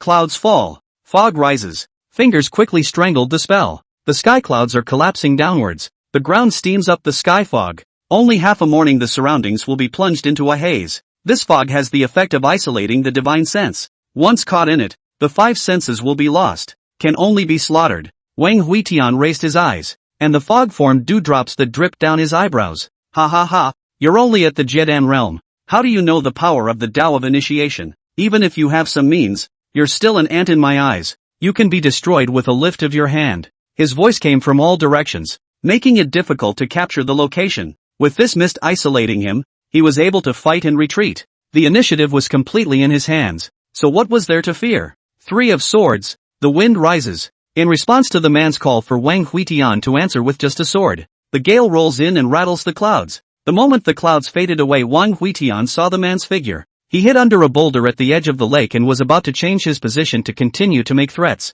That hooked-waist sneaky look was like a dog stealer. It was hard to connect it with a strong person who had entered the Tao. You're out of ideas, aren't you? It's my turn. Hearing Wang Huitian words, man violently stormed back. He is still quite a lot of means, but now change the round. Has been too late to show. Can only condense water to escape, hastily avoid that diffuse sky sword gas. King of Jinbei, I've been ordered by the great Qin emperors to hold down the fort here. Do you really want to be immortal with me? Wang Huitian didn't bother to listen to his babbling. The endless sword qi covered a 10-mile radius. For a time the lake broke the dike. The mountains collapsed. So what if he controlled the law of water? He has more swords than this lake. Originally silent imperial city at this time again lit up a few sparks. There are surviving monks in the dynasty and the imperial city big families to look this way. Even if they are far away from each other, they still feel the sting of the eyes. Is it the everlasting forest's people coming? Just how strong is that madman? Such dense sword qi. Can anyone really block it? People trembling. Originally this world with the sword outstanding people will be honored as the sword fairy. That is the sword of its affirmation and reverence. The heart of the sword fairy, white clothes, free and easy, which has seen this kind of weird sword domain. The falling rain in the sky is a sword. The flowing water on the ground is a sword. And the mountain wind in the air is a sword. The raindrops stained his red robe was illuminated scarlet. The rolling mountain wind in the dark shadowy steam. The flowing water stretched out a long scarlet whip entangled and chasing. The fishing man at the end of the long whip runs in panic holding up a dark blue shield. Usually high. Not show the world into the Tao, actually also this kind of woe. Which makes the imperial city a group of surviving courtiers and gate valve to Wang Huitian more fear. The sword immortal is beyond the mundane. The sword demon is arrogant and murderous. The Jinbei king's use of the sword is exceptional. But he doesn't deserve the name of sword immortal. The term sword demon is apt. The crowd watched the battle and discussed in low voices. The great battle at the level of the Tao cannot be seen very often. The most recent one is still Wang Jinxian and Wang Daoyan's imperial struggle. But then the battlefield was blocked by the great array in the palace, which is now seen so truly. It seemed like the wind had brought Wang Huitian these idle words, and the frown on his brow above the lake furrowed as he fiercely looked in the direction of the imperial city. A sword demon? In the ways of the world. He hated the word devil the most. These people are so bold. How dare they call him a devil and tarnish his reputation? They really deserve to die. Phaseless sword was lifted by him to pick upward. A huge black sword light from the ground rose straight to the imperial city street and went. The sword light grazed a corner of the palace wall. The big formation and the wall of the palace will be like tofu was divided into two. If you dare to talk nonsense again, you'll die. Icy cold words rang out, startling a group of people who had sneaked out to watch the scene to hurriedly hide back home. And you say it's not a sword and devil? Said he was going to raise his sword and slash, although the crowd is hiding. But Wang Huitian can make them shut up for a moment, and how can they keep shutting up? He is afraid that the reputation of this sword devil cannot be washed away. Retrieve the line of sight, he walks slowly toward the lake. The lake water flow end of the huge skeleton has been all revealed. The head of 100 meters huge. Even if the dead for a long time can still feel its powerful sense of oppression and Herculean ferocious power. Countless blood filaments climbed on its face. And these filaments were connected to the 9 gigantic eye sockets, from which blood was constantly being channeled out. Wang Huitian walked into the center eye socket. Patchouli was bound in the air by countless chains tying his hands and feet. Along these chains there are countless tiny blood filaments climbing up. They greedily sucked the essence of Patchoula's body. Once upon a time the unattainable senior uncle in his eyes had also once hung him up and beat him like this. The corner of Wang Huitian's mouth hooked up slightly. Ha ha, this is really the same time. When you hanged me and beat me up. Now you are also hanged up. Uncle Shifu, goodbye. Hearing the sound of Patchouli hard to raise her head. Her long hair knotted as much as the mud and dirt. Tattered robes vaguely revealing some spring light. Eyes somewhat empty. Who are you? Wang Huitian raised his hand to chop off the threads of blood that were wrapped around Patchoula's body. and the corner of his mouth hooked up into a smile that was cruel to the extreme. The core of him is now the flesh Dan with vertical eyes, the center is the ghost body condensed after death, and the outermost is covered with sword chi to conceal the ghost aura. It's normal that Patchouli can't recognize him. Not to mention Patchouli, he wouldn't necessarily recognize his own father if he didn't sign up for the number to come. Jia, uncle. I didn't think you'd have a day to fall into my hands. Chapter 63, Bring them all back. The paralyzed Patchoula's heart stuttered. It's over. Coming for revenge. Due to being imprisoned for too long, her body was seriously injured. Her body was extremely weak, and now she was freed from the bondage and was shocked. Her eyes rolled over and she fainted. Wang Huitian squatted down and put his fingers on her abdomen, and a small amount of ghost chi invaded to probe the injuries in her body. The source is depleted, and his life is short. Frowning, he looked towards the blood filaments that were gradually withering away after being cut, and a wave of hostility flatly arose. Good everlasting forest, good great Qin emperors, even used the cultivator's origin to feed this ghost that has been dead for an unknown period of time. He picked up Patchouli and walked outward. Sure enough, this great Qin has existed for too long, eventually decayed. And this kind of emulation of the Northern Plains demonic cultivators has even appeared. The divine calculator is right. If I want to destroy the Northern Plains, the first thing I need to do is to reorganize Great Qin. Walking out of the cell, the roiling sword chi had dispersed, and not far away on the silt at the bottom of the dry lake, the fishing man was sitting on his knees. His body was covered in sword marks, blood spread out in all directions along where he was, and a red willow sword aura stabbed through his lower body and out the top of his head. His divine soul was penetrated by this sword chi, and his breath was slowly dissipating. He was already dying. You, the late emperors, will not let you go. He spoke with difficulty, his breath weak to the core. For the man's threat, Wang Huitian did not take it seriously. It is not certain who will not let go of who. Walking slowly to the edge of the man, he lifted his index finger to hook the other man's chin. Drink! Yuck! A mouthful of yin chi spat on the latter's face, instantly blowing the last of the other party's stubbornness up in smoke. And with it, the blood-colored night. A sunrise slowly rose on the east side of the imperial city. Wang Huitian squinted his eyes. He kind of hated the sunlight right now, and a man in a fancy dress on the bank of the river ran towards this side against the sunrise. Cousin, I've come to welcome you to the throne. The person who came was none other than the second Prince Wang Hao, who had a fawning face, and behind him was the red-armored female guard Qin Ran and a few guards from before. Wang Huitian looked up, and there was a hint of coldness in his eyes that made the latter's figure tremble, and he hurriedly stood still, not daring to come forward again. Cousin, you're busy. You go ahead. He muttered twice rather awkwardly, raised his sleeve to wipe the non-existent sweat from his forehead, and motionlessly moved behind Qin Ran. He was really scared. This killing star destroyed half of the city as soon as he came back. Only hiding behind Qin Ran could give him the slightest sense of security. Wang Huitian ignored Wang Hao and turned around to walk into the other cells. The first cell held a big man with bare shoulders. His body was gnarled with muscles. His upper body was tattooed with an over-the-shoulder green dragon, and the hideous dragon head floated on his chest looking lifelike. Fellow Daoist, save me from this, on your terms. The moment Li Feichen sensed the battle outside, he knew the opportunity had come. This might be his only chance to escape. Wang Huitian looked Li Feichen up and down, and immediately a person's name appeared in his heart. Over-shoulder dragon. Ghost head sword. Little child stopping, cries Li Feichen. This is once known as the Great Qin into the Strong. Did not expect to be imprisoned here. For Wang Huitian can accurately call out his name. Li Feichen does not feel the slightest bit surprised. After all, his ferocious reputation and his not the years can be easily faded into oblivion. After identifying the man, Wang Huitian's eyes lit up. I'm short of a maid. I want your sister, Li Feishue. The man's expression froze, and his gaze sized up Wang Huitian rather skeptically. If you're told to mention it casually, then you really do mention it casually. His sister was known as the Flying Snow Fairy, and her looks made even he covet 3 times. Looking at the other party's evil appearance, did he really just want his sister to be a maid? How could he be so unconvinced? Fellow Daoist, why don't you change your terms? Wang Huitian's gaze went cold. Don't call me Taoist friend. This king doesn't know you well. Seeing Wang Huitian change his face, Li Feichen hurriedly agreed. The main thing is that his sister is locked up next door. What can he do if he does not agree? It can be said that now he and his sister's life are pinched in the hands of the other party. Will the remaining 7 cells all viewed after Wang Huitian total rescued 3 people? In addition to Li Feichen's siblings, there is another called Zhao Pan. Originally 3 people should be into the Tao cultivation, but now it is dropped to the picking star. Walking out of the cell, Wang Huitian's eyes flashed with red light. Flesh-colored gold dan flew out from his brow, and the countless blood filaments on the surface of the huge head burst open and were sucked into it. And the monster's head. which was like a small mountain, was drying and flattening and shrinking. These essences are the proceeds of this devil's offense, and now the king confiscates them. You all have no comments, do you? Behind him, Li Feichen and others looked at the carnitine that wantonly devoured qi and blood and jumped with their eyebrows. They dare to have any opinions. You are powerful, what you say is right. Exudes a ferocious aura of meat. Dan devouring a large number of essence qi after the rapid enlargement.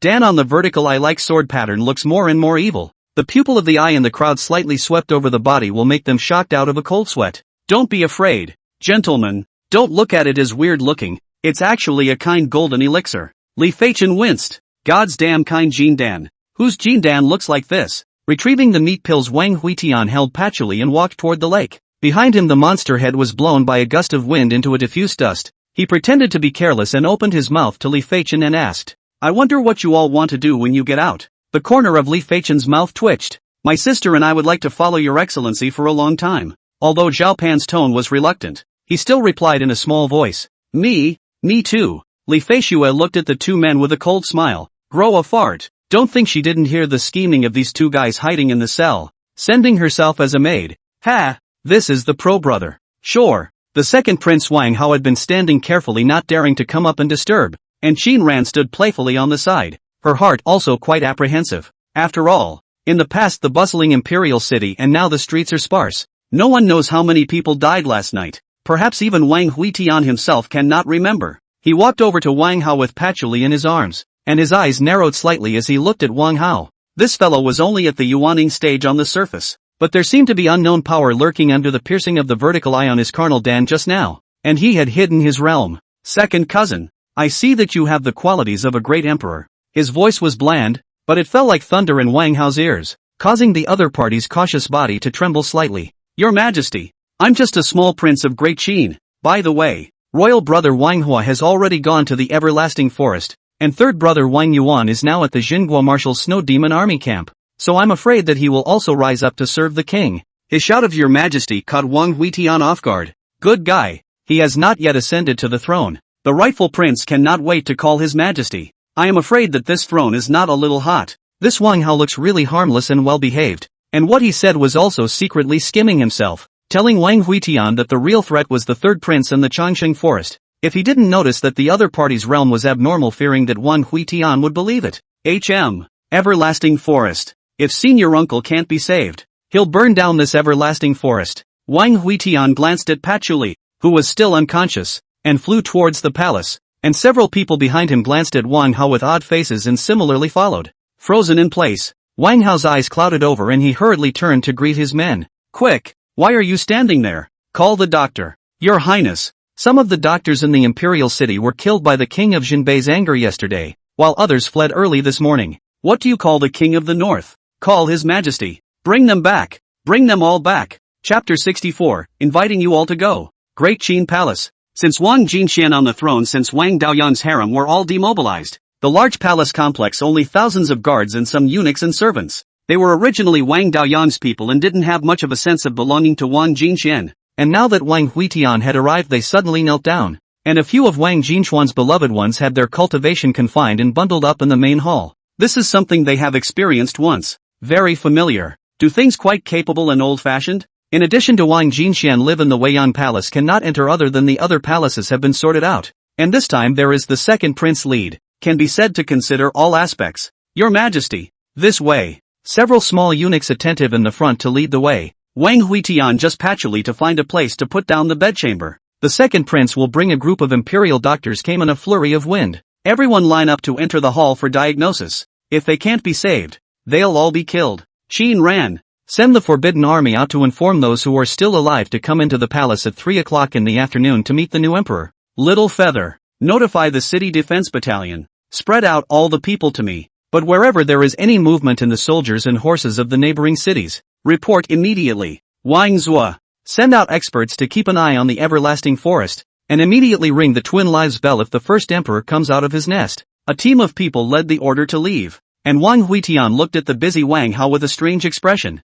This guy is simply brilliant. For things big and small he seemed to have rehearsed them 1,000 times, and everything was organized in an orderly fashion. To be honest, he only came to the imperial city when his head was hot, and he didn't care about the throne, which is the world of the Wang family, And even if he controls the imperial city, it's hard to control the whole Great Qin. But this second cousin can be a bit outrageous. He has now even started to coordinate the various state vassals, wanting to strike a balance among them. Eunuch Hai, prepare a decree, say that His Highness, the King of Jinbei, is the female emperor's own crown prince, the rightful successor. It's not enough, Your Majesty. We need to capitalize on the Green Hills. Jinhua Marshal Tianzhua and my fourth brother are guarding the Star Moon Pass and the Abyssal Ancient Road respectively. We can create a rumor that they've already defected to deter the vassals, pull in a group, and suppress a group. He was arranging and blah blah blah blahing in Wang Huitian's ear, in which the scheming was so extensive that it almost laid out the world. Wang Huitian was flabbergasted by his words.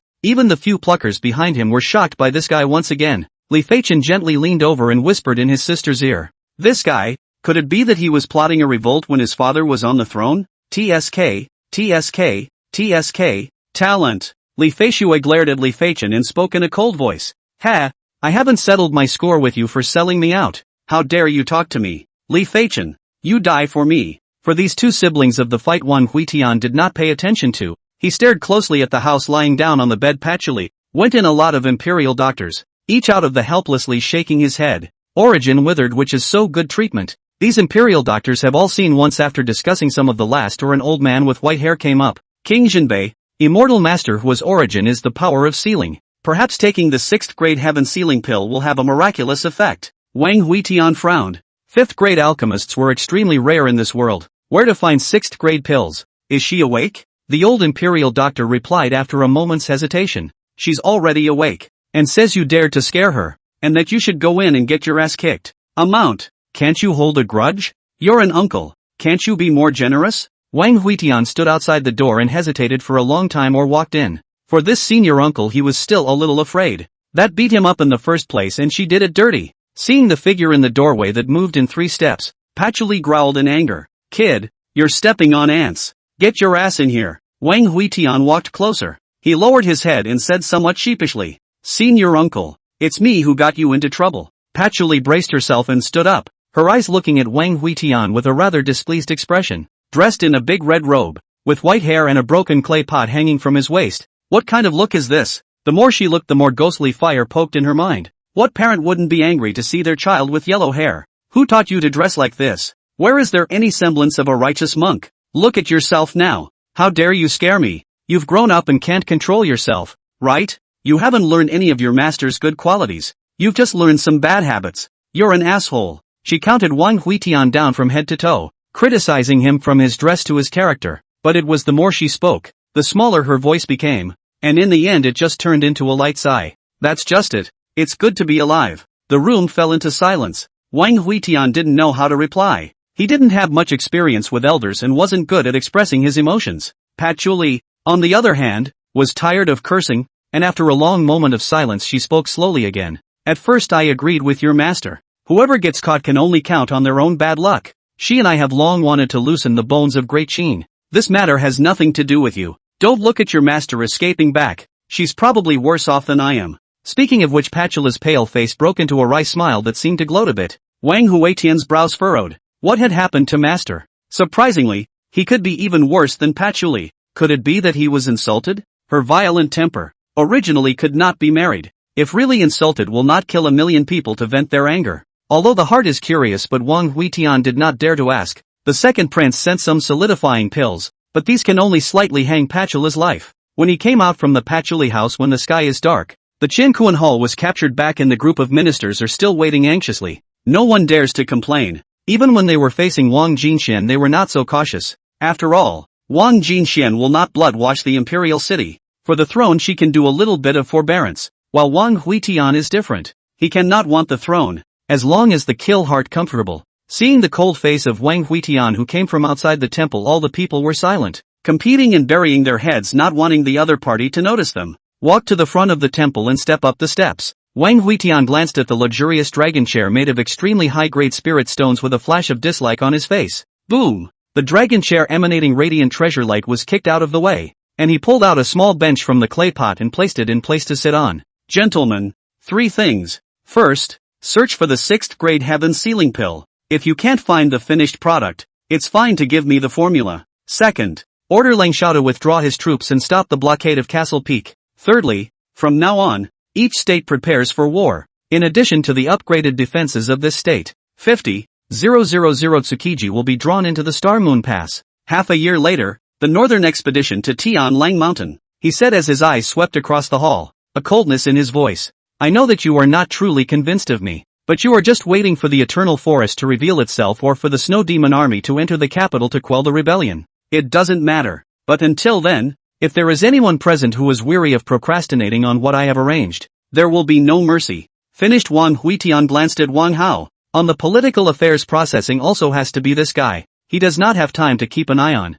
Can only be handed over to the other side of the coordination. He is not afraid of the other side to dig a pit for themselves. Anyway, life's more than not afraid of itching. If you can't handle anyone or anything, you can move Li Feichen and Zhao Pan at will. After all, the two had been into the Taoist cultivation. Even if the fall of the star-picking strength is not the general state pastor can be compared to, enough to suppress some of the starfire. As for Li Feishu, I also need to stay to take care of Patchouli. For Wang Huitian's arrangement of the temple ministers dared to say, those who dare to say that now the position is still empty at the Great Qin, which will not be crowded with people. This sparse so that the Chenkuan temple appears to be very empty. Standing up, Wang Huitian retrieved the small bench inside the clay pot. By the way, Left Minister Wei Zhuang is my man. Find him out for me. The crowd watched the slowly departing Wang Huitian. Finally breathed a sigh of relief. That sense of oppression was too strong. Different from Wang Daoyang's aura of the superior's shock, and different from Wang Jinxuan's indifference to the living beings. It was a kind of coldness that came out inadvertently from too many killings,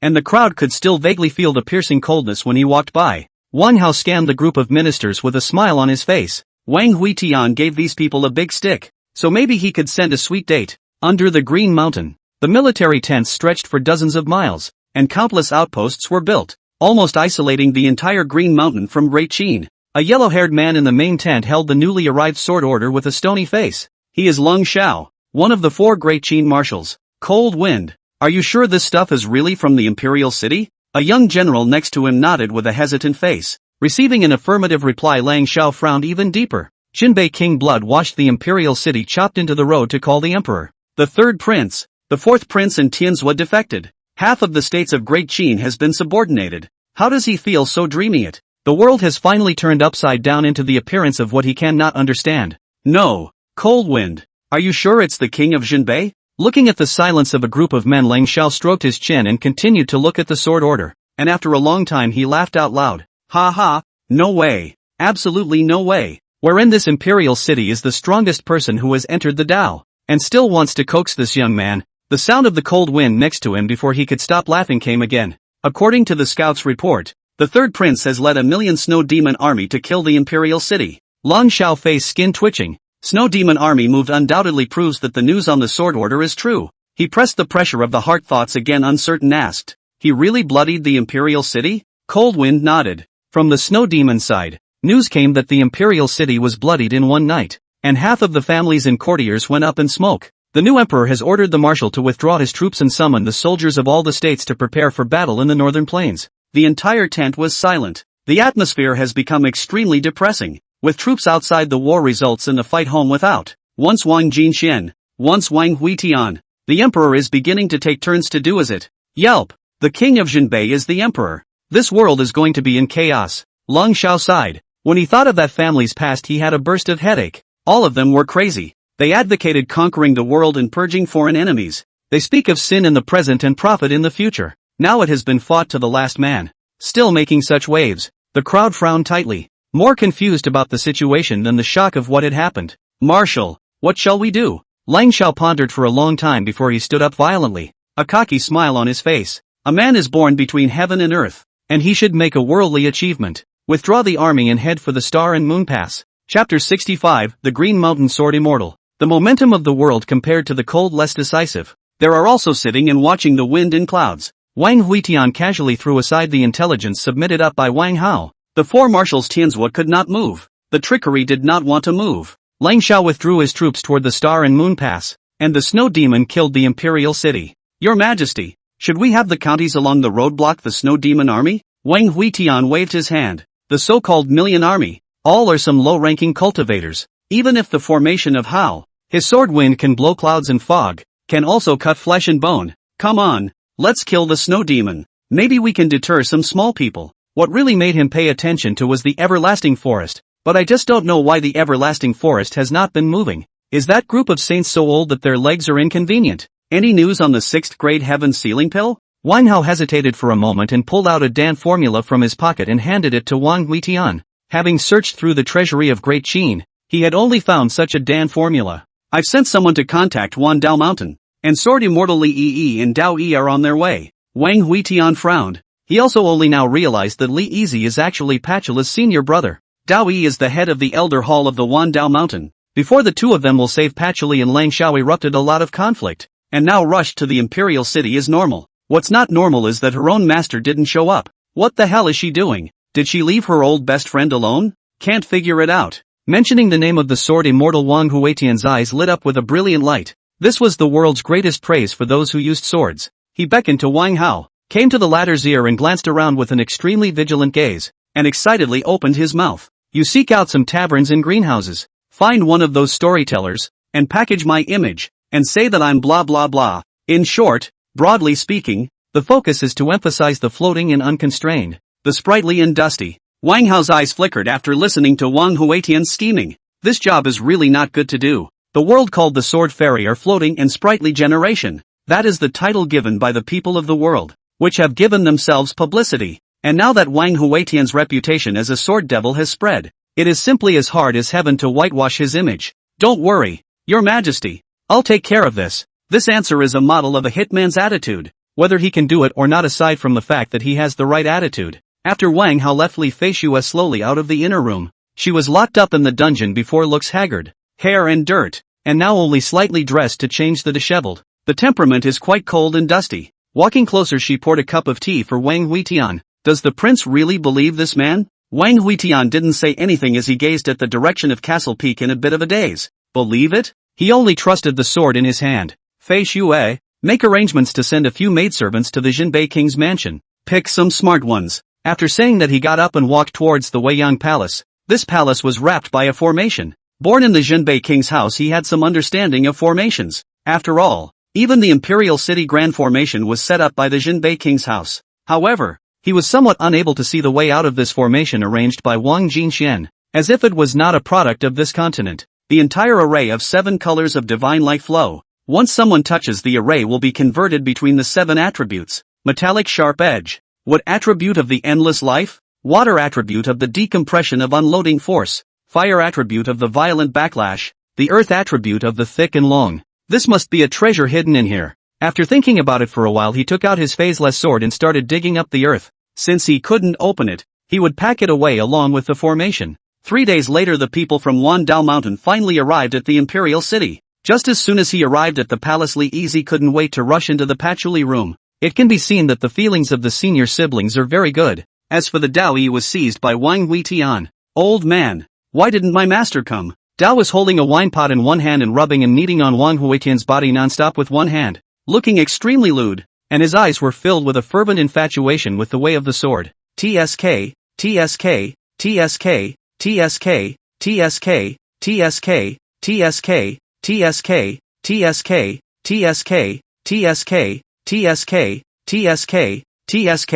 I asked you a question. Where are you touching? Oh, your master sister went to the abyssal ancient path right before, saying that Jinhua Marshal Tianzhua had a crush on her when she was young, and went to find him to help save Patchouli, and hasn't come back yet. Wang Huitian frowned. Tianzhua had a crush on his master when he was young? How can he be so unbelievable? Shaking off the little old man's pestering, Wang Huitian came to the door of Patchoula's room and stretched his head to look inside. The world knows that the Qingshan sword immortal Li Yi, but I do not know why this whole day home in the mountains called the sword immortal. Even if Wang Huitian and the Qingshan so many years to see this guy's number of times are also only a few. He raised his step and was about to go in, but he heard the sound of an argument coming from inside. The two seemed to have some conflicts, and Patchoula's words were icy. Yo, shutting down? Heartless thing, don't think that I don't know. If you want to come, that bull Lang Xiao can stop you? Elder sister, I have to think about the future of Aoyama as well. Shut up. No balls is no balls.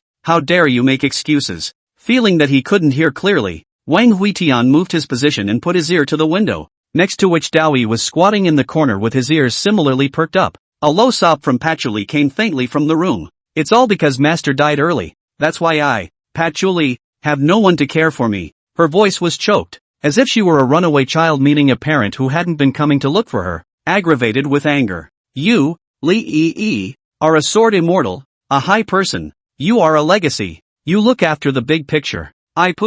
You're just the bastard that Master married is also a man. Since the Master died he never came to Wandao Mountain. The old lady was arrested, he pretended not to know. All not something. The more Patchouli cursed in the room, the more angry she became. At first she cursed Lee Wu. Then she cursed her Master Abbot. Then she involved the entire Heavenly Sword Sect, and finally concluded that there is not a single good man in the whole world. Wang Huitian secretly smacked his lips as he listened. The Green Mountain Sword Immortal was scolded so much that he didn't dare to talk back. This kind of scene was not rare. He stood up and straightened his clothes, wanting to go inside and pretend to persuade. Who knows that there was a sudden smashing sound from inside the house, interspersed with some pained cries from Li Easy. Gu, senior sister, don't hit the face, don't hit the face. After a long time, he saw that Li Yiwan came out from the house in a sorry state. There was a clear slap mark on the left side of his face. His hair was gripped off a little bit, and there was an emerald jade hairpin inserted in his shoulder, with a trickle of fresh blood coming out from it. Nonetheless, he still had his hands behind his back, his expression calm and indifferent, unable to see the slightest bit of joy or anger. Only the original look of a worldly man now looks a bit funny. Wang Huitian and Dowie hurriedly looked up at the sky. Old man, the night moon tonight is quite provocative. It does tease. It's just a little red and swollen. Li Yi ignored the two men as he calmly walked away. Waiting until Li Yi's silhouette disappeared from sight, the two hurriedly took out their respective shadow retaining stones. Did you record it? Let me see. Mine's only sideways. Don't worry, it's all on tape. The two of them came together to study the shadow retaining stone, but they didn't realize the direction that Li Prowler had left. His pace was steady, his feet stepping into the void, and a modest smile appeared at the corner of his mouth, as if he was remembering the halcyon days when his hourly master had brought himself and his sister to cultivate. At that time Patchouli was very naughty, teasing himself from time to time. He would secretly add peppercorns to his Patchouli Dan, and also secretly put hedgehogs into his quilt. He pretended not to know that he had eaten all of the sweet and sour pesca pills, and he had raised hedgehogs and squirrels and pangolins. It was really fun at that time. I just don't know how long it took for them to grow up, grow rusty, and grow numb. Was it after the master's fall? Or after you start practicing the sword yourself? Li kept asking himself. Some questions without answers he would ask the sword in his hand. The sword won't answer, but the person the blade is pointed at will. He took one step at a time towards the everlasting forest. He's going to ask why he bullied my sister. Chapter 66, Asking for the Sword in the Forest of Eternal Life. It was indeed wrong for Patchouli to have beheaded the people of Great Qin, but this matter was all caused by their assassination of Wang Huitian. The ennui is not dealt with. I will allow you to lock her up to sharpen her temper, but how can you whip her essence? So they all deserve to die, and so do I. I deserve to die, then we'll die together. To the east of the Imperial City, here was a stretching mountain range, and at the end of the mountain range extension was the Imperial City. Qin Imperial City is built in this dragon vein on the location of the dragon's head, along the body of the dragon to the east of the rolling hills and mountains, along the way the clouds. The jungle was nourished by the dragon vein aura grows extremely tall, shading the sky. Under the backdrop of these huge trees appear to be the sky is very low. The hills are even smaller. Even if Li freezes 100 meters in the air can only be in the waist of these huge trees to pass through. He was so fast that the oncoming gale blew away his already slack hairpins, and his long black hair flowed through the air like a waterfall. Stopping to land on a huge tree branch, he pulled out the emerald jade hairpin stuck on his shoulder to pull his hair up again. This is sister's jade hairpin. Straightening his messy white robes, he lifted his steps forward, each step falling the same distance, and the sound of a sword rang out with each fall. The same sword immortal, Li Yiwu, became famous much earlier than Yi Bai. The world says that it is only said that the free sword immortal has plucked stars, but no one knows how many stars he has plucked and how many paths he has entered. It's been too long since he's taken a shot,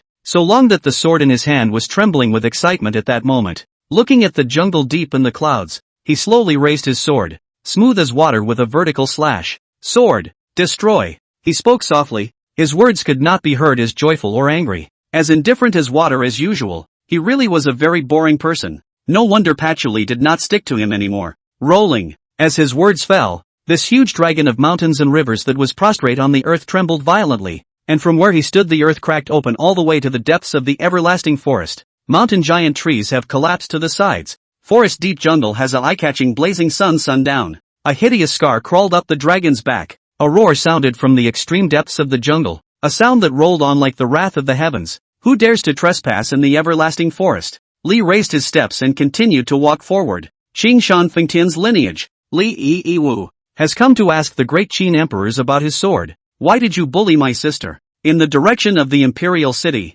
the earth trembled. Dowie took a mouthful of wine and poured it into his nose, and Wang Huetian's fingers that were digging his nostrils were tilted and inserted into his eye sockets. Holy, is this the ground moving? Wang Huitian stood up and looked in the direction of the everlasting forest with a grave expression, an unpleasant feeling surging in his heart. How long has Uncle Easy been out? It went out last night. It must have been dozens of hours. The two men looked at each other and thought of something at the same time. Holy lay, he's not going to go one-on-one with Eternal Forest, is he? Dead. He's dead. Dowie stared wide-eyed. No one knew how many initiates there were in the everlasting forest, and how many saints had come out of it. But every few decades an emperor of Great Qin abdicated his throne and entered the everlasting forest, which was a forbidden area that the world had not dared to venture into for countless years. And Li a cultivation in the picking star and into the road between the fluctuation. Alone into the consequences of the forest can be imagined. This is being scolded by Patchouli. Wang Huetian's breath rolled. Bright red Qi dyed the newly changed robe on his body red,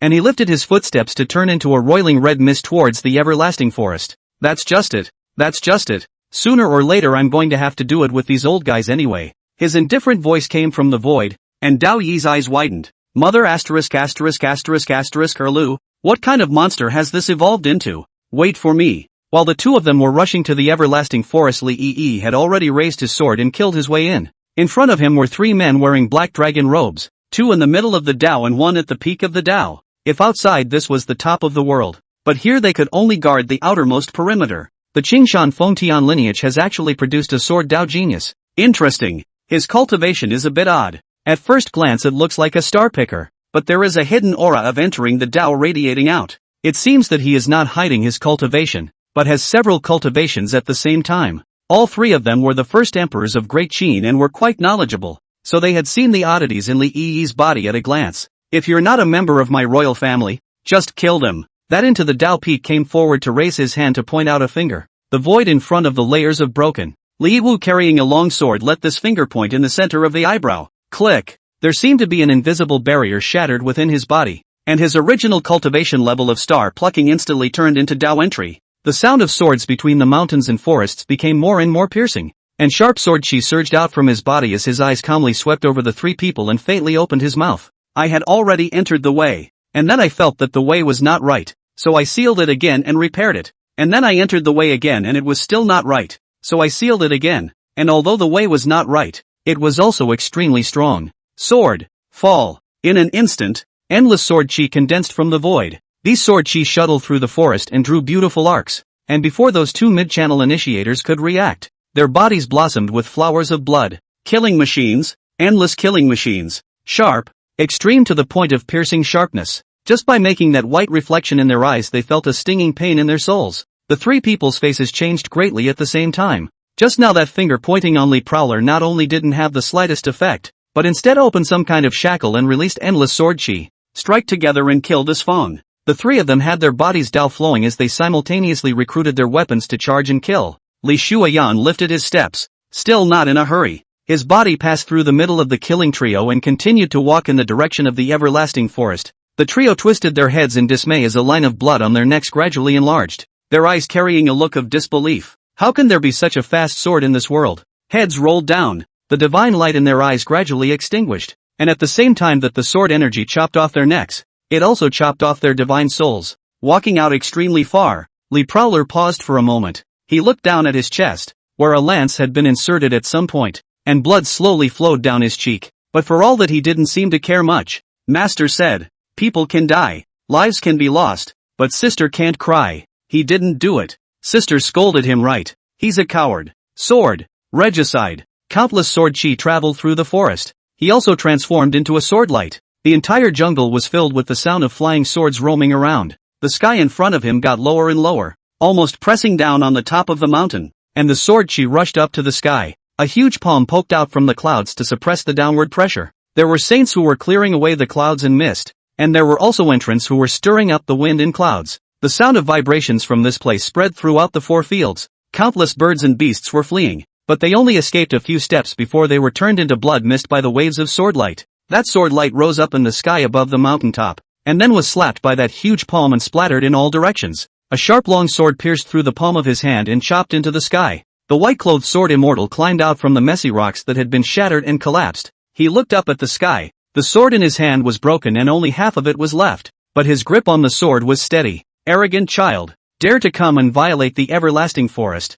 looking for death. His gaze was calm, but his tone was tinged with stubbornness. I'm only asking why you're bullying my sister. Oh, all ants are ants if they don't enter the way. And it's a blessing that ants are still useful to us in our search for immortality. What a search for immortality! What a blessing! When it is really talking shamelessly and practicing immortality, it is crazy. Lee is strong to support his body. He is not good at arguing. He also does not care to discuss with these people. After pulling the broken sword out from the chest of one of the strong Taoists, he once again walks forward. Humph! Stubborn! The saint's cold voice rang out, inaudible where it was, as if he could manifest anywhere. Just now, Li Yi's sword broke his sky-covering palm, which made him lose some face. A saint's angry outburst didn't even slap that sword cultivator to death, and even let him behead 2 people again. He was just about to sacrifice his magic weapon to suppress Li Wu, but at that moment there was once again a voice in the void that came from extremely far away, and this voice brought up a gust of sinister wind, and it traveled extremely far in the wind.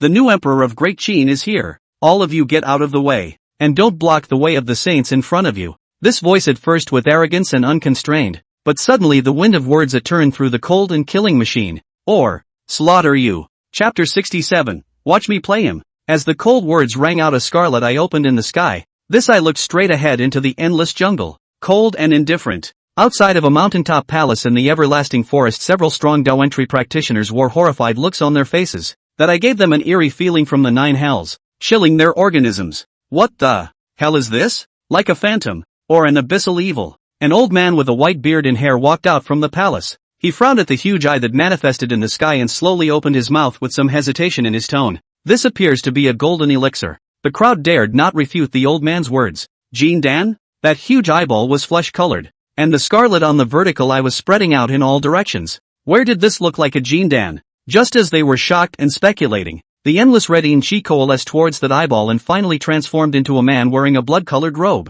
Wang Huitian glanced at the blood-soaked Li Wu, and then his eyes looked straight at the white-haired old man in front of the palace. The two of them looked at each other across the sky who didn't say anything. As for the crowd of Daoentry powerhouses, they didn't even dare to take a breath, only feeling that the air was somewhat condensed. The white-haired old man was the first to hold back after a long period of silence, and he slowly opened his mouth. Fellow Daoist came from the Green Mountain? Wang Huitian gently raised his hand. The mountain range crumbled. A large amount of earth and wood rushed up to the sky, and endless clouds, thunder and lightning. Earth and stone condensed into a monstrous sword in his hand and chopped towards the white-haired old man. I come from hell. The giant sword set off huge air currents, and before it even fell it caused the group of initiates in front of the hall to feel a huge sense of oppression. The white-haired old man flung out his hand and offered a seal, which grew bigger against the wind and collided with the huge sword. The giant sword shattered and scattered into fine sword gas. The huge shockwave pressed the ground, mountains collapsed. Grass and trees folded. The seal was collapsed and set into the side of the mountain. The scene fell silent again after this tryst. It's an even match. Behind Wang Huitian, Daoyi hurriedly rushed. He gasped and flew to Wang Huitian's side, poured a mouthful of liquor to smooth his breath and then opened his mouth to ask, "How's it going?" Wang Huitian was still staring at the white-haired old man with an indifferent expression, not moving a single bit. A transmission sounded in Dao Yi's head. The point is solid. 1 saint, 9 initiates. Wang Daoyang isn't here. They haven't all arrived yet. So what now? Dao Yi's voice looked a little anxious. His qualifications are mediocre. Cultivation so far only the star removal consummation. A fight into the Tao are struggling. Let alone there are saints. There's no harm in looking straight at him. Don't be shy. I'll play him. This kind of time once let others see the reality. Then today it will be difficult to retreat in full. Li is already at the end of his strength. Dao Yi buy one get one free. The only one who can really fight is himself. Hilltop Palace. After the white-haired sage and Wang Huitian had sparred with each other, a crowd of powerful people who had entered the Dao were all gloomy. To know that the opponent is only casually cast, and their own saints are sacrificed treasures, but it is actually a fight with each other. There were likewise entrances beside the white-haired sage who were transmitting their voices inquiringly. Great Sage Huayue, what is the other party's background? The old man's tone was grave, and his surface was equally unmoving. The strength is very strong. If it's a hard fight, he and I can retreat in one piece. But you are afraid that we will perish here. So what now? No harm. No foul. I'll play him. The great sage of Huayue took a step forward, his qi drumming his robes hunting. Fellow Daoist, your disciples trespassed into the everlasting forest and killed my great Qin's 5 Dao entrance honored ones. There has to be an explanation for this matter, right? Wang Huitian likewise took a step forward. His face was still cold, but in his heart, he was secretly calling out that he was a good guy, worthy of being a Castle Peak sword immortal. If he didn't make a move, he chopped 5 into the Dao as soon as he made a move. And this guy hit it so deeply. Even if he were to die here today, with these 5 initiates touting for him, it wouldn't be a loss. Thinking of this, he couldn't help but speak with a little more confidence. Kill and be killed. What do you think? The great sage of Huayue frowned. Fellow Daoist, saints don't care about the world, don't ask about the rivers and lakes, and are transcendent. So you're crossing the line by rushing into Great Qin. The more the merrier. The more the merrier. And what are you going to do about it? Fellow Daoist, I'm discussing with you, but your words are sharp. You're being a bit unreasonable. This emperor has always been like this. What can you do to me? The scene was silent once again, and the finger bones of the hands that the great sage of the Wyoming moon had behind his back pinched and crackled. Can't you even have a ing conversation anymore? He went all the way, through the 9 suns to seize the throne, and hard work for more than 100 years into the road into the forest of longevity, and then saw a number of emperors' life depleted sadness, desperately under the saint, can be said to step by step, 9 deaths. He did not want to fight with this guy. Beside Wang Huitian, Dao Yi's forehead was sweating. The wine he drank in the morning was now given out. You said for me not to show any signs of weakness, and that you would play him. Is that how you act? If this goes on, I'm afraid I'll lose my own life and that of Easily. Sensing that the old man was trembling, Wang Huitian twisted his head around and glared at Dao Yi in a rather dissatisfied manner. Shake what? Go and bring Easily back. Dao Yi only felt his scalp tingle as he looked at the gloomy-eyed sage Huayue on the opposite side of the mountaintop and the piled-up initiates. It's a hell of a job. He forced his heart to palpitate as he flew towards where Li Prowler was. Here was originally rolling several beautiful peaks, and now received a saint's palm has become a depression. Think if another rain will be turned into a lake. Li Free with half a broken sword standing between the rubble, next to Too Cool into the road body. His white robe stained with blood covered with a little soil. Looks like although the body shape of the woeful temperament is still calm and unruffled. Kid, still alive? Dowie came up to help Li Yi. The latter did not make any movement. His hand wine gourd became bigger, lifting Li Yi's collar and threw it into the gourd. Done. On top of the mountain, a group of entrants saw that Dowie was about to stop Li Yi from saving him. Wang Huitian's icy voice rang out. Those who trespass, die. Phaseless sword descended from the sky into a monstrous sword into the ground. The broad body of the sword is flooded with surplus cold light. He lifted his feet and took a step to the hilt of the sword to stand. A group of Changsheng Lin into the road immediately stopped their forms. Great sage Huayue, just let him take the people away like that? Huayue's face was ugly and she cursed in her heart. Can't you just give yourself a leg up? How is he going to convince the public in the future? How will this give him any credibility in the future? Arrogant. Do you really think I have no one in the eternal life forest? His gaze twisted, and a sliver of golden moon peeked out from the dark clouds in the sky as he raised his hand. Wherever the moonlight shone, both the trees and the soil were tinted with gold and then turned into hard metal. Wang Huitian has been guarding against him for a long time. Immediately, he pulled out a huge millstone from the clay pot and smashed it towards the golden moon. The sharpening stone was still taken from the man who sharpened the knife when he left the starving man's creepy cave. The other party had used this whetstone to sharpen his blade for an unknown number of years, and the blade chi on it had been stacked layer after layer, and it had already become a saintly dharma treasure. The sword saint of Red Maple Valley, how dare you meddle in the affairs of my great Qin? Huayu was furious. He couldn't see through Wang Huitian, but he was able to recognize the scent on this millstone. Meanwhile the knife-sharpening man who had just rushed back to Red Maple Valley instantly stopped his body. He frowned and pinched his fingers. Oddly enough, there is karma wrapped around it. Chapter 68, the two of you will guard the battlefield for me. The sharpening man continued to pinch his fingers and project, his frown deepening. Why would the great Qin Huayue sage hold a grudge against me? I didn't mess with him either. What he couldn't think of would be thought of another day. And his body transformed into a stream of light to vanish into the Red Maple Valley mountain. Hong Lu, Grandpa's back. His divine sense recklessly swept through a patch of houses, startling a powerful existence. But it didn't matter. He was most capable of fighting here. The powerful sage divine sense continuously swept over one female cultivator after another, causing countless cries of shock. Ah, there are perverts. For a time, The Red Maple Valley was a mess of chickens and dogs. Besides, in the everlasting forest, the golden moon was smashed by the millstone and a corner was missing, and the saintly Tao flowed between the two collisions, and Wang Huetian's bright red robe was torn into a large red mist. Berserk in the collision of the saint's Tao rules. Daoyi clutching the wine gourd in the golden flow of light through. If a little careless by the power of the law will certainly die. Ouch. It's over. It's over. The saint has struck. He panicked with the wine gourd on his head and ran in the wrong direction several times. Hearing Daoyi exclaimed, Wang Huitian raised his hand towards the former and grabbed it. Countless red willow sword chi twisted into a large hand holding Daoyi and the wine gourd in his hands. The biceps on his arms exploded, and his huge palms threw Doichi violently in the direction of the imperial city. Old man, let's go. Daoyi's figure was like a shooting star slicing through the sky, and the oncoming gusts of wind caused his face to tremble. Fast, too fast. This speed of being thrown by a huge force broke through the layers of the sound barrier, and much of his hair and beard was blown off. I didn't dare to open my mouth, but as soon as I did, the gust of wind poured into my mouth, and my incisors were blown out. Phew. Exhaling deeply, Wang Huitian turned his head to look at the furious Huayu. The corners of his mouth gently grinned. I saved the man. What can you do about it? He was filled with yin qi red mist, not to say how the strength alone this amazing aura looks like a bad look. Seeing that Li Yi was rescued for some reason, Huayu was actually relieved. It didn't matter to him if a few initiates died. No, even if all the people in the world died, it didn't matter. As long as he didn't die, and there was more than just one sage in Great Qin, why should he be in the front? If you have saved the people, why don't you retreat? Wang Huitian frowned. That's it? With his expected not right the other side should not rage out. With their own immortal it. Not only was Wang Huitian puzzled, even the group of initiates around Sage Huayue were puzzled. Letting him go just like that, where would this leave the face of the everlasting forest? Great Sage Huayue, could it be that this person's cultivation is even higher than yours? Speaking of this, Huayu's face was unsightly. Through the battle just now he had already found some clues. No, he's only conjugating, but there are other saints coming. As his words fell, a layer of ripples rippled in the sky, and those golden lights that pierced through the clouds quickly receded, and the golden moon in the sky that was missing a corner slowly receded into the clouds.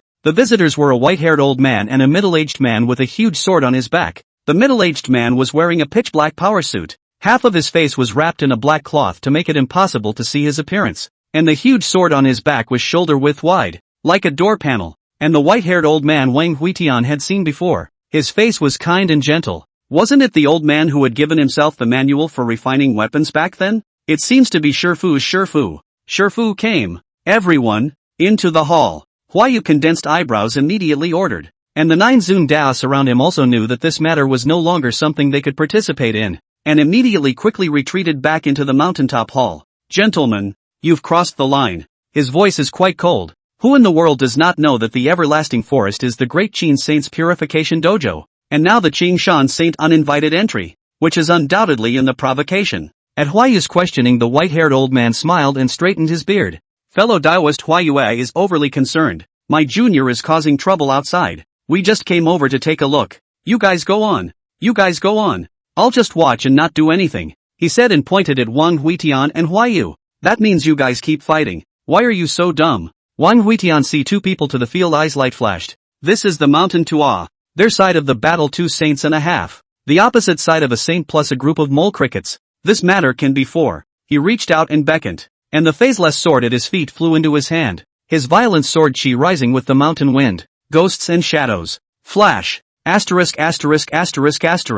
You're really going to do it? The white-haired old man's gentle smile stalled, and his hand grasping his beard quickly probed out a hand to grab Wang Huitian back, who looked at him with a somewhat puzzled expression. No, what are you arresting me for? Catch him. Can't you see such a big enemy? He raised his hand and rewarded Wang Huitian with a brain crash. The other saint, where is your tiger? Wang Huitian frowned, and after a long time, he finally figured out what his master ancestor intended, so he opened his mouth to explain. Master ancestor, I've detected the opponent's reality, but it's just a newly promoted saint who can kill. The 2 of you will be my marauders. With the 2 saints present, he was now confident that he would finally be able to stop acting, having long looked at that old man with disdain. The man in the strong suit twisted his head toward Wang Huitian, his brows similarly furrowed. Who taught this kid? The white-haired old man returned without any good humor. That girl from the Green Master. So that's how it is. The temperament is quite similar. Wang Huitian struggled in the white-haired old man's hands.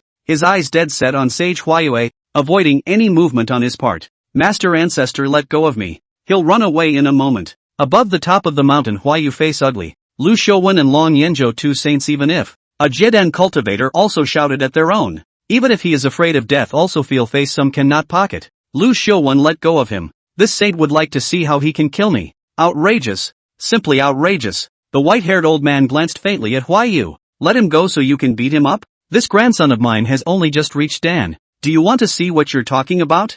Huayu, we have come today only to retrieve Junior and have no intention of going to war with the great Qin emperors. After saying that he carried Wang Huitian and Long Yanzhou, three people disappeared in the sky. Standing at the top of the mountain, Huayu saw the three people left and breathed a sigh of relief. Just now, although he acted fearless, in fact his heart is very panicked. He didn't have a clue in his heart about Wang Huitian alone. Not to mention Lu Xiaowen of the Wandao Mountain and Long Yanzhou of the Heavenly Sword Sect. This little really wants to kill this saint.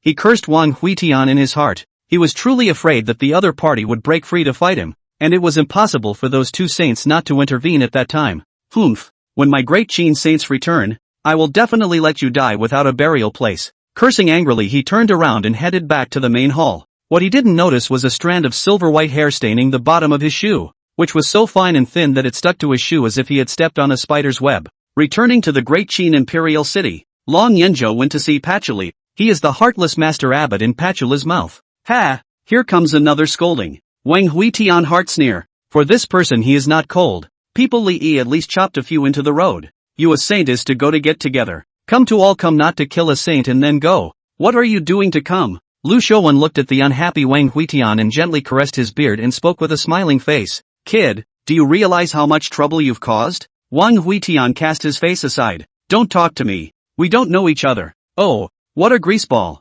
Look who's here. Lu Shouwen pointed to the courtyard door, only to see a woman with a delicate figure carrying a bamboo sword standing there. Chapter 69, Yu Yao is here. Wang Huitian's brows furrowed. Who's lost this great beauty? Surprisingly, she ran into the palace. Beauty. Interview the courtesan out the door and turn right. He waved impatiently. His mind was still calculating how to get rid of that saint, knowing that it was not easy to find saints who had fallen alone. It was obvious that the other saints of Great Qin could not spare any time at the moment, and this was an opportunity to cut down on the other party's combat power. Yu Yao, who was wearing a long emerald green dress, froze, and the original feeling of joy at being reunited after a long time disappeared into thin air. Wang Huitian, who had just lowered his head, suddenly gave a start and raised his head again. He looked at Yu Yao a little dazed. Yu Yao, who was standing at the entrance of the courtyard, trembled. Did senior brother recognize himself? Wang Huitian did recognize it. He felt the sword mark he had left on Yu Yao's body and spoke with a slightly trembling voice. What did you do to Yu Yao? Yu Yao, who was about to be moved to tears, once again paused, her forehead rippling with anger. Second brother. You bastard. Wang Huitian walked up somewhat uncertainly and sized up Yu Yao, his two hands constantly gesturing. Height. The height was wrong. The previous Yu Yao was a little short. The figure was also wrong. The previous Yu Yao was very flat. Cultivation is also not right. The previous Yu Yao only practicing Qi stage. Good guy. Now even Yuan baby can only say that it is not worthy of the innate sword body. He gestured as he prepared to go up to his hand and pinch it. Whether it was Yu Yao would know if he touched it or not. Her sword blade would always be the sharpest. Only his hand had just reached out, and before he could touch anything, his ear was grabbed. Second brother. Rascal. Wang Huitian inclined his head and clenched his teeth. His stubborn right hand probed out and touched Yu Yao's back as he twisted his head in shock. It's really Yu Yao. How did this girl change so much? Obviously her face was fleshy when she was small. Did all this meat fall to her chest? Yu Yao's pretty face reddened, fiercely glared at Wang Huitian. This guy is still so unreliable. In vain, she was touched. Originally wanted to say a bellyful of words, now is not able to say a word. She was now stuffed in her heart. Master's sister went out and didn't return. It was hard to find elder brother, but the result was that this one was staring at her with the look of a curious baby. It was simply too much. Thinking about it, his eyes reddened, 2 tears hung on his eyelashes, and he only felt aggrieved in his heart. Master Sect leader also went out to look for her and didn't come back. Yu Yao cried and cried with her eyes, and her teardrops became strung into threads. Suddenly someone behind her touched her arm and handed over a handkerchief embroidered with lotus flowers. She reached out to take it and was about to go wipe the tears from her cheeks when her eyes suddenly flashed fiercely as she twisted her head to look at the person who had handed her the handkerchief. Who are you and why are you in my senior brother's yard? Li Feishua instantly thumped back a few steps by Yu Yao's vicious glare. Good man. do you change your face so fast? Just a moment ago, she looked like a soft little woman, but in the next second, she bared her fangs and looked like she was choosing someone to eat. I am the prince's maid. Yu Yao's eye swept a glance at Wang Huitian before she lightly lifted her pace and walked over to Li Feishue's side to look up and down, suspicion and scrutiny in her gaze. A maid of honor? A maid of honor with a face like that? Ridiculous. My senior brother has always been a loner. He's not in the habit of accepting maids. Wang Huitian buried his head. This little girl is not a misunderstanding of their own. He is still thinking of getting together 3 more go out and carry the sedan chair, which is their dream. Yu Yao clung onto Li Feishue, trying to see through the other party's schemes. Your eyebrows are like peach blossoms, your eyes are like stars, and you have a foxy face. Could it be that you are approaching my senior brother with other intentions? Li Feishue's body kept retreating. I was robbed by your senior. Nonsense. My senior brother is open and honest, with a heart of justice. Unable to see the suffering of the people, how could he forcefully rob his mother's family's women? Yu Yao approached step by step, directly forcing the ladder to the root of the wall. Li Feishue couldn't retreat, her back was dead against the courtyard wall. She looked rather helplessly at Yu Yao, who had already pasted in front of her body. I advise you to stay away from my senior brother. My sister Red Willow is a spirit transformation cultivator who kills without blinking an eye. Li Feishue weakly returned. I'm picking star. While the two were arguing, the door to Patchoula's room suddenly opened, only to hear a clanging sound of the original Long Yenjo's back carrying the doorplate greatsword was thrown out, and he himself was pushed out of the room by Patchouli. With a bang, the door to the room closed, and he glanced rather awkwardly out into the yard before explaining. Oh, Xiao Xiang's temper follows her master. Long Yenjo left. He originally wanted to bring Patchouli to the Heavenly Sword Sect for treatment, but the other party was dead set against it. In the yard, Yu Yao and Li Feishue consumed, the latter sweeping the ground and she sprinkled water, the latter making tea and she raised ash. All kinds of give each other to find pain. Lu Shouwen laughed and shook his head, pulling Wang Huitian to the side hall as he opened his mouth in a rather heartfelt manner to persuade him. Kid, do you know what it means to the everlasting forest if you move the great Qin dynasty? Although they usually don't care much about De Qin is their foundation, a hotbed for them to cultivate into the Tao. Wang Huitian frowned. He naturally knew about these things, but when he first handed out a sword to the northern plains when he came down from the mountain, that sword was fast flying. Stepping on the northern plains, this might be the only chance. If Wang Jinxian is there, it's just that Wang Jinxian is not there. Isn't this feeding meat into his mouth? Master Ancestor, I'll only be in charge of De Qin for half a year, and I'll return to Castle Peak after destroying Tianlang Mountain. Lu Shouwen straightened his beard and narrowed his eyes at Wang Huitian. He didn't understand why this kid was so obsessed with the northern plains and what exactly was there. After surveying him for a long time, he suddenly remembered something and opened his mouth with a shocked face. Could it be that it was your idea when your father conquered the northern plains? At that time, Wang Huitian was only 8 years old. It shouldn't be so. Thinking about this, even he couldn't help but feel that his thoughts were a bit ridiculous. However, he saw Wang Huitian, who was sitting on the side and was contemplating, faintly return. Indeed, it was I who urged my father to go north. Snapping, Lu Shouwen's hand that was organizing his beard shook and pulled off a large beard. No wonder he was shocked. Who would have thought that when the great Qingjinbei King's sensational northern expedition was actually an 8-year-old child behind the scenes to lead? To know that the battle almost exhausted the great Qin secular world half of the family base. Once the power of the dynasty, the power of the world's Jinbei Wangfu was to fight to the end of the name of the Real, leaving only a dilapidated mansion. Why? He couldn't figure it out. Wang Huitian glanced at the old man, and his gloomy countenance suddenly dispersed, the corners of his mouth hooking into a bright smile. Hey, although that battle buried half of Great Qin, it was a victory. Close call. Wang Huitian faced with complacency. Lu Shouwen reached out and touched his brow. Did not have a fever? When the 10 Zun into the Tao, 18 Zun picking stars, and the transformation of the gods Jindan is even more complex. In the end, but only Wang Huitian still some scattered soldiers back. From now on the Great Qin secular into the road is not obvious. To find a master also have to go to seek the long life forest. You call that a close win? Are you aiming to die with them? Or is it a victory as long as you don't die? Wang Huitian slapped away the old man's hand. Talking on talking touch what? His gaze looked towards the north, as if recalling that amazing battle. He did not lie to Lu Shouwen. He did ask his father to fight that battle, and he did win that battle. And the reason he went to war was all because the sons of the air are in the north. The son of Qi luck cultivates the way of the devil. Chapter 70, Missing a Good Dan Furnace. The word Qi is nebulous, and even more so, it is untraceable and does not see its source. No one in this world understands Wang Huitian. Perhaps even his father only knows a little about him, so no one knows what it means to Great Qin that the son of Qi was born in the Northern Plains Demon Road. Wang Huitian stood up. At first, although the victory, but the victory is not measured bottom. That's why I have to fight again. When I persuaded my father to go to war, I had already guessed the end. The only thing I didn't guess was that my master had picked me back up at Castle Peak. Master Ancestor, you don't have to persuade me. I'm going to fight this battle no matter what. Even if I am not the emperor of this Great Qin.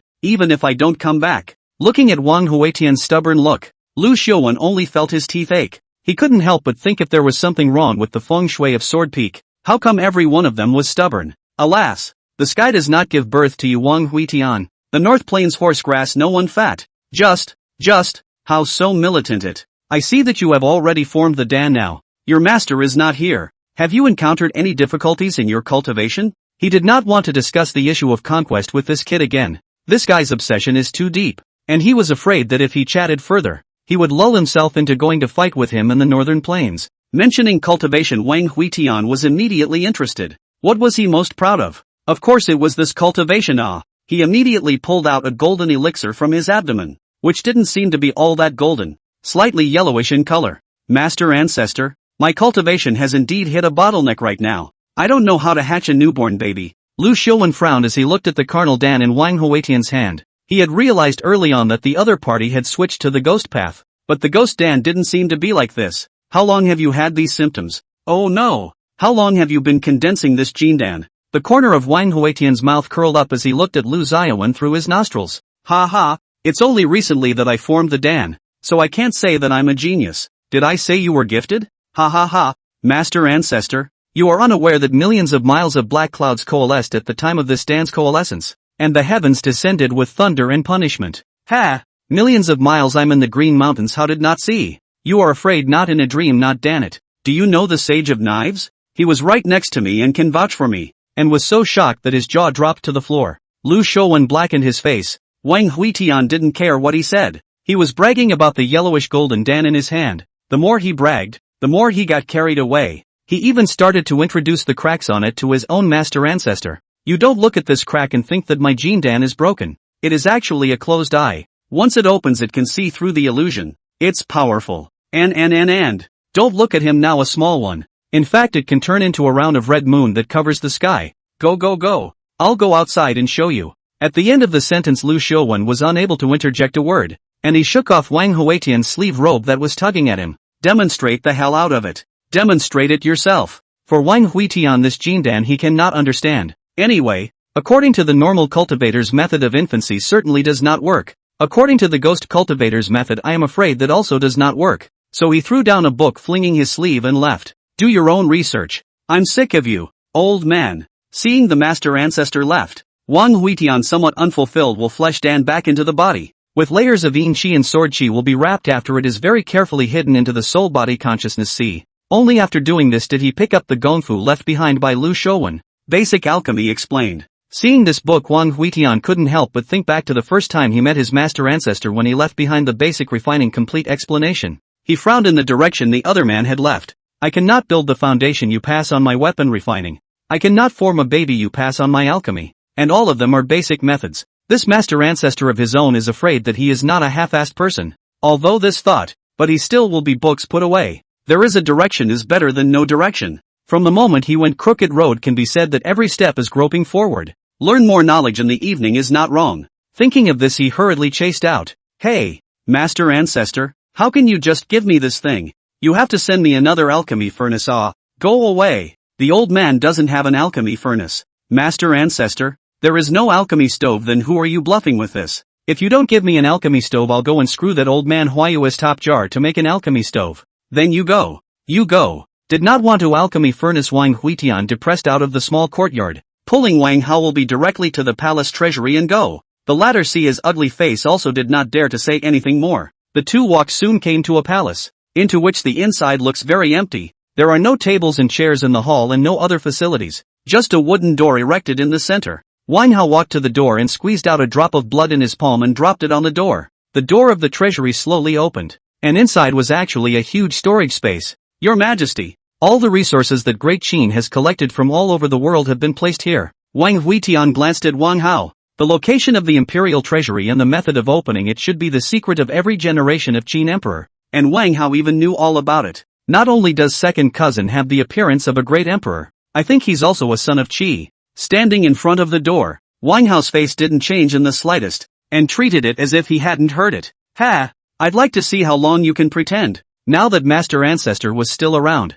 he was even less afraid of the other party pulling any tricks, so he raised his steps and walked into the treasure vault. The treasury is very large. The first layer is piled with a large number of high-grade spirit stones. The second layer is some of the genius treasure and alchemy materials. The third layer is some of the magic treasure put up dust. Wang Huitian focused on a glance at the alchemy furnace. Are some of the goods cannot be in the eyes? Thinking about it, if there really is something good, it would have been finished by Wang Daoyang and Wang Jinxian. Ugh, it's all leftovers from other people's picks. So I'll just take whatever I can get. He took out the clay pots, picked some he looked at and left. Wang Hao looked at the empty treasury. The corners of his mouth twitched slightly. Except for a broom and shovel in the corner, the whole treasury was already empty. Under the deep night, a thick white fog floated up from the everlasting forest. The great hall that towered on top of the mountain was as if it was held in the air by clouds and mist. It looked quite like an immortal blessed land, and Sage Huayue was holding a seal in her hand at the moment and was offering it. This seal was chopped into the mountain by Wang Huitian's sword,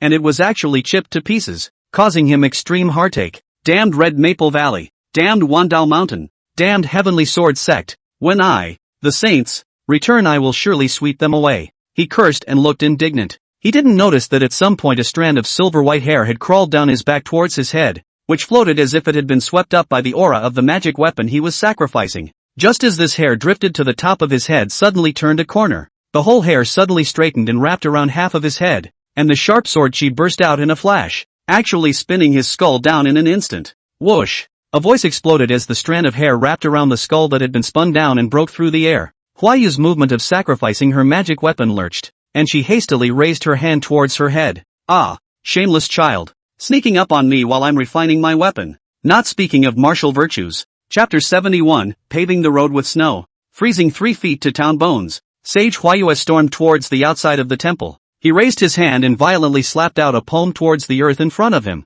A huge palm print coalesced in the air and pressed down towards the mountain range in front of him. At one time the mountain range toppled. The gale lifted up. The wisp of silver-white hair rolled up his skull was also shaken into nothingness by the huge palm force. But at this time on the ground a rotting white furry mouse body a hair off. This wisp of hair rolled up the falling skull to run away again. Holy, there's a relay. All of you will die for this saint. The great seal in his hand was offered. And all of a sudden, it struck the mountains and rivers. And this land was once again cleansed by holy power. The strong people who heard the commotion of the initiation rushed out of the palace, looking horrified at the tens of miles of rolling smoke. They looked in unison at the Huayu sage who was standing on the cliff gasping for air, but their expressions froze in unison. Just see the other side of the shape is very strange. There is no injury on the body. The head is less than half. Seems to have been cut from the eyebrow of a sword. Accurately is less than half of the skull. The top cover is missing. The brain is intact. Deceitful. Deceitful. Huayue pointed at the mountains and cursed angrily.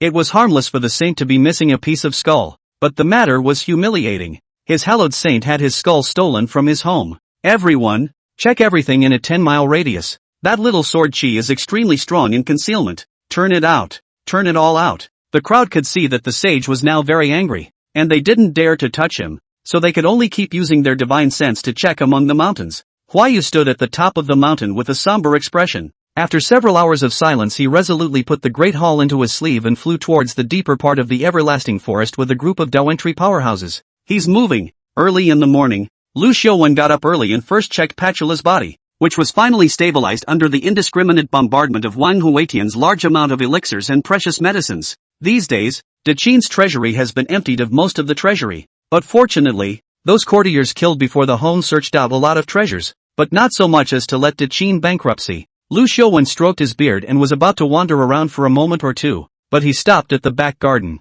In the distant gazebo, Wang Huitian was wearing an artisan's uniform and was hammering away as if he was refining a weapon. He looked serious, sometimes frowning and sometimes pensive. Lu Xiuwen nodded rather approvingly. This kid is quite a bit more dignified when he's not playing around. He approached slowly, trying not to disturb the other man's thoughts. One could only see that the perimeter of the gazebo was filled with countless precious materials. Star iron, 4-core firestone, silver moon sand, and the avatar treasure bone of the white tiger demon beast. There were all kinds of things. It could be said to be rich, and several of the materials were a bit fiery even in the eyes of Lu Xiaowen. A sage. Yeah. What a waste. What a waste. Wang Huitian kept integrating a large amount of precious forging materials into a crystal-clear bone bowl, which he seemed to be refining into a Dan furnace pot base. Kid, the bottom of the pot of the Dan furnace has been calcined by fire for years. It needs refractory materials. This bone bowl of yours. Yeah. Where did you get this stuff? Lu Xiaowen said, half of the sudden feeling is not right.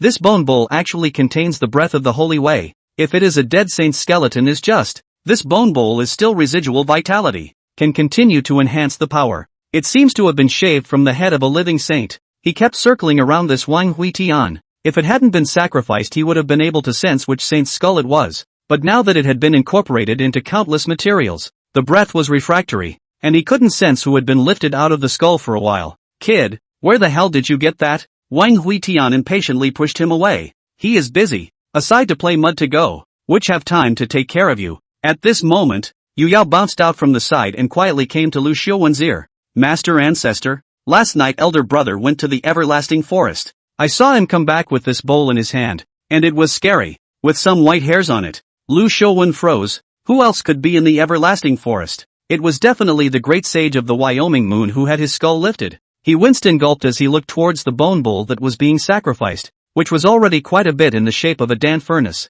But refining? How can there be success every time? If this kid fails next time, who will suffer? Thinking about it, the little old man only felt a burst of scalp numbness. This kid, but there is a previous record. That year, in order to refining weapons, dug down the heavenly peak. He is even his own family members are not spared.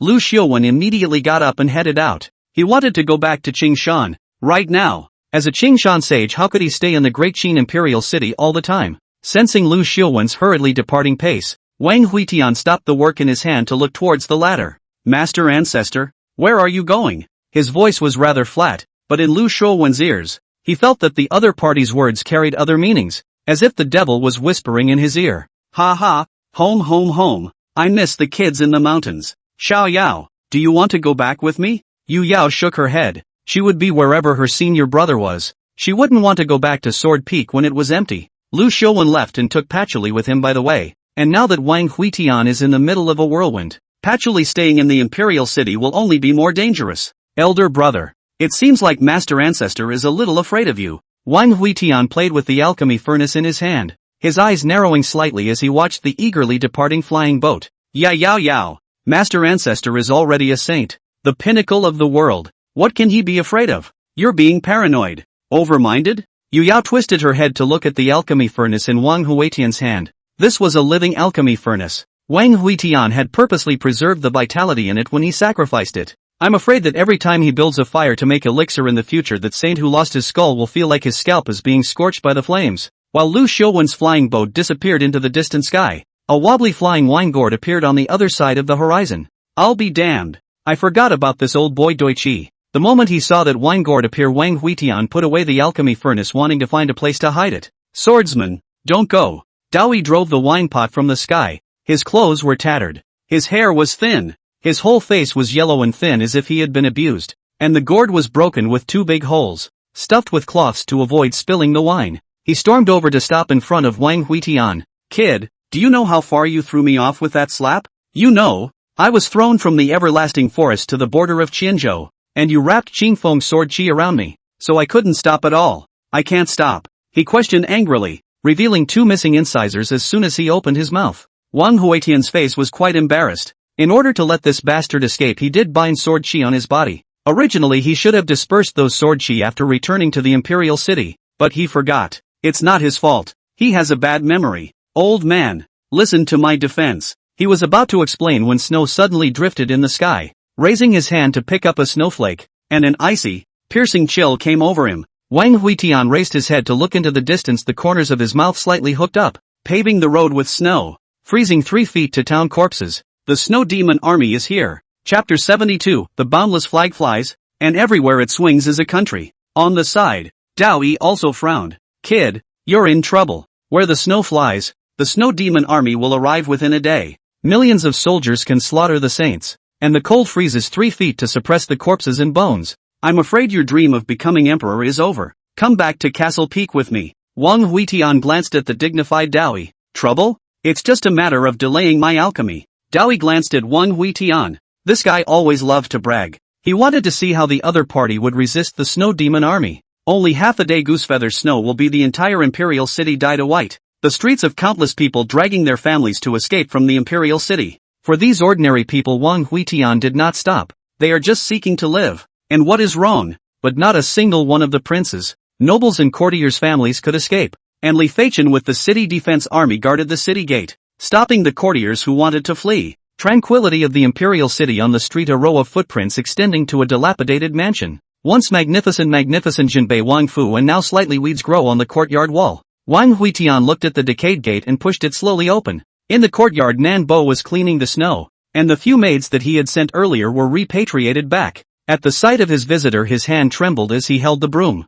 Young master, you're back. Wang Huitian nodded and walked straight towards the ancestral hall. Uncle Nan, there's no need to sweep the snow. It will melt when the sun comes out. Young master, when will the sun come out? Listen carefully for a few days. The sun will come out when the wind is blowing. Nambu pricked up his ears. He didn't hear the wind, only the buzzing of his own ears. Young master is cheating again. Walking into the shrine, the place was the same as always, only this time it was cleaned up a lot. It should be because Nan Bo had specially taken the time to clean the place after the last time he had been here. Young master, are you going to offer incense this time? Nan Bo stood hunched behind him, thinking that when this Yi family's ancestor is quite miserable, there is no incense offering for many years. It all depends on him as an old man. Wang Huitian glanced at the 3 pillars of incense handed over by Nan Bo. His last visit the road ahead was cut off and it was difficult for him to refine his qi, but now that he has already formed a dan, he can also go up to the pillar of incense to inform his father. Receiving the incense in Nan Bo's hand Wang Huitian raised it above his head and bowed slightly.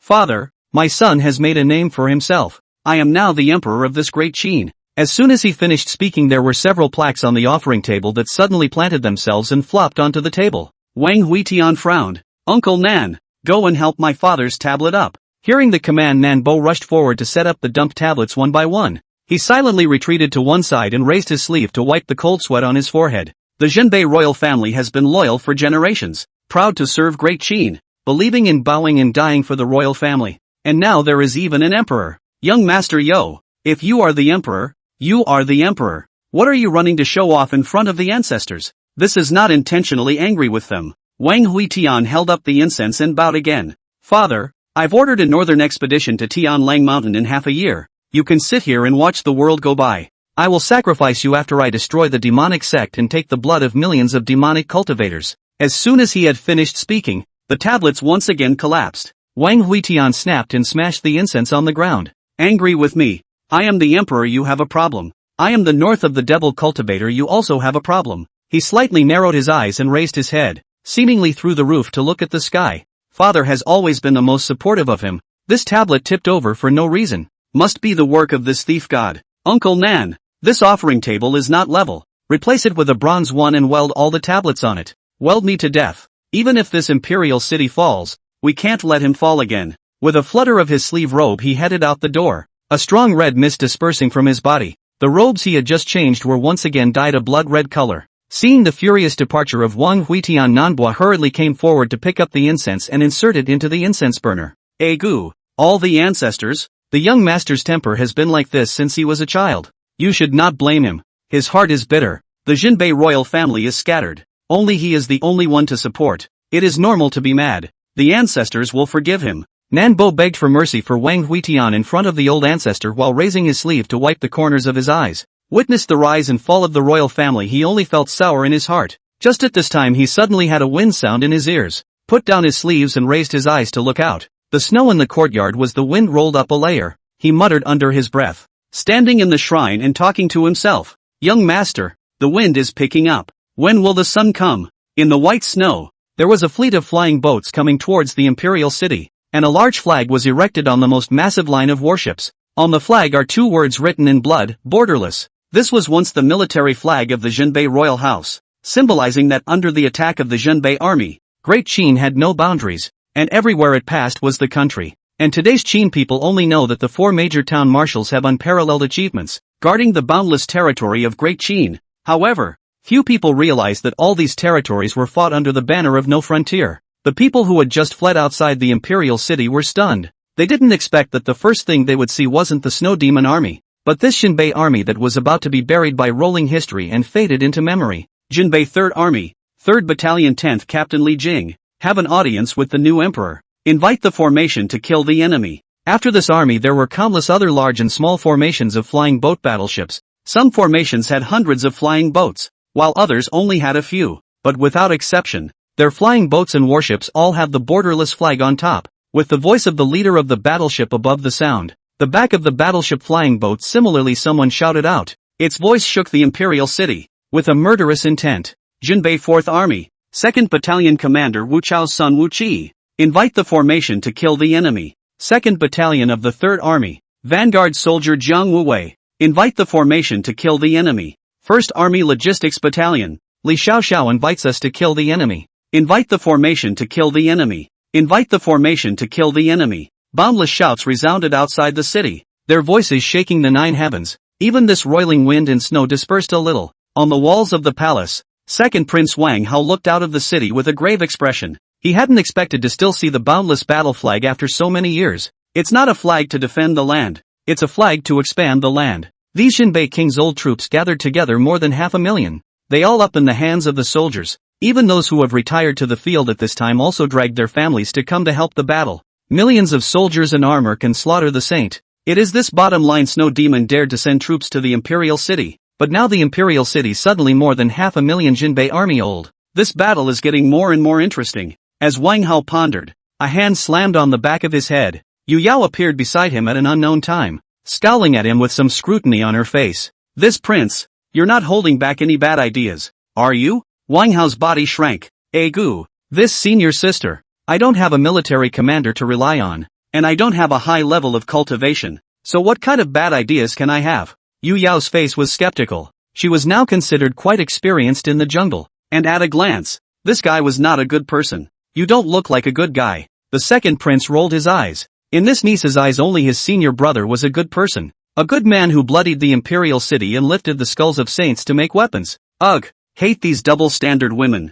Seeing that the other party stopped replying, Yu Yao turned her sight to the sky, where a sparrow was circling down on the imperial city. The gray sparrow passed through a street, a house, and finally came to rest on the red one who was walking slowly on the snow. Kirikou, Kirikou. Wang Huitian took out a few pills from his arms and threw them into the other party's mouth. I didn't prepare pine nuts. Try this. A saint's scalp made to ward off the evils of the world. The little sparrow was obviously a bit disgusted, but he still swallowed the elixir. Answer back. No need to help. I'm at the Jiedan stage now. The district snow demon army is just a bit of wind and frost. In the distance, Li Feichen and Zhao Pan came with their swords. They were slow against the wind and snow. This heavy snow not only blocked the line of sight, but also even the spiritual energy in the body was greatly suppressed. Your Majesty, there are several large armies coming from outside the city under the banner of the old Jinbei army. What should be arranged? Wang Huitian stared and contemplated for a moment. He had seen Li Jing and Wu Qi, so there should be no problem.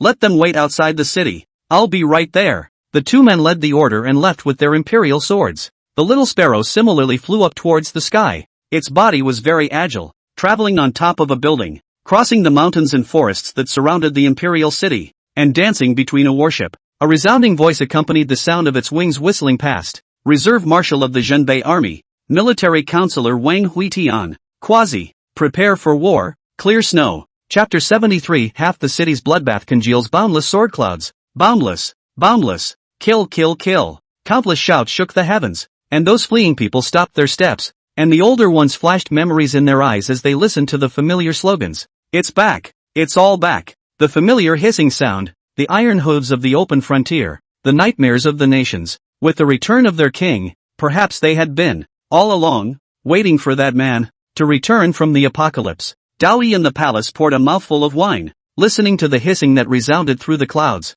only feeling that his youth had returned. He smacked his lips, always feeling that the taste of the liquor he drank this day was a little bit wrong. He picked up the wine gourd and brought it to his eyes to look inside, only to see that in the gourd that was like the vastness of a lake, a white-clothed figure was floating on the wine. His cheeks were red, and countless quantities of wine were pouring into his mouth between one breath and the next. Entering the sword fairy to make wine? Dowie looked alarmed as he hurriedly put the lid on the gourd. Finished. He forgot about Easy Lee. At this moment he felt like his youth had passed away again. Inside the imperial city, as Wang Huitian walked by, the white snow covering the ground gradually revealed scarlet red from the bottom, and these scarlet reds began to spread in all directions from the places he walked by. There are 10,000 kinds of qi in the world, but killing intent is the most difficult to dispel. That night he killed half of the imperial city. This is the blood spilled in the imperial city infested out. This is the blood kill sword qi trembling. Cohesion of half of the city's blood kill sword qi. Has not yet out of the sword has already let life cold. Wang Huitian walked to the top of the city under the illumination of the city's red light, and rows of order flags flew to insert in front of him. The corner of his mouth hooked up to reveal a handsome smile. When he had just turned 1 year old he had caught this when he caught the weak. He never thought that he would one day be able to see the Jinbei army's boundless order flag again. One of the generals in front of us are all unfamiliar faces. These people in the Jinbei army in the beginning is only pawns, and even some of them are only the sons and daughters of the Jinbei army left behind in the beginning. Some flowers will fade, but their roots will sprout again and produce the same flowers. We, the military commanders, pay our respects. I'm willing to fight with the military commander against the snow demon army and die without retreating. This sound of military commander called to Wang Huitian's heart. The corners of his mouth split open. He hadn't been this happy in a long time, so happy that the corners of his mouth ripped to the base of his ears, so happy that his smile pulled a single tear to slide down, and these tears touched the snow swirling up a layer ravine. Yes, once the army marshal was the elder brother, the father, and finally it's my turn. Ha ha, it's my turn. His red clothes grew brighter and brighter, and there was scarletine qi spreading and pulsing along his feet. Gentlemen, you are coming, and this marshal will give you a great victory today. To the flag of the boundless army, to receive the dust. Wang Huitian looked at the boundless white snow outside the imperial city, and his flesh-tan vertical eyes pierced through endless space to see the snow-white military flags fluttering in the sky, as well as the spirited Wang Yuan standing on the bow of the ship. Last time at Castle Peak, he let him escape once, and now, give this marshal death. Sword 2, bloodshed, rolling, endless blood qi trembled up in the imperial city, reflecting half of the sky red. The crowd looked up. There wasn't any sword light, not even the sound of a sword chirping. There was only a red mist covering the sky. The snow melted where this red mist drifted through, and the snow clouds in the sky dissipated to reveal a sliver of the remaining sun. At this moment, the news that the imperial city is snowed in and wrapped in vegetation for thousands of miles has already spread across the continent. At the border of Liangzhou, Jinbei God Marshal Liang Xiao laughed aloud. Ha ha, the northern plains hasn't fought yet. The imperial city has fought first. Good, good. This world is really getting more and more exciting. Long Feng, reply to the letter. Tell the scouts to prepare more shadow stones. I want to directly hit the scene of the battle. By the way, the first to destroy 100,000 enemy troops will be rewarded with millions of spirit pills. At the Lin Customs, Jinguo Divine Martial Trickster held the rapier order with a somber expression on his face. Longer, prepare a generous gift. 2 letters of congratulations. One wishing King Jinbei to ascend to the throne and become emperor, and one wishing third Prince Wang Yuan to take the throne as the great ruler. Whoever wins will give the letters to whoever wins. Star and Moon pass fourth Prince of Great Qin. Come on people, write a letter to congratulate the new emperor on his accession to the throne. And by the way, mention the fact that this prince went to the stables last month to steal brown rice to eat. This prince is poor nearly 100 miles above the sky from the imperial city. Tens of thousands of warships were heading straight for the imperial city. These battleships are snow white, although the number of battleships is huge but not scattered. Its arrangement shaped from afar as a hexagonal snowflake. On the main ship at the very core of the battleship, Wang Yuan stood with his arms folded, his sight looking out over the imperial city. His whole body was refreshed, quite a bit of cruising. Beside him was an old man in silver white armor. The old man had countless snowflakes slowly flowing around him, looking very divine. He was one of the 4 great Qin Jinbei God marshals, the snow demon. Uncle, you're also too cautious, starting the heavenly change ceiling snow formation so far away. When the army arrives I'm afraid the entire imperial city will be buried in this snow. Your Highness, it's better to be careful when marching and fighting. Ha ha ha, Uncle is right. Yelp, Uncle, look, there's an evening sunset in the sky to greet us. Ha ha ha, this is an auspicious omen. Gee, a machine child sign. That is sword gas, dense sword gas. The snow demon's face changed, and he hurriedly shook the token flag in his hand to change the defense formation, and a huge blue-colored snowflake coalesced in front of the battleship. This snowflake just appeared that red mist floated to the front of the eyes. Instantly continuous tinkling sound sounded. Snowflake surface countless crumbs quickly fall off. Wang Yuan horrified swallowed his saliva, running his cultivation to those fogged to see. At this time he can see this. Where is the fog? This is clearly a route with the fog in general. Small blood sword. Ouch. Mom, what kind of tactic is this? Wang Yuan was shocked for a moment and hastily backed away. The snow demon gritted her teeth in death and kept ordering the soldiers to channel aura into the battleship. Wang Huitian, who was far away from the imperial city, slightly stared as he raised his hand and waved his hand, and the red mist that filled the sky gathered together and transformed into a giant sword with ferocious flames. Chop! The giant sword chopped down in a flash, and the snowflakes condensed by the battleship's formation were broken through the center in a single bound. Everyone, changed to the ice refraction formation. The snow demon let out a loud roar and flew up in a hurry. The battleship under his feet and the dozens of battleships that followed behind him were split in two by the blood-colored longsword. In the instant the snowflakes shattered. One of Wang Yuan's legs that had just escaped to the cabin instantly turned into a bloody mist and was shattered, and his body followed the countless fragments of the battleship as they fell onto the snowy ground. Ah! My leg! My leg! He hissed in pain as he clutched his severed thigh, his eyes filled with horror as he was surrounded by the broken pieces of the battleship and the dead soldiers. Help! Come and help! He yelled towards the remaining battleships in the sky, but who else had time for him now? The hallowed third prince of Great Qin was as if he was forgotten in this snowy land, and there were screams everywhere, just like the Shura hell. It was at this time of despair that a voice suddenly sounded behind him. Your Highness, I've come to rescue you. Wang Yuan twisted his head in shock, and he saw countless blood-killing sword chi condensing into a blood-red figure. He crouched down indifferently, the corners of his mouth slightly hooked up, revealing 2 rows of sharp teeth. I heard that you wanted to marry my senior sister before. How much are you going to pay for the dowry? Chapter 74, Magic Snow Slaughtering Saint Formation. Wang Yuan forced down the panic in his heart as he opened his mouth trembling. 5 million spirit stones. Wang Huitian's eyes widened in dismay. Is senior sister so valuable? This himself is the only male in Sword Peak. 3, 5, 15, 3 totaling 15 million spirit stones. Hiss. Scary as hell. Looks like this is going to take some planning when we get back. As for Wang Yuan, it's better to kill it. Wang Huitian raised his hand and pointed a finger at Wang Yuan's brow. Countless blood-killing sword chi erupted and rushed into the other party's body. In an instant, all of Wang Yuan's cultivation was washed clean. Even his spiritual roots crumbled under this finger. The blood-red figure dispersed and turned into a roiling red mist that rolled into the sky, which was nothing more than a detachment condensed by the sword chi. Wang Yuan was so dismayed that he looked toward the roiling red mist, and a hint of aftermath flashed in his eyes. Let yourself go? I can't believe he let himself go. Ha ha. The euphoria had just risen when the hunger in his belly struck him in a flash. Normal. This is all normal. He wasted my cultivation. I'm immortal now. Hunger is normal. Wang Yuan grabbed the snow next to him and started shoving it into his mouth. Too hungry. He couldn't wait to swallow his fingers. Having his cultivation abolished, he was now a mere mortal. So how could he resist the curse planted by Wang Huitian? When he went to grab the snow again, 5 fingers had been chewed off and swallowed. The imperial city gates. The faces of a group of old Jinbei army members who had come to help were horrified. A sword breaks through 10,000 armors and swings through the wind and snow in the sky. Wang Huitian's sword splits and far. With the cultivation of these generals can only vaguely see the snow demon army was divided into 2. Simply do not know at this time the tragic situation of the snow demon army. Otherwise they will only be more shocked. As for the soldiers they brought with them, they were happy. My goodness, this sword won't directly split the snow demon to death, right? That's not true, but it's easy to kill a third prince. Ha ha, that's true. That little Yakuza has no strength, but he's so jumpy all day long. The original horizontal pressure in the hearts of the people haze with this sword was split into smoke. Most of them are new recruits, by the family head or the Shangguan force to fill the number, who is not afraid to face the ferocious snow demon army. That is 1,000,000 cultivators.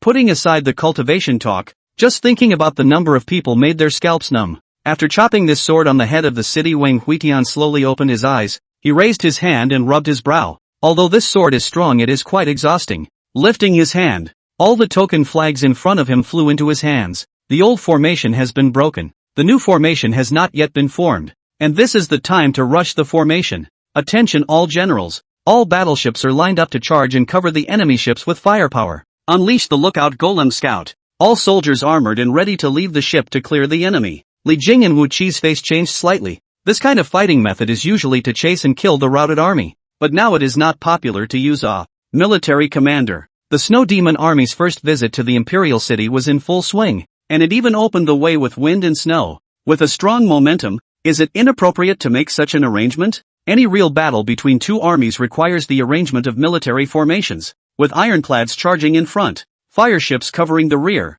and charging ships penetrating on both sides. Formation against formation, ship against ship, and finally, soldier against soldier. Now Wang Huitian is directly letting the soldiers wear armor to fight, which is like taking off the protective clothing to stab a hornet's nest. It's just a little too bold. Wang Huitian's eyes were cold, and there was a faint murderous aura drifting out from the corners of his eyes. He flung the order flag in his hand and pointed remotely to the red mist that was shrouding the head of the Snow Demon army in the distance, where the current Snow Demon army still had any momentum, but it was just a group of bereaved dogs. 1 man and $500,000 against 1 million. This marshal has never fought a battle so rich. No need to care. The advantage is mine. Charge the line. Seeing the overwhelming killing intent on Wang Huitian's body, Li Jing and Wu Qi shivered. This guy looked as if the 1 million people of the Snow Demon army were not enough to kill and wanted to slaughter them together. Thousands of warships lined up like a long dragon lying 10 miles across heading straight for the Snow Demon army. One by one, the energy cannons whizzed out, blowing up brilliant fireworks in the sky dome. The Snow Demon had just switched to a warship to stabilize herself, and bent her head down to look toward the debris falling from the sky, her eyelids fluttering. Where is the third prince? Your honor, I saw his highness fall. Snow Demon clenched her teeth and glared viciously at the soldier. You saw him fall and you just watched? The glared soldier lowered his head in aggravation. What else can you do if you don't watch? He wanted to surrender when that sword slashed over. Even the Snow Demon marshal aren't you dodging? You're still staring at me. You're still staring at me. I didn't see you saving anyone just now. It's hard to lead this class of marshals. The Snow Demon angrily averted her gaze and opened her mouth to order. Leave 1 battalion behind to rescue us. The rest will follow me into the Imperial City. Not Demon Snow slaughtering sacred formation. The position of countless warships changed, and a huge snowman rose up from the ground, and the snow that covered the earth around them drifted up and converged on the snowman. The countless piles of snow made this snowman look unusually obese, and a bunch of warships were set in the snowman's body like jewels emitting crystal and white light, which looked demonic and ferocious. Every step he took landed thousands of meters away, and his massive fists were as abnormally appalling as small mountains. The battleships of the Jinbei army that had just swooped in saw this scene and their hearts trembled. Li Jing shook his order flag and shouted, "Fire!" Countless long-range aura cannonballs whistled out, and these cannonballs only managed to lift up some flying snow when they hit the snowman. Can't break the defense at all. The commander-in-chief has screwed me. Li Jing cried out sadly. Where is the advantage in this? Although they called themselves a 500,000 strong army, everyone came from the east, west, south, north and south, and they were completely scattered, and there was no method of combining their attacks. There were even Qi refining stage cultivators among them, and once they fell off the flying boat they could only carry their swords and shout for gas on the ground. Atop the city walls, Wang Huitian gazed at the battlefield with his hands behind his back, and the sunlight shone on his body in vaporized wisps of red smoke. A ghost body is just a ghost body after all, and it melts as soon as the sun hits it. Behind her, Li Feishui came up and gave him a red umbrella.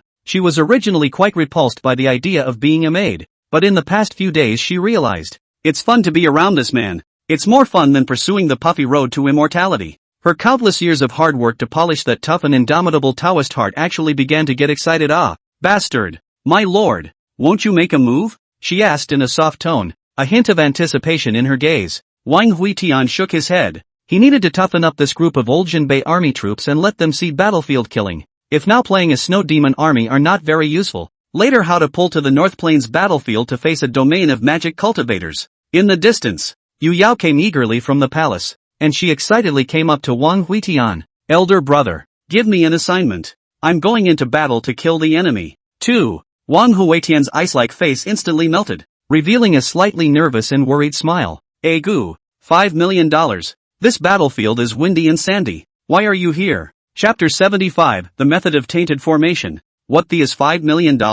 Yu Yao blared viciously at Li Feishui and snatched the red umbrella from the other's hand. Elder brother, I also want to go into battle and kill the enemy. I'm already at the yuaning stage. Wang Huitian pulled Yu Yao in front of him, his gaze looking the latter up and down. From the sharpening man's he learns the lesson that swords don't just need to be kept, they need to be sharpened. Although Yu Yao was a superb sword, it had not yet been opened and had not yet undergone polishing. Such a sword was sharp but not enough to kill. If you can grind on it. Hey! The corner of his mouth curled into a smile as he pulled out the sage whetstone from the clay pot and threw it into Yu Yao's hand. Yo, take it and scrub with it when you take a bath. Yu Yao froze. Li Feishui stood back and covered her cheeks with her sleeves to hide a snicker. Master, brother, you're making me scrub with rocks? Seeing Yu Yao's puzzled look, Wang Huitian slapped his head. He had forgotten that sharpening the sword was all about technique. The blade is the sharpest but also the thinnest and softest part of the sword, so be sure to gently wipe the blade from the side, slowly dragging it to the edge. In short, there are a lot of doors. Xiao Yao ah, call me when you take a bath next time. I'll go rub it for you. Elder brother, I'm going to tell master that you bullied me again. I didn't. Don't slander me. And there you have it. There it is. Just as the senior siblings were arguing, the gigantic snowman transformed by the snow demon army had already broken through the blockade and headed straight for the imperial city. The snow demon obviously did not want to spend long with Li Jing, Wu Qi and the others. He has only one purpose: take advantage of the physical strength of this time to capture the king. Set the battle dry. The huge obese figure shook the mountains and rivers with every step it took, and the gusts of wind set off by its movement blew the bricks and tiles of the imperial city crackling. Wang Huitian frowned at the rapidly approaching snowman. Worthy of being the snow demon army, it really has some tricks up its sleeve. You two don't get close to the battlefield. After saying that, his figure turned into a crimson light to meet the snowman in a hurry. Yu Yao looked up at the huge snowman running towards her, her little mouth slightly open in shock. Good. Big. How had she ever seen such a huge monster since she had been cultivating immortality? This could crush a city with a single foot. I'm afraid. Is this the opponent that elder brother will face? Elder brother was indeed the strongest. He had always been hiding his clumsiness. She could see it from that year when he first came to the mountain. From the moment her uncle said that Wang Huitian was immortal, she knew that this man was not simple. The more Yu Yao thought about it, the more excited her pretty face became, and she couldn't help but snort coldly. So what if it's big? My senior brother is the greatest. Compared to Yu Yao's optimism, Li Feishua's face is extremely grave. Millions of military formations can cut down saints. This was not just talk, but it was detected by the countless dead bones that were buried deep in the cold snow mountain range. Rolling, the red figure and the huge snowman began to collide with a shocking roar. Wang Huitian's figure was knocked hundreds of meters away. His left hand lifted up and held. A broken body was taken into his hands from a great distance. This figure, in addition to the head of its arm, body everywhere are teeth marks. The corner of his mouth is still hanging silk broken meat. Looks extremely miserable. Snow demon. Look who it is. The snowman, who was about to charge again, froze abruptly. Wang Yuan. Wang Yuan is dead? The snow demon hiding inside the snowman's body instantly turned red in both eyes. This is his sister's only bloodline in the world. How could he just die when he swore to raise the other to the throne? Damn you, Jinbei King! I'll kill you. The huge snowman violently raised his palm towards Wang Huitian, who frowned. It's not what was expected. It should be that the other party felt that there was no hope of controlling Great Qin through Wang Yuan and had a desire to retreat. It seemed that he had misjudged the snow demon's motives for sending out troops. He genuinely wanted to help Wang Yuan to the throne. Wang Huitian threw Wang Yuan aside and once again raised the faceless sword. He had wanted to dissuade the other party from leaving through Wang Yuan's death, but he didn't want to provoke the snow demon. So there was only war. Rolling. The earth trembled, and the snowman's giant palm pressed down the ground where Wang Huitian was standing by tens of meters. With a flash of sword light, the snowman's arm snapped off at shoulder length, and countless pieces of broken snow clattered down. The snow demon was furious. Previously, his snow demon army had been decimated by the blood-red sword chi by nearly 100,000,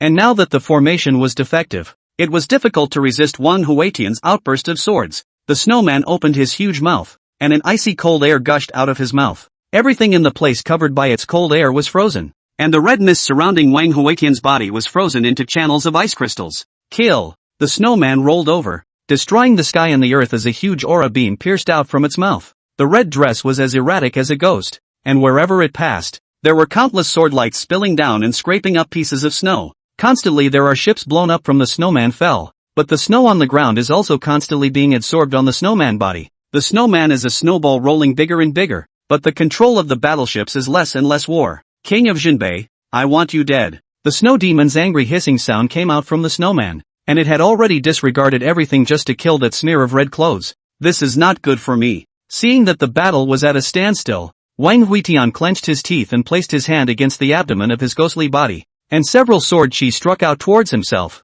Stirred by the sword chi, he only felt his stomach turn. Put. Open his mouth, countless black dirt from his mouth gushing out. These black dirt attached to the snowman body looks spotty, on which there are road broken souls in the wailing and struggling. When he was in the starving man's weird cave, muddle do not know how much filth he swallowed, but now it is useful. The snow demon inside the snowman frowned slightly. He only felt a cramp in his stomach, and an intense feeling of hunger instantly struck him.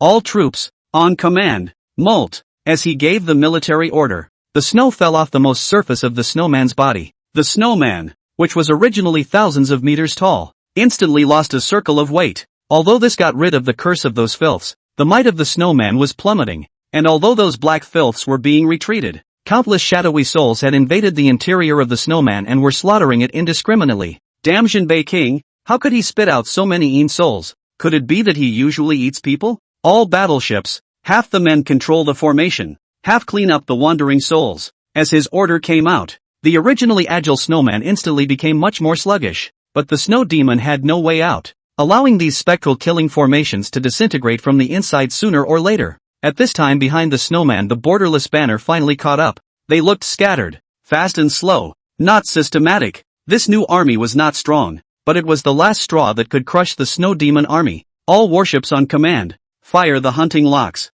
With Wang Huitian's order, the battleships that were originally continuously blasting away with their aura cannons stopped in unison, and countless iron cables shot out from the bow of the ship to securely bind the snowman. The snow demon was shocked and hurriedly ordered the soldiers who had scattered to hunt the wandering souls to return to help. Quickly, give up the wandering souls and break free of the hunting locks. The most feared thing about the devil snow slaughtering formation was being bound, and its huge body relied on the snow to keep piling up armor, so it could be said to be able to resist and fight, but it is not without a covered door, and he himself is that covered door, the centerpiece of the entire array. However, at that moment, Wang Huitian had already flown and landed on top of the snowman's head. There was only a skin of snow separating them from him. Chapter 76, The Thoughts of the Snow Demon. Wang Huitian raised his palm towards the snowman's forehead with a grave expression. If the snow demon is here, then this sword will set the balance of this battle. Sword 1, Broken Thoughts. With the use of this sword, the snow demon only felt a trance in her mind, as if she wanted to fall into a deep sleep. In the midst of the confusion he once again heard a loud cry. Sword 4, Mountains and Rivers. With the use of the mountain river sword Qi, the snowman rumbled with a loud bang, and his huge body instantly crumbled to reveal the densely packed battleships lurking within. Sword 2, Bloodshed. A streak of red light lit up from the crumbling snow, which was the blood scattered in the snow from the previous sword. These red lights quickly traveled through the already crumbling snowmen. Countless battleships were pierced through, countless cultivators perished in them, and blood and limbs rolled and fell along with the debris of the battleships. 3 of Swords, The Wind Rises. The gusty wind blew the white snow in the sky, and also scraped away countless blood and bones. The snow demon that fell to the ground flashed a trace of clarity in its eyes, and its face looked around in despair. Wailing everywhere, corpses everywhere, and broken battleships everywhere. Is this the defeat of the army? A mouthful of his reverse blood spurted out. There is already a death wish in his eyes. What kind of sword is this? Wang Huitian suddenly appeared in front of the snow demon. His red clothes were slightly darker. His gaze was a little surprised at this aged veteran. There weren't many people who could still be awake after being hit by his own broken thought sword. He was willing to explain himself to this frontier warrior. That year, I calculated the birth of the son of the northern original Qiluk, and I couldn't sleep all day and night. Then the first sword was realized, named Broken Thoughts. This sword is used for the mind and can help with sleep. A hint of falling flashed in Wang Huitian's eyes, but it was quickly buried by other emotions. But I don't have spiritual roots. Everyone in my family can cultivate. Mosquitoes and insects can't get close to me. The only thing that can suck my blood. So I realized the second sword. Blood killing. They suck my blood. I will control the blood to take their lives. The color of the falling curtain in his eyes dissipated and turned to climb up a touch of hostility as he spoke with hatred. The hostility then hid again, and a hint of softness climbed up instead. My elder brother's father was always away on war, and said that when the wind rose and returned,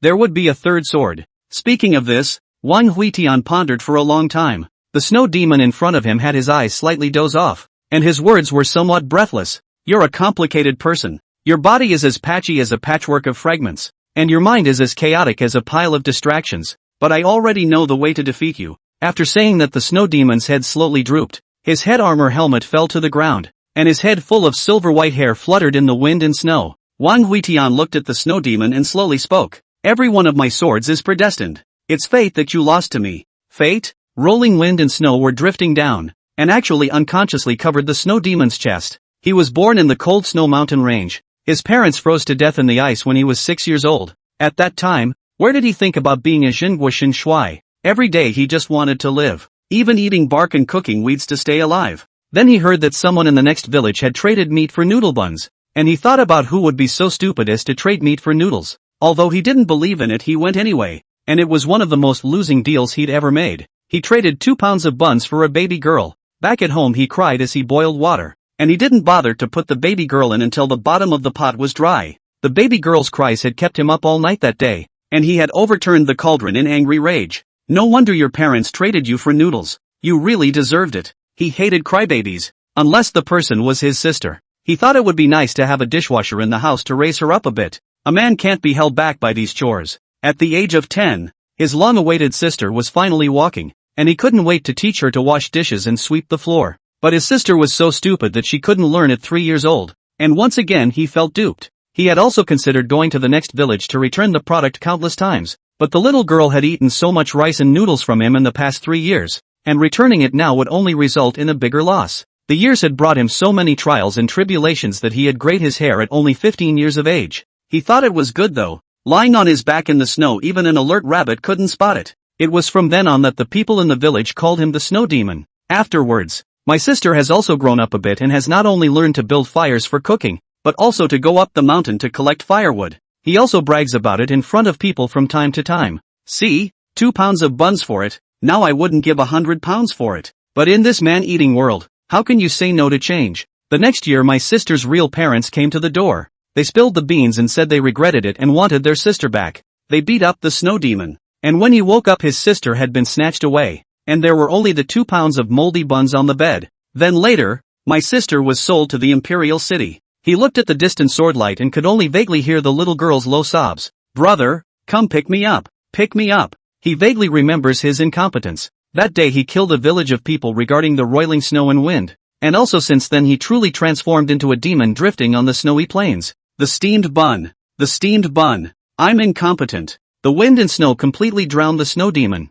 and no more breath radiated from its body. He should have died long ago when the broken-fought sword slashed him, and he was already at his limit for being able to hold out until now. Wang Huitian reached out and grabbed in the void, and it seemed like a pure white cloud was grasped in his hand, and he frowned deeply. Is there even an obsession in this world that even the sword of broken thoughts can't cut off? The bun? He looked down at the already dead Snow Demon, looking slightly dazed for a moment. At this time actually do not feel remember their own big brother and father. Big brother is now buried in the 100,000 mountains, and the father also stayed in the northern plains of the grasslands. I don't know if they also have obsessions that haven't dissipated, or if their bones are already cold. Battlefield. This is probably the best place for every general in charge of the army. Wang Huitian let go of the pure white mist grasped in his hands and let it float up with the wind, which swung over the mountains and rivers toward the extreme south. That was the direction of the cold snow mountain range, where the Snow Demon army came from. The Green Mountains are buried with the bones of heroes, and no one writes about them.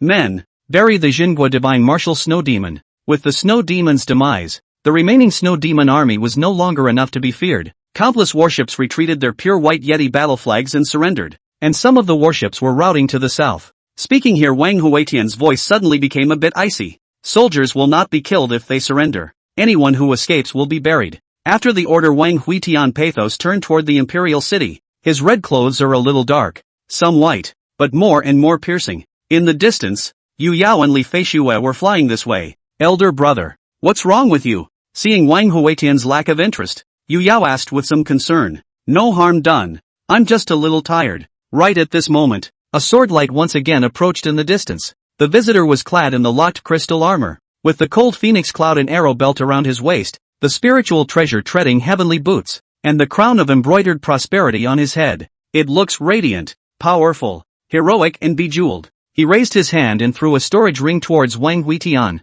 Your Majesty, my young military commander Leng said that the battle was well fought and this is a reward for you. Chapter 77, Death's Namesake. Hearing that a gift had been delivered, the shriveled Wang Huitian froze. As soon as he pushed away Yu Yao who was blocking his body, he hurriedly caught the storage ring that flew in front of his eyes and swept his divine thoughts inside. Nice guy. There were enough millions of punching spirit pills. Ha ha ha. Thank you Long Shao. Thank you ah. My sword chi is thin and weak, so I rely on this spirit pill to maintain my strength. Go back and tell your family's marshal that with this pill, I can cut off 1,000,000 enemy heads again. If your marshal thinks the Snow Demon soldier head isn't enough, you tell him to point in the right direction. The more Wang Huitian talked, the happier he got, and unconsciously he bragged about it. He only felt that he was now full of stamina, and he could still fight another battle. From the Green Mountains to the North Plains, wherever the wind rises, you ask him to point to a location. Why don't I put on a show for you now? Seeing Wang Huitian walk up, the man hurriedly took 2 steps back.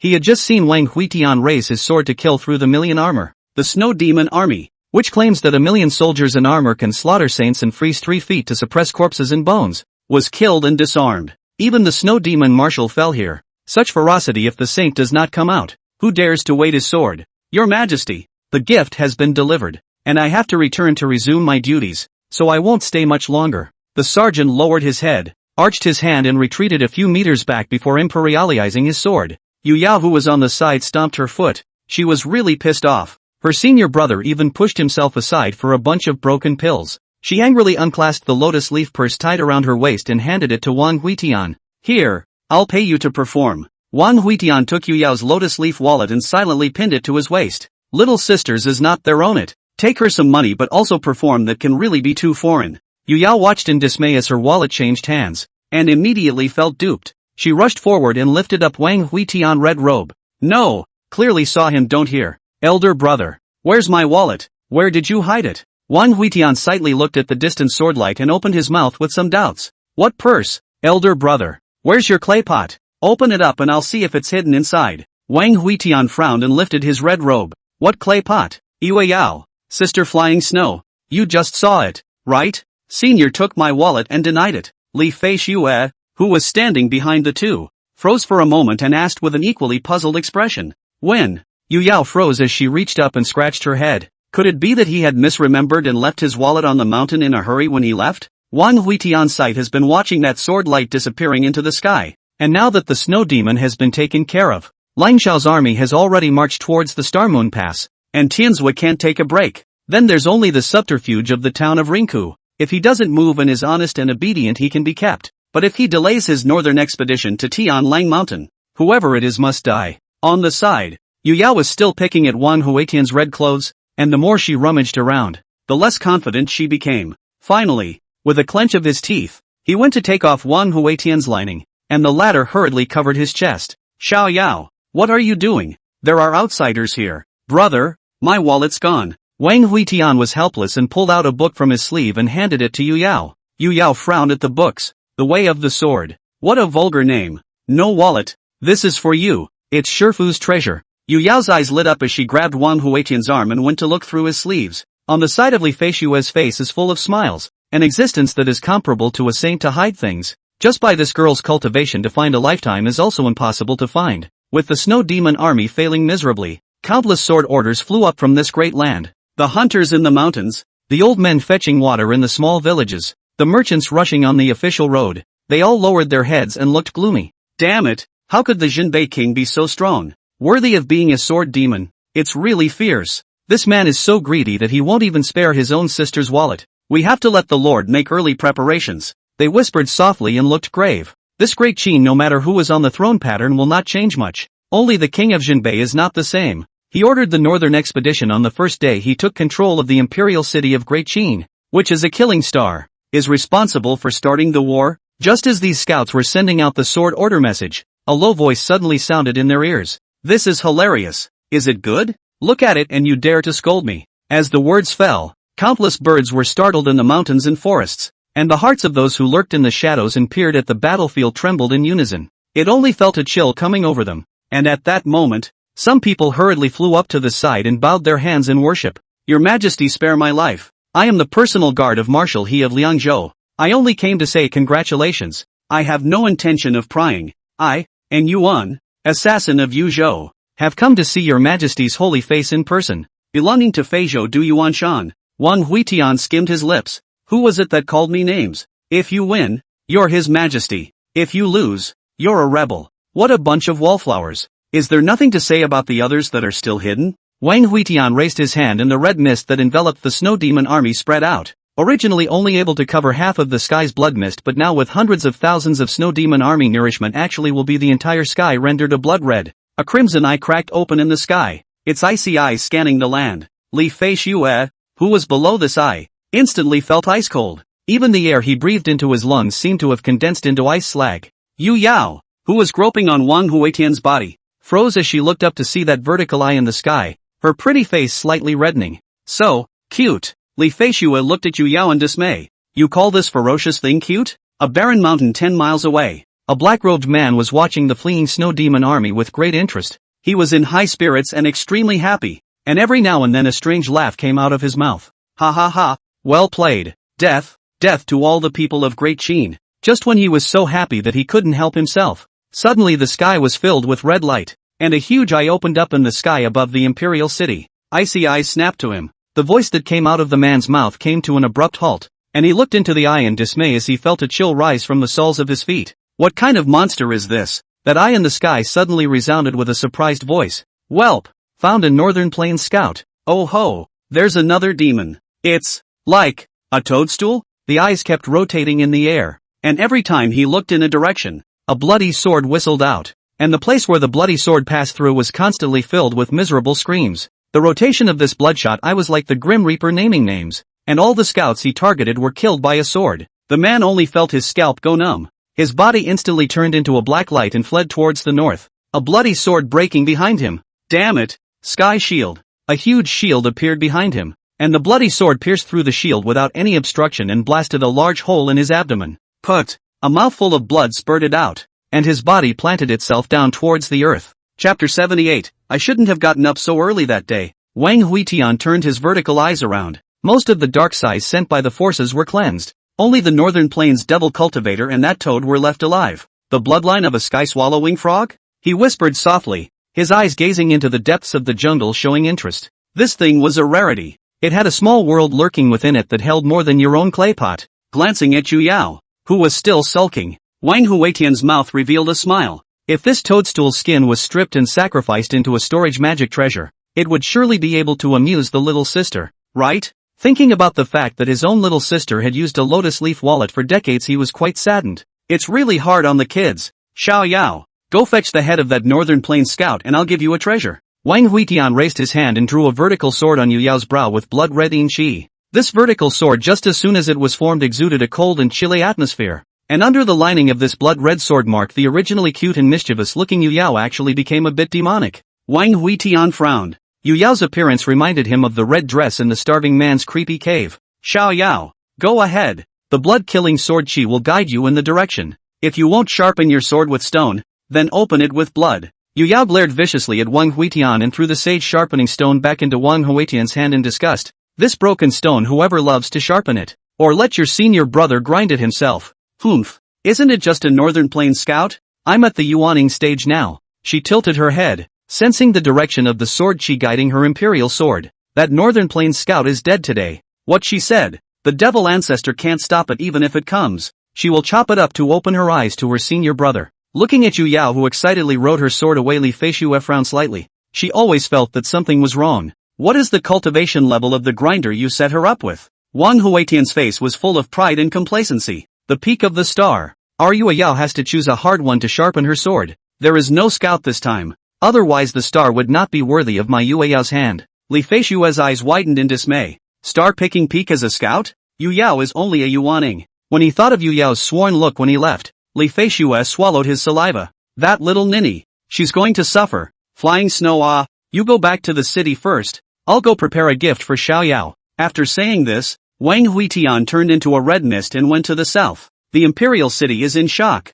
These forces came to spy on the information is not wrong. But, when is it the turn of outside forces to meddle in the affairs of Great Qi? Northern Plains devil cultivators, 100,000 mountains, even dare to set foot on the Great Qi territory. Who gave them the guts? In the distance, the trees of the mountains and forests trembled, and a black cloud rose up in the air and quickly fled towards the direction of the 100,000 mountains. And in this black cloud was a huge toadstool. His eyes were terrified at this point. The eye that looked at him just now gave him a shivering feeling from his soul, and he felt like he was being watched. Dog thief white tiger demon king, let me assassinate this thing. Crikey, this swine fever's got me. He flew away while cursing. Before in the 100,000 great mountains, when a group of demon kings fooled him, said that Great Qi whoever can be the emperor, only Jinbei king cannot be. After his ascension to the throne, he will definitely send troops to the 100,000 mountains, and then it will be the end of the demon race, so that he can take advantage of the war between the two armies to come and assassinate them.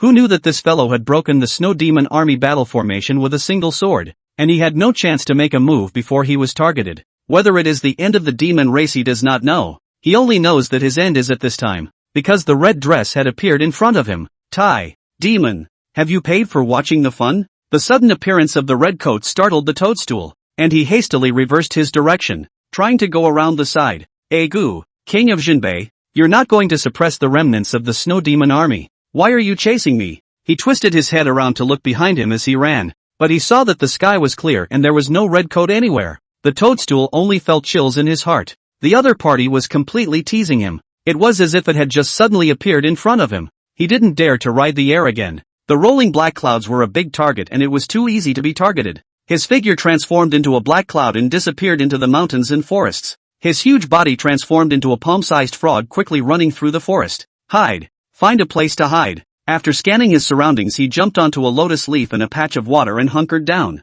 In terms of speed 10 he could not match Wang Huitian. The best way was to hide. With his demonic aura reeling underneath his body, coupled with the change in skin color, he didn't believe that the king of Jinbei would still be able to find himself. He's just a plain little frog now. Quack. In order to act like one he made a few frog noises now and then and caught a few flying insects from the pond. After eating a few flying insects his panicked insides finally quieted down. Just then a flash of red in the jungle came slowly this way. He had a gentle smile on his face and looked harmless. Wang Huitian rubbed his chin. Hiding? It had to be said that this guy was indeed a master of disguise. And with his subtle mastery of aura, he had really lost the other party's aura. Wang Huitian slowly walked past the edge of the water pond, and the frogs squatting in the water pond took a deep breath, only to feel their heartbeats in their throats. Seeing the other man cross the pool of water and not notice himself eased his tense heart a little. But at that moment Wang Huitian, who had already walked through the pool of water, suddenly turned his head to look in his direction. Crap! It's showing! The toadstool was about to fly away again but he heard Wang Huitian's voice coming softly. This lotus leaf looks like sister's purse. The toadstool, who had already raised his leg, once again retracted it. Asterisk asterisk asterisk asterisk in hell. I'm scared to death of a demon. He had just almost been exposed because of a lotus leaf. Wang Huitian twisted his head away, his smile widening. This toad was really interesting. So, hide it well. Sword 4, Mountains and Rivers. Wang Huitian's palm violently pressed on the ground, and in an instant, countless mountains toppled. The earth trembled, and countless sharp swords rose up from the earth and rocks. The entire mountain forest was tumbling, and countless tall trees were buried by the upturned soil. He pressed his palm on the ground and grabbed upwards, and a monstrous sword condensed from mountains, rocks, grasses, and trees was grabbed by him. Ahahaha, you hide. I'll let you hide. Wang Huitian grabbed the giant sword and slashed it indiscriminately, and everything was shattered wherever the blade passed. The huge mountain peak was chopped up once again after it collapsed,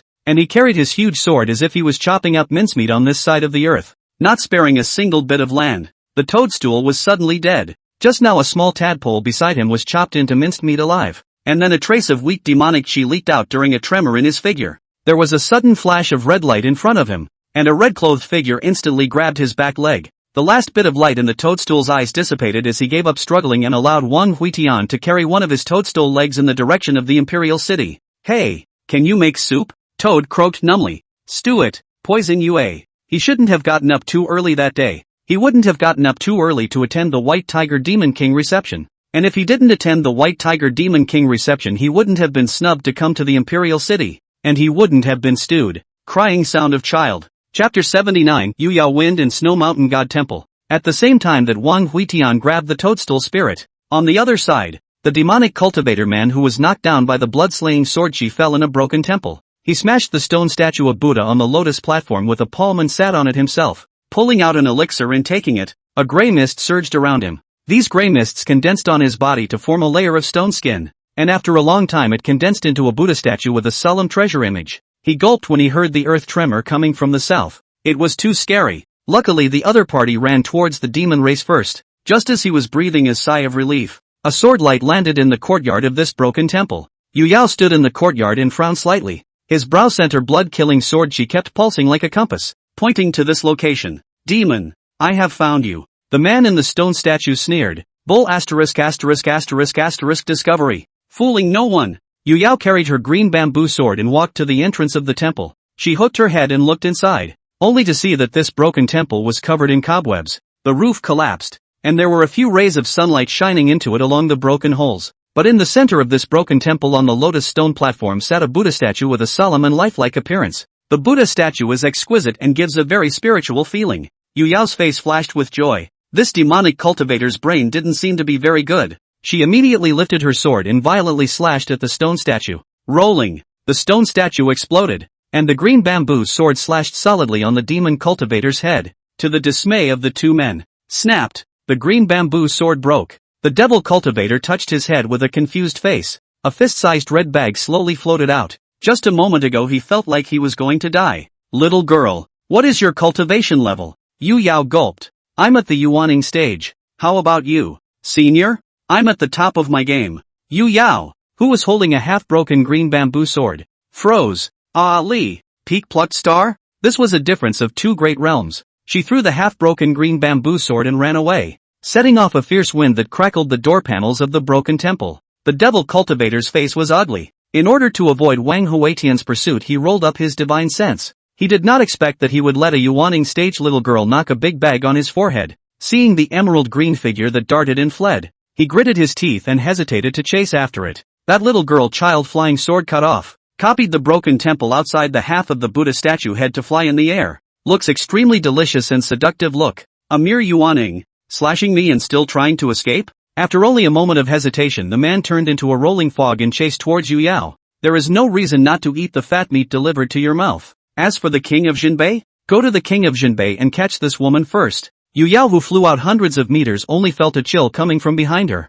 She instantly turned her head to look at it, instantly scared out of her wits, only to see the thick fog rolling behind him, and the fury coming in waves. She pulled out a clay pot from her bosom, which was once refined by her senior brother and contained some of her belongings. Go to hell. He took something out of the clay pot and threw it backward, not having time to see what it was. The devil cultivator, who was chasing wildly in the air, had his eyes darkened, and a huge potion box smashed into his face, and countless pioneer pills clattered down in the broken potion box. The demonic cultivator frowned. Whoever cultivator went out and brought so many pure valley pills with them. Go to hell. Go to hell. Along with Yu Yao's curses, two things once again flew in front of them, a dressing mirror, and another jar of Pyrrhic pills. Yu Yao kept pulling things out and slamming them back, her eyes filled with the color of flesh pain. The demonic cultivator man slightly dodged at first, until he realized that the ones being thrown by Yu Yao were all mundane objects and stopped paying attention to them. Among them were cabbages, bamboo shoots, spatulas, and even headgear for robberies,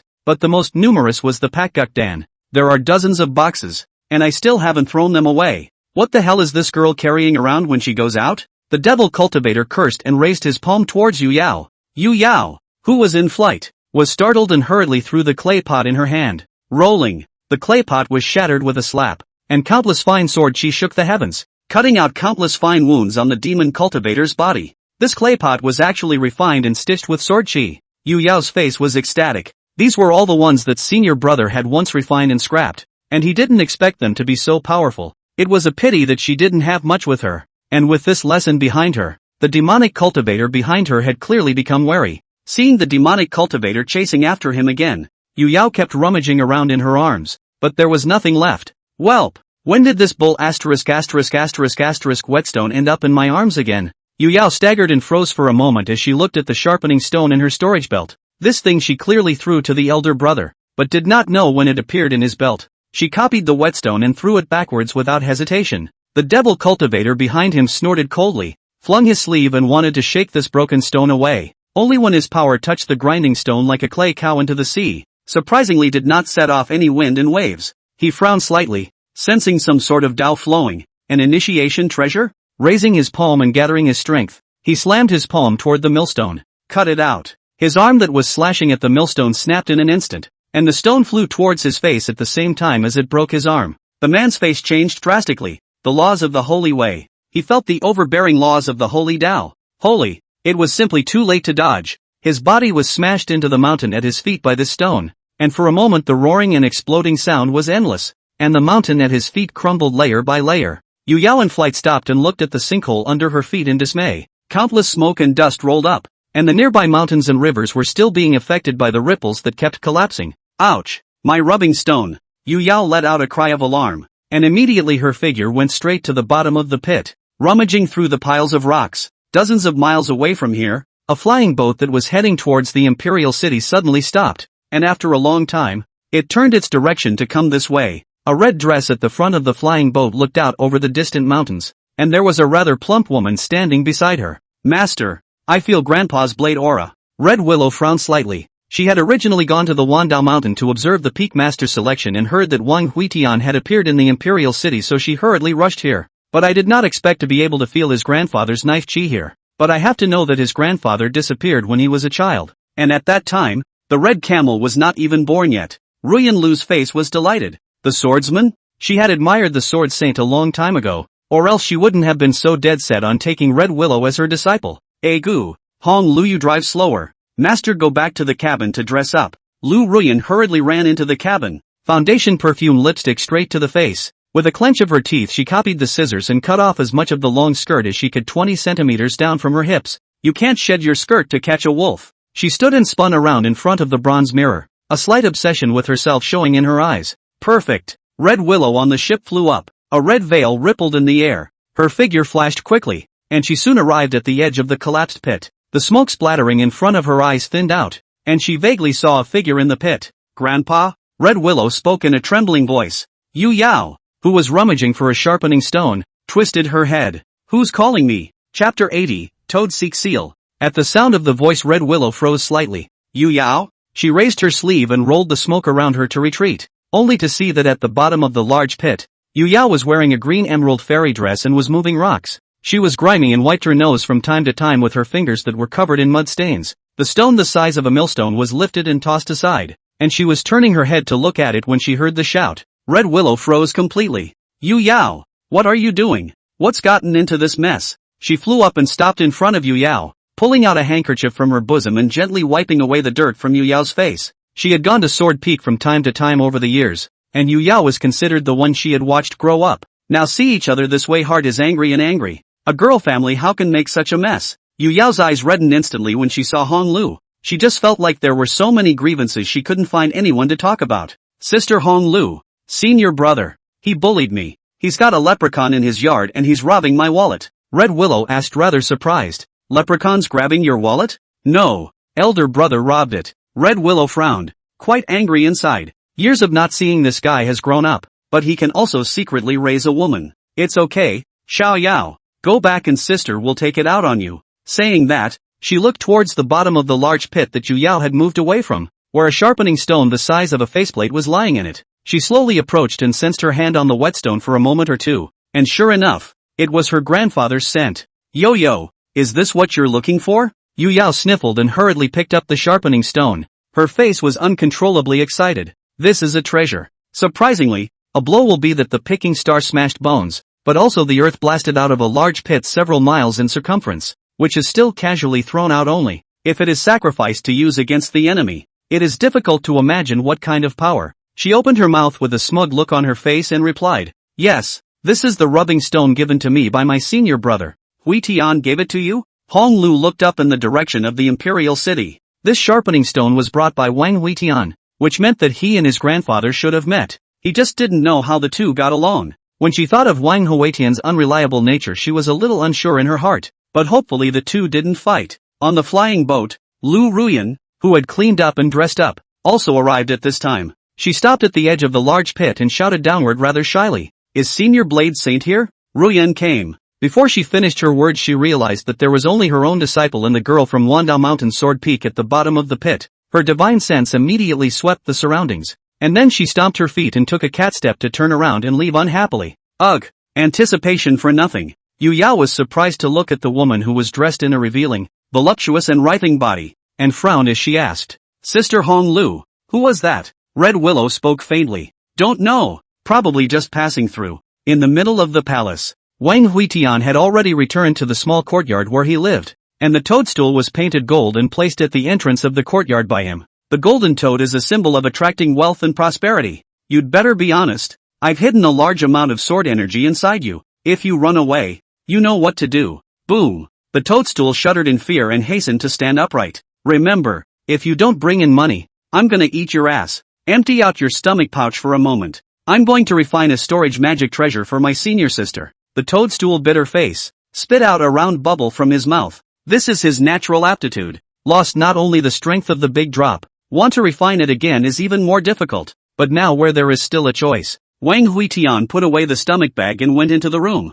And soon there was a knocking sound from inside. Outside the courtyard, Wang Hao walked over with a group of ministers. The toadstool stopped in front of the crowd with a jump. Quack! The crowd froze. Why was there a golden toad here? Wang Hao frowned and stroked his chin, pulling out a few spirit stones and throwing them into the other's mouth. The toadstool shifted slightly to put them in. A few ministers in the back of the room immediately turned as black as the bottom of a pot. Other people work for a salary. They work to see the boss still have to pay out spirit stones. Abominable to the extreme. It's simply backwards. But they only dared to curse in their hearts, and never dared to speak out. Walking to the courtyard, Wang Hao saluted towards the house. Your Majesty, the great officials of the states have entered the capital, requesting that your Majesty ascend to the throne as soon as possible. Trickster, Long Xiao, and the fourth prince all sent congratulatory gifts and letters as well. The pounding in the house does not stop. Wang Huitian's voice came faintly. Let them wait. The crowd slowly retreated with their heads bowed. Okay, paid the money and didn't even see anyone. Outside the courtyard, Dao Yi's figure hurriedly arrived. He looked a bit anxious. The toadstool's eyes rolled as he hurriedly jumped to the middle of the road.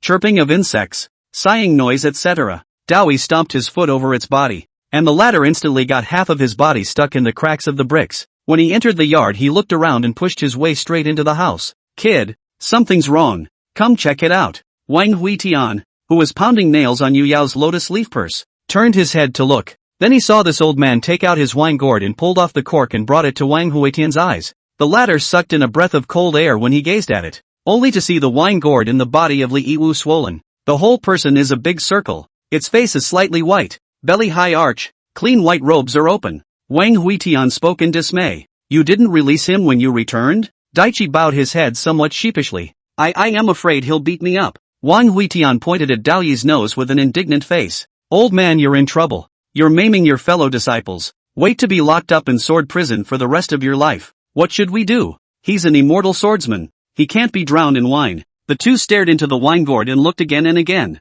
It was that no one mentioned releasing Li Yiwu out. After a long time, Wang Huitian's eyes lit up. I have an idea. What way? Take this wine gourd to the cave of hunger and bury it, and you may live. Dao Yi capped the gourd stopper and glared rather contemptuously at Wang Huitian. What kind of netherworld approach is this? None of them had noticed that at this moment, there were streaks of Dao flowing within Li Yiwu's body, and countless liquors condensed into sword qi flowing uncontrollably. These libations are free. Sometimes they are swords, sometimes they are air, sometimes they are rain, sometimes they are dew. When is the world most free? The only way to forget 1,000 worries is to get drunk. At that moment, footsteps sounded again outside the door, and the toadstool with a footprint on his back lit up in his eyes. He felt that his little life would not be guaranteed if he didn't ask for enough spirit stones today, so he immediately jumped into the middle of the road again and opened his mouth wide. Quack! Yu Yao crouched down and pulled out a jar of pure grain pill from her bosom, then poured it into the toadstool's mouth. This toad is so smart. He knows how to ask for food when he's hungry.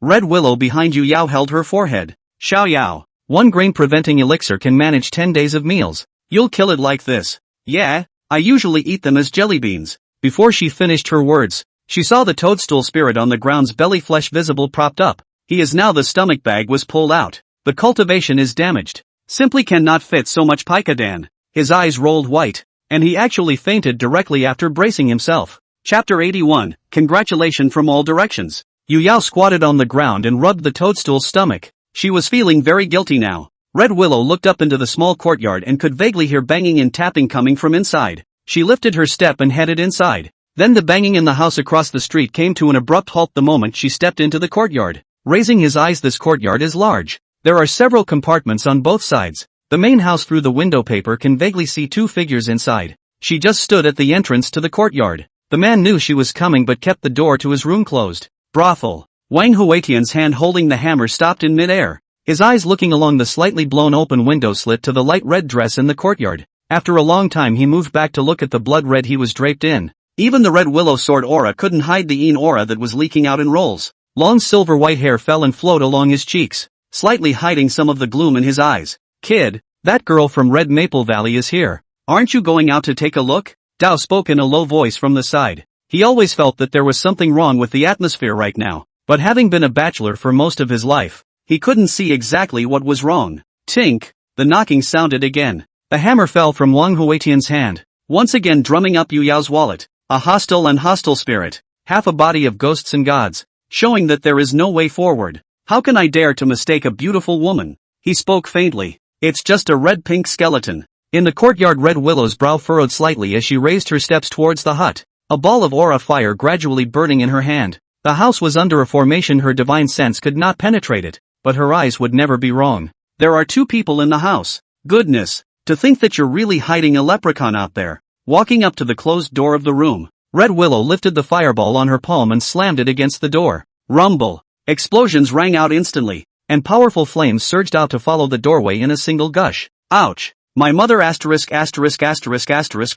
Inside the house an old man's voice rang out. Then Si Dowie hurriedly opened the door and rushed out. With his cultivation would not be injured by the Red Willow, but his beard hair was smoked by the flames and smoke pitch black. Red Willow, standing outside the door, froze. Didn't they say they were hiding a leprechaun? Why did an old man come out? She was instantly shocked when she gazed at it. It seemed to be Elder Dowie, the head of the Elder Hall of Wan Dao Mountain. After recognizing the old man's identity, Han Lu rushed forward to extinguish the flames on Daoyi's body. Gu, Senior, what's wrong with you? Daichi gave Red Ryu a vicious glare. What's going on? You say what's wrong. He hadn't invited anyone to mess with him. His incisors had fallen out, his wine jug had broken, and now even his beard and hair were gone. Seeing Daichi's angry look, Red Ryu was quite distraught. Elder, sorry. I didn't realize it was you in the room. Who am I if not me? But a ghost? A mount. It seems like there's a ghost. When he said that, he looked shocked and instantly figured out what the kid was thinking. Dowie grunted resentfully and turned to head out of the courtyard. The boy is in the house. Go in and talk to him yourself. Gu, why am I so unlucky lately? Old man? Gu, Yu Yao, what are you doing? Don't poke his stomach with a needle. It'll explode. Rolling. There was a roar from outside the courtyard. A toad with rolled eyes was vaguely seen being swept up into the sky, and a plume of smoke rose from the spot. Red Willow pinched her nose and turned her head, fluttering her sleeve to roll away the smoke and bits of starbursts from the house as she headed inside. She gazed at the figure that froze in the house carrying half of a lotus leaf, and pounced on him, then wrapped her arms around him, who shuddered and faintly threw the half of the lotus leaf into the trash can. After hugging Wang Huitian, Han Lu only felt a burst of icy cold coming from her, which froze the layers of her gauze skirt floating in the air. Even so, she still didn't let go, just whispering softly in Wang Huitian's ear. Where have you been all these years? To find a way. And did you find it? Wang Huitian was silent for a long time. Have you found it? He doesn't know himself. He couldn't see the road, but everywhere he stepped was a road. But you're alone on the road. Okay, Red Willow, let go of me. My Yin will hurt you. I don't. A few days later, the Qiankuan Temple. Wang Hao greeted the ministers to discuss the new emperor ascending to the throne. The throne alternation is not just a new person sitting here can be. There are numerous ceremonies to be carried out, but also to appease the states and counties. Now that the Snow Demon army has been destroyed, the Cold Snow Mountain Range also needs a new army to guard it, and the old Jinbei army has returned, but also to set up the Jinbei army flag again. One thing after another was weighing on his head, and it just felt like a lot of hair had fallen out recently. With the name of a fallen prince, doing the emperor's business, so many times he wanted to go with Wang Yuan and be done with it. Li Feichen, why hasn't His Majesty come yet? What is he doing? Li Feichen gave an awkward smile. His Majesty's alchemy has blown up the furnace. He's saving the elixir. Wang Hao stood in front of the temple sweating with anxiety. Now what? Fairy Red Willow is still grooming His Majesty. Now what? Fairy Yu Yao fell into the spirit sealing well. His Majesty is salvaging it. Wang Hao stood in the hall staring straight at the back door of the main hall, looking over his shoulder. It feels like grass is growing on my head. He swore that if he were to become emperor one day, he would be on time for court and never drag his feet. The ministers in the temple were all sighing and sighing. Right at this moment, the door finally opened, and Wan Huitian's figure slowly walked out from it. He was dressed in a 9-dragon Tangyan robe and wore a purple haze cloud diffusion crown on his head, with a golden dragon ringing his waist, looking majestic. Walking to the front of the temple, he lifted his belt, and all of a sudden his temperament collapsed by 7 or 8 points. Then he pulls out his little bench and puts it in front of him, and once again his temperament collapses by 3 or 4 points. Your Majesty, you finally arrived. Here's a congratulatory note from the kings. Wang Huitian received one by one. The states and counties' congratulatory letter he did not pay much attention to, focusing on the several handful of heavy military. First, there was Long Shao, which was quite normal,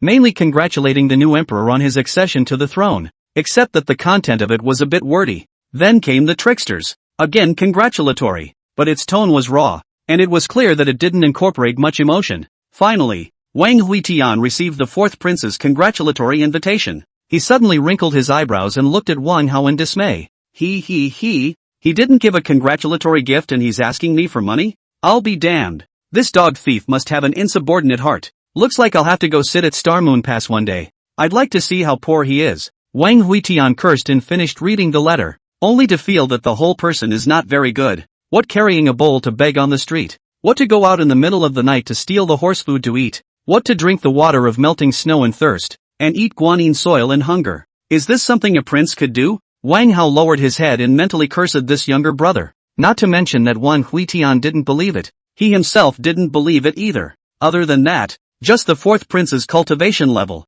Does he need to eat mundane food? False. This letter is also too fake. Obviously written without much thought. Wang Huitian was about to throw the congratulatory letter aside, but he frowned between moving his fingers. Within this letter, there is another dark letter hidden. Chapter 82, Contesting Fortune with Heaven. Sensing that there was a letter in the letter, the vertical pupil within Wang Huitian's body opened to look upwards. There wasn't much in the way of content, but it made his brow furrow for a split second. Li Changshan, the holy son of the devil sect, crossed the star and moon pass a few days ago and was heading towards the imperial city. Seeing Wang Huitian freeze, Wang Hao in the hall whispered his voice. Your Majesty, it's time to head to the imperial road to be sealed. There is a ceremony for every emperor of Great Qin to take office, and that is to listen to the heavenly knowledge and step on the road to listen to the heaven to ask for the royal seal of the heaven. After being recognized by the heavens they will be rewarded by the heavenly Tao, which is why the royal sons are fighting for the throne. Not only can you collect all the resources of the Great Qin,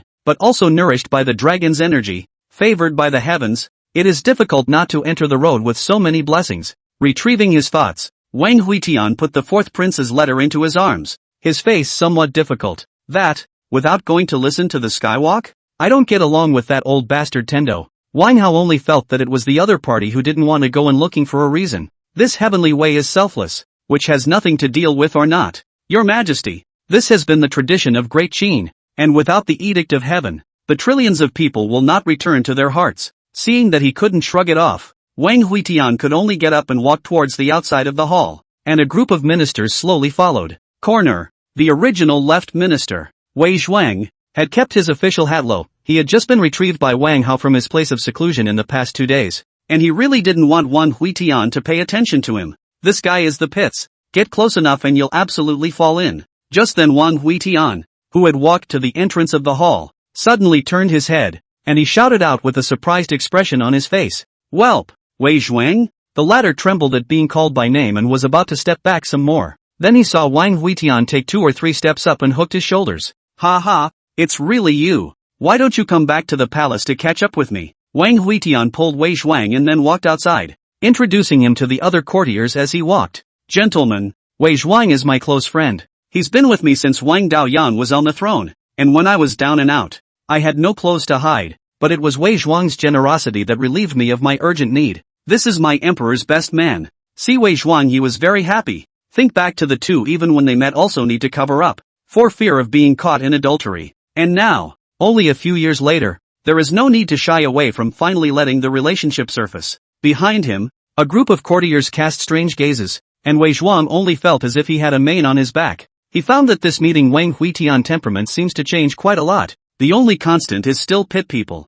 Ancestor, yo, you're going to make people think that way. Your Majesty, now that you are the emperor of Great Qin, we still need to distinguish between us. Wang Huitian's brows furrowed. What's the difference between a ruler and a subject? Am I that kind of person? Wei Zhuang lowered his head and grimaced. Please, it's better to be that way. Out of the palace another 10 miles there is a mountain peak, where a huge square was built, surrounded by ancient towers. At the edge of the square there is a bronze staircase facing the sky. This is the road to hear the sky. There are a total of 999 steps on the road of listening to heaven, and those who climb the heavenly ladder can listen to the will of heaven and be rewarded by heaven. It is heard that if one can ascend to the last stage one can also have the heavenly creatures granting the law. A step to heaven. Nearly 1,000 years to walk up the heavenly ladder. The highest is only 300 steps. As for the last Qin Emperor Wang Jinxian is only climbed 1 step and turned away. The 2 sides of the ladder have been arranged to stand tens of thousands of ministers from various states and counties to observe the ceremony, and dozens of cultivators on the middle avenue are holding the shadow stone to record the ceremony. These records will be sent to all parts of Great Qin afterward, so that local officials can worship the holy face of the new emperor. Yu Yao was also holding a retention stone and squeezing in the crowd at this time. This was her senior brother's highlight moment. She wanted to record it back to Castle Peak to send a copy to each person. Seeing the front end Wang Huitian walking slowly, Yu Yao hurriedly shouted loudly, "Elder brother, look this way. Smile and laugh." Wang Huitian heard his little sister's voice, immediately turned his head to look. The corners of his mouth curled up, revealing a row of sharp and pointed large white teeth. The official recording next to him immediately shivered. Elder brother has a nice smile. Yu Yao happily changed angles, trying to take into account all the scenes of the entire extravaganza. All the ministers of Great Qin pay homage to the heavens and ask for heavenly blessings. As the sacrificial officer let out a loud cry, tens of thousands of courtiers knelt and bowed in unison towards the heavenly ladder of listening. This is asking God to bless the new emperor. The new emperor, please ascend the heavenly ladder and answer the blessings of all living beings. Wang Huitian walked slowly towards the heavenly ladder. The ministers slightly raised their heads. All of them were very curious about how many steps the new emperor who plotted against the emperor could climb, and how many blessings could be bestowed by the heavens. In the midst of everyone's anticipation, he lifted his leg to take the first step, only to feel his foot slip. Snappy! Wang Huitian's body leaned forward and his forehead knocked solidly on the first bronze step. The atmosphere of the scene suddenly condensed, and everyone buried their heads in unison, not daring to look. Far behind the front line, Red Willow flew in to help him up and asked with a grave expression on her face, "What's going on?" Wang Huitian took a deep breath and looked towards the top of the celestial ladder, his eyes somewhat dark. "He's targeting me. He's always targeting me." Hong Lu raised his sleeve and gently wiped his bumped forehead, with a hint of intolerance in his expression. "Go back. We're not climbing this stupid ladder." Seeing Hong Lu's worried appearance, Wang Huitian patted the back of her hand in a slightly comforting manner and revealed a warm smile. "It's okay, he'll only dare to target me, but he won't dare to kill me." Wang Huitian flung the hem of his robe.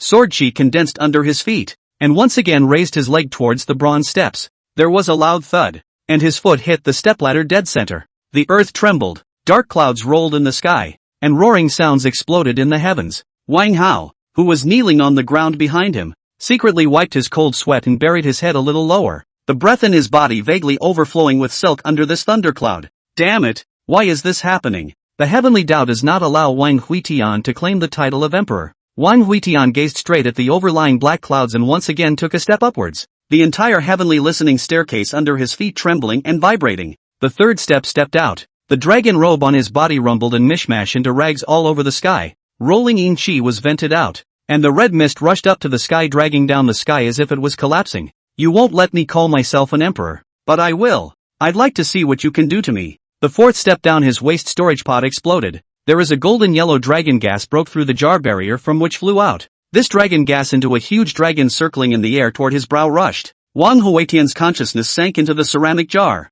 The Wei Yang Palace formation that had been incorporated into it had shattered, and these must be the dragon chi that had been imprisoned by Wang Jinshen. As long as he could catch this wave of dragon chi baptism, then he was an emperor. The opposite is also true. If there is not the slightest dragon chi body, even if the control of the world is also in vain. This was the promotion of the divine soul, a leap in sublimation. As the giant dragon was about to rush into Wang Huitian's body, the dark clouds in the sky suddenly tore through the red mist to transform into a monstrous hand that grabbed the dragon's tail. Seeing that the other party wanted to rip the golden dragon into the dome of the sky, Wang Huitian raised his hand and countless red willow sword chi condensed into a giant hand that grabbed the dragon head. Ow! The golden dragon's body was collapsed straight under the two huge forces struggling to grab it, and a howl of pain rang out. Wang Huitian clenched his teeth. He felt that his body was going to be pulled up into the sky as a whole, and at the critical moment he turned his feet and hooked onto the bronze steps. "Get thee off." "What? IOU? Where's the IOU? Why don't you show me the IOU?" Chapter 83, Son of Luck. In the middle of the square, a group of ministers tilted their heads and looked at each other. What happened to the promised blessing from the heavenly way of ascending the ladder? This had just taken the first step and fell on its face, and then the heavenly Tao actually came down to grab the chi? Some cold sweat broke out on everyone's foreheads, and they looked at Wang Huitian with some trepidation. If God wants you to give it to him, then give it to him. It's not right for you two to hold on to it. Right in the middle of the crowd's anxious gazes, that golden dragon was once again yanked into two halves with a wail of misery. The larger half surged into Wang Huitian's body and melted into his carnal Dan as a mysterious force, while the slightly smaller dragon tail was swept into the sky and dissipated into thin air. Wang Huitian stood and listening to the sky ladder gaze somewhat gloomy. This ladder also do not have to climb. The heavenly edict has been down. At the top of the celestial ladder a golden light lit up, slowly converging into two large blood-red characters. Also, money. A group of ministers in the square stood up, somewhat suspecting that they had misread their eyes. The other imperial edicts are all very prestigious. For example, Wang Daoyang is the Mandarin Emperor, and Wang Jinxian is the Supreme Ninyao Supreme Tianbao Emperor, which is also the Qian Emperor, is more or less out of style. It was still Wang Hao who was the most alert in the scene, and he hastened to pay his respects in a loud voice. I am here to see the Emperor of Returning Money. A group of ministers hurriedly followed with a high pitch. Greetings to the Payback Emperor. Wang Huitian's forehead veins rippled as he reached out his hand, and the red clouds in the sky were retrieved and transformed into that blood-red robe. The festival officer stepped forward, and he made to hold back his laughter as he pulled out the list of foreign guests. The next step is to invite these foreign guests to enter and watch the ceremony, and I do not know if they can stand it. Declare that the Yinyu Imperial Dynasty, the Tianshang Imperial Dynasty, and the Sea of the Other Shore. The sacrificial officer paused slightly when he read this, and a cold sweat broke out on his forehead as he looked at Wang Huitian. He saw a name that shouldn't be there. Why are you looking at me? Read it. With a shiver, the ritualist read the last power out. And the Temple of the Skywolf. The ambassadors have an audience. He just read the scene, instantly clamor. Who does not know that Wang Huitian in the North Plains that is a mortal enemy? He just took the throne of the First World's Order is the Northern Expedition. And now the other side even dared to send ambassadors to come, which is obviously to smash the scene. Under the stone gate at the mouth of the square, a procession of ambassadors filed in. Walking in the forefront is the Northern Plains Saint Sun Li Changsheng, wearing a white robe, face like a crown of jade, but with that day in Sangzhou image is very different. Skywolf Holy Temple Li Changsheng, meet, he said as he looked up to see the royal seal on the heavenly ladder, and his expression froze. But, ha ha, meet the Payback Emperor. Wang Huitian's face was a bit ugly, and he was laughing. He despises me. Aren't you afraid I'll kill you? Li Changsheng held his waist and forced a smile as he straightened up and slowly opened his mouth. In the years since you disappeared, I've been to Castle Peak. I've come to the Imperial City. I've followed the trail you took again, and so I'm sure of one thing. Speaking of this, the corners of his mouth hooked into a faint smile as he spoke slowly, his voice carrying confidence and certainty. You forgot the 6th and 7th swords. You can't kill me now. Li Changsheng's eyes stared deathly at Wang Huitian as he spoke, wanting to see the change in the other party's demeanor, to corroborate his suspicions. However, he saw that at this moment, Wang Huitian nodded approvingly at him, and he had indeed forgotten the 6th and 7th swords. Very well, you guessed it all. Saying that, Wang Huitian slowly walked down the heaven listening staircase, his figure instantly disappearing the moment he stepped on the square. Boo! In the next second Li Changsheng's head flew hundreds of meters and ruthlessly smashed into the tower at the edge of the square, leaving only a headless body in place that had not yet fallen. Who says forgetting won't kill you? I wondered how you dared to come. So you're just a doppelganger. The other Imperial Dynasty envoys shuddered at the sight of the scene and hurriedly bowed and saluted. We greet the Payback Emperor. Get up. Wang Huitian's voice sounded faintly, but his sight stayed on Li Changsheng's headless body, only to see that at this moment, the blood and flesh on the torn neck of this headless body was writhing, and a brand new head was growing out with the naked eye. The smile on Li Changsheng's face, who had regrown his head, was unabated. He was now more and more certain of the speculation in his heart that the current Wang Huitian could not kill him. Li Changsheng was about to open his mouth to speak, but Wang Huitian came to his ear and whispered, Maybe I can't kill you, but there's one person who surely can. The heavenly peak of the mountain of 10,000 paths, Lok Wuji, who is not of this world, and is not held hostage by the heavenly Tao of this side. You be careful. Yo! Li Changsheng frowned slightly, not understanding what the other party meant by this. What's the matter with you? Before he could think about it, the next second, boo! His neck was once again torn apart and his head once again flew hundreds of meters into the stone wall of the tower. Looking at Li Changsheng, who still wanted to grow his head, Wang Huitian waved to the guards by the square. Come on, tie up and carry down. Send to the Imperial Garden. I will practice Kuju later. Don't break it. Ha, it's a good one. Watching with their own eyes as Li Changsheng was kidnapped away, the ambassadors from the other countries stopped where they were and shivered. This new emperor of Qin is really like the rumor. The tyrannical plundering is really too scary a bit. After dealing with this, Wang Huitian turned his head to look at the heaven listening staircase, and the phaseless sword coalesced out of his hand. This ing piece of, not only did he not give himself a reward, but he also targeted himself. So how would he go out and meet people in the future with the name of the money-returning emperor on his head? Today he'll tear down this broken stone staircase. If the new emperor of Qin wants to ask for a royal decree in the future, it would be much more reliable to look for himself than to look for this laborious heavenly Tao. At least the seal can be optional if you pay enough money. That's what you call a conscientious businessman. He took a step forward, and when the ministers saw this scene their hearts tightened, and they rushed forward to dissuade him. Your Majesty, please don't, please don't. If we destroy the stairway to heaven, heaven will punish us. Your Majesty, the will of heaven cannot be disobeyed. Don't fight against it. Hearing the dissuasion, Wang Huitian looked at the old minister who spoke. Irreversible? What if he lets you die? The old minister shuddered. Whether he would die if the heavenly Tao let him die or not I don't know, but if His Majesty let him die he was afraid that he would not be able to escape. Seeing the other party's figure shrink back, Wang Huitian snorted coldly. Raising his sword, he slashed down violently towards the two big words return money. With a loud rumble, those two golden big characters were chopped into pieces by a sword, and a step-by-step bronze ladder burst into pieces and turned into countless fragments floating in the heavens. The heavenly Tao's full wrath that the ministers had expected did not happen, and the sky remained clear. Only in the faraway grotto of the starving, a golden light suddenly ripped through the black earth from the sky. Endless dark clouds rolled to resist the roiling qi, and a path to the outside world was opened up in this forbidden land in a raw manner. Wang Jinxian in the forbidden land was absorbing the thin spiritual qi that was wandering in the air, and since the last time he followed the heavenly master for a while, he realized that he had actually reached the periphery of the forbidden land. These auras were a hope to escape. As long as there was enough time she would be able to recover her peak and leave this hellish place. While she was expecting it in her mind, an essence of light tore through the forbidden land's qi to come before her. The long-lost sunlight shone on her slightly pale face. Chapter 84, The Young Man Who Chased the Light. Looking at the sunlight shining on her body, Wang Jinxuan's face revealed a touch of dismay. In the midst of her dumbfounded face the outside world rolled aura into her. Her cultivation broke through in an instant, and in the blink of an eye she reached the middle stage of the Tao entry. She stood up with slight hesitation, her entire body feeling like it was in a cloud. This is the way to the outside world? Wang Jinxian at this time hair scattered over the shoulder. Golden yellow robe extremely dirty. Originally emitted dazzling light scepter and now the light dim. Holding in the hand as a walking stick, she looked perplexed as she took a step outside. With disbelief, surprise, and joy.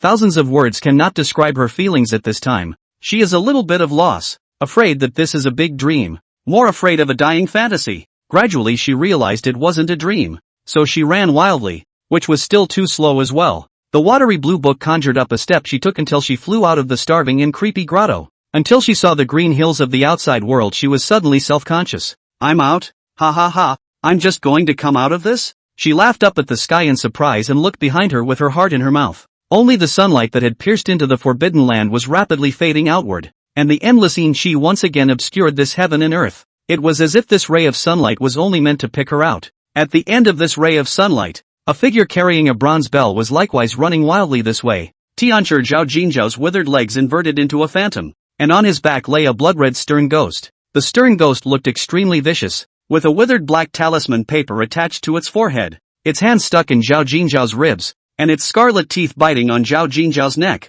Wang Jinxian gulped. She had seen the ray of sunlight dissipate with her own eyes, and she had seen the qi enveloping the earth once again. She thought she would never forget that light-chasing teenager in her life, the one who carried a stern ghost on his back and a bronze bell on his shoulder. Running in despair, she saw him with her own eyes, once again covered by a shadowy aura and hidden in the darkness. This damn place. This emperor will never come back even if he dies. Wang Jinxian frowned and looked towards the sky. It was by no means a coincidence that she was able to come out, but the heavenly Tao had struck. It made her feel puzzled as to why the heavenly Tao would step in to save her. Was it because he was reincarnated from the immortal world? But that didn't seem to make sense. The heavenly Tao of any realm didn't like the intrusion of outside spirits, shook his head and thought no more about it. She pulled out a mirror from her storage ring and began to straighten up her image. The way she looked now was disgusting even to her. It's really too bad. Worse than a beggar. I am the emperor of the great Qin, the immortal in the sky. It's ridiculous to be this far down. Sighing,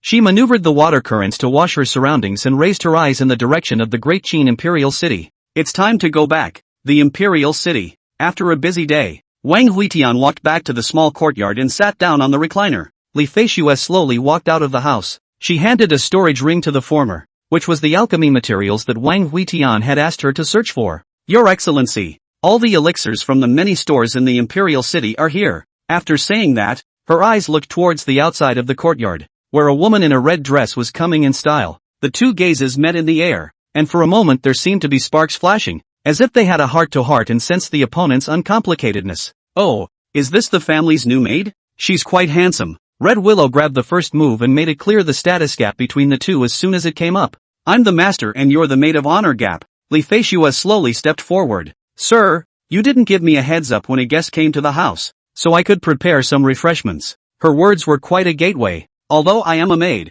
but that was taken in by the prince himself, and you are nothing more than an outsider. The flames in the eyes of the two men grew stronger and stronger, and both had already tested each other's realm. Masters. Absolute mastery. Just as this atmosphere was getting more and more anxious, behind her, Yu Yao ran over with a lifeless toad in her hand. Ho, little goblin, you're back. She crossed straight over the two men and rushed up and hugged Wang Huitian's arm. Elder brother, take me out to play, okay? Take me out. There are so many people in town. It's so lively. Wang Huitian dotingly touched Yu Yao's head. This girl grew up or that nature. Xiao Yao, what's fun in the city then? Elder brother will take you to play leather ball. The kind that can automatically get on the ball yo. The two of them looked at Wang Huitian, who had left with Yu Yao in high spirits, and instantly felt a bit tasteless. No matter how much they fought, he only had little sister in his heart. Wang Huitian brought Yu Yao to the target range where soldiers trained with flying swords, and Li Changsheng was tied to a distant pillar. The corners of his mouth curled into a smile when he saw the two men arrive, his voice carrying a sense of compulsion and seduction. Wang Huitian, using one person to make pills can be worth 3 years of hard labor, swallowing a lifetime of souls can renew your life for 10 years, and refining a city's bloodbath can make you transcend to sainthood.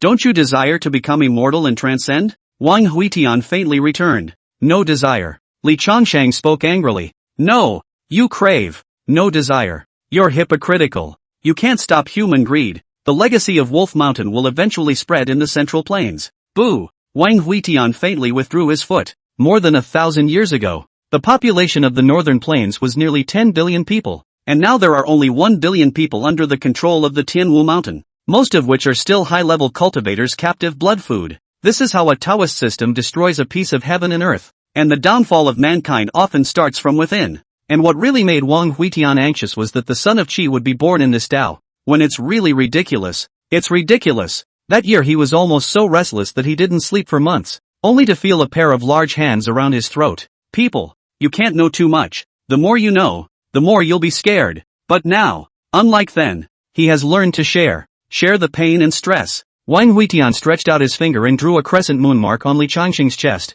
This was the phantom sword dance, a sword chi from Lok Wuji. Feel that? Totally different rules. The pupils of Li Changsheng, who had just regrown his head, shrunk slightly as he felt it, a natural enemy from his destiny. This is indeed a means of not being held hostage by this side of heaven. Wang Huitian came to his ear and continued. I'll tell you a secret. You can't tell anyone. The Lok Wuji of our Wandao Mountain. It's the traveler. After saying that, Wang Huitian pulled Yu Yao and turned to leave. Yu Yao was a bit curious and came to Wang Huitian's ear. Senior, what is a traveler? I don't know. Lok Wuji told me in his sleep. Speaking here, Wang Huitian instructed Yu Yao. By the way, don't spread the news out. At least don't let Lok Wuji know that the news was spread by me. Yu Yao froze in place. She seemed to have discovered something extraordinary. What was a traveler? She didn't care. What she was curious about was why did the fallen elder brother talk in his sleep? His own elder brother would hear it. This thing is fishy. She had to hurry and report back to Sister Honglu. Meanwhile, in a cave in the northern plains Tian Wolf Mountain,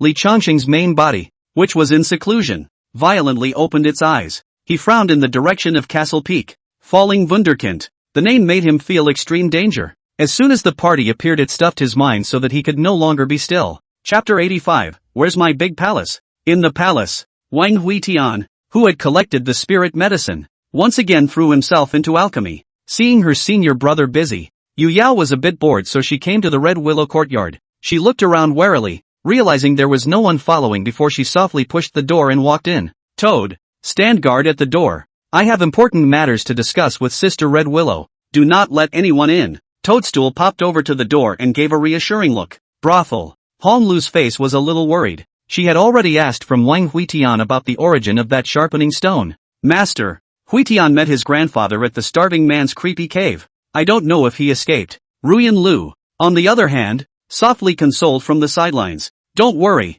your grandpa is a saint. He'll surely come out. Speaking of which, Lu Ruyan's eyes lit up slightly. Where would the sword saint go if he came out? She stood up abruptly at the thought. Honglu I have to go back to Red Maple Valley. You stay in the Imperial City first. Don't let that little goblin steal your home. With that she hurried out the door. Lu Ruyan just left. Yu Yao pushed the door and walked in. Looking at the other side of the face of Vigilance, Red Willow surprised asked, Yu Yao, what's wrong? Yu Yao's pretty face was a bit gloomy, and she hesitated for a long time before speaking. Sister Hong Lu, I'll tell you a secret. You mustn't tell anyone else. Hong Lu was a little unimpressed. This little girl was simple-minded. What secrets could she have? But in the next second Yu Yao's words made Hong Lu's eyes widen. My senior brother and Sky Peak's Master Wuji have most likely already. Speaking here, Yu Yao was a bit embarrassed and continued in a low voice. They are the wearers of joy. What's a pleasure wearer? Sister Hong Lu, you carefully taste. Wear. Pleasant. Person. My senior brother even knows exactly what Master Wuji says in his sleep at night.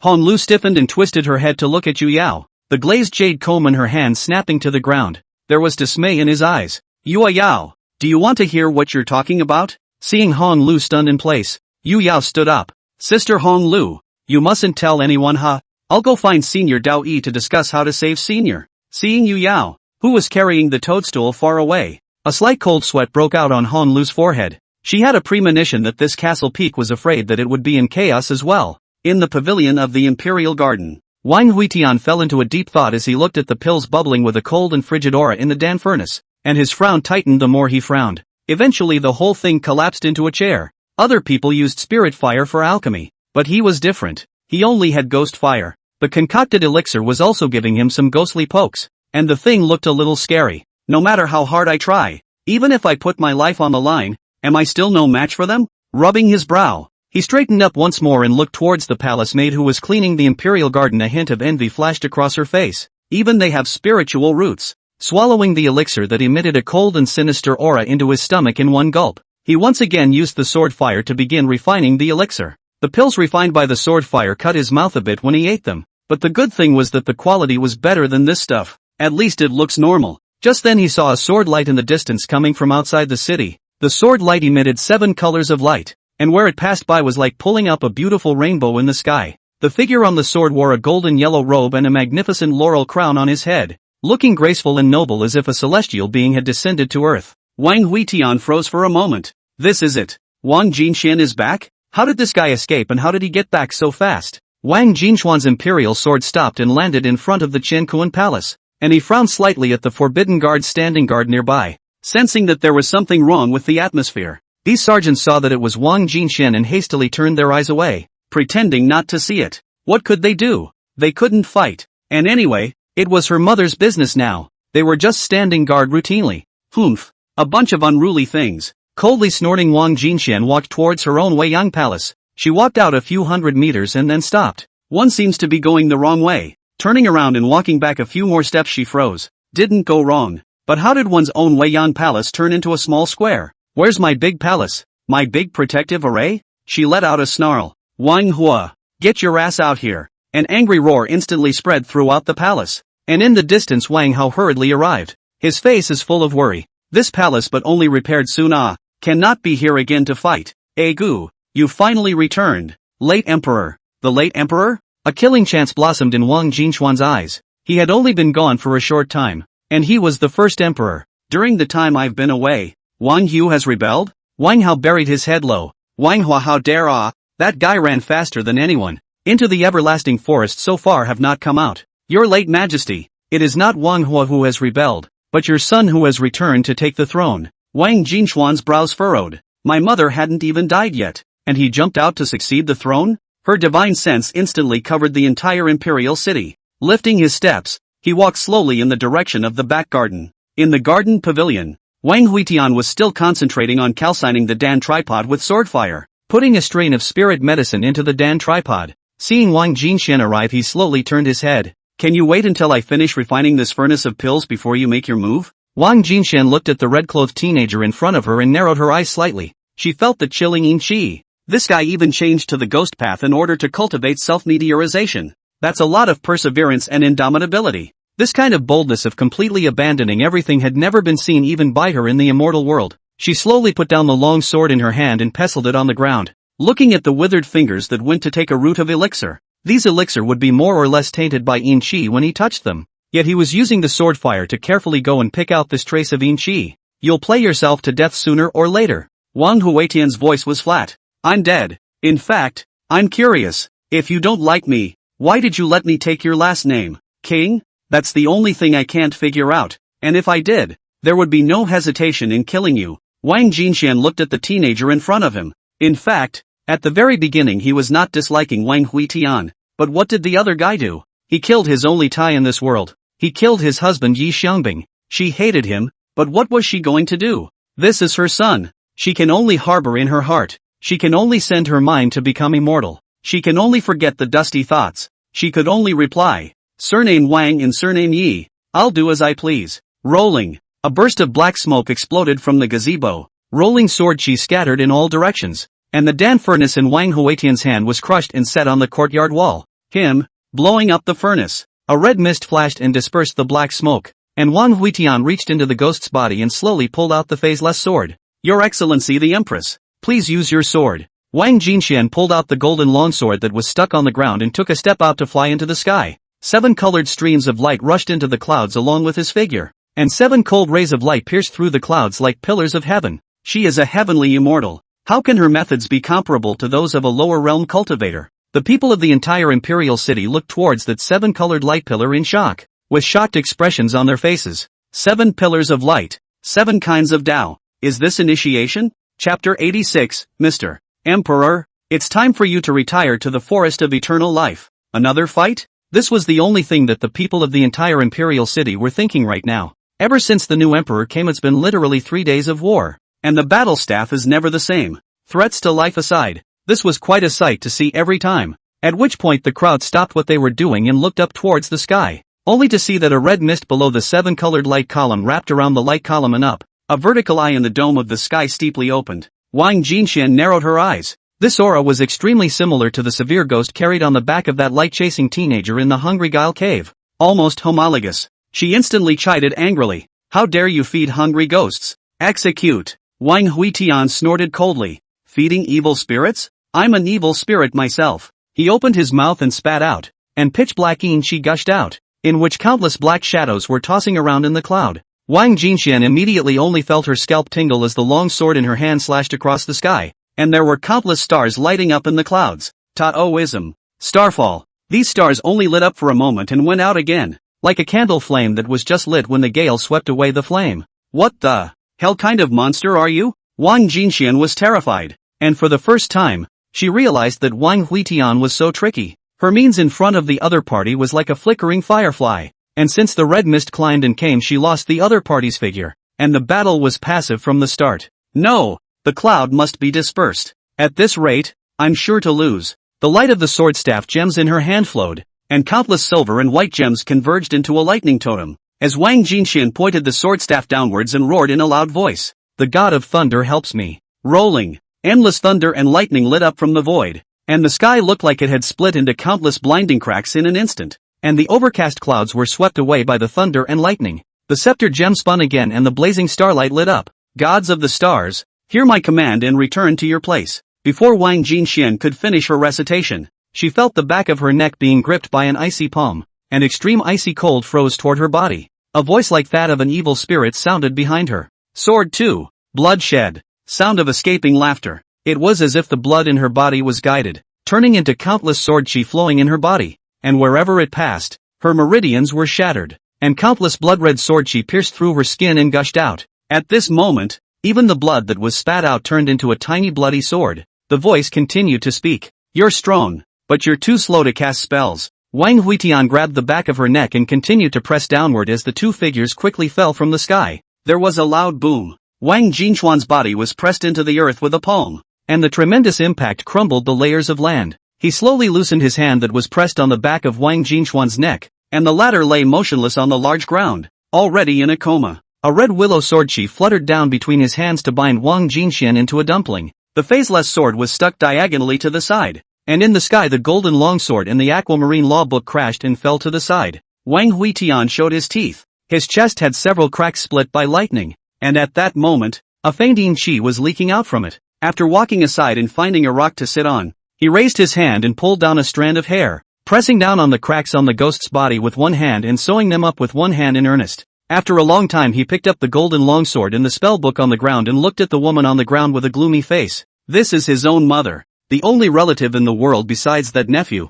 but she disliked me. She said that she was a female emperor of the immortal world, but she had given birth to a waste with no spiritual roots. That's why he's come to this point, falling into the Shura. And this woman is at least half responsible for that. The other half of the blame is on Mr. Muching. After all, if a child is not taught, the mother is at fault. If he is not taught well, the teacher is lazy. He carried Wang Jinxian on his shoulder and spoke faintly. Your late majesty, now that you've entered the way, it's time for you to retire into the forest of eternal life. My son's heart is soft, and that's all I can do. With that, he shouldered Wang Jinxian and walked step by step in the direction of the everlasting forest. In the meantime, Yuzhou Valley. In the center of the valley there is a straight stone pillar. At this time there is a figure on the half-waist of the stone pillar in the upward difficult to climb. The figure cursed angrily as it crawled. Damn it, why are we checking in here? Dog system, are you deliberately messing with me? There's even a forbidden air formation in this hellish place. I've really seen a ghost.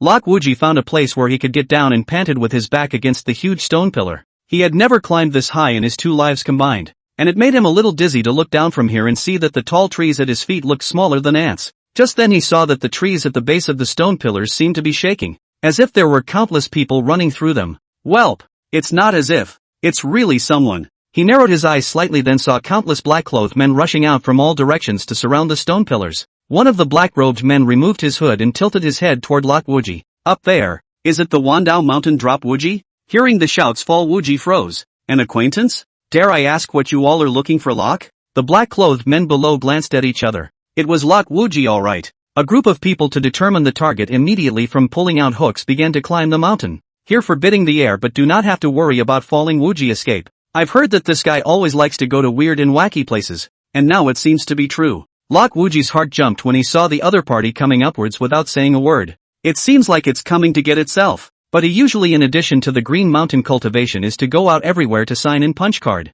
not how to get into enemies. Ah, gentlemen, are we misunderstanding something? The silhouettes below kept getting closer. There's no misunderstanding if you're the traveler Lok Wuji. Upon hearing the 3 words traveler, Lok Wuji, who was leaning against the stone pillar, went down with a buzzing sound in his head, and didn't react until a few seconds later. Identity exposed? How could he be exposed? He's been very careful. For so many years, except for the rest of the time in Wandao Mountain, he had tried to keep a low profile as much as he could, so why would the fact that he was a traveler be known? Damn it! Silence! Must silence! Far away from the mountains, a black cloud crashed down on the top of the mountain and transformed into a big man. The corner of his mouth hooked up slightly as he watched the fight within the valley. A sword light crashed down beside him to stand beside him, and Li Changshang, whose white clothes were as white as snow, bowed slightly to the big man. Eternal life thanks the blood saint for coming to his aid. In order to kill this so-called traveler, Li Changsheng can be said to be fully prepared. Not only the hands of the forces as much as possible,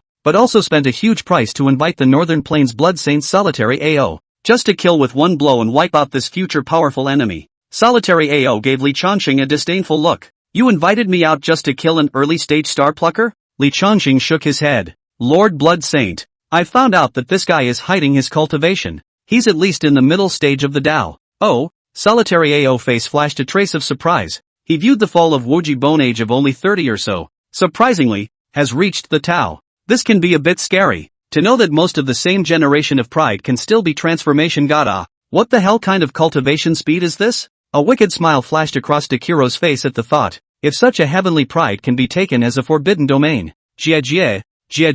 Chapter 87, I'll tell you a secret. On the walls of the palace, Dowie was sipping a small drink as he looked towards a pure white flying boat that was flying outside of the city. A cold sweat broke out on his forehead. Li Yi's disciple, Qing Baihua, has come to see his master. What's going to happen? He feels like he's about to get caught in the crossfire. Just then behind Dowie, Yu Yao sneakily came up. Elder Dowie, I'll tell you a secret. You mustn't tell anyone. Senior brother Sky Peak Dropwoji is a traveler. Barta. Dowie's wine gourd fell to the ground. He had been wandering the world for many years and had heard some rumors of travelers, visitors from another side of time and space. They generally have unknown and powerful means to rapidly raise their cultivation. Daichi spoke with some uncertainty. Who did you hear that from? Yu Yao naturally didn't dare to expose her senior brother, and after hesitating for a moment she said, Brother Wuji himself spilled the beans. Dowie frowned and after glancing at Yu Yao he asked again, who are the people you've told this to? Yu Yao froze for a moment. First, there's Sister Hong Lu, and the toadstool, and senior brother Zhang Zhengyuan, who came to the imperial city to do a quest, and the boss's wife of Guihua Lu. And Yu Yao broke her fingers and somewhat failed to count for a while. After a long time she froze stupidly in place. Done. Without realizing it, she had told so many people, which was fine if she didn't recall it, but once she did, she realized that it seemed to have gotten out of hand. She had a premonition that the entire Wandao mountain would have to know about this in less than a month. Just as the two of them froze, a sudden cry of alarm rang out from the side. Ah, Senior Wuji is a traveler? Ego my celestial maiden sama yo. No wonder I can't beat him. Yu Yao and Daoi stiffened and twisted their heads, not knowing when Qing Baihua was actually standing beside the two. Now that's what I call completely finished. Whoever in Qingshan doesn't know that Qing Baihua is a big mouth who can't keep a secret at all. Well, it seems that Yu Yao isn't too far off. Seeing the two men's wary looks, Qing Baihua patted her chest. Don't worry.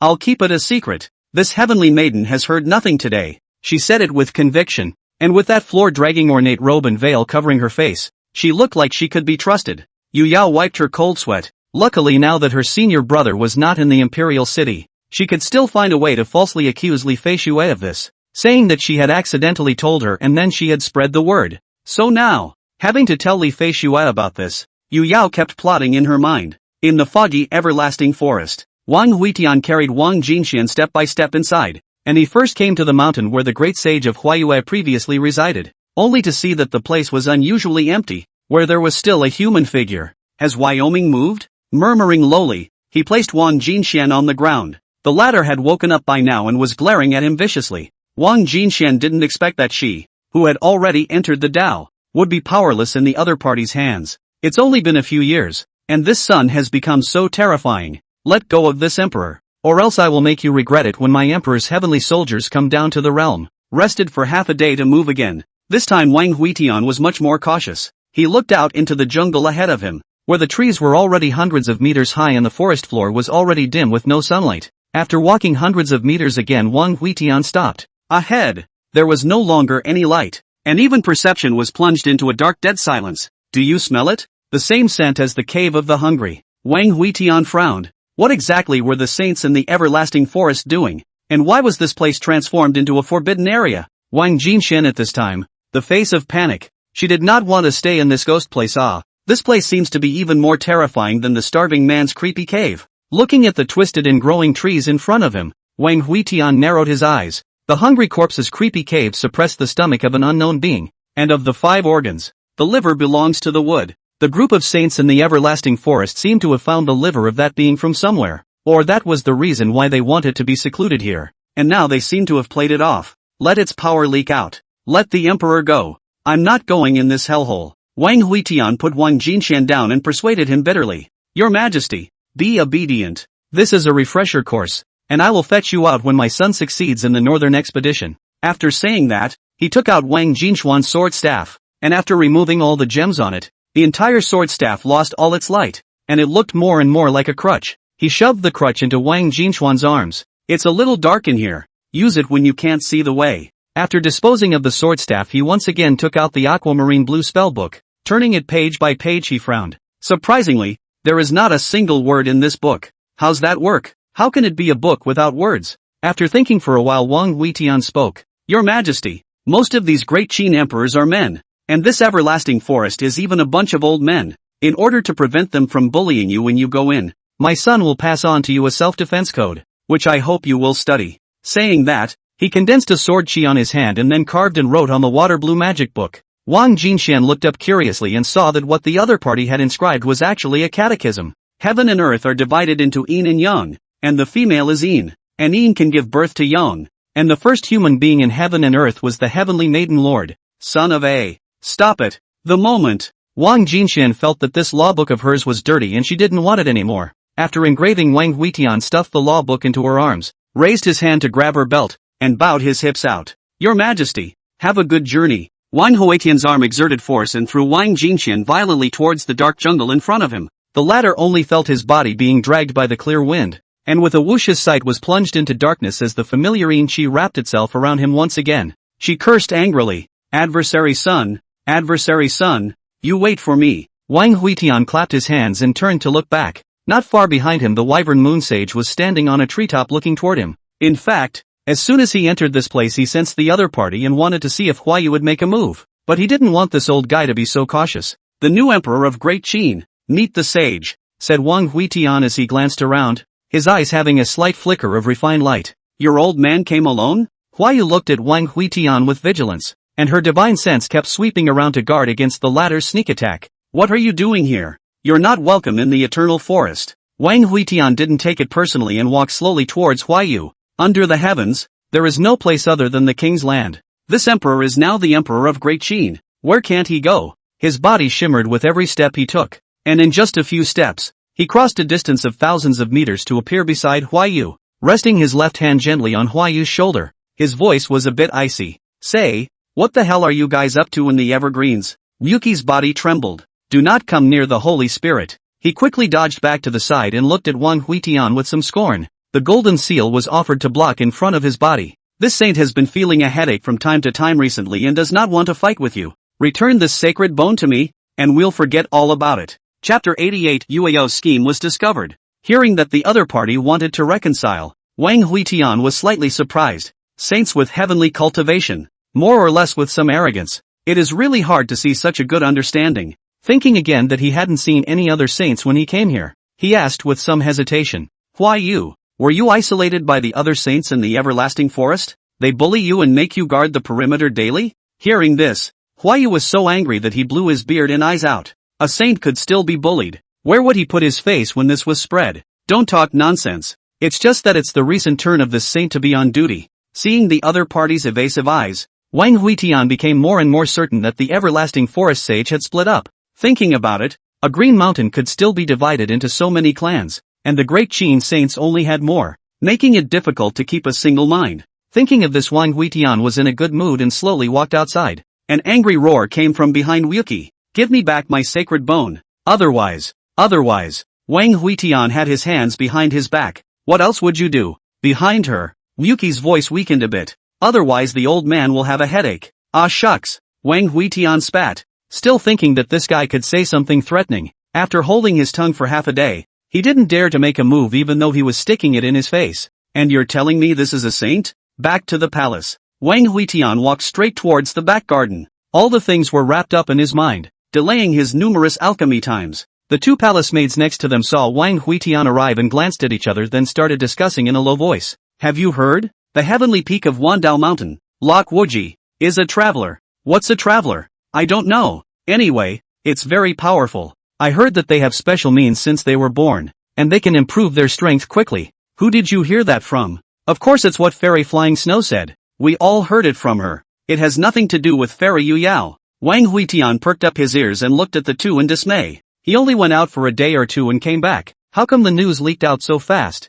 Even the palace maid knew about it? The two palace maids trembled for a moment and hurriedly saluted before flying away from the scene. Frowning, he continued on. The two little eunuchs were building trees in the garden and saw Wang Huitian walking towards them and likewise started chatting. Did you hear what Fairy Flying Snow said? Wandao Mountain Drop Wuji, surprisingly, is a traveler. Hey, I heard that too. Hush, don't talk too much. But Fairy Yu Yao has a very tight grip, saying that whoever chews the cud will have their legs broken. Wang Huitian's forehead had veins rippling up. The traces of this planted evidence were just too obvious. He crouched down slightly to look down the wigwam bridge hole, and in the pond a frog was squatting on a lotus leaf shaking the twin bells in its mouth as if delivering a message. Oh, you're showing your hand, aren't you? This toadstool has been carried everywhere Yu Yao goes lately. Seeing that he had been discovered, the toadstool shook his bell with a lurch and plunged into the water with a plop. Quack! Wang Huitian slowly raised his hand up. The sword comes. Yu Yao, who was hiding in her room with the bell at this moment,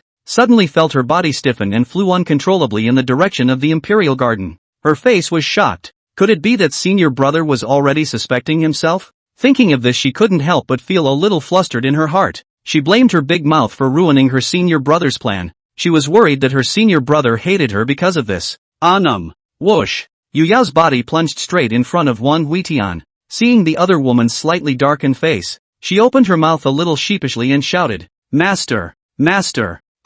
I was wrong. Wang Huitian didn't say anything as he pulled Yu Yao up and headed towards Han Lu's place. Seeing that her senior brother was a bit angry, she didn't dare to speak, curling her neck like a small quail. Red Willow, who was cultivating in the courtyard, smiled and asked when she saw the senior siblings walking outside the door. What's going on here? Without waiting for Yu Yao to open her mouth, Wang Huitian pulled Yu Yao in front of Hong Lu. Hong Lu, I still need to ask you to teach Yu Yao a bit. This little girl has been in the mountains for a long time, using schemes too roughly. What if she is bullied by others in the future? You teach her more tricks. Wang Huitian looked at Yu Yao and touched her head with some favor in his eyes. The next time you lie to me, I don't want you to show your face. After saying that, he stuffed a newly mended wallet into Yu Yao's hand, which at first glance looked like a dumpling, and at second glance felt like an apple. It's ugly, but the good thing is that there's enough room inside to be bigger than your own clay pot. Yu Yao looked at Wang Huitian in dismay. Elder brother didn't blame himself? She's the one who leaked her senior brother's big secret, and she wanted to plant it on Li Feishue. Even she thought she was going too far. I feel like I can't escape a beating or something. Taking the wallet, she was both surprised and touched in her mind. Master, master. Wang Huitian nodded and revealed a warm smile. Xiao Yao, senior brother has no spiritual roots and has existed for an unknown amount of time. While the human body still has a lifespan, the ghost body is unknown. Elder brother can only live in the present. But you're different. You'll have to face all the worlds in the future. After saying that, Wang Huitian turned around and walked out. He opened his mouth angrily as he walked. Damn Li Feishue, how dare you divulge this emperor's secret? Yu Yao looked at the figure that gradually disappeared into the depths of the palace wall. She spoke faintly. No, wherever elder brother is, I am. Red Willow felt a little confused as she asked in confusion. Yo, what's wrong? Yu Yao twisted her head rather awkwardly. I framed the goblin and failed. Inside Doichi's house, green and white flowers looked at Li Yi, who was lying on the bed and fumed. The latter at this time, cheeks red. Clothing, before being soaked, swollen body has actually disappeared. His face, strands of hair by the wine stuck in the face. The whole person smells a wine flavor. Elder Daoyi, I'm curious how you managed to get my master drunk, she said with a sudden flicker of excitement creeping up her face, and a hint of a flush. Elder, you don't know. I once gave my master 10 pounds of drunken immortal powder, and he hardly survived. The thought of that severe beating still haunts green and white flower a bit. Drunken immortal sand didn't work, so I switched it to Stifler's donkey. Not wine, but the same brand of ecstasy. Ouch. That time I was in deep. He happened to wake up when I stripped him of his clothes, and he sealed this heavenly maiden's cultivation and hung me on the cliff for 3 days in the cold wind. On the side, Daoyi looked at Qing Baihua with a strange face. This female child is not right. The more you talk, the more wrong you get. That, senior nephew, shouldn't we think of a way to wake up your master? Aobayana hurriedly blocked it when she heard Doichi's words. Alas and alack. Elder, my master has been practicing hard all his life. It's rare that he can sleep in peace. It's better not to disturb him. Saying that, Qing Baihua walked over to Li Yi, reaching out towards the latter's open abdomen. Yo ho ho, 8-pack abs. Her hand was roaming around Li's body, while her other hand was pulling out a small arm-length leather whip from her storage ring. Jia. Master, my disciple has come to love you. Chapter 89, Falling Wuji. 2 fingers injure saint. Daoyi rushed forward to stop the other party when he saw the green and white flowers that had changed their faces in a flash. Egu, nephew, what are you doing? The latter turned his head, his smile once again becoming normal. Elder, my master is now in a coma, and still needs some outside stimulation to wake up. UNC work. Qing Baihua's eyes returned to Li Yi. The corners of her mouth steeply hooked up, and the veil covering her face shook for a moment. Yo ho ho, pecs. Yo ho ho, so big. Seeing the other party's smile gradually perverted, Daoyi hurriedly went up to pull the green and white flowers away once again. If it was just using the sword fairy to soak up the wine, it was fine. If he was allowed to be tainted with his innocence, waiting for Li Yi to wake up will definitely kill his old life. This guy is able to tear into the existence of the Tao with his hands. Egu, niece, you're not so bad. Elder, I advise you to mind your own business. I don't want to be in charge, but I got your master drunk. I'm an accessory. Qing Baihua glared hard at Daoyi. This guy didn't have any sense at all. This heavenly maiden lord tempered my master. What are you an accessory to? Why don't you come along too? Come on. I'll get out of the way. You do it. Here, a little whip for you. Daoyi's face was black at this time. He really did not expect things to develop like this. Seeing Daoyi frantically waving his hand, Qing Baihua coldly snorted and once again probed her demonic hand towards Li Yiwu. But a sword chi suddenly flew out from within the other party's body, bouncing her palm away. The green and white flowers froze. Yoo-hoo! How dare you resist? The more you resist, the more excited this heavenly maiden gets. Aha! Just then, a sudden boom came from the direction of the back garden, shaking the house violently. Green and white flowers' face twisted a bit when she was interrupted again. Damn it! Who's holding up this heavenly maiden's business? Dowie spoke faintly. Sword Peak Wang Huitian, the new emperor of Great Qin. So what? You're still going to get him? Xing Baihua's face changed for a while. She took out a bedsheet and threw it out, wrapping up Li Yiwo and carrying it away. Go back to Castle Peak. Go back to Castle Peak. Dowie chased out of the house but saw that the other party had already left with his sword. He secretly wiped his sweat. Ouch. This young man. It's good that it didn't happen in front of you. That should explain it. As long as Li Prowler doesn't wake up.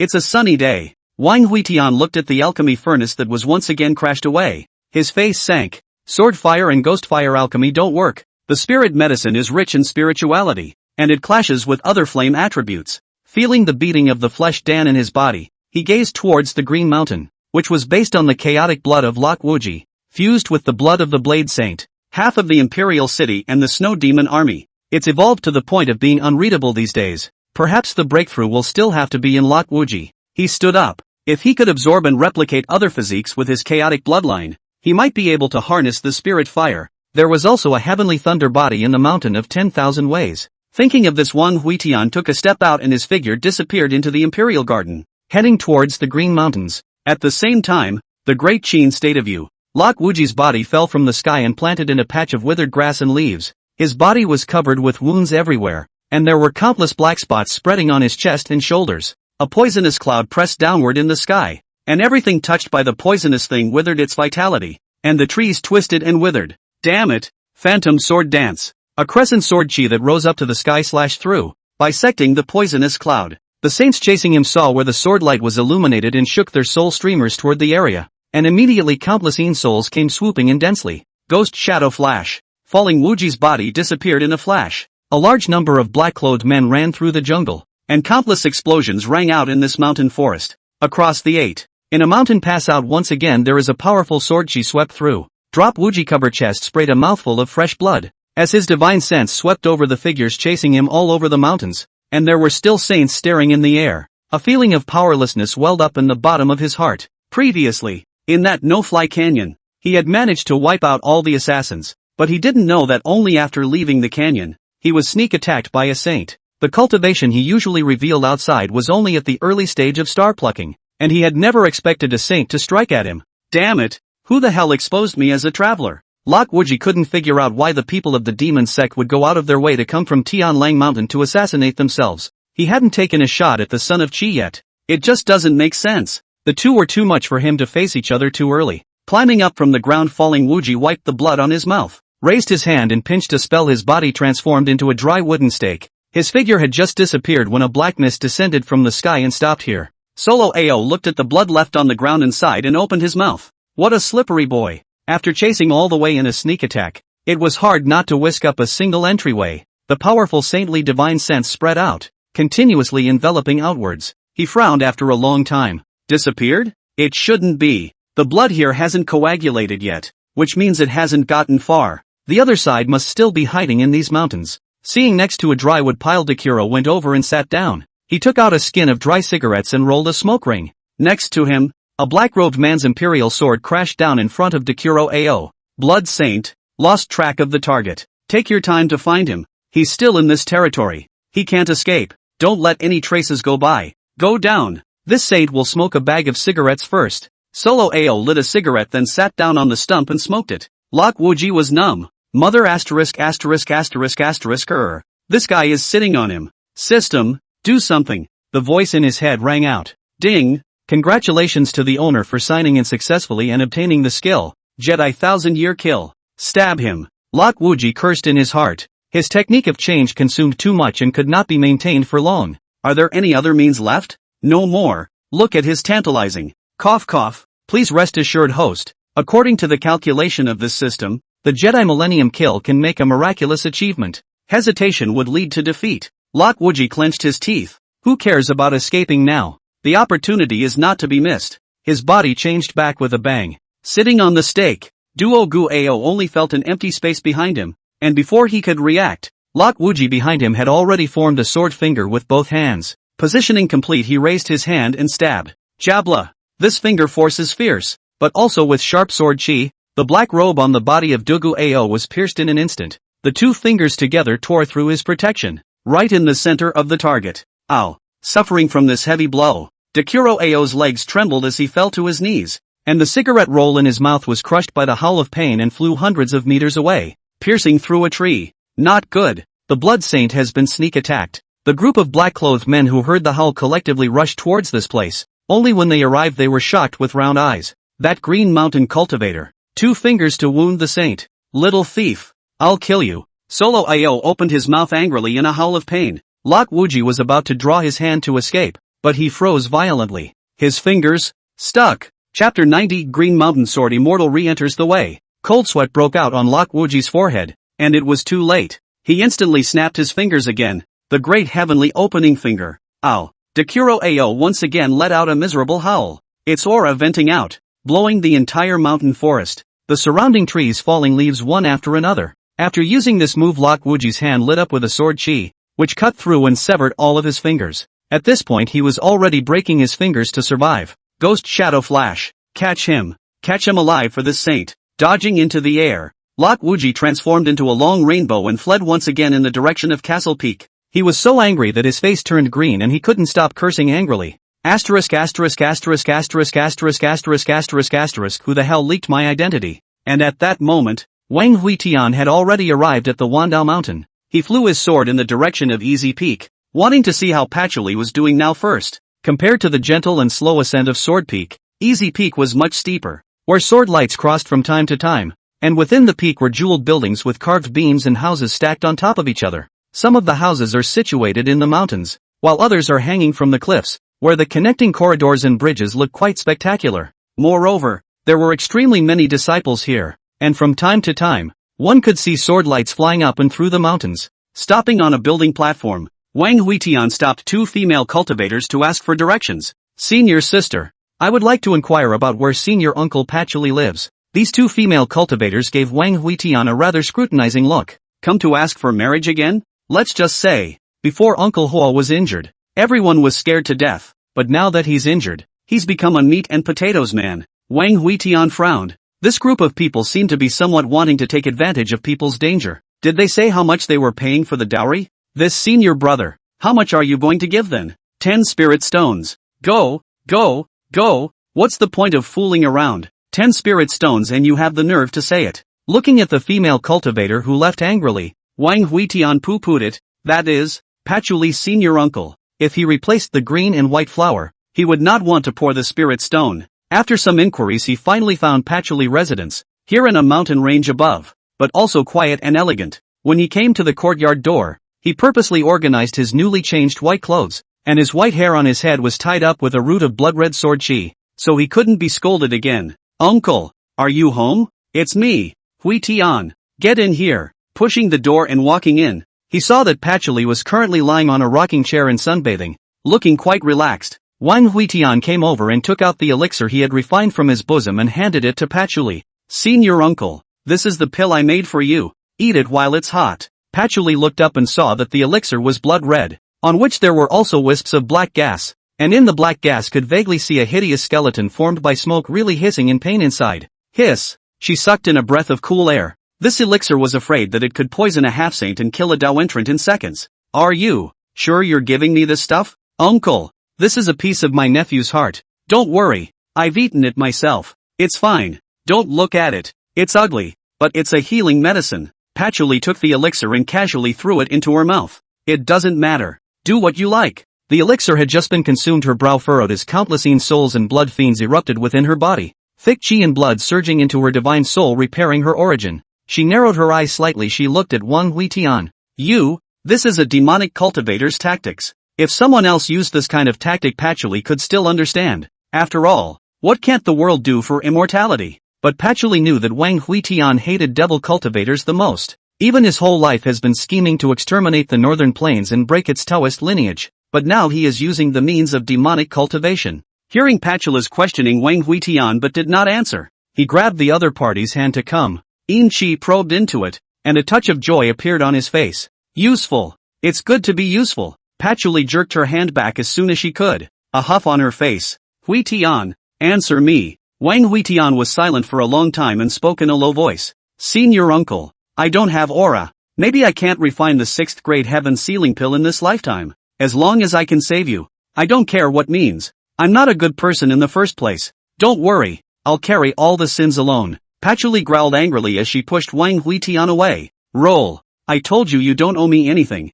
I don't need saving. Roll. Wang Huitian stood up with his hands behind his back. His eyes looked deeply at Patchouli, and turned around to walk outside the courtyard. Humph. I won't roll. I'm going to walk slowly. What can you do to me? Behind her, Patchouli looked at the back of that person wearing white clothes, and there was still a red mist in the cracks of the white clothes that couldn't hide the red mist that was seeping outward, and her eyes reddened slightly. Asshole kid. Really getting lawless. Right at this moment, Wang Huitian, who had just walked outside the courtyard gate, raised his head and looked towards the sky, only to see that countless gloomy clouds were converging towards the mountaintop, and the sword chi was rushing up to the clouds from the mountain peak. The rain poured down in drops across the sky, and a thick scent of wine hit his nose. These rains are still water when they are in the sky and become wine when they fall to the ground. It seems that this clear wind is brewing wine with everything, fermenting it with clouds, and filtering it with sword chi. And once again, Li Yi is using the wine sword to enter the Tao. He sighed slightly as he looked towards the drunken sword dancing figure in the clouds. There are so many geniuses in this world. Why can't there be one more for me? The white clothes on his body collapsed. A touch of red mist on the roiling wine and water toward the mountain. But in the passing of a cliff, Wang Huitian lightly yelped. He stopped and looked toward the cliff, only to see a white-clothed woman with her cultivation sealed with her feet bound and her body hanging upside down on the cliff. The woman, head down, was holding a quill in her mouth, her body pressed against the crag as she struggled to write something. Wang Huitian moved closer to take a closer look. A letter of repentance? Lord Celestial Maiden, you're in a very chic position. Green and White Flower held the brush in his mouth and squeezed out an impatient voice between his teeth. Asterisk asterisk asterisk asterisk. Who is it? Can't you see that this heavenly maiden is being punished? What are you doing? You who? It's kinda arrogant. What a stinking habit. Today, this emperor will let you know the evils of society. Wang Huitian raised his hand towards the repentance written by Qing Bai Hua and wiped it away. The twisted and ugly words were wiped away as much as possible by the sword chi. What are you doing? Stop it! Stop it! Erasing this repentance, he flew away, and the green and white flowers shook the rope with difficulty and turned around, only to see a red mist hidden in the mountains. Bastard! Don't let me catch you or I'll skin you. Egu! I've written all this for nothing. My heavenly lady. After experiencing 9 deaths, Lot Wuji finally escaped back to Castle Peak. He stumbled and flew up to the heavenly peak, leaning his entire body against the boulder at the entrance of the mountain. The cultivators within the peak rushed over when they saw him. Chief, what's wrong with you? Lot Wuji waved his hand. No harm done, just a few minor injuries. He didn't want to tell about the demonic cultivator chasing after him, or else he wouldn't be able to hide the fact that he was a traveler in Castle Peak. Just then the cultivator next to him opened his mouth and asked, Chief Senior, I hear you're a traveler? Zun do fake do? Lot Wuji twisted his head in shock to look at this senior brother and opened his mouth in some dismay. How do you know that? Most of us at Wandao Mountain know about it. Chapter 91, Senior, you don't want your secret to be known either, right? Lot Wuji collapsed to the ground powerlessly. After messing up, the whole world knew about it. Just the only one who doesn't know. Ouch. This ed up world. And that disciple tried to come and help him. Lot Wuji panicked as he pushed him away. He didn't feel safe at all in his heart right now. He always felt that there was a villain in the dark who wanted to harm himself. No, it wasn't a feeling. It was really there. Even the Northern Plains demon cultivator was being manipulated by it. That's pretty scary. Don't take me. You stay away from me. Lot Wuji stood up with strong support and slowly walked towards his cave. His sight kept surveying the incoming and outgoing cultivators. It only felt that the gazes of these people looking at him were lurking with ill will. Their gazes seemed to be looking at an alien, at an intruder from a different world. Yes, one is not of their kind. One is alone in this world. All the time. Even every blade of grass and every brick on this hill is full of malice towards myself. They are laughing at me. Boom. Lot Wuji, who had finally escaped back to his cave, collapsed to the ground when he opened the formation. And at this moment, he looked so wretched. Ha ha, they're laughing at me. Listen carefully. Ha ha, I hear you. An indifferent and icy voice rang out in the darkness. The gaze of Lot Wuji, who was frantically hissing, was violently chilled, and his body's killing machine suddenly erupted. Kill. Boundless anger condensed into a monstrous murderous aura, igniting the long sword engraved with the word Immortal Punisher in his hand. Chaotic light erupted from the nothingness, and a huge arm reached out from the nothingness towards the head of the figure in the darkness. The immortal stroked my top and took my head off my collar. That black shadow head was erased in a flash. It was an erasure from the root. Even flying ash was never left. The net weight of this world was reduced by 3 kilograms forever. The immortal execution sword carried a destructive momentum and stabbed into the Black Shadow's chest. Through the shimmering light lit up by the sword body, Lok Wuji finally looked at the visitor. It was a figure dressed in a blood-red robe. The head of the robe's silhouette grew out again between the flashes of red mist, and he ignored Lok Wuji, instead looking indifferently toward the chaotic light that had already faded away. You really do have the means to suppress the Son of Qi. Lok Wuji froze for a moment. The person in front of him gave him a sense of familiarity, and after a long while he finally reacted. Wang Huitian? Wang Huitian twisted his head around, completely disregarding the immortal execution sword that was still stuck in his chest as he hugged Lok Wuji. Ha ha, elder brother Wuji. You've missed me. We haven't seen each other for more than 10 years. Let's talk by candlelight. We must talk by candlelight today. Lok Wuji, who was being held, only felt his soul freezing, and the dense sword Qi was pointing at his divine soul as much as it could, making him not dare to act rashly. Wang Huitian put one hand on his shoulder, and with one hand, he pulled out the immortal execution sword that was stuck in his chest. Gu, it's still Senior Wuji who's nice enough to give Senior Brother a gift as soon as we meet. That. Before Lok Wuji had a chance to speak, he felt that he had lost his connection with the immortal punishing sword, only to see the other party extremely skillfully storing the immortal punishing sword into the clay pot. Several ghost flames lit up inside the cave, and Wang Huitian let go of him, and then extremely skillfully went to the side cabinet and took out a handful of enlightenment tea and began to brew water. Come, sit over here. Make yourself at home. Let me tell you, this enlightenment tea is a rare commodity. Only a 10,000-year-old tree growing on a spiritual spring can produce it. You're in for a treat today. The corner of Lok Wuji's mouth twitched. That's my enlightenment tea, and I need you to explain it to me? He grunted with a dark grimace and walked over to sit down next to him. Wang Huitian looked at Lok Wuji's puffed-up appearance and persuaded him. Alas, brother Wuji, be happy. People who love to smile don't have bad luck. Lok Wuji slandered in his heart. Bull ********. People who love to laugh don't have bad luck. That's because people with bad luck simply can't laugh. Say, what do you want with me? Wang Huitian took a sip from his tea bowl. I heard that before the clan opened the Peak Master selection. Senior brother, I missed this opportunity. It is too late to regret. Now I am as the new emperor of Great Qin. It is also considered a small success. I want to ask Wuji Senior brother to give a Peak Master to Dudu. Speaking here, Wang Huitian paused for a moment, his expression becoming grave. In addition, Senior brother would like to ask Senior brother to come out and join me in the northern expedition to Tian Lang Mountain. Lok Wuji fiercely stood up. The reason why he hid in the Green Mountain is that he wants to develop at ease, but he does not want to be involved in the world situation at this time. In his mind, as long as he could live, he would live to see the grand finale. The risk of leaving the mountain is so great that the slightest mistake is the end of the world. Impossible. Absolutely impossible. Senior brother's strength is low. Senior brother should hire someone else. Wang Huitian narrowed his eyes slightly.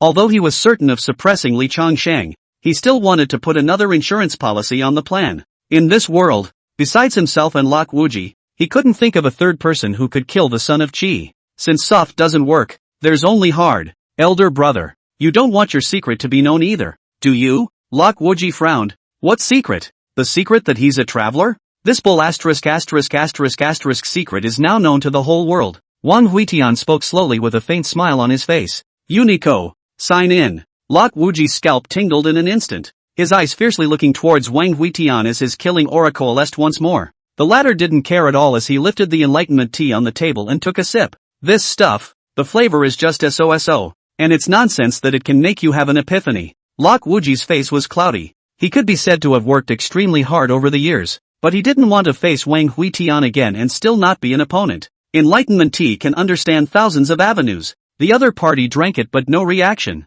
It is difficult to imagine how strong this guy is not already to the point of the naturalness of all roads. Wang Huitian stood up and walked outside. Elder brother, think about it. If you agree, then come and find me in the Imperial City. Walking out of the cave, he poo-pooed the enlightenment tea leaves in his mouth and spat them on the ground. What a piece of... It doesn't even feel right. Cold sweat dripped from Lok Wuji's forehead within the cave. System, am I saved? The voice in his head hesitated for a moment before ringing out. Go host, you're the best. Ahahahaha. Dog system, you damn will PUA me all day long. Come out. I will fight with you. Please calm the host. I'm cool. My ass. Just as Lok Wuji was having a fit, the door to the cave was opened once again. Wang Huitian calmly walked in and put the teapot on the table into the storage jar, once again heading out. Elder brother, I'll bring some back for you Yao to try. My sister is suffering. She hasn't had a good life since she was a child. Seeing Wang Huitian, who had once again left, Lok Wuji pointed at the cave door and spoke ruefully.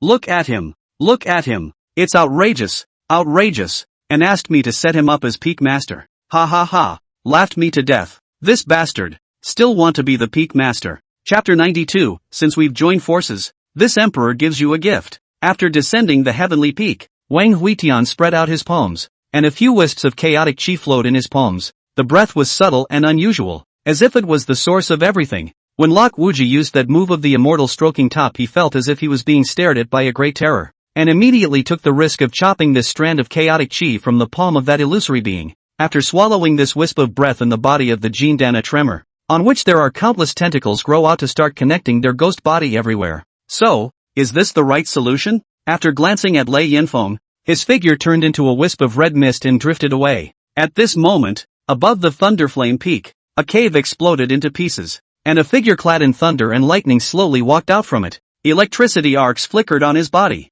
blazing white light outlining his upright body. There were dozens of figures outside the gate of the mansion who immediately knelt down on one knee, their eyes carrying horror, shock and awe. Greetings to senior brother Li Ji for his release. As the electric light dispersed, the upright figure was finally revealed, and the corners of Li Ji's mouth hooked up slightly, his face carrying a stern and sharp look. In just 10 years his cultivation had reached the peak of transformation god, which was terrifying. Moreover, carrying the heavenly thunder body, his battle power was unrivaled, and even if it was pluck star he was fearless. Humph, the head of the 10,000 paths technique, green skin and white clothes, but nothing more than that. Thinking that so far Lok Wuji had only picked stars, and Qingbai Hua was even only a transformation god, a burst of bravado surged in Li's determination. Those could be the ones who had worshipped in the Wandao mountain countless years earlier than him. What about today? It will end up being nothing more than a stepping stone for yourself. The cultivators kneeling in front of the cave door gulped, sighing in their hearts at the power of the heavenly thunder body.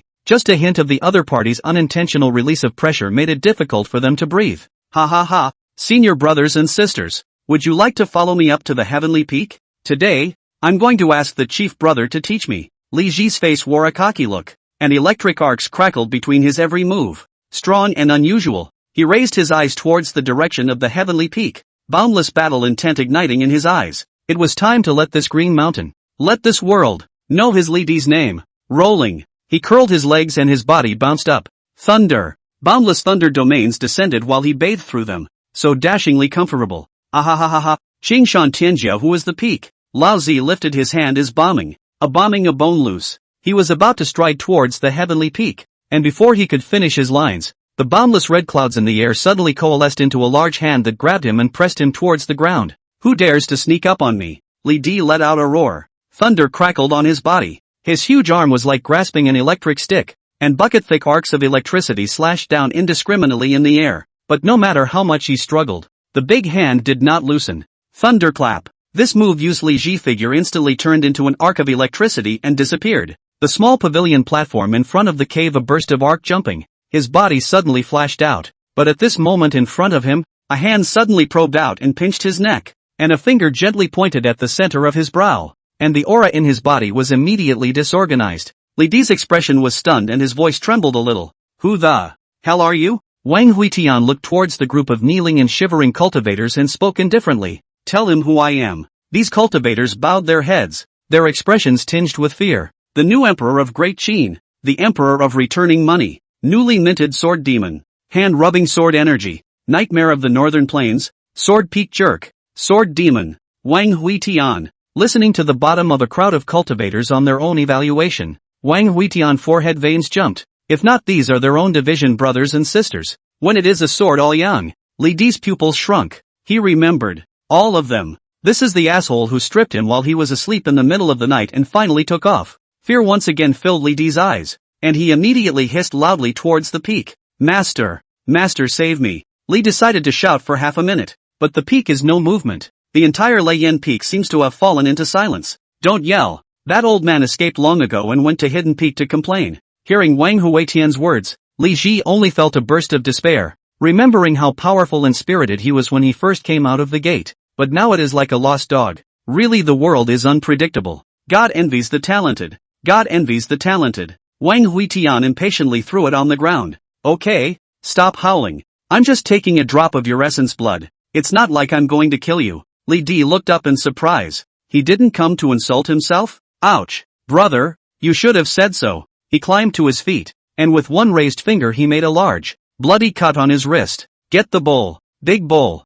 Cultivator blood is the essence of a body. Li decided to give Wang Huitian loaded most of the bowl. His face is now as pale as paper. Looks like at any time to gulp the appearance. Enough is enough. Seeing that the other party wanted to make another cut, Wang Huitian hastened to stop it. He lifted his index finger and placed it into the bowl. Half a bowl of essence blood faded to become transparent, and the tentacles growing on the flesh Dan in his body vaguely had lightning flickering on them. Wang Huitian's eyes were happy. The chaos bloodline could really absorb other physiques and enhance itself. With this matter settled, he was about to get up and return to the imperial city. At the bottom of the mountain, however, a sword order came in a hurry, and Wang Huitian raised his hand and grabbed the sword order into his hand. This is the news from Wang Hao. The Blood Sage of the Northern Plains enters the country and assassinates Lok Wuji of Wandao Mountain in Yuzhou. Wang Huitian frowned. No wonder when he saw Lok Wuji today the other party's breath was disorganized and he was seriously injured. It turned out that it was Bei Yuan who had struck. This Li Changqing's hands are nimble and without delay.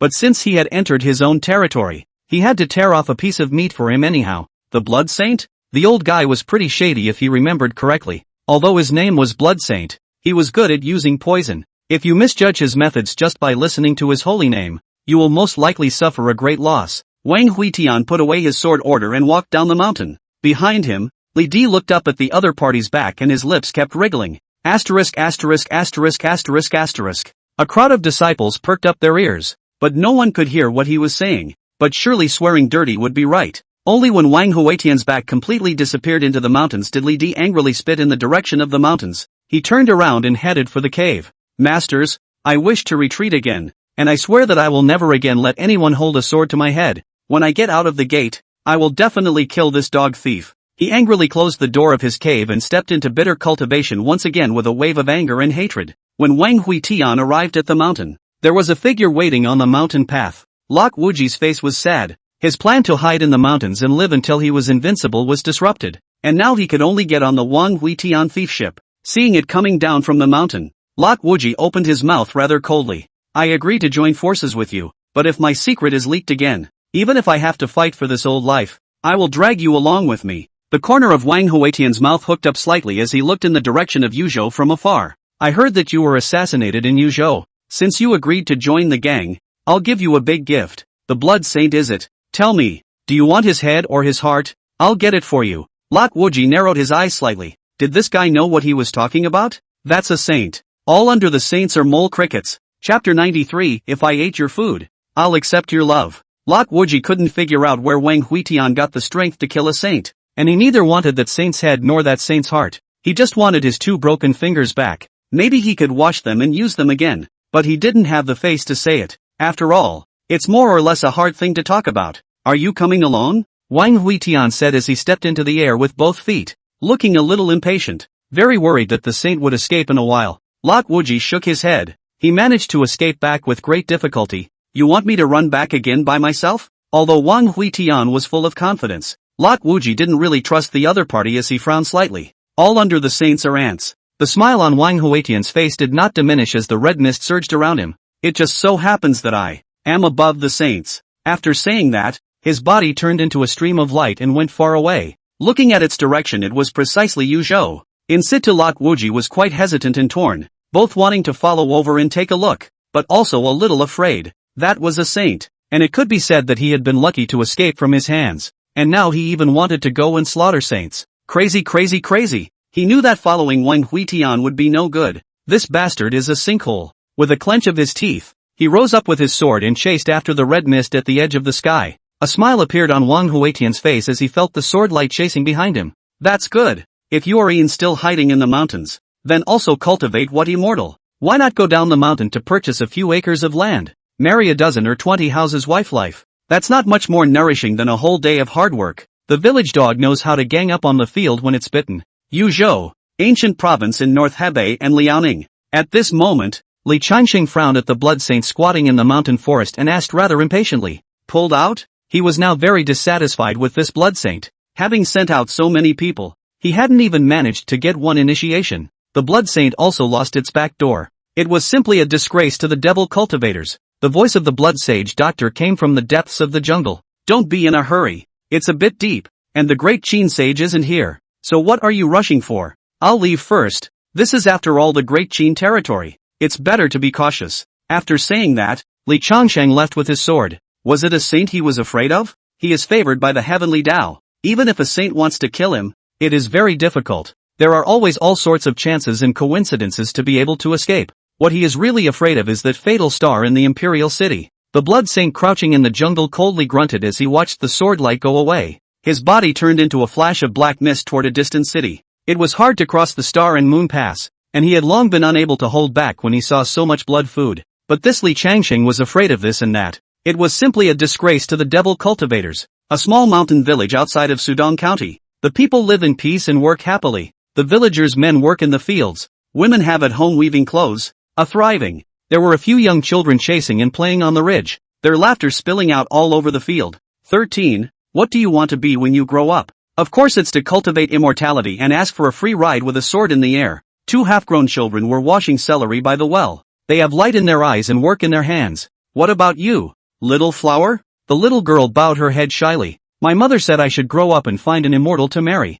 Isn't it a coincidence that you're going to be a fairy and I'm going to marry a fairy? Which in a child's world is called fate. The little boy blushed bright red and swished the celery in the water to himself. There was something he wanted to say, but it felt like it was bottled up in his throat and he didn't know how to speak. Just then when the atmosphere was agitated, a black mist rolled through the mountain forest. The men working in the fields. The young children playing on the ridge. The two children fantasizing about the future at the well all fell to the ground. Their clothes were swept up by the wind, and all that was left under their clothes was a pile of ghastly white bones. The water wheel is still filling the fields. The dandelions are still flying up, and the celery is still swirling in that water, but no one is asking for it anymore. The black mist rolled over the small mountain village and surged into the huge city, wailing all over the place and rolling in thick fog. In a half day, there was a burst of red mist and a sword light stopping in the small mountain village. Wang Huitian stooped to pick up the clothes with patches sewn on the ground, and a pile of white bones scattered out. He pulled Lot Wuji and pointed at the white bones on the ground. Look, look, look what the world has become. Those immortals in Castle Peak are still asking for their own Tao. What kind of immortality is there to cultivate? Go cultivate his ancestral tomb. Lot Wuji's face was also quite ugly. The two of them did not see any living person along the road. All of them were refined into a pile of white bones. The devil saint shot where there will be spared. Where the poisonous mist passes is hell. However, in response to Wang Huitian's words, Lot Wuji still slightly retorted. This can't be blamed on Qing Shan. After all, this is Great Qin territory. Wang Huitian was in a fit of anger. Where did he care? The Northern Plains saints had all come out, and one of the everlasting forest and green mountain saints hadn't moved, and he wasn't looking at anyone right now. Humph, the group of corpses in the everlasting forest? Sooner or later, this emperor slaughtered all of them. Qing Shan is not the Qing Shan of Great Qin? Independent of the world. Marvelous Lu, aren't you a traveler? Honestly explain, did you come here with a mission to slaughter demonic cultivators? Lot Wuji showed his teeth and flowers. How could this guy catch anyone and bite them? When did he take on such a task? I'll just sleep on it and come over here. What mission can I bring? Mother asterisk asterisk asterisk asterisk her. What are you doing here without a mission? You're not a good person for keeping a concubine. Lot Wuji froze. What's this all about? When did he keep a concubine outside? Hey, Wang Huitian, make it clear. You don't want to make it unclear. Wang Huitian glared viciously at Lot Wuji. What else could it be if it wasn't a concubine? The look in his eyes instantly scared Lot Wuji into stumbling, and he didn't dare to ask again. Gotta, whatever you say. Wang Huitian's scolded eyes flashed ferociously. He picked up a celery floating in the water into his mouth and gently chewed and then swallowed. Looking at the white bones on the ground, voice somewhat morose and cold again opened his mouth. It tastes great, and I'm committed to you by eating your celery. Don't worry, I'll find him even if he escapes back to the northern plains. After saying that, he turned into a red mist and headed towards the city. Lot Wuji rises up and similarly fishes a piece of celery out of the water and stuffs it into his mouth.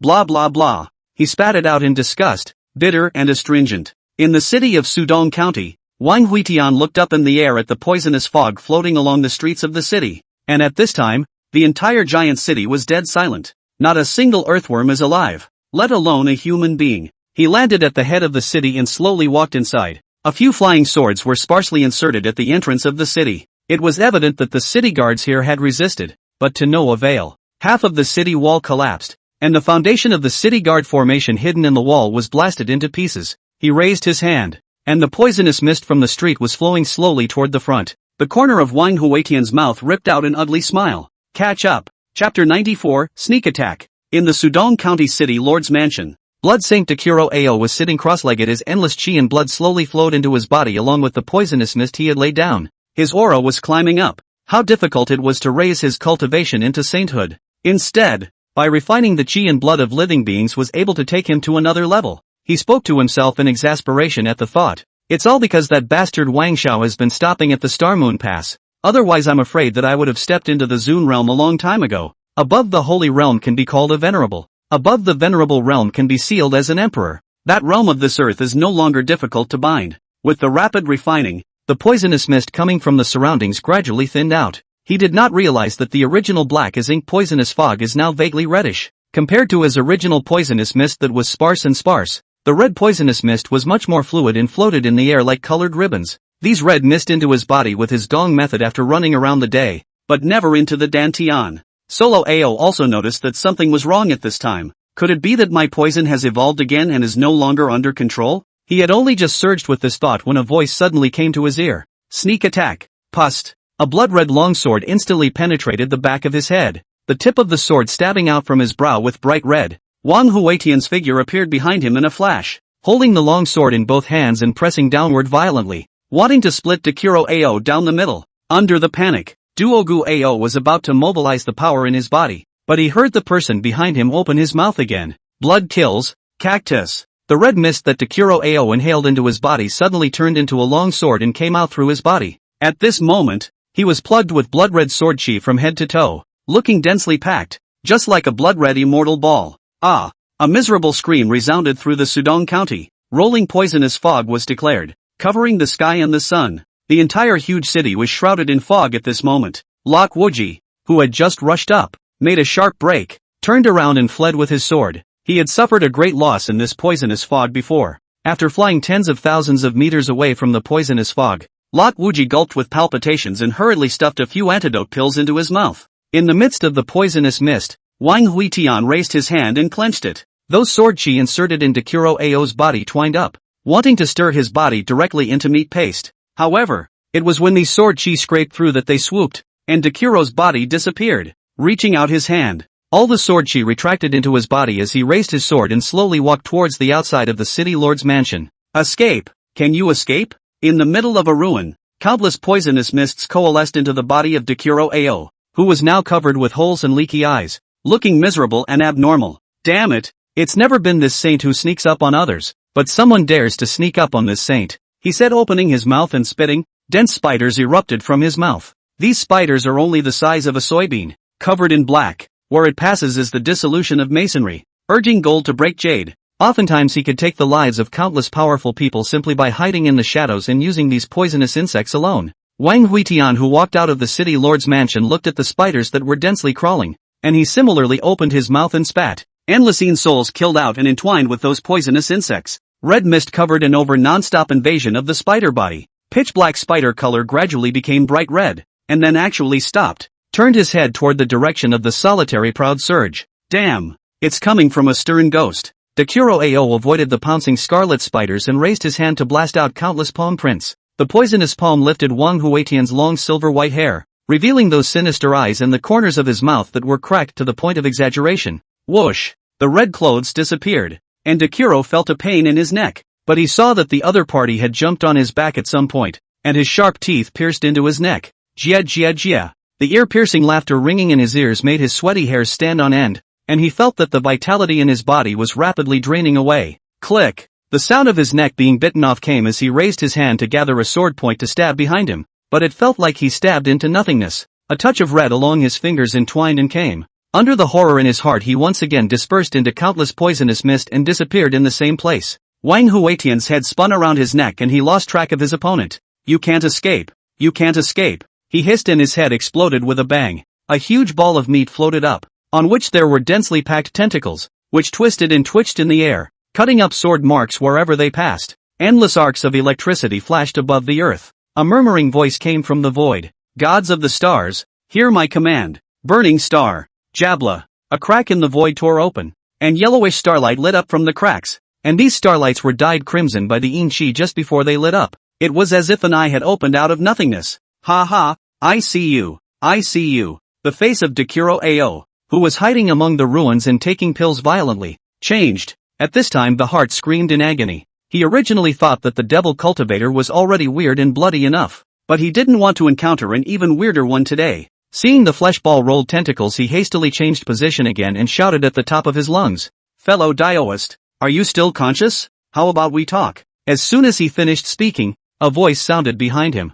GGG, let's talk after I kill you. Solitary Ao shivered in fear and immediately pointed a finger at his chest. A hideous centipede emerged on his back and lunged towards Wang Huitian. The ghostly thing kept appearing from behind him and it was just too scary. And now that this poisonous fog covering the city couldn't give him the slightest sense of security, he leapt into the sky. A huge medicine cauldron was offered up with the lift of his hand, and the poison in it was feared even by himself. As soon as he lifted the lid of the tripod, countless foul-smelling venomous liquids were spilled towards the city below. He activated his holy power to violently stir the poisonous mist, and the entire city dissolved under the shroud of the holy Dao laws. The masonry turned into flying ash, the metal turned into iron, and the red body in the poisonous mist shattered layer by layer. The land was as if it had been transformed into a huge simmering boiler. Die for this saint. He raised his hand and pinched it with force, and all the poisonous mist and melted inexplicable objects suddenly contracted and finally coalesced into a huge poisonous ball hundreds of meters high. In midair, Lok Wuji saw the poisonous mist shrink and slowly came closer with his imperial sword. Just now the thick fog rolled, he could not really see, but now as finally see the battlefield situation. Sure enough, that saint had the upper hand, and Wang Huitian had been dissolved into nothingness. When Wuji turned around and fled to the south after being horrified in his heart, Duo Gueo didn't bother about the poisonous ball, nor did he bother about Wuji. He turned and fled north. Lok Wuji ran out extremely far and realized that no one was chasing after him. He stopped and hesitated for a long time before folding back over the town, looking around in some confusion, just like the silly road deer that was startled. It had to come back to look at the scene of the victimization after it was frightened and fled. However, he saw a hole suddenly break open in the 100-meter poison ball on the ground, and a blood-red tentacle shot out. The tentacle was extremely fast, and in an instant, it wrapped around Dakuro's ankle. He panicked and drew a long knife to slash at the tentacle. Let go! Don't touch me, asshole! Chapter 95, This Emperor Huitian. See the order as you see the person. Above the sky, looking at the hallowed blood saint's panicked expression, Lok Wuji revealed a silly smile. Ha ha ha, old thief, you have your day too. Whoosh! On top of the earth, the huge poison ball once again gushed out countless tentacles, and red mist gushed out from the cracks torn open on it. These red mists quickly coalesced and wrapped around the poison ball, and soon transformed into Wang Huitian's appearance. This scene saw Dakuro Ao's scalp tingle as he quickly broke free and flew towards the north. Wang Huitian raised his head in the direction where Dakuro Ao flew away and flew up to chase after him. Follow me. Lok Wuji froze for a moment and nodded his head in a hurry. Ooh-hoo, here we go. Ouch. You're so capable of fighting, why didn't you say so earlier? Why didn't you say so? He chattered as he hurried after the two. It's a blast. It's a real blast. Seeing that old thief's panicked fleeing appearance, he seemed to think of himself yesterday. The flying sword under his feet could not help but be a little faster. He can go up there and make up for it. He can't come here for nothing. Beyond Sudong County is Liangzhou, and there are only two roads to the northern plains. One was the Star Moon Pass guarded by the fourth prince, and the other was the Huayang Pass guarded by Zhang Wan, the generalissimo of Liangzhou. The Star and Moon Pass is open and undefended, relying on the formation of soldiers to fill it with their lives, while the Huayang Pass is close to the border of the Hungry Corpses Cave and the Luoshui River, a naturally dangerous place. Wang Huitian's face was somber as he looked toward the Dakuro Ao who was flying away. He coalesced from the two blood-red sword orders in his hands. Sword order is a special form of sword chi. Its main use is to deliver messages, and does not have any killing power, but wins in speed. This emperor, King Huitian, sees orders as he sees them. Star Moon Pass Wang Xiao and Huayang Pass Zhang Wan received the order. In half an hour, prepare to intercept the Northern Plains Blood Sage. Wang Huitian threw out the two sword orders after his words. Behind him, Lok Wuji gasped and caught up. He reached out and put his hand on Wang Huitian's shoulder, his face reddened with exhaustion. Ouch! I can't run anymore. The sword order can only transmit words. You're not using this, are you? Have you ever heard of a clear wind sending a message? Never heard of it. Wang Huitian looked at Lot Wuji with contempt. And travelers? This was the worst class of travelers he'd ever seen. The fourth prince's residence at Star and Moon Pass. A youth was lounging leisurely on a rattan chair. He had chilled watermelon juice in his left hand, 2 glowing walnuts coiled in his right hand, and a parasol over his head, with a good-looking little maid behind him pounding his shoulders. Your Highness, Mr. Li is here again to collect a debt. The little maid's face was quite sad. You tell Mr. Li that investment has its share of gains and losses, and that losses are normal. Let's just say we built a road last year and we erected a toll booth on the road. Did we give him a cut? And the year before last, mining the coal in the North Hills, did it pull a car for him? The little maid deflated. Speaking of that toll station, she is angry. Which family in Dechin has not a sword will be able to royal sword? Who still walks on your Thai road? After that toll station was repaired, she even arranged for her to go inside to guard it for 2 days. And as a result, she didn't receive a single spirit stone.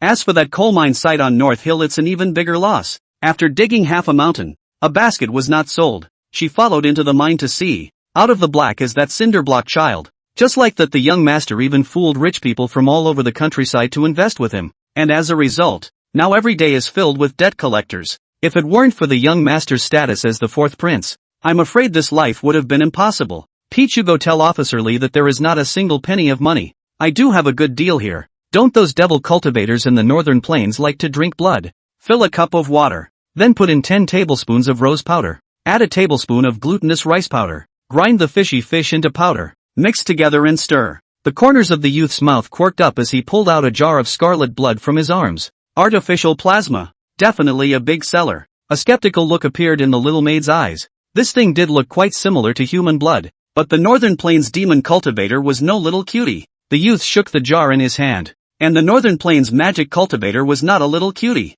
Doesn't matter. Can fool the little cutie. Just vote for yourself, he said and stood up, and was about to go and meet Mr. Lee. At this time the sky a blood-red sword order whistling, violent wind in the Star and Moon Pass blowing. This wind mixed with this a cold indifferent voice. This Emperor Hui Tian. Seeing orders is like seeing people. Starry Moon Pass Wang Shao and Huayang Pass Zhangwan receive the order. In half an hour, prepare to intercept the Northern Plains Blood Sage. Medium. The blood-red sword order was inserted straight in front of the main door of the Imperial Prince's residence. Wang Shao frowned as he reached out and the sword order flew into his hand. The maid, Xiao Tao, hurriedly came up. Your Highness, should we prepare for war? Wang Shao raised his eyes in the direction of Huayan Pass. There is no need to prepare for war. The Blood Saint will not take this path. Zhangwan has great guts. How dare he let the Northern Plains sage into the gate? He was pretty sure that Takuro wasn't slipping in from the Star and Moon Pass. A fish that big, borrowing from the Star and Moon Pass, he definitely wouldn't be unaware of it.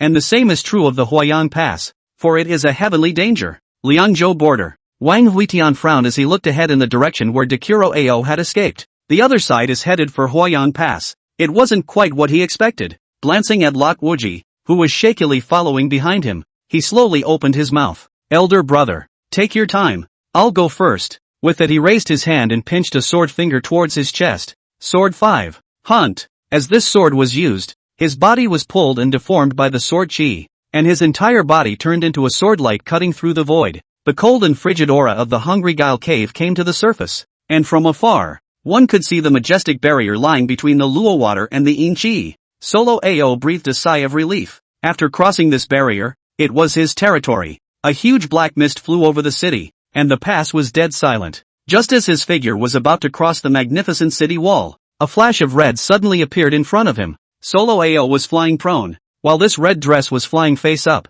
almost face to face with him. He could even feel the fury gulping out from the red-clothed ghost's breath, and could make out the grievous spirit struggling in its throat as it grinned. Ah! He was about to scream, but a big hand had already covered his face, and that big hand suddenly exerted force to twist his body violently toward the city wall below. Broken Nian sword chi erupted against his face, pouring in through his 7 orifices. Rumble! Takuro Ao head was pressed into the wall by this Palmolive. Only half of his body could not stop twitching outside. Wang Huitian raised his eyes and looked out towards the pass. His eyes were filled with a plain. There were 2 saints standing with their hands in the void of that plain, and there were hundreds of devil cultivators in the air with their swords in their periphery, and their cultivation levels were not weak. They rushed over after receiving the Blood Saint Dokuroy Ao's request for help, and they had arrived. The hallowed Blood Saint hadn't even escaped from the Great Qin border. He was pressed into the wall with a slap, and now he is even more alive or dead. Wang Huitian glanced faintly at the Guanwei demonic cultivator. He pulled out an alchemy furnace from his storage jar and casually threw Duo Gueo into it. And then the corner of his mouth hooked up in a smile as he opened his mouth towards the two saints outside that pass. 2. Come in and sit down? Don't be afraid. Think of it as going home. Chapter 96, Man's Madness in Heaven's Reaping. Wang Huitian's tone spoke lightly, but it made those two saints not dare to take another step forward. This Huayang Pass is close to the Luo River on one side, so birds cannot cross it, and on the other side, it is close to the starving people's weird caves, so if you go in, you will be lost. Though there were many of them, they were unable to exert themselves. Moreover, once the war started, Star Moon Pass would definitely come to their aid, so the two were extremely hesitant right now. But if they let them just give up, the Blood Saint is a little reluctant. That at least is a saint.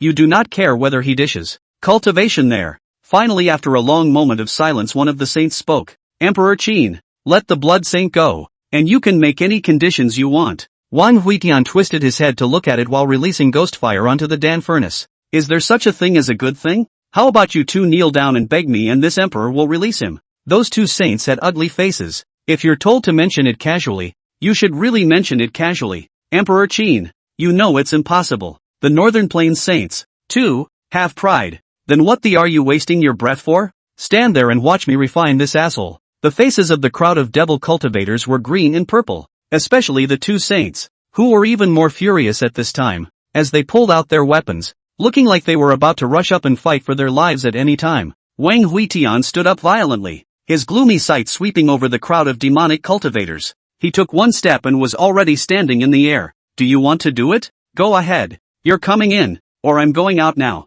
The foreheads of the two saints were sweating as they wiped their weapons with their sleeve robes before putting them back once again. Emperor Qin, some dust has fallen on our holy weapons. We're just taking them out and wiping them down. Why are you being aggressive? Wang Huitian flung out his sleeve robe and sat back on the city wall once again to refine Dokoroku Ao. Bah! That scared the out of me. Miserable screams came from within the alchemy furnace, causing the crowd of demonic cultivators outside the pass to listen to them with chills. Help me! Help me! He hissed outward through the furnace wall, and the group of demonic cultivators outside the pass just couldn't bear to listen to the miserable howling of Dokuro Ao. They turned around and left, and soon their figures disappeared into the vast sky. Wang Huitian's eyes kept watching as they disappeared into the sky, and as he raised his hand and grabbed it, there were countless sword chi in the grassland that were as tiny as hair strands that were taken back into his body. Standing up, he uncovered the Dan furnace, and countless tentacles drilled out of his chest and surged into the furnace. You killed my people of Great Qin, and you still have the face to howl here. As the screams gradually weakened, Wang Huitian grabbed the Dan furnace and raised it towards the northern plains, and countless flying ashes swept up with the wind. He gazed at the sprawling land beyond the pass, where fertile horse grass grew more than a man's height, but there were no half a dozen horse herders. A crooked sword light fell beside him after a long time. Lot Wuji gasped for air and held Wang Huitian's shoulder with his hand, looking half dead. Ouch! I'm exhausted. You guys are running too fast. My flying sword is dry and smoking. I can't even see a shadow. Wang Huitian gently slapped his hand away. Can a saint flee for his life not be fast? How's it going? Did you catch up? Let me make up two swords. Mother asterisk asterisk asterisk asterisk her, can't make a trip for nothing. As he spoke, he hooked his head to look at the alchemy furnace held by Wang Huitian, only to see that it was empty. Let him get away? No! I raised him. Lot Wuji froze on the spot, his face stunned as he looked at Beiyuan. That being said, what was the point of running so far and being so tired that you were sick with consumption?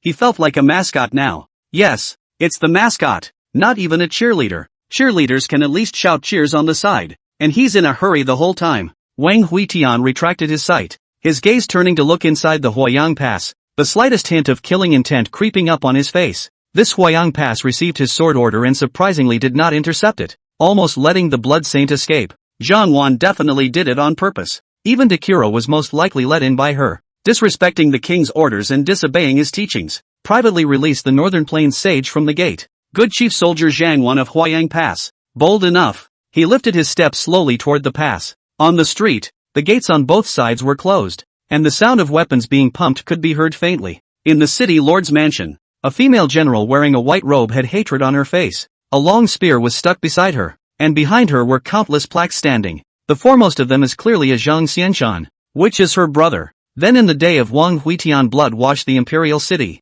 was implicated in the death. It would have been fine if you had stayed in the imperial city, but since you've come to Huayang Pass, it's not my fault. Zhang Wan finished with a raise of her white robe and raised her hand to grab the lance next to her. Blood feuds can only be washed away with blood. Today, she will kill the king. However, she didn't want her grab to not catch the lance, but to hold a cold and slender hand. She twisted her head in dismay, only to see a man covered in red robes standing beside her at some point, and he was smiling at himself, the corners of his mouth revealing a bizarre arc. Congrats! It's a success. Zhang Wan's expression froze. Some panic, some surprise, and more than anything else, fear. The kind of fear that comes from the depths of the soul, like the fear of being targeted by a top predator. Wang Huitian reached out and gently covered her face, violently grabbing her face and smashing it on the ground. Rumble. The entire city lord's mansion shook. The ground steeply exploded into a large pit, and Zhang Wan's helmet instantly flattened out as she opened her mouth and spat out a mouthful of blood, collapsing helplessly at the bottom of the pit. A bunch of cards on the table fell sparingly to the ground. Wang Huitian walked forward and picked up the tablet from the ground. Zhang Xianshan, yo, what about old acquaintances? Your relatives? Zhang Wan raised her head with difficulty, her eyes filled with resentment. You're the one who killed my brother. Wang Huitian nodded, his expression calm and indifferent. Aha! Yes, it's blood on his head. You want to kill me for revenge? Yes, blood feud. I've been waiting in the Imperial City. You and those who are more implicated by me and want to take revenge can come to the Imperial City. I recognize it, said Wang Huitian with a sudden flash of hostility on his face. He grabbed Zhang Wan by the neck and lifted him up, the other party feebly allowing his body to be dragged in front of him. Wang Huitian's calm and indifferent face suddenly became somewhat distorted. But why did you let the demonic cultivators into Great Qin? You're the chief soldier of this Huayang Pass. Are you aware of what's behind you? Ha! You know what? Wang Huitian dragged her towards the door. He didn't care that someone was thinking about him and looking for revenge, but he was fornicating with the northern plains. He can't stand it. Teams of cultivators on the street rushed out of their houses to surround the two in layers. These cultivators held their flying swords in their hands in front of their bodies and looked at Wang Huitian vigilantly, their eyes filled with horror and fear. Wang Huitian angrily pointed at these soldiers who were retreating step by step, and his complexion became more and more ugly. Look at all these soldiers you've brought with you. What the do you think this is? Ambushing a saint and hiding all inside a house? Mortal village fight? They're all monks, hiding in the houses, ready to attack me. Ahahaha, laughed me to death. Why don't you give them each a horse? With that, he once again threw Zhang Wan to the ground and raised his leg to send him flying hundreds of meters away. Smashing a house. Zhang Wan on the ground raised her head with great difficulty, her face revealing a miserable look. Bah! People are crazy and the sky is closed. You shall not die. Chapter 97, just blew up. Wang Huitian frowned as he threw Zhang Wan's lance in front of the other party. This woman. She's ridiculous. What kind of man is crazy enough to harvest the heavens? And she's counting on God? Come and kill me. Zhang Wan staggered and climbed up to grab the lance, but fell to the ground again with an unsteady hand. Wang Huitian walked up and squatted in front of her. He was a little intolerant and couldn't bear to see her vengeful anger go out, so he patted over and plotted for her. As the saying goes, don't fool a young girl when she's 30 years old. What should you do now?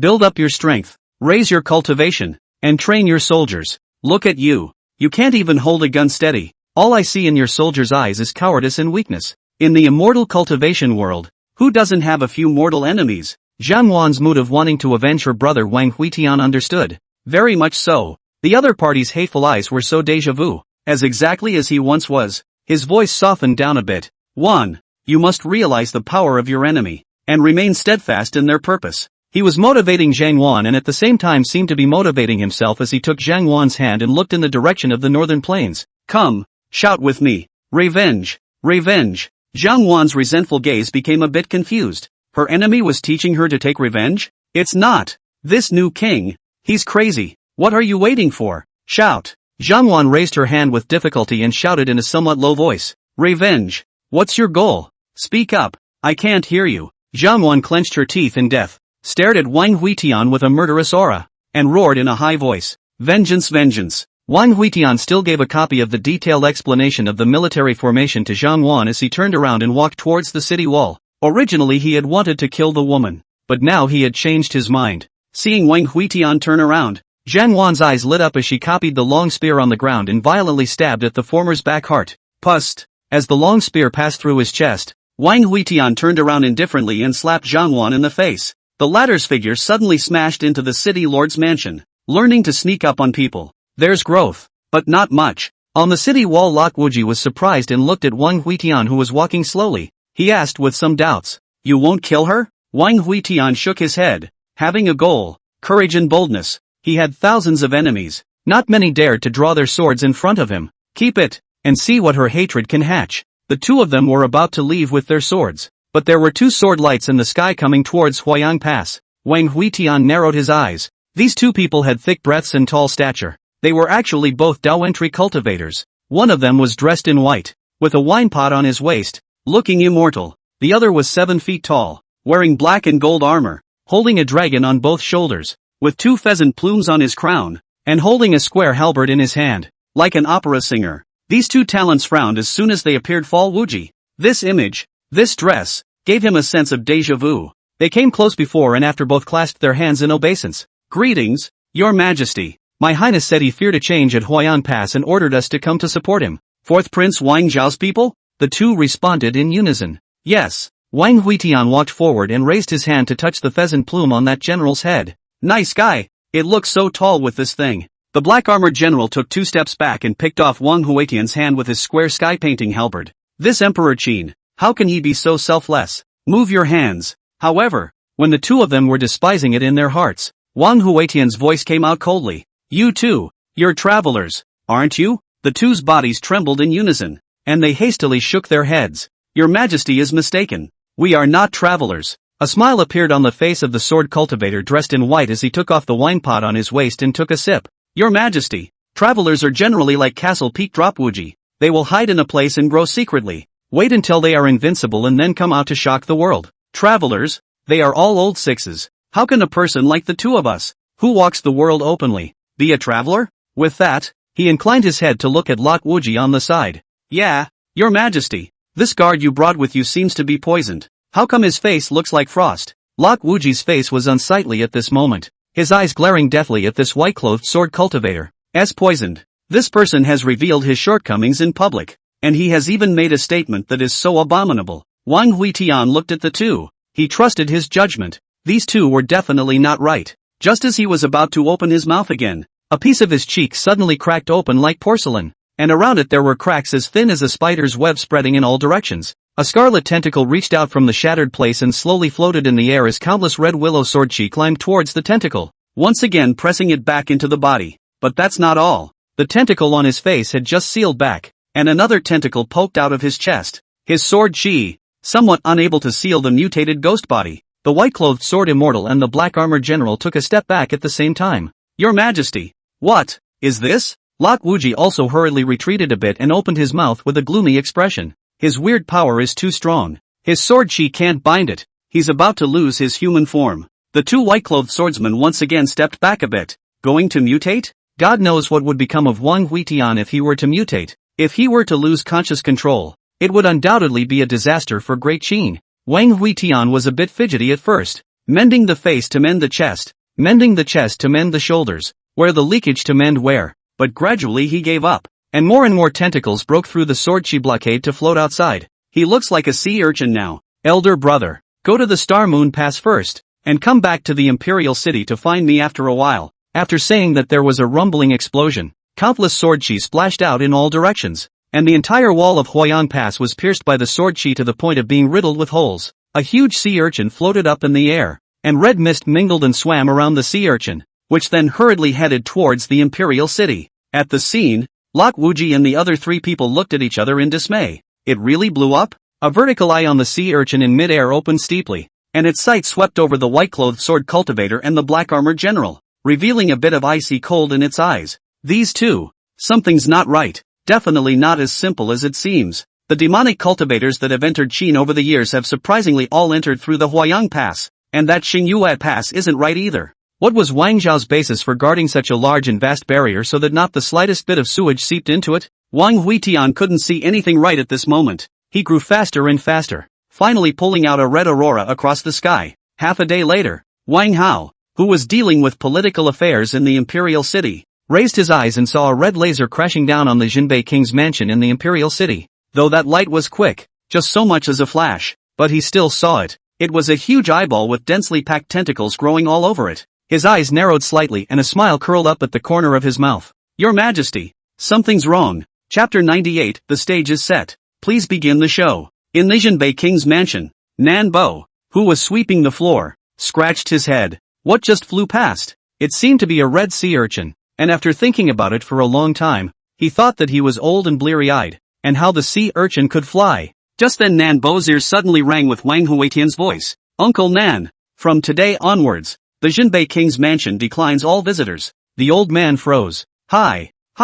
When you get older, you don't just get blurry eyes, you get hallucinations. Wang Huitian's figure flew straight into his father's study, and as he touched and twisted the mechanism on the table, a wall slowly opened. It was extremely spacious and housed some old objects, and he dashed and flew in. After the door to the chamber closed, the endless blood-red Qi rolled back and wrapped his Jindan, and his body coalesced in an instant, his blood-red robes spreading out. With a flick of his sleeve robe, countless ghostly flames lit up in the chamber as he paced to the deepest part of the chamber. There was a huge map carved into the wall here. In the center of the map was Great Qin. In the south were the Green Mountains and the 100,000 Mountains. In the north was the Northern Plains. In the east were the kingdoms and the ancient abyssal path. And in the west were the Buddhist kingdom and the cold snow mountain range. And beyond that is a mist. He looked up towards the palace and towards the northern plains, his frown deepening. Where, exactly, do you come from? For what purpose? From time to time, Wang Huitian asks himself, does the sky rain for no reason?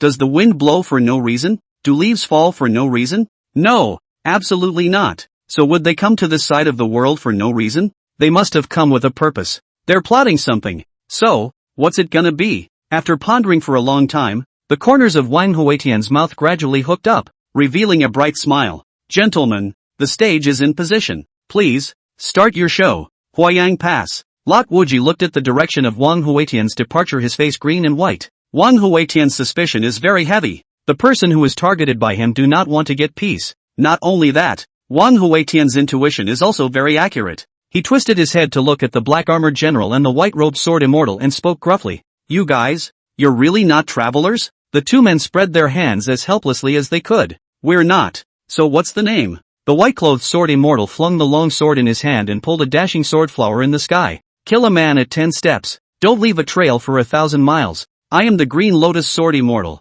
Li Bai. The black-armored general replied in the same way with a flick of the pheasant plume on his head. I will be the enemy of 10,000 men. Lu Bu. Lot Wuji jerked back when he heard the two men's names, pulling away hundreds of meters in an instant, his face carrying fear and trepidation. Mother ******* Lu. Not bad for that guy. He's a good judge of character. Still saying it's not a crossover? This vest is reported. The two of them looked at Lot Wuji in surprise. This person seemed to have heard of their names? May I ask who your honor is? The mountain of always falls without limits. The scene fell into silence for a while. The three people who did not say anything. Li Bai just said that the travelers are all Fall Wuji kind of old sixit. I did not expect that the person himself is actually in front of me. The identity is a traveler and knows their name. The roots are clear enough. Isn't that awkward? This is one of those cases where everyone is playing their cards plain, and no one is trying to hide it. In order to ease the atmosphere, Li Bai opened his mouth. Why don't we go back to Star Moon Pass first? Lot Wuji shook his head.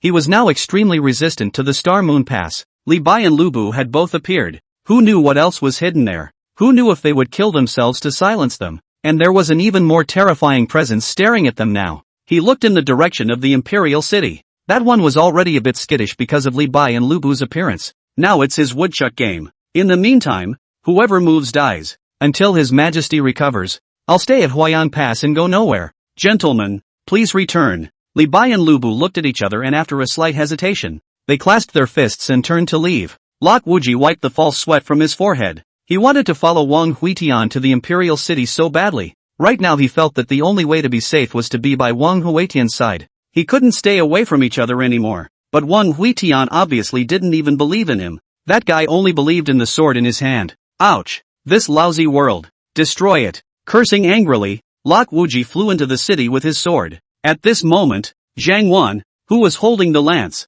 was climbing out of the ruins of the city lord's mansion with great difficulty, and she felt a pain in her arm before she could see the situation around her. Click! A foot landed on her small arm and there was the sound of a broken bone. Oops! Sorry for stepping on you. Lot Wuji's faint voice came, and Zhang Wan raised her head to look at this unfamiliar man, some ruefulness appearing in her eyes. Her sideburns were strewn across her face, blood was hanging from the corners of her mouth. and her face was covered in dust, but it gave her a bleak and tender beauty. Lok Wuji looked dumbfounded for a moment. It was so beautiful, giving a desire to protect and care for it in one's arms. He hastily gathered his feet and took a step to the side. Click! Zhang Wan's other hand was also fractured. Girl, it was really accidental this time. Can you believe it? Zhang Wan's indignant eyes gave Lok Wuji the answer that she didn't believe it. She struggled and opened her mouth to bite at Lok Wuji's ankle, and the latter lifted her up as soon as he grabbed her hair. You're a dog. You open your mouth at everything. From now on, Wandao Mountain's Lok Wuji takes over the position of chief soldier of Huayan Pass.